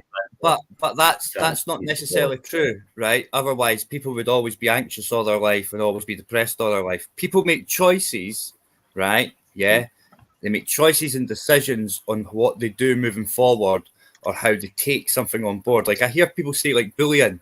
I would always use the terminology character building. You're using a negative word as a positive, but you got to understand. But that's what people that are depressed can't do, and anxious can't do. They can't turn that frown upside down. And that's due to how their perceptions are, and then the choices they then make because of the perceptions. If that makes sense.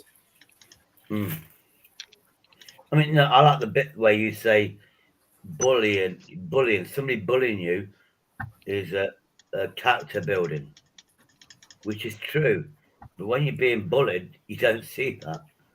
Of course you don't. And of course you don't. And bullying's not the same way as what it used to be, because you didn't sing a song anymore or get told sticks and stones, eh? You get told that it matters. You're actually sold that the bullying matters, and you're sold that the bullying's going to make you worse than what you actually are now. So what you're actually doing is you're buying into a mantra to keep yourself enslaved. To be honest. It is a kangaroo court, indeed, Vince. But it's your kangaroo court, Vince. It's your kangaroo court, so it must be all right. That's a good analogy. That is a good picture, really. YouTube is a kangaroo court. Real life is a kangaroo court.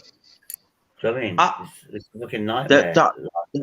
I don't know. I heard someone's going around saying that there's someone asking women for pictures, and when they don't send them naked pictures, they're blocking them. Somebody we know. Apparently, apparently an order. I don't really know the facts about it. There's an order out there who has women. He's asking them for nude pictures. It's happened to more than one woman, I think.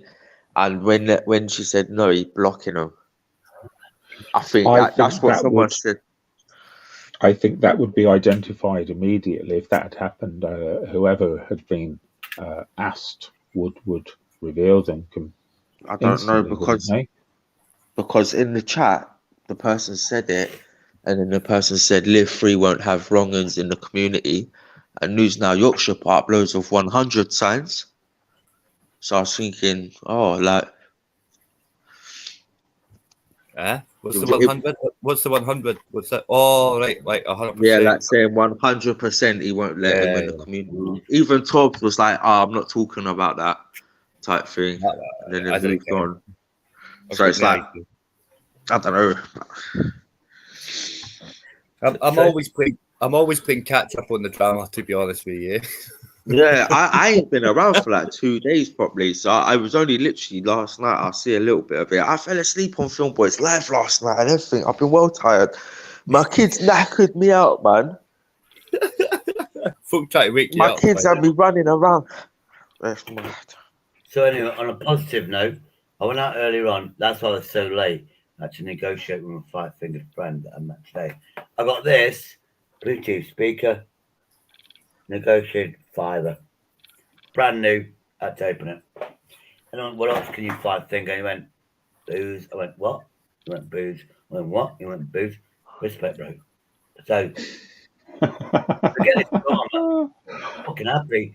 I've just got my fucking, well, it's a new one, 5-finger friend. You know, it might be better if you say 5-finger discount friend, because if you say 5-finger, people might assume something else. Yeah, Yeah.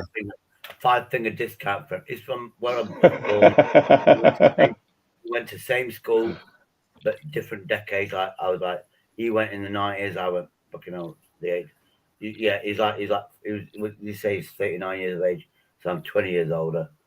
But I don't care because he knows how to manipulate the system with his 5 fingers. I went, did you go? Anyway, he tried to charge me more. I went, I'll give you $5. Then I bought it, and I went, oh shit, that's my booze money gone. That's my £5 booze money gone. But hey, I hope it's Well, nice. didn't you say he gets booze as well, so you can save a princely packet there as well with using him? Yeah, I have to wait till next Wednesday when I get paid. But yeah, but then it'll be spirits. He's not gonna get me half price cans of beer.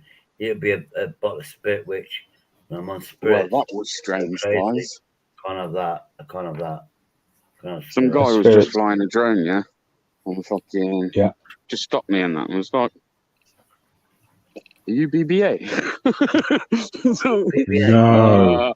who wants to know? He's like, no. He's like, just somebody that watches you, subscribe to your channel.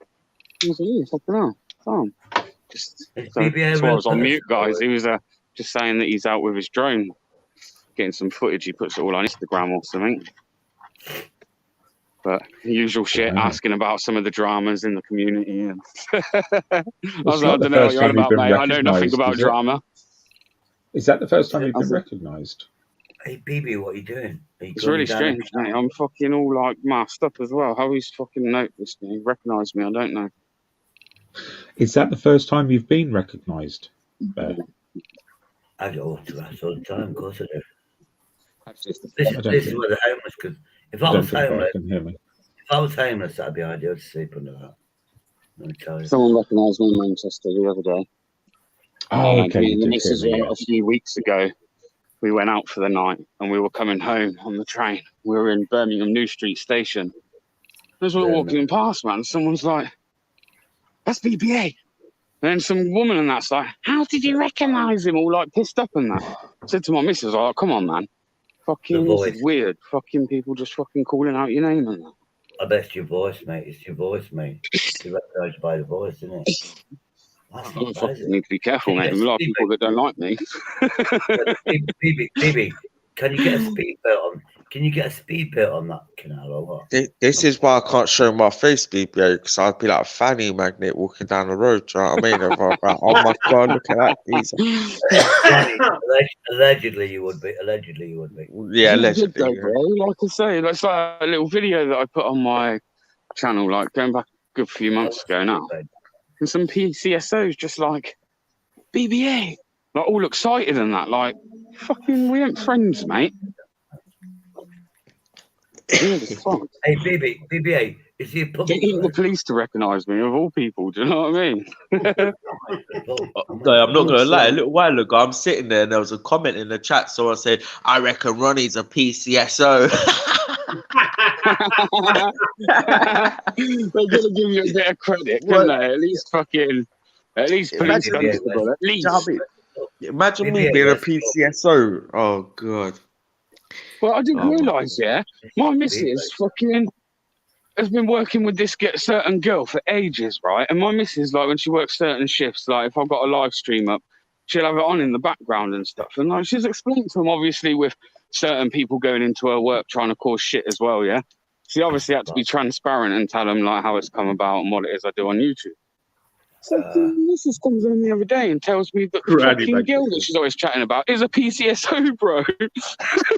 She's like some trainee fucking PCSO, and she works like 2 jobs. She works as a Big up the PCSO guilds. and she works with my missus. Oh, and you've just been fucking sat there with my live streams open. Fucking, what's wrong with you? Sort your fucking head out. Did you just say your missus' workplace had been infiltrated by the coppers? Wait, Anthony, me and Ray work together.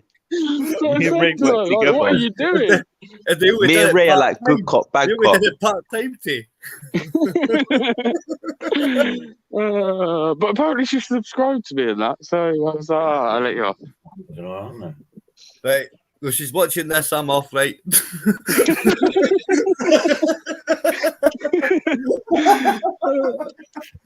She's only trainee right now. I said, just let me know when she's the full shebang, man.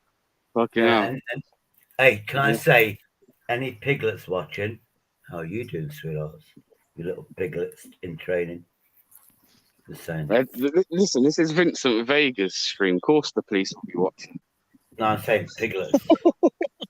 That's my new name now. I call them piglets. I call them piglets now. And you know those cars, I call them mobile pigsties. If you're a trainee, you're a piglet, and the car is a mobile pigsty.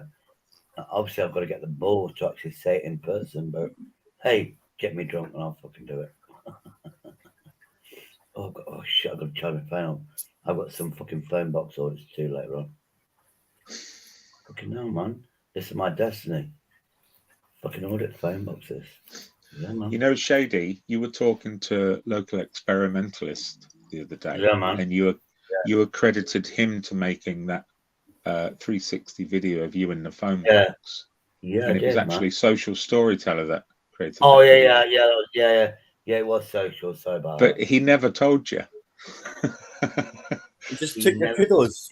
He just took the credit. Yeah. He just took the credit. And he never denied it. What a wanker. No. Oh, you fucker. What a wanker. Well, you said it, no me. Yeah. I can't spell liberation or whatever his name was. I knew. I thought it was. I just saw experiment at the end of it. I thought it was the same geezer. I might not actually. I was getting off the drunkenness, but I was actually paranoid, fucking sober. So the stress of that. But being sober is a fucking nightmare. I'm just saying, it's a fucking nightmare. Anyway, I'm happy. I'm drunk again. It's all good. Yeah, but I do have to then now order 2 phone boxes. Then I'm going to go around. I'm going to audit one of these yellow phone boxes at the police station. And see what What do you mean you're going to audit the phone box? Like, what do you mean, like push buttons and that? See if it works. Ken, that audit's going to cost you 60p. Every audit's going to cost you 60p at the phone box. No, I'm not. No. The audit is, does it smell like piss? Fucking hell, the phone boxes even still work. It's going to change. That's what I'm saying. That's what They still exactly connect to exist. I can tell you now, every phone box near me has been ripped out. Yeah. Every audit that BBA. gets a successful full audit is going to cost them a minimum of 60 pence because it's 60 pence per call. He's going to have to phone his mobile to make sure it still works. BBA. I was challenged to audit a phone box, so I did. And you know what I said? Does it work? Watch my audit. It has been heavily vandalized. And I'm like this with the handle. I went, it's a wire. I'm going, how the fuck am I going to use this? It's been heavily vandalized. To audit a phone box? Well, I've done it, so it is possible. Saying that, I believe somebody's audited a public toilet, so I guess anything's possible, right? Yeah, I wouldn't do that. I wouldn't stoop that low. Vandalized phone boxes, yeah, it's my level. I'm going to audit the police. I've got a box. vandalised phone box around the corner from me. It's been ringing for fucking months. it just constantly rings. This is a drug deal. Every time I walk past it, it's ringing, and I know it's not meant to be because it's off the hook. Oh, it's actually Oh, off the that's hook. good. If it's off the hook, what's something wrong there? Unless somebody glued it there. Somebody could glue it. It's probably been ripped. It's been popped, mate. I mean, I've got my niche now. I ain't got the balls to do police stations, confrontation, this and that. Live chats, I want to chop things down. But how do I put fucking videos up? Why not take the piss out of myself, and have a laugh, and fucking audit fucking telephone boxes? Shady, you've got it in there to do a police station, bro. There's one down the road, and that's got one of those yellow phone boxes, which I don't know how to use. It's only got 3 fucking buttons. A standard telephone box has 10 buttons, 0. I can make a phone call on that. How the fuck do you make a phone call? Where you know what? Yeah, it's true. You should start hounding all of the debt collector companies. Just start hounding them like they hound single mums and that. You know, people that are in debt. Oh, them bastards, yeah. I know one debt agency. This woman that I know out of London, she suffers mad mental health and that. Yeah, she was in debt. She was struggling and that. They forced her to go bankrupt, you know, Oh, she had savings. She had 2 bank accounts, yeah, because she didn't really know what she was doing. She had a couple of grand saved, stashed aside, yeah. She had an empty bank account, couple of grand in another. Anyway, she went bankrupt. They found out that she didn't have no money. All was good. Within like a couple of weeks to a month later, they took all of the money out of her second account. They found out about her second account and wiped the whole lot and left her with nothing. But all right, cool. She don't have no more debts anymore. But her credit's fucked. Everything's fucked. You know what I mean? But they were knocking on her door so much, so often that she had to get a doctor's note and she said, listen, just when they knock at your door next time, give it to them. And tell them, and their doctor had to write a note saying, stop knocking on the door because you're driving her insane. You know what I mean? Now, I say, if you get yourself in that debt, you know what I mean? You can't really blame anyone else but yourself in it. Yeah, right. You know they're going to come for their money if you don't pay for it. But this happens to so many people that don't realize that they're going to lose everything through getting in a little bit of debt. And it's like, bruv, and the way they were knocking at her door every 2 days, asking her to pay this. Yeah, BBA. Or these motherfuckers that are just taking off single mums and single dads and people that can't afford it.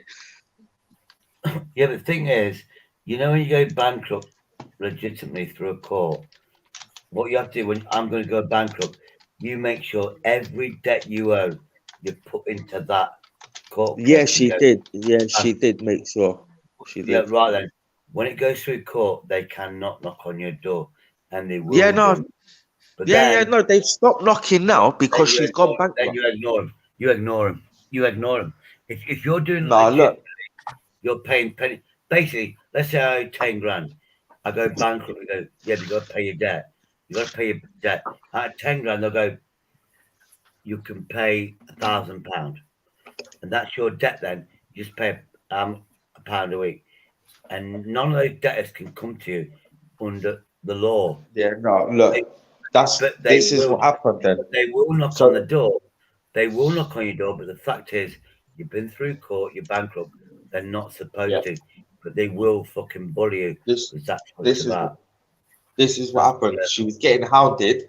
Before she went bankrupt. Then she went bankrupt. It's all rolled into one bill that they pay for her. She's gone bankrupt. Now they've stopped knocking now because they ain't gonna they're getting their payments, so they've stopped knocking. But you know, previously, up until today, basically, up until she went bankrupt, they were on all over Christmas knocking on her door. She was like, you know what I mean? And it's fucked, man. But yeah, them people there, BBA, man. They need to be hounded up. Go and check all of their cars. Make sure they're roadworthy. If they ain't road legal, make sure they have to take them cars off. You know what? Yeah. If you go to like some place, if you go to a place, yeah, where the bailiffs are working from, and you check all of their motors. If one of their motors is not roadworthy, that's one person that's not getting a visit off them that day. You can make that happen, bro. Like, you know what I mean? You can you could do something. You could do something. There's a market there. Police, there's no market there. They can't touch you for walking up to their establishment and that. Police can make up any type of lie. Yeah. These guys can't fucking lie because they're not police. They ain't got no powers to you. They've only got powers to people who they bully. Put it that way. Do Tony, it, let me BBA. ask Get you- onto these bailiffs. It's definitely bullying. Tony, let me Bullying. ask you. I know you've got some experience. It's been no picnic for you today, Tony. I'll I look into it, apologise. Lonnie. I'll look into it very I know discreetly. you had some experience with scammers yourself, Tony. Yes. £168,000 to be exact. As much as that. Yeah. Tony, how much did I get out of it? Nothing. I'm not a fucking scammer. No, that must fucking hurt, man. I didn't realise it was that much, Tony. I remember you talking about it in the early days when I used to start watching these panels. I didn't realise it was that much. Oh my God. Yeah, it's an awful lot. I'm pursuing them through the courts. Apparently, I've got a very good case, so all I can do is leave it to the judicial system, which is actually the judicial system of Cyprus. Wow. And have you been told that you stand a good chance of recovering some or all of the money? Yes. That's good. Well, I also I hired a company that's based in Israel, who are a very, very good law company, and they've sort of produced all the paperwork that I need to sort of go to the financial ombudsman at Cyprus, pursuing the company themselves, also pursuing my bank, because my bank were XG, you stay here, bro. Can I just say something? XG, you stay here, bro. You don't need to go, mate. I know you continue trying. XG's just saying he needs to go. No, you don't, XG. No, SG, no. That's what I'm saying. So yeah, You fucking go. You go. Shady said you can continue, Tony. Motherfucker. yeah. So I did get screwed heavily, but I am in the process of pursuing them. The Israeli company I'm using, I'm pretty sure that it will go my way, which is a good thing, obviously. £168,000 is quite a lot. That's pennies for me. How did they get 160k? How did you get scammed? What was the scam they used? Curiosity. Right. This is where it gets involved. I got presented with a phone call. Now, it was a phone call to my mobile. The only people that had my mobile number was this company, this shady Sharon bastards. Yeah, it's my company. Turns out that they're very, very well known for actually doing this type of stuff, having scamming people. And what they did was they actually got me to invest more money in cryptocurrency. And then what they did was, as soon as I invested it, they took it. And it's like, whoa, okay, can I finish? So, they basically swindled me in lots of sort of 30 grand marks. And my bank was hopeless because my bank didn't do anything about it. So I'm suing the bank as well, just because they were inept, they were useless. Cats just run across the drive. So yeah, but So what Can I was ask the you- actual, what was the Go on. actual scam then? The fact that you invested cryptocurrency, you signed the IPO, which transferred ownership and stuff like that, and they just really just spun you along and didn't give you nothing at the end of it, basically. Exactly. On a Straight serious out- note, straight out Tony, fraud. on a serious note, you know my name. On a serious note, Tony, what's your telephone number again? Yeah, right. Hey, don't call me shady for nothing. There's an interesting thing that I know about debt. You can have like £100,000 debt. As long as they don't catch up with you for 6 years, after 6 years, they've got no right to that debt. It gets written off. So once you do 66 years, they have no entitlement to that money. If they ring you up and go, oh, you know you own such money, do I? Yeah, I don't know.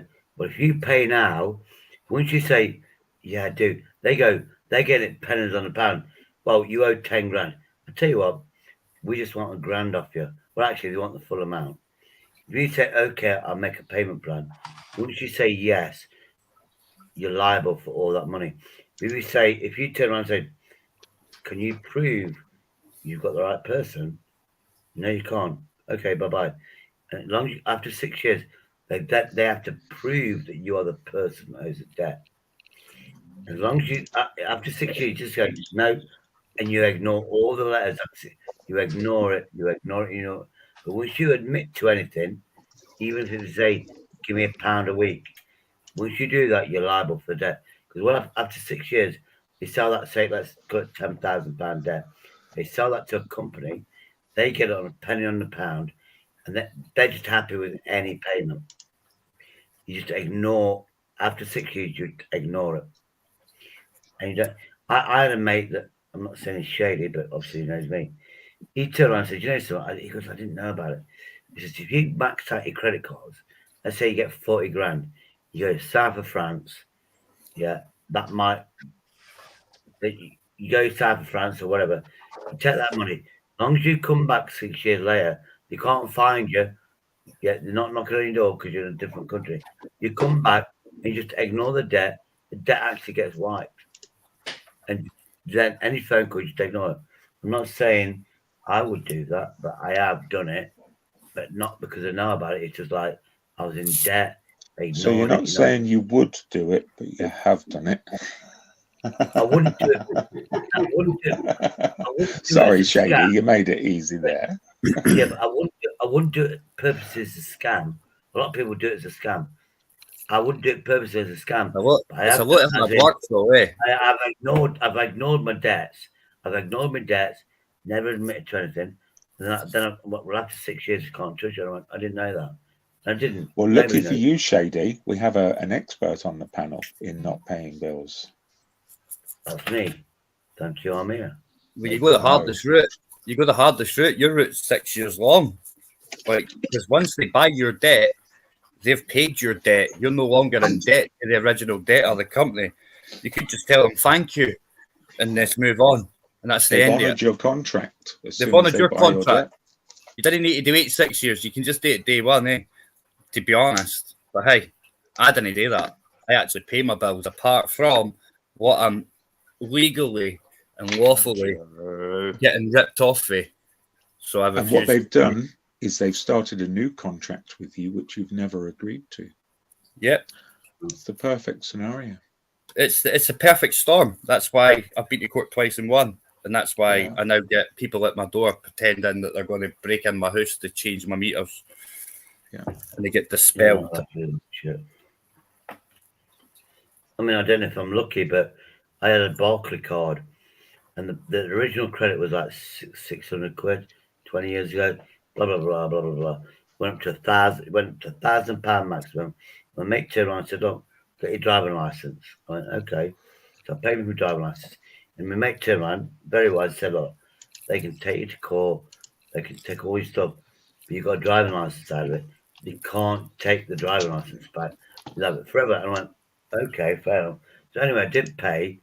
Then I moved address. Somebody found me. I agreed to it. I was £5,000 in debt. Then there was that, you know, that a payment protection plan that you got that you didn't allow. I went, oh, fuck it. So bear in mind, I'm £5,000 in debt with Barclays. So yeah, I paid for this protection plan. Anyway, the company came back 2 years later. Yeah, you won it. Here's a check for 750 quid. I went, thank you very much.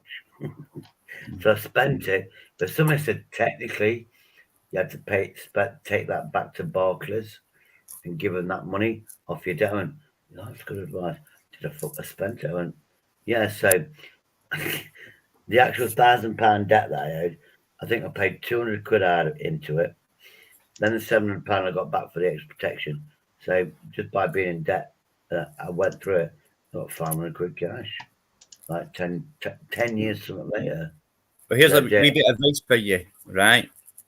Anybody that's on any form of benefits in the UK, it's illegal for any corporation or entity to give you any late payment charges or late fee charges, and it's been like that since Gordon Brown and Tony Blair were in power.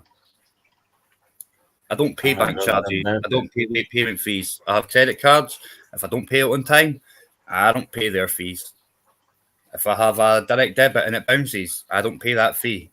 I just pay the direct debit. I don't pay any fees at all on any of my things at all. Zero. And that goes for any benefit. Any benefit. You can go find it. It's in the Acts of Parliament, which means that they must comply. They'll hit you with that you sign terms and conditions and all that kind of malarkey, right?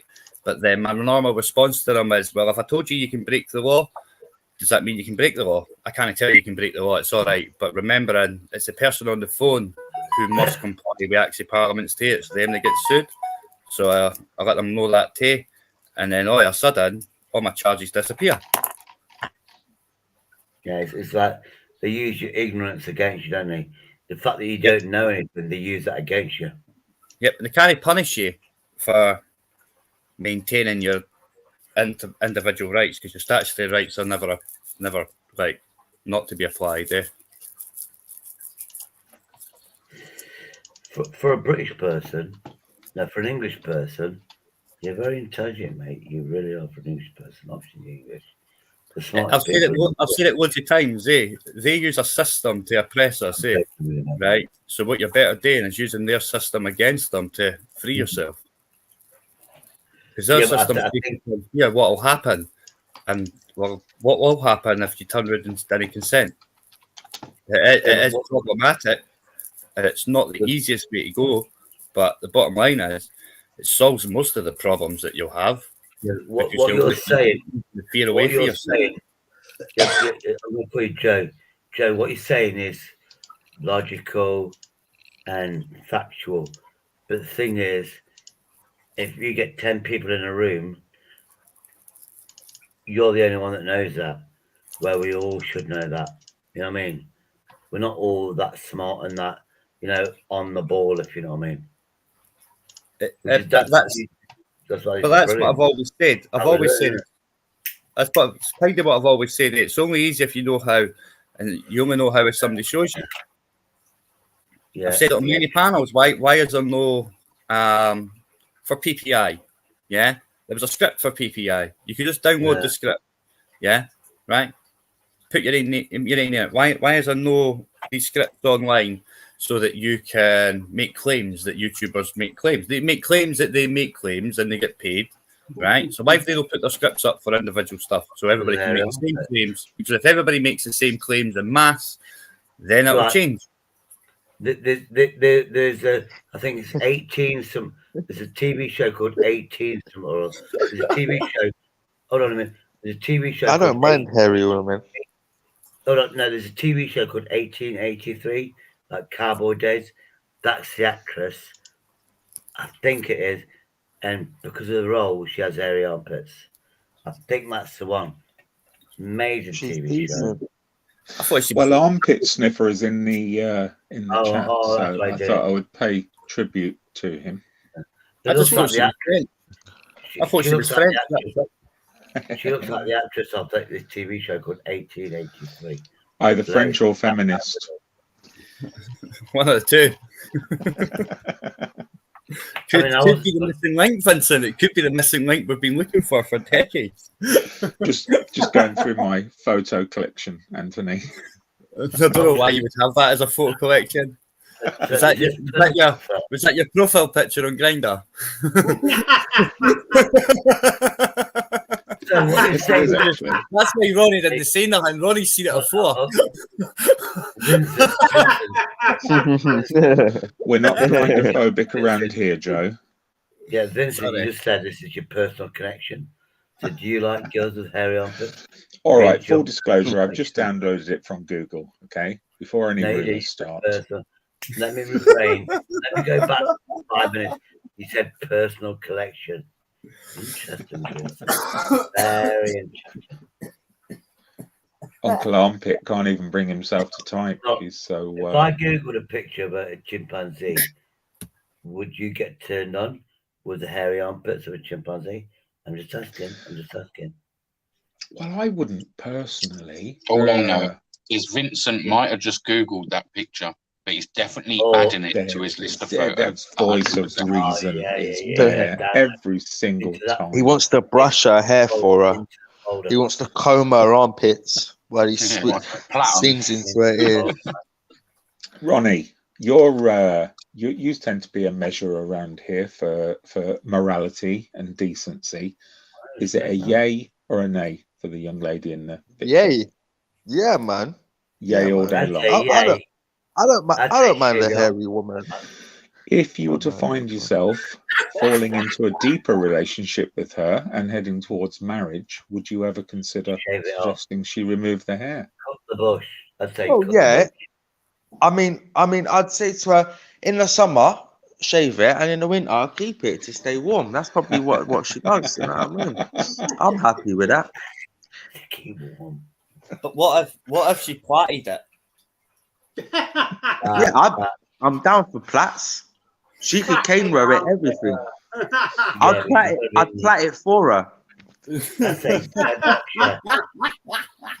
Yeah, but you can't have dreadlocks without the music. If she puts in a dreadlock, she has to like the music. That's my opinion. I'll plait her armpit hair. She'll look like she's got Bob Marley in her headlock. Question for the panel. Question for the panel there from CCTV user. No, you'd have to bleach it first. You'd have to bleach it. I That colour, think- you'd have to bleach first so you'd be able to die, to be honest. Why is pink armpit hair attractive? I'm just going to say, why dye it? Shave it. Easy.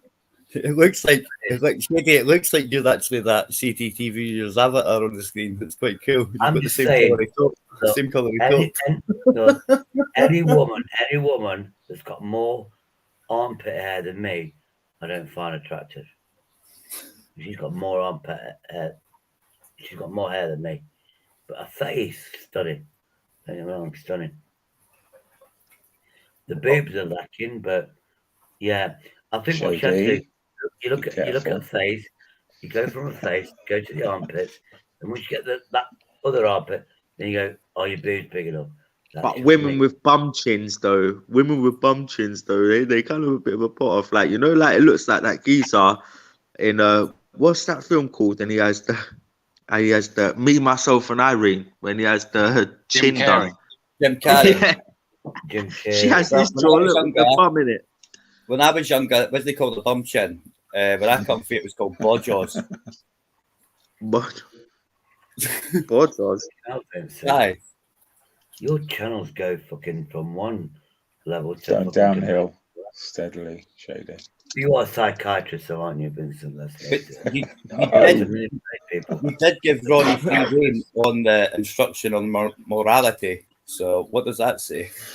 No, it wasn't an instruction. I merely pointed out that Ronnie seems to be the loosest in the gang when it comes to morals. I don't think that's unfair. What do you mean? I don't think that's an unfair observation. Hey, hold on a minute. I've got morals. All right, yeah, man.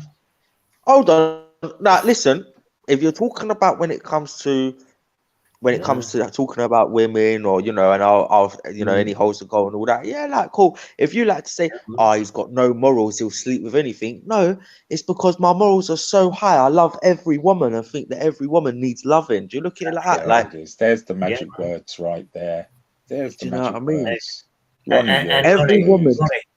Ronnie, that's completely different to being a male whore. No. I've made a woman feel so special when she's felt like absolute shit and felt like she couldn't get anyone. I've made her feel so special, and I didn't do that for me. I've done that for her. You know what I mean? It might have been sympathy, but I made that woman feel fucking good. You know what I mean? That's an achievement to me. It's not about me. It's about her. Have you ever said no to a lady? Yeah, I have. And I've kept it as a friendship before. What was the threshold then? The word no. Well, we was both living somewhere, and I saw her as a friend. I knew she saw me as a friend. Like I knew we'd regret it the next day. She kind of like went to kiss me and that, and then I kind of made myself fall asleep before it went any further. The next day though, it was kind of subliminal, like, I'm glad we didn't go that far. But I can see, like, you know what I mean? I wouldn't sleep with anyone who's vulnerable or anything like that, you know what I'm saying? And I see a lot of women, I see them as vulnerable, especially if they've had a drink and stuff like that. I like to sleep with a woman sober, and I like to kiss them sober, and it's more, you know what I mean? It's like, there's certain... Ronnie, do you get, blokes, women, have you ever had where you've been protected over a girl, whatever, she's stunningly beautiful, but you go, no chance, and beers are there, and then you get drunk, but then you go, I can't do it, because you're like my sister. I don't know what you mean. No, you've known people for a couple of years, you get drunk, and it's always been friendship, and then you have a few beers, and you could have the sex, and you go, no, you're like my sister to me. It's like incest.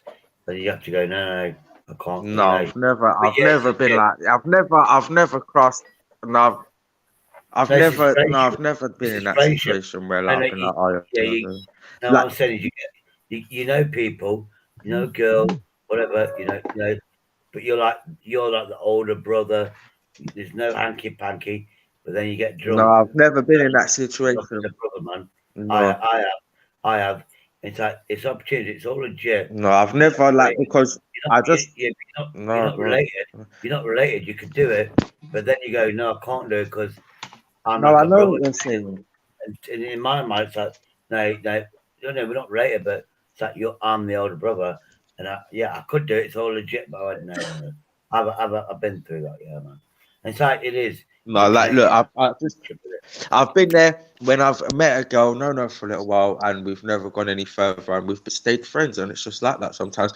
I've met a woman, she's come all the way from out of London before, hotel night, she's gone back to Doncaster, and she got in touch with me saying, you've made me feel like the most special woman in the world, do you know what I mean? People have noticed that I'm happier now and stuff like that, and she never come back for round two or anything. I just made her feel so special that one night, you know what I mean? That's all. Some people just need a little bit of different care and attention. Sometimes you can just meet up with a woman and you can just have a couple of drinks and a laugh, and it'll be as good as going the whole mile. Do you know what I mean? You don't always need to take it to the next level. Friendship. I love friendship. Trust me, I love friendship. Yeah, and if I think something's gonna get in the way of mine and the person's friendship, I won't do it. Ronnie, we're still on the same level. Ronnie, you sensitive soul. If that woman wants to buy me a drink, I want to say, yeah, she wants to buy me a drink. You know, friendship aside. You want to buy me a drink, sweetheart? Fucking, there's the bar. You know,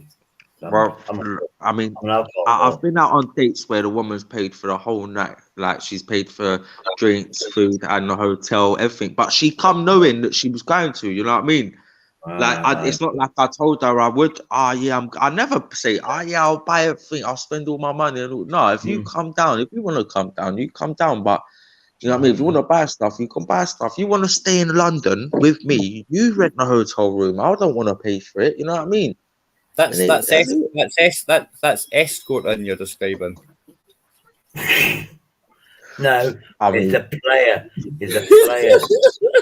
Character. no, Yeah, no, can I sell don't his see soul. myself in anything like that. He's not selling his fucking soul. What it is he's loaning out his empathy. He's loaning it out. He's not fucking charging. Hey, look, I'm me. I'm Ronnie. Want to be with me? Then get me a drink. Get me that fucking £800 steak covered in gold. He's not being fucking he's not fucking lying. Yeah, get me that rest, because that's what I fucking do, man. Because at the end of the day, people don't get it, man. Ronnie, people don't get it. When you've got a charisma and a personality, It's it not is that, free. Shady. We It's give not it, that. Ronnie. We give it for It's not free. that.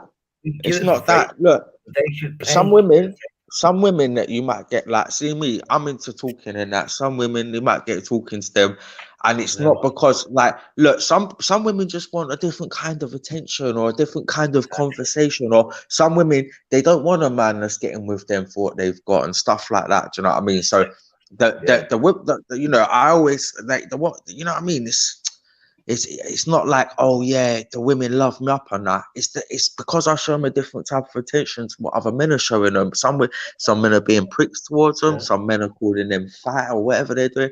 Me, I just find you sexy. You know what I mean? You're a woman. You give birth to children. Let me impregnate you. You know what I'm saying? Like that. I don't mind. That's me and my two women. Look, You're a proper rabbits. man, you are, Ronnie. Proper man. Well, no, Vince. A lot of people say, "Oh, this geezer." I will sleep with anything. I will sleep with anything. But the thing is, I'll do it for her. You're a better man than I am, Ronnie, honestly. Ronnie, you're deep. Like, I'm deep. You're deep. And the thing is, these normal people don't get it. We're full of empathy, love, and all that love. No, I'm far from it. We see. Are you a really unselfish lover, Ronnie? Is that what you're telling us? I'm not. You're an unselfish lover. When it comes to loving someone, if she ain't getting it, I'm not getting it. If she ain't enjoying it, I don't enjoy it. Like, I put all my time and effort into that. You know what I mean? Yeah. For all those women out there that are saying all the good men are taken, can I just point out there's one right here, Ronnie London. And I'm a fiver down. I'm gonna have to fucking romance somebody in the street. I'm a fiver down with Bluetooth speaker, 5-finger discount. But I'm gonna have to romance some fucking lady down the street so she can buy me a drink. That's just me. Don't worry about me. I'll work it out later on. But yeah, man, I just couldn't resist it. 5-finger discount, a fiver. You actually charge me more. Fuck me, I ain't paying. $7.50. It's worth 15 quid. And I went, I'll have it for a fiver. And I went, actually, I don't need a Bluetooth speaker. Like, what do I need one of them fucking for? I didn't need it. I went, but it was sealed, so he's obviously freshly stolen it, allegedly. I think, but I know him now. I know his face. Know what he can do. I did give him a hint. Get the litre bottles of whiskey, allegedly. So yeah, man. Fucking this C word. Shady. This C word Shady, is over. I'm back in business. Shady, what's your type of lady? Anyone that's a lady. What about you, Vince? A lady. That's a really difficult question, surely. Well, what's your type? Do you like them chubby? Do you like them skinny? Educated. No, he likes educated women. You don't like the dumb ones. He wants them educated. I know he likes some blind. That's quite a swiping assumption that you have there. No, I know I'm right, mate. You're from the Midlands. You do like the educated ones. Come to Derby. You see, the issue I have. The issue I have. Vincent likes the blind ones. The blind ones like him. They love me, yeah. Can I just feel your face? Because you've got a kind face. My biggest problem is going for intelligent women, Shady. You know, they always find me out. Oh, that you're not intelligent, or you're not intelligent, or you are intelligent. Oh, just intelligent women are very attractive, but the clue is in the name. Intelligent, you know. They ask too many questions. Yeah, I had one of them.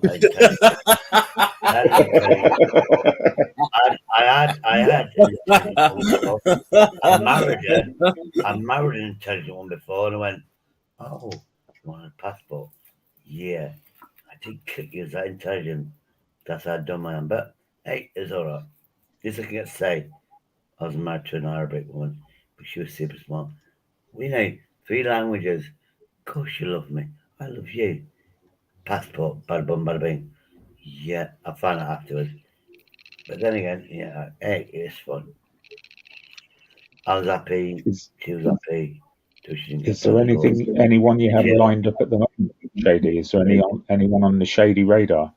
Now I'm famous on the YouTube. Well, they don't see me on YouTube. I go, hey, hold yourself back. I'm famous on the YouTube. What? Yeah, no autographs. And I'll just walk on. If you put the word around, they actually start thinking you're famous on YouTube. It's like you're a psychologist. You know this, well, do you? If you put that seed into somebody's mind, all of a sudden think you're famous. I mean, how about you, Joe? What's your ideal, lady or man? Of course, let's be all inclusive here. Yeah. Touche. Let's pick on Joe. Let's pick on the Scotsman. That's terrible. So cliche. Racism is real, folks. Joe, I thought you was English. That's the word you said. I didn't know you were Scottish, bro. He thought you were English with a speech impediment. Right, okay. You never know. It would make sense, wouldn't it? From Scotland. What do you reckon? You know that your prime minister or whatever. What do you reckon? I've heard a rumor that her. She's gonna employ 5,000 bricklayers to rebuild Adrian's Wall. Is that a true rumor? To keep the fucking English out. Since she's a Queen's Privy Council member, I think that's probably fictitious. She gets to meet the fucking Queen. Oh, when she called people Queen's Privy Council lackeys, she's a member of that Queen's Privy Council. Oh, so you go figure there. But like I say, we McCranky liked up here much. Apart from dinghies, because obviously can't do you think the Scottish people are going to get these hovercrafts instead of dinghies over the ocean?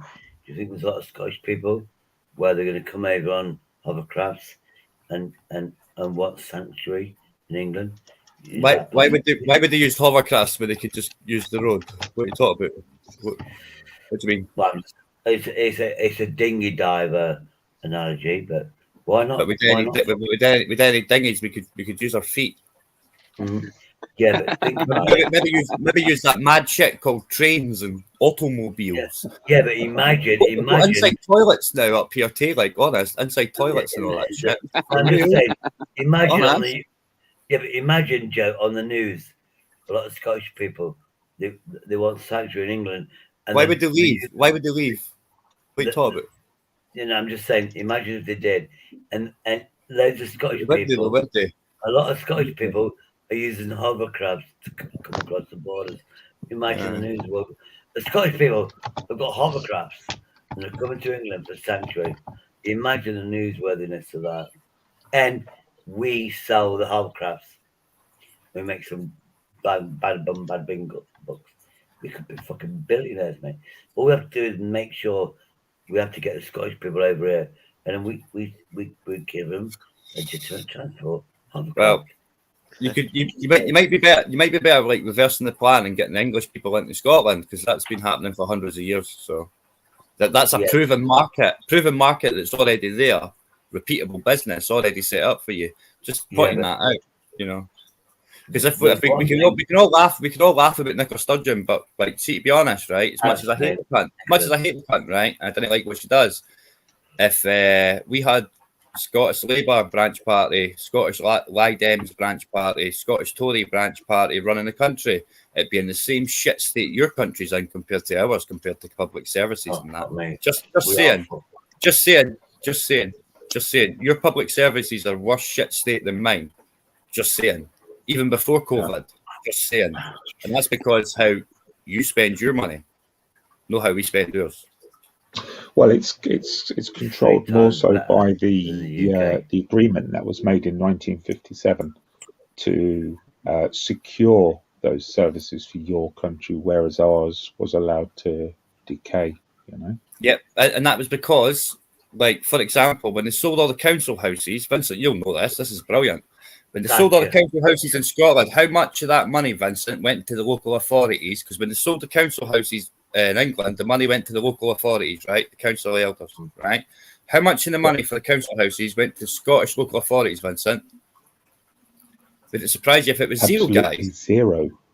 Do you know where it went, guys? You've all got double glazing and gas central heating grants. That's where the money went. Every house. It didn't even go. That's where it went. You free gas central heating put installed and free central heating, right? So realistically, Scottish resources that have been handed over, fist over dollar, right? And then when they stole all the people's collateral, as in the buildings, the money that was generated then went and gave you a better living. Never got reinvested in Scotland. But that's why. That's the caveat. That's the caveat. It's not the same deal, Vincent, isn't it? It's the same deal in the Barnett formula, because the Barnett formula allows Scotland to be rewarded more because it's getting raped and pillaged more than any other area. And because how it deployed certain parts of Scotland were classified as a third world. Yep. It still is because the housing stock for 30, 40 years as well. So that's why when the money was taken out, it had to be put in legally. It had to be put back into the properties, each and every one. But it never got put back into Scottish properties. You got put in English. No, the remaining money was put back into the English coffers, but the money had to be spent on those houses to improve them, because they had to be insured. Even when they were sold, they had to borrow money against them, so they had to improve them to a point where they had some value. You only have to look at the old brownstones in. The first ones that were sold, Vincent, were called the Scottish Specials. All right, the money that was used for investment came from a bank, and it was borrowed upon the rents that were there. That's why social housing is pegged to council housing for increases. That was part of the same deal. So the money that was generated for the sales of the house, every penny of it went to England and Wales. That was what went into how your upgraded houses were financed. In Scotland, it was financed by the housing associations fully, and that's what they justified the rent increases. And that's why it's pegged. But it had to happen that way because it was the return on investment. Who built them in the first place and under whose budget? You could look at it like that, but I wouldn't look at it because like that. When you had all the housing estates growing up all over the place, it wasn't funded by Scotland. No, but it was still funded in part by Scotland because of the generation of tax. Everything that's been deployed in Scotland, the funding model for Scotland before the Barnett formula was very unfair, right? If we're honest, that's why the Barnett formula was there to redress the situation, and that's the key word, redress, because it had been ongoing for hundreds of years, and the word redress means it's in perpetuity, if I remember correctly. It's to redress the wrongs, historic wrongs. Yes. Okay. I don't remember, but what was the reason why we allowed the Barnett formula to sit?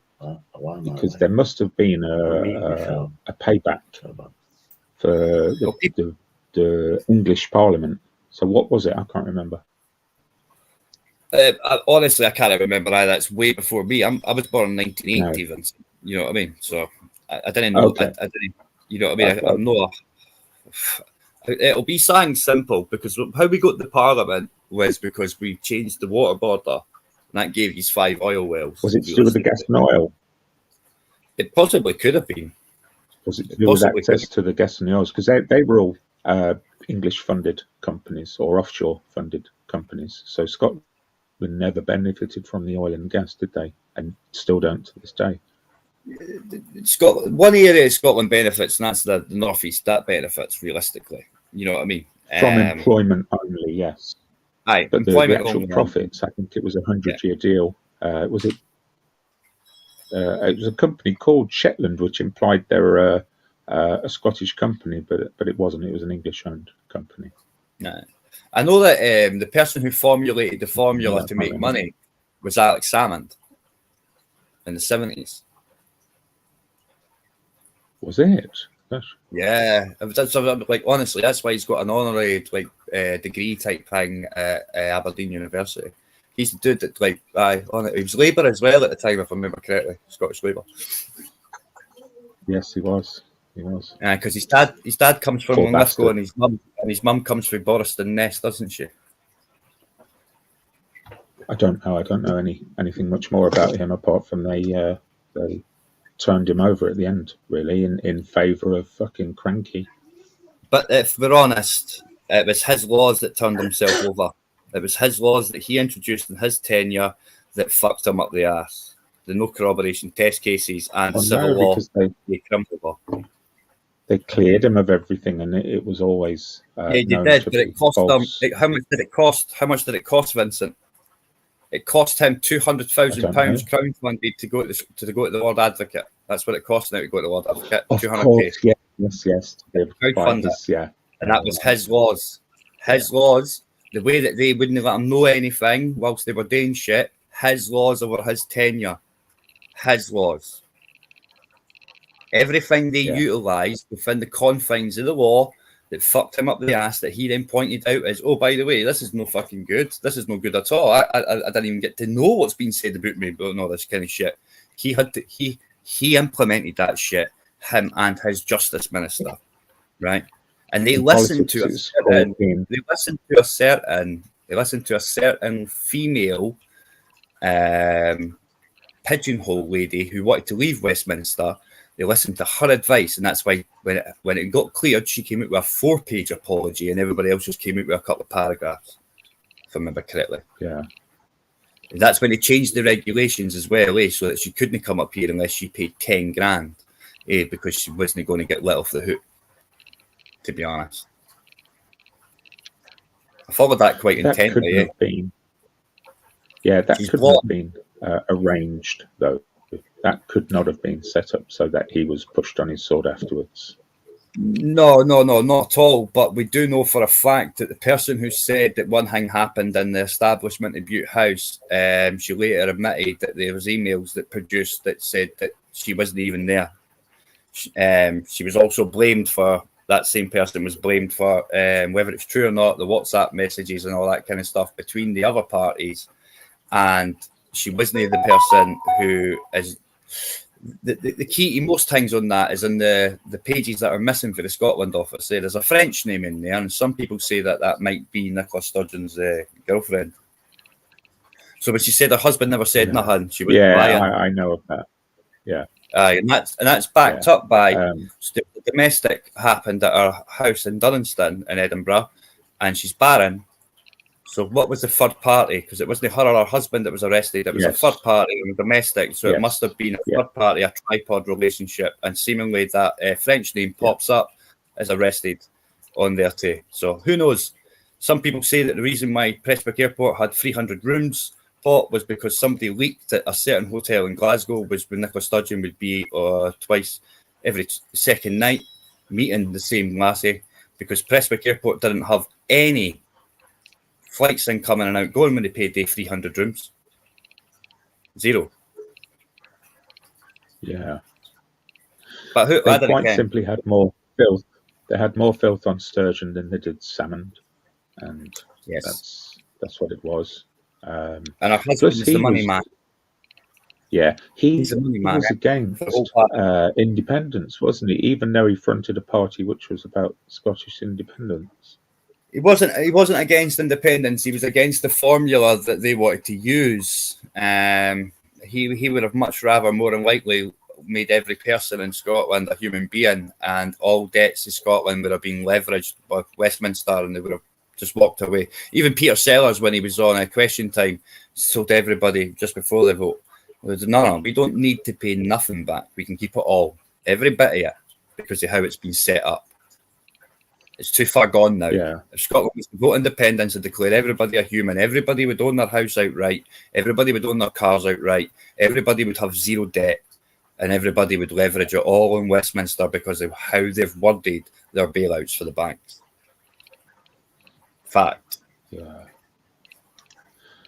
Glenda wants to do the Scottish 500 in the summer. Glenda, buy yourself a very good net mask, because the midges all on the entire journey, as soon as you get anywhere near water, which obviously quite a lot of the 500 is near water, the midges are just unbearable. Unbearable. I would also say, a decent windbreaker too, because the winds can be harrowing and just a set of galoshes. Rip through you, rip through you, just leave you destroyed. The winds can coming down the lovely valleys can be quite no good.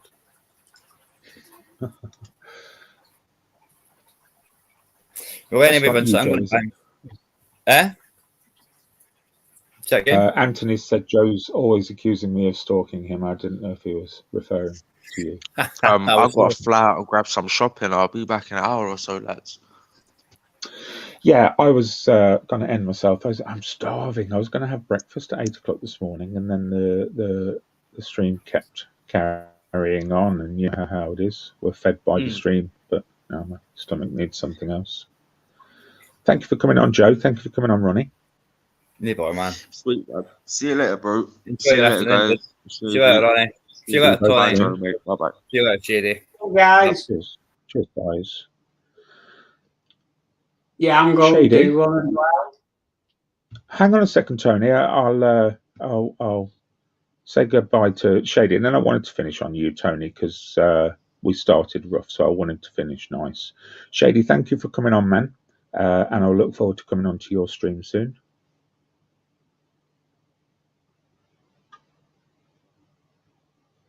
You muted. This is the most sense he's made all evening. Don't tell him. Yep, you're right, Shady. I agree totally. Absolutely. Anyway, I was on earlier on. And I noticed my my views went down and down and down and down. Thankfully, I went, right, fuck this for a lot. I stopped it and used on live because I was killing. I know when I was karaokeing songs, and I was running out of songs that I could ruin. Then I got down to the songs that I couldn't ruin. Where you got certain songs that you can't karaoke, knowing that you're going to ruin them. I know I need to stop. And, oh fucking hell, Vincent's on, so I joined your live stream. I'm glad you joined me. Thank you for coming on, Shady. And I'm just going to have a final word with Tony. So if you want to take yourself out, I'm going to chat with Tony for 2 minutes before we all go. Oh, right. Are you going to? Right, yeah. You know where it says "kill live"? This continues on, or have we already done it? Yeah, I was going to say if you want to leave, Shady, I haven't got it in my heart to be able to remove you from the stream. So no, Vincent. If you want to jump backstage, Vincent. What I'm saying is the YouTube you've got rid of, and now you want a one-on-one with Tony. That's what you're saying. Yeah, I'm just going to finish off with Tony before I go. Cheers, Shady. I'll look forward to seeing you soon, man. No, I'm going to go, and it's private. You take care, Tony. Take care. You've always got a friend in me. You know that, man. You take care, and never look down. Look up, if you know what I mean. Good words. You got loads of love out there for you. Anyway, I'm going to go now. Loads of love for you as well, Shady. See you, Shady. Private now. It's all private. You take care, Vincent. Yeah, I'm going to go because I talk a lot. Cheers, Shady. Well, Tony, sorry. Tony, I apologise. I did warn you at the start that I might have a view, and I hope I wasn't offensive to you. So I wouldn't want to be that. Not at all, man. I just wanted to get across to you really how I felt about it, and I don't think it was sort of unfair what I said, but you know how it is. So, go ahead. Sorry, go on, man. Go on, Tony. Yeah. There's a little delay here, so I'll let you talk.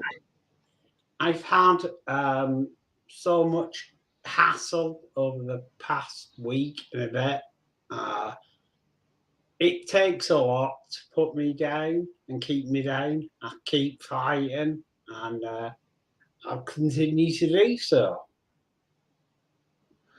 There's not much more of the storm for you to weather, I would assume. You've got a lot of support in the chat. I didn't expect it to go either way. I knew there would be a mixed view on it. You got far more support than you did people who felt it was, you know, not worth supporting. So that must give you some confidence. Yes, it does. I don't think you have to apologise to anyone. People don't look for apologies. People look for understanding more than anything else. That's something that I do, you know. So I don't know. Just keep at it, mate. And you know yourself, these things happen. These things go in the past. We tend to be forward thinking as humans. Some people look back. Some people always look back, you know. Yeah. This is the life of YouTube, you could say. It's a battlefield, you know, It is. as we've seen. Some people come on ready for battle. Some people come on less prepared for battle. But they both get the same treatment. I just take it as it is. Yeah. It'll pass. You'll weather it, and then everything will eventually go back to normal, you know. But I wanted to just finish on some nice positive stuff. So what's happening in Tony's world, and is it all looking good? Yeah, everything's okay. Not sure what Deb's going to make for tea, because she likes shopping. The mysteries of the world. Yup. But you know, it'll be something nice. Have a few glasses of wine, chill out, relax, kick back, and then there you go. All over. Another week swept under.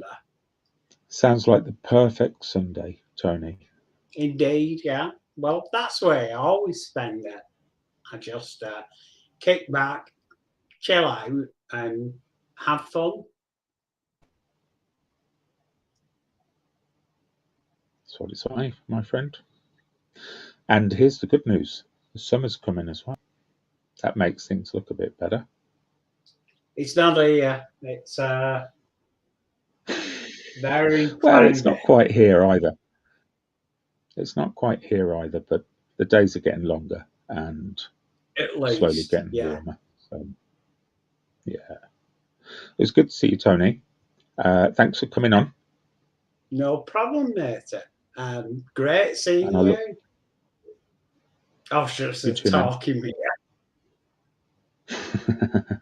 So if you want to leave, I'm going to finish up with the chats. If anyone's got any good points they want to make, and then I'll be off as well. Okie doke, mate. Look after yourself. Take care. To everybody Cheers, in Tony. the chat. It's been terrific. What a great chat group. I'll be starting my live stream at 3 p.m. So if anyone wants to come along, please, you're welcome. Thanks, Tony. Off now.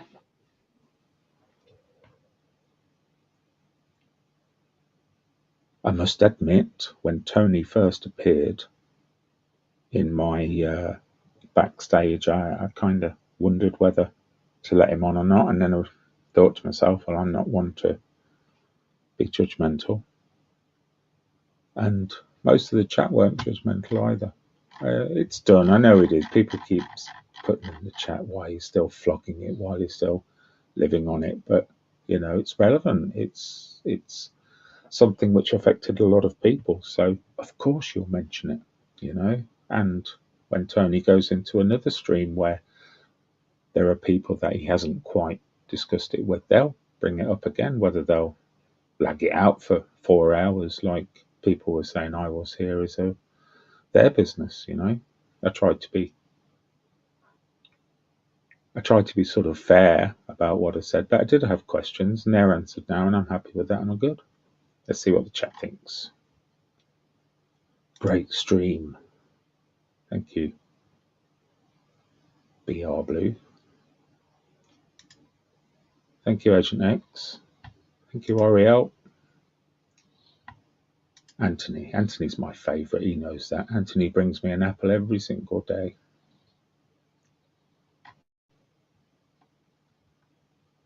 And that's it, really. We've made it over the 10 hours. So thank you for joining me. And I'll look forward to seeing you all again soon. BBA's given me an excuse. His battery died. He always says that. He just disappears, never says goodbye. Probably doesn't like to say goodbye, but I will. Goodbye.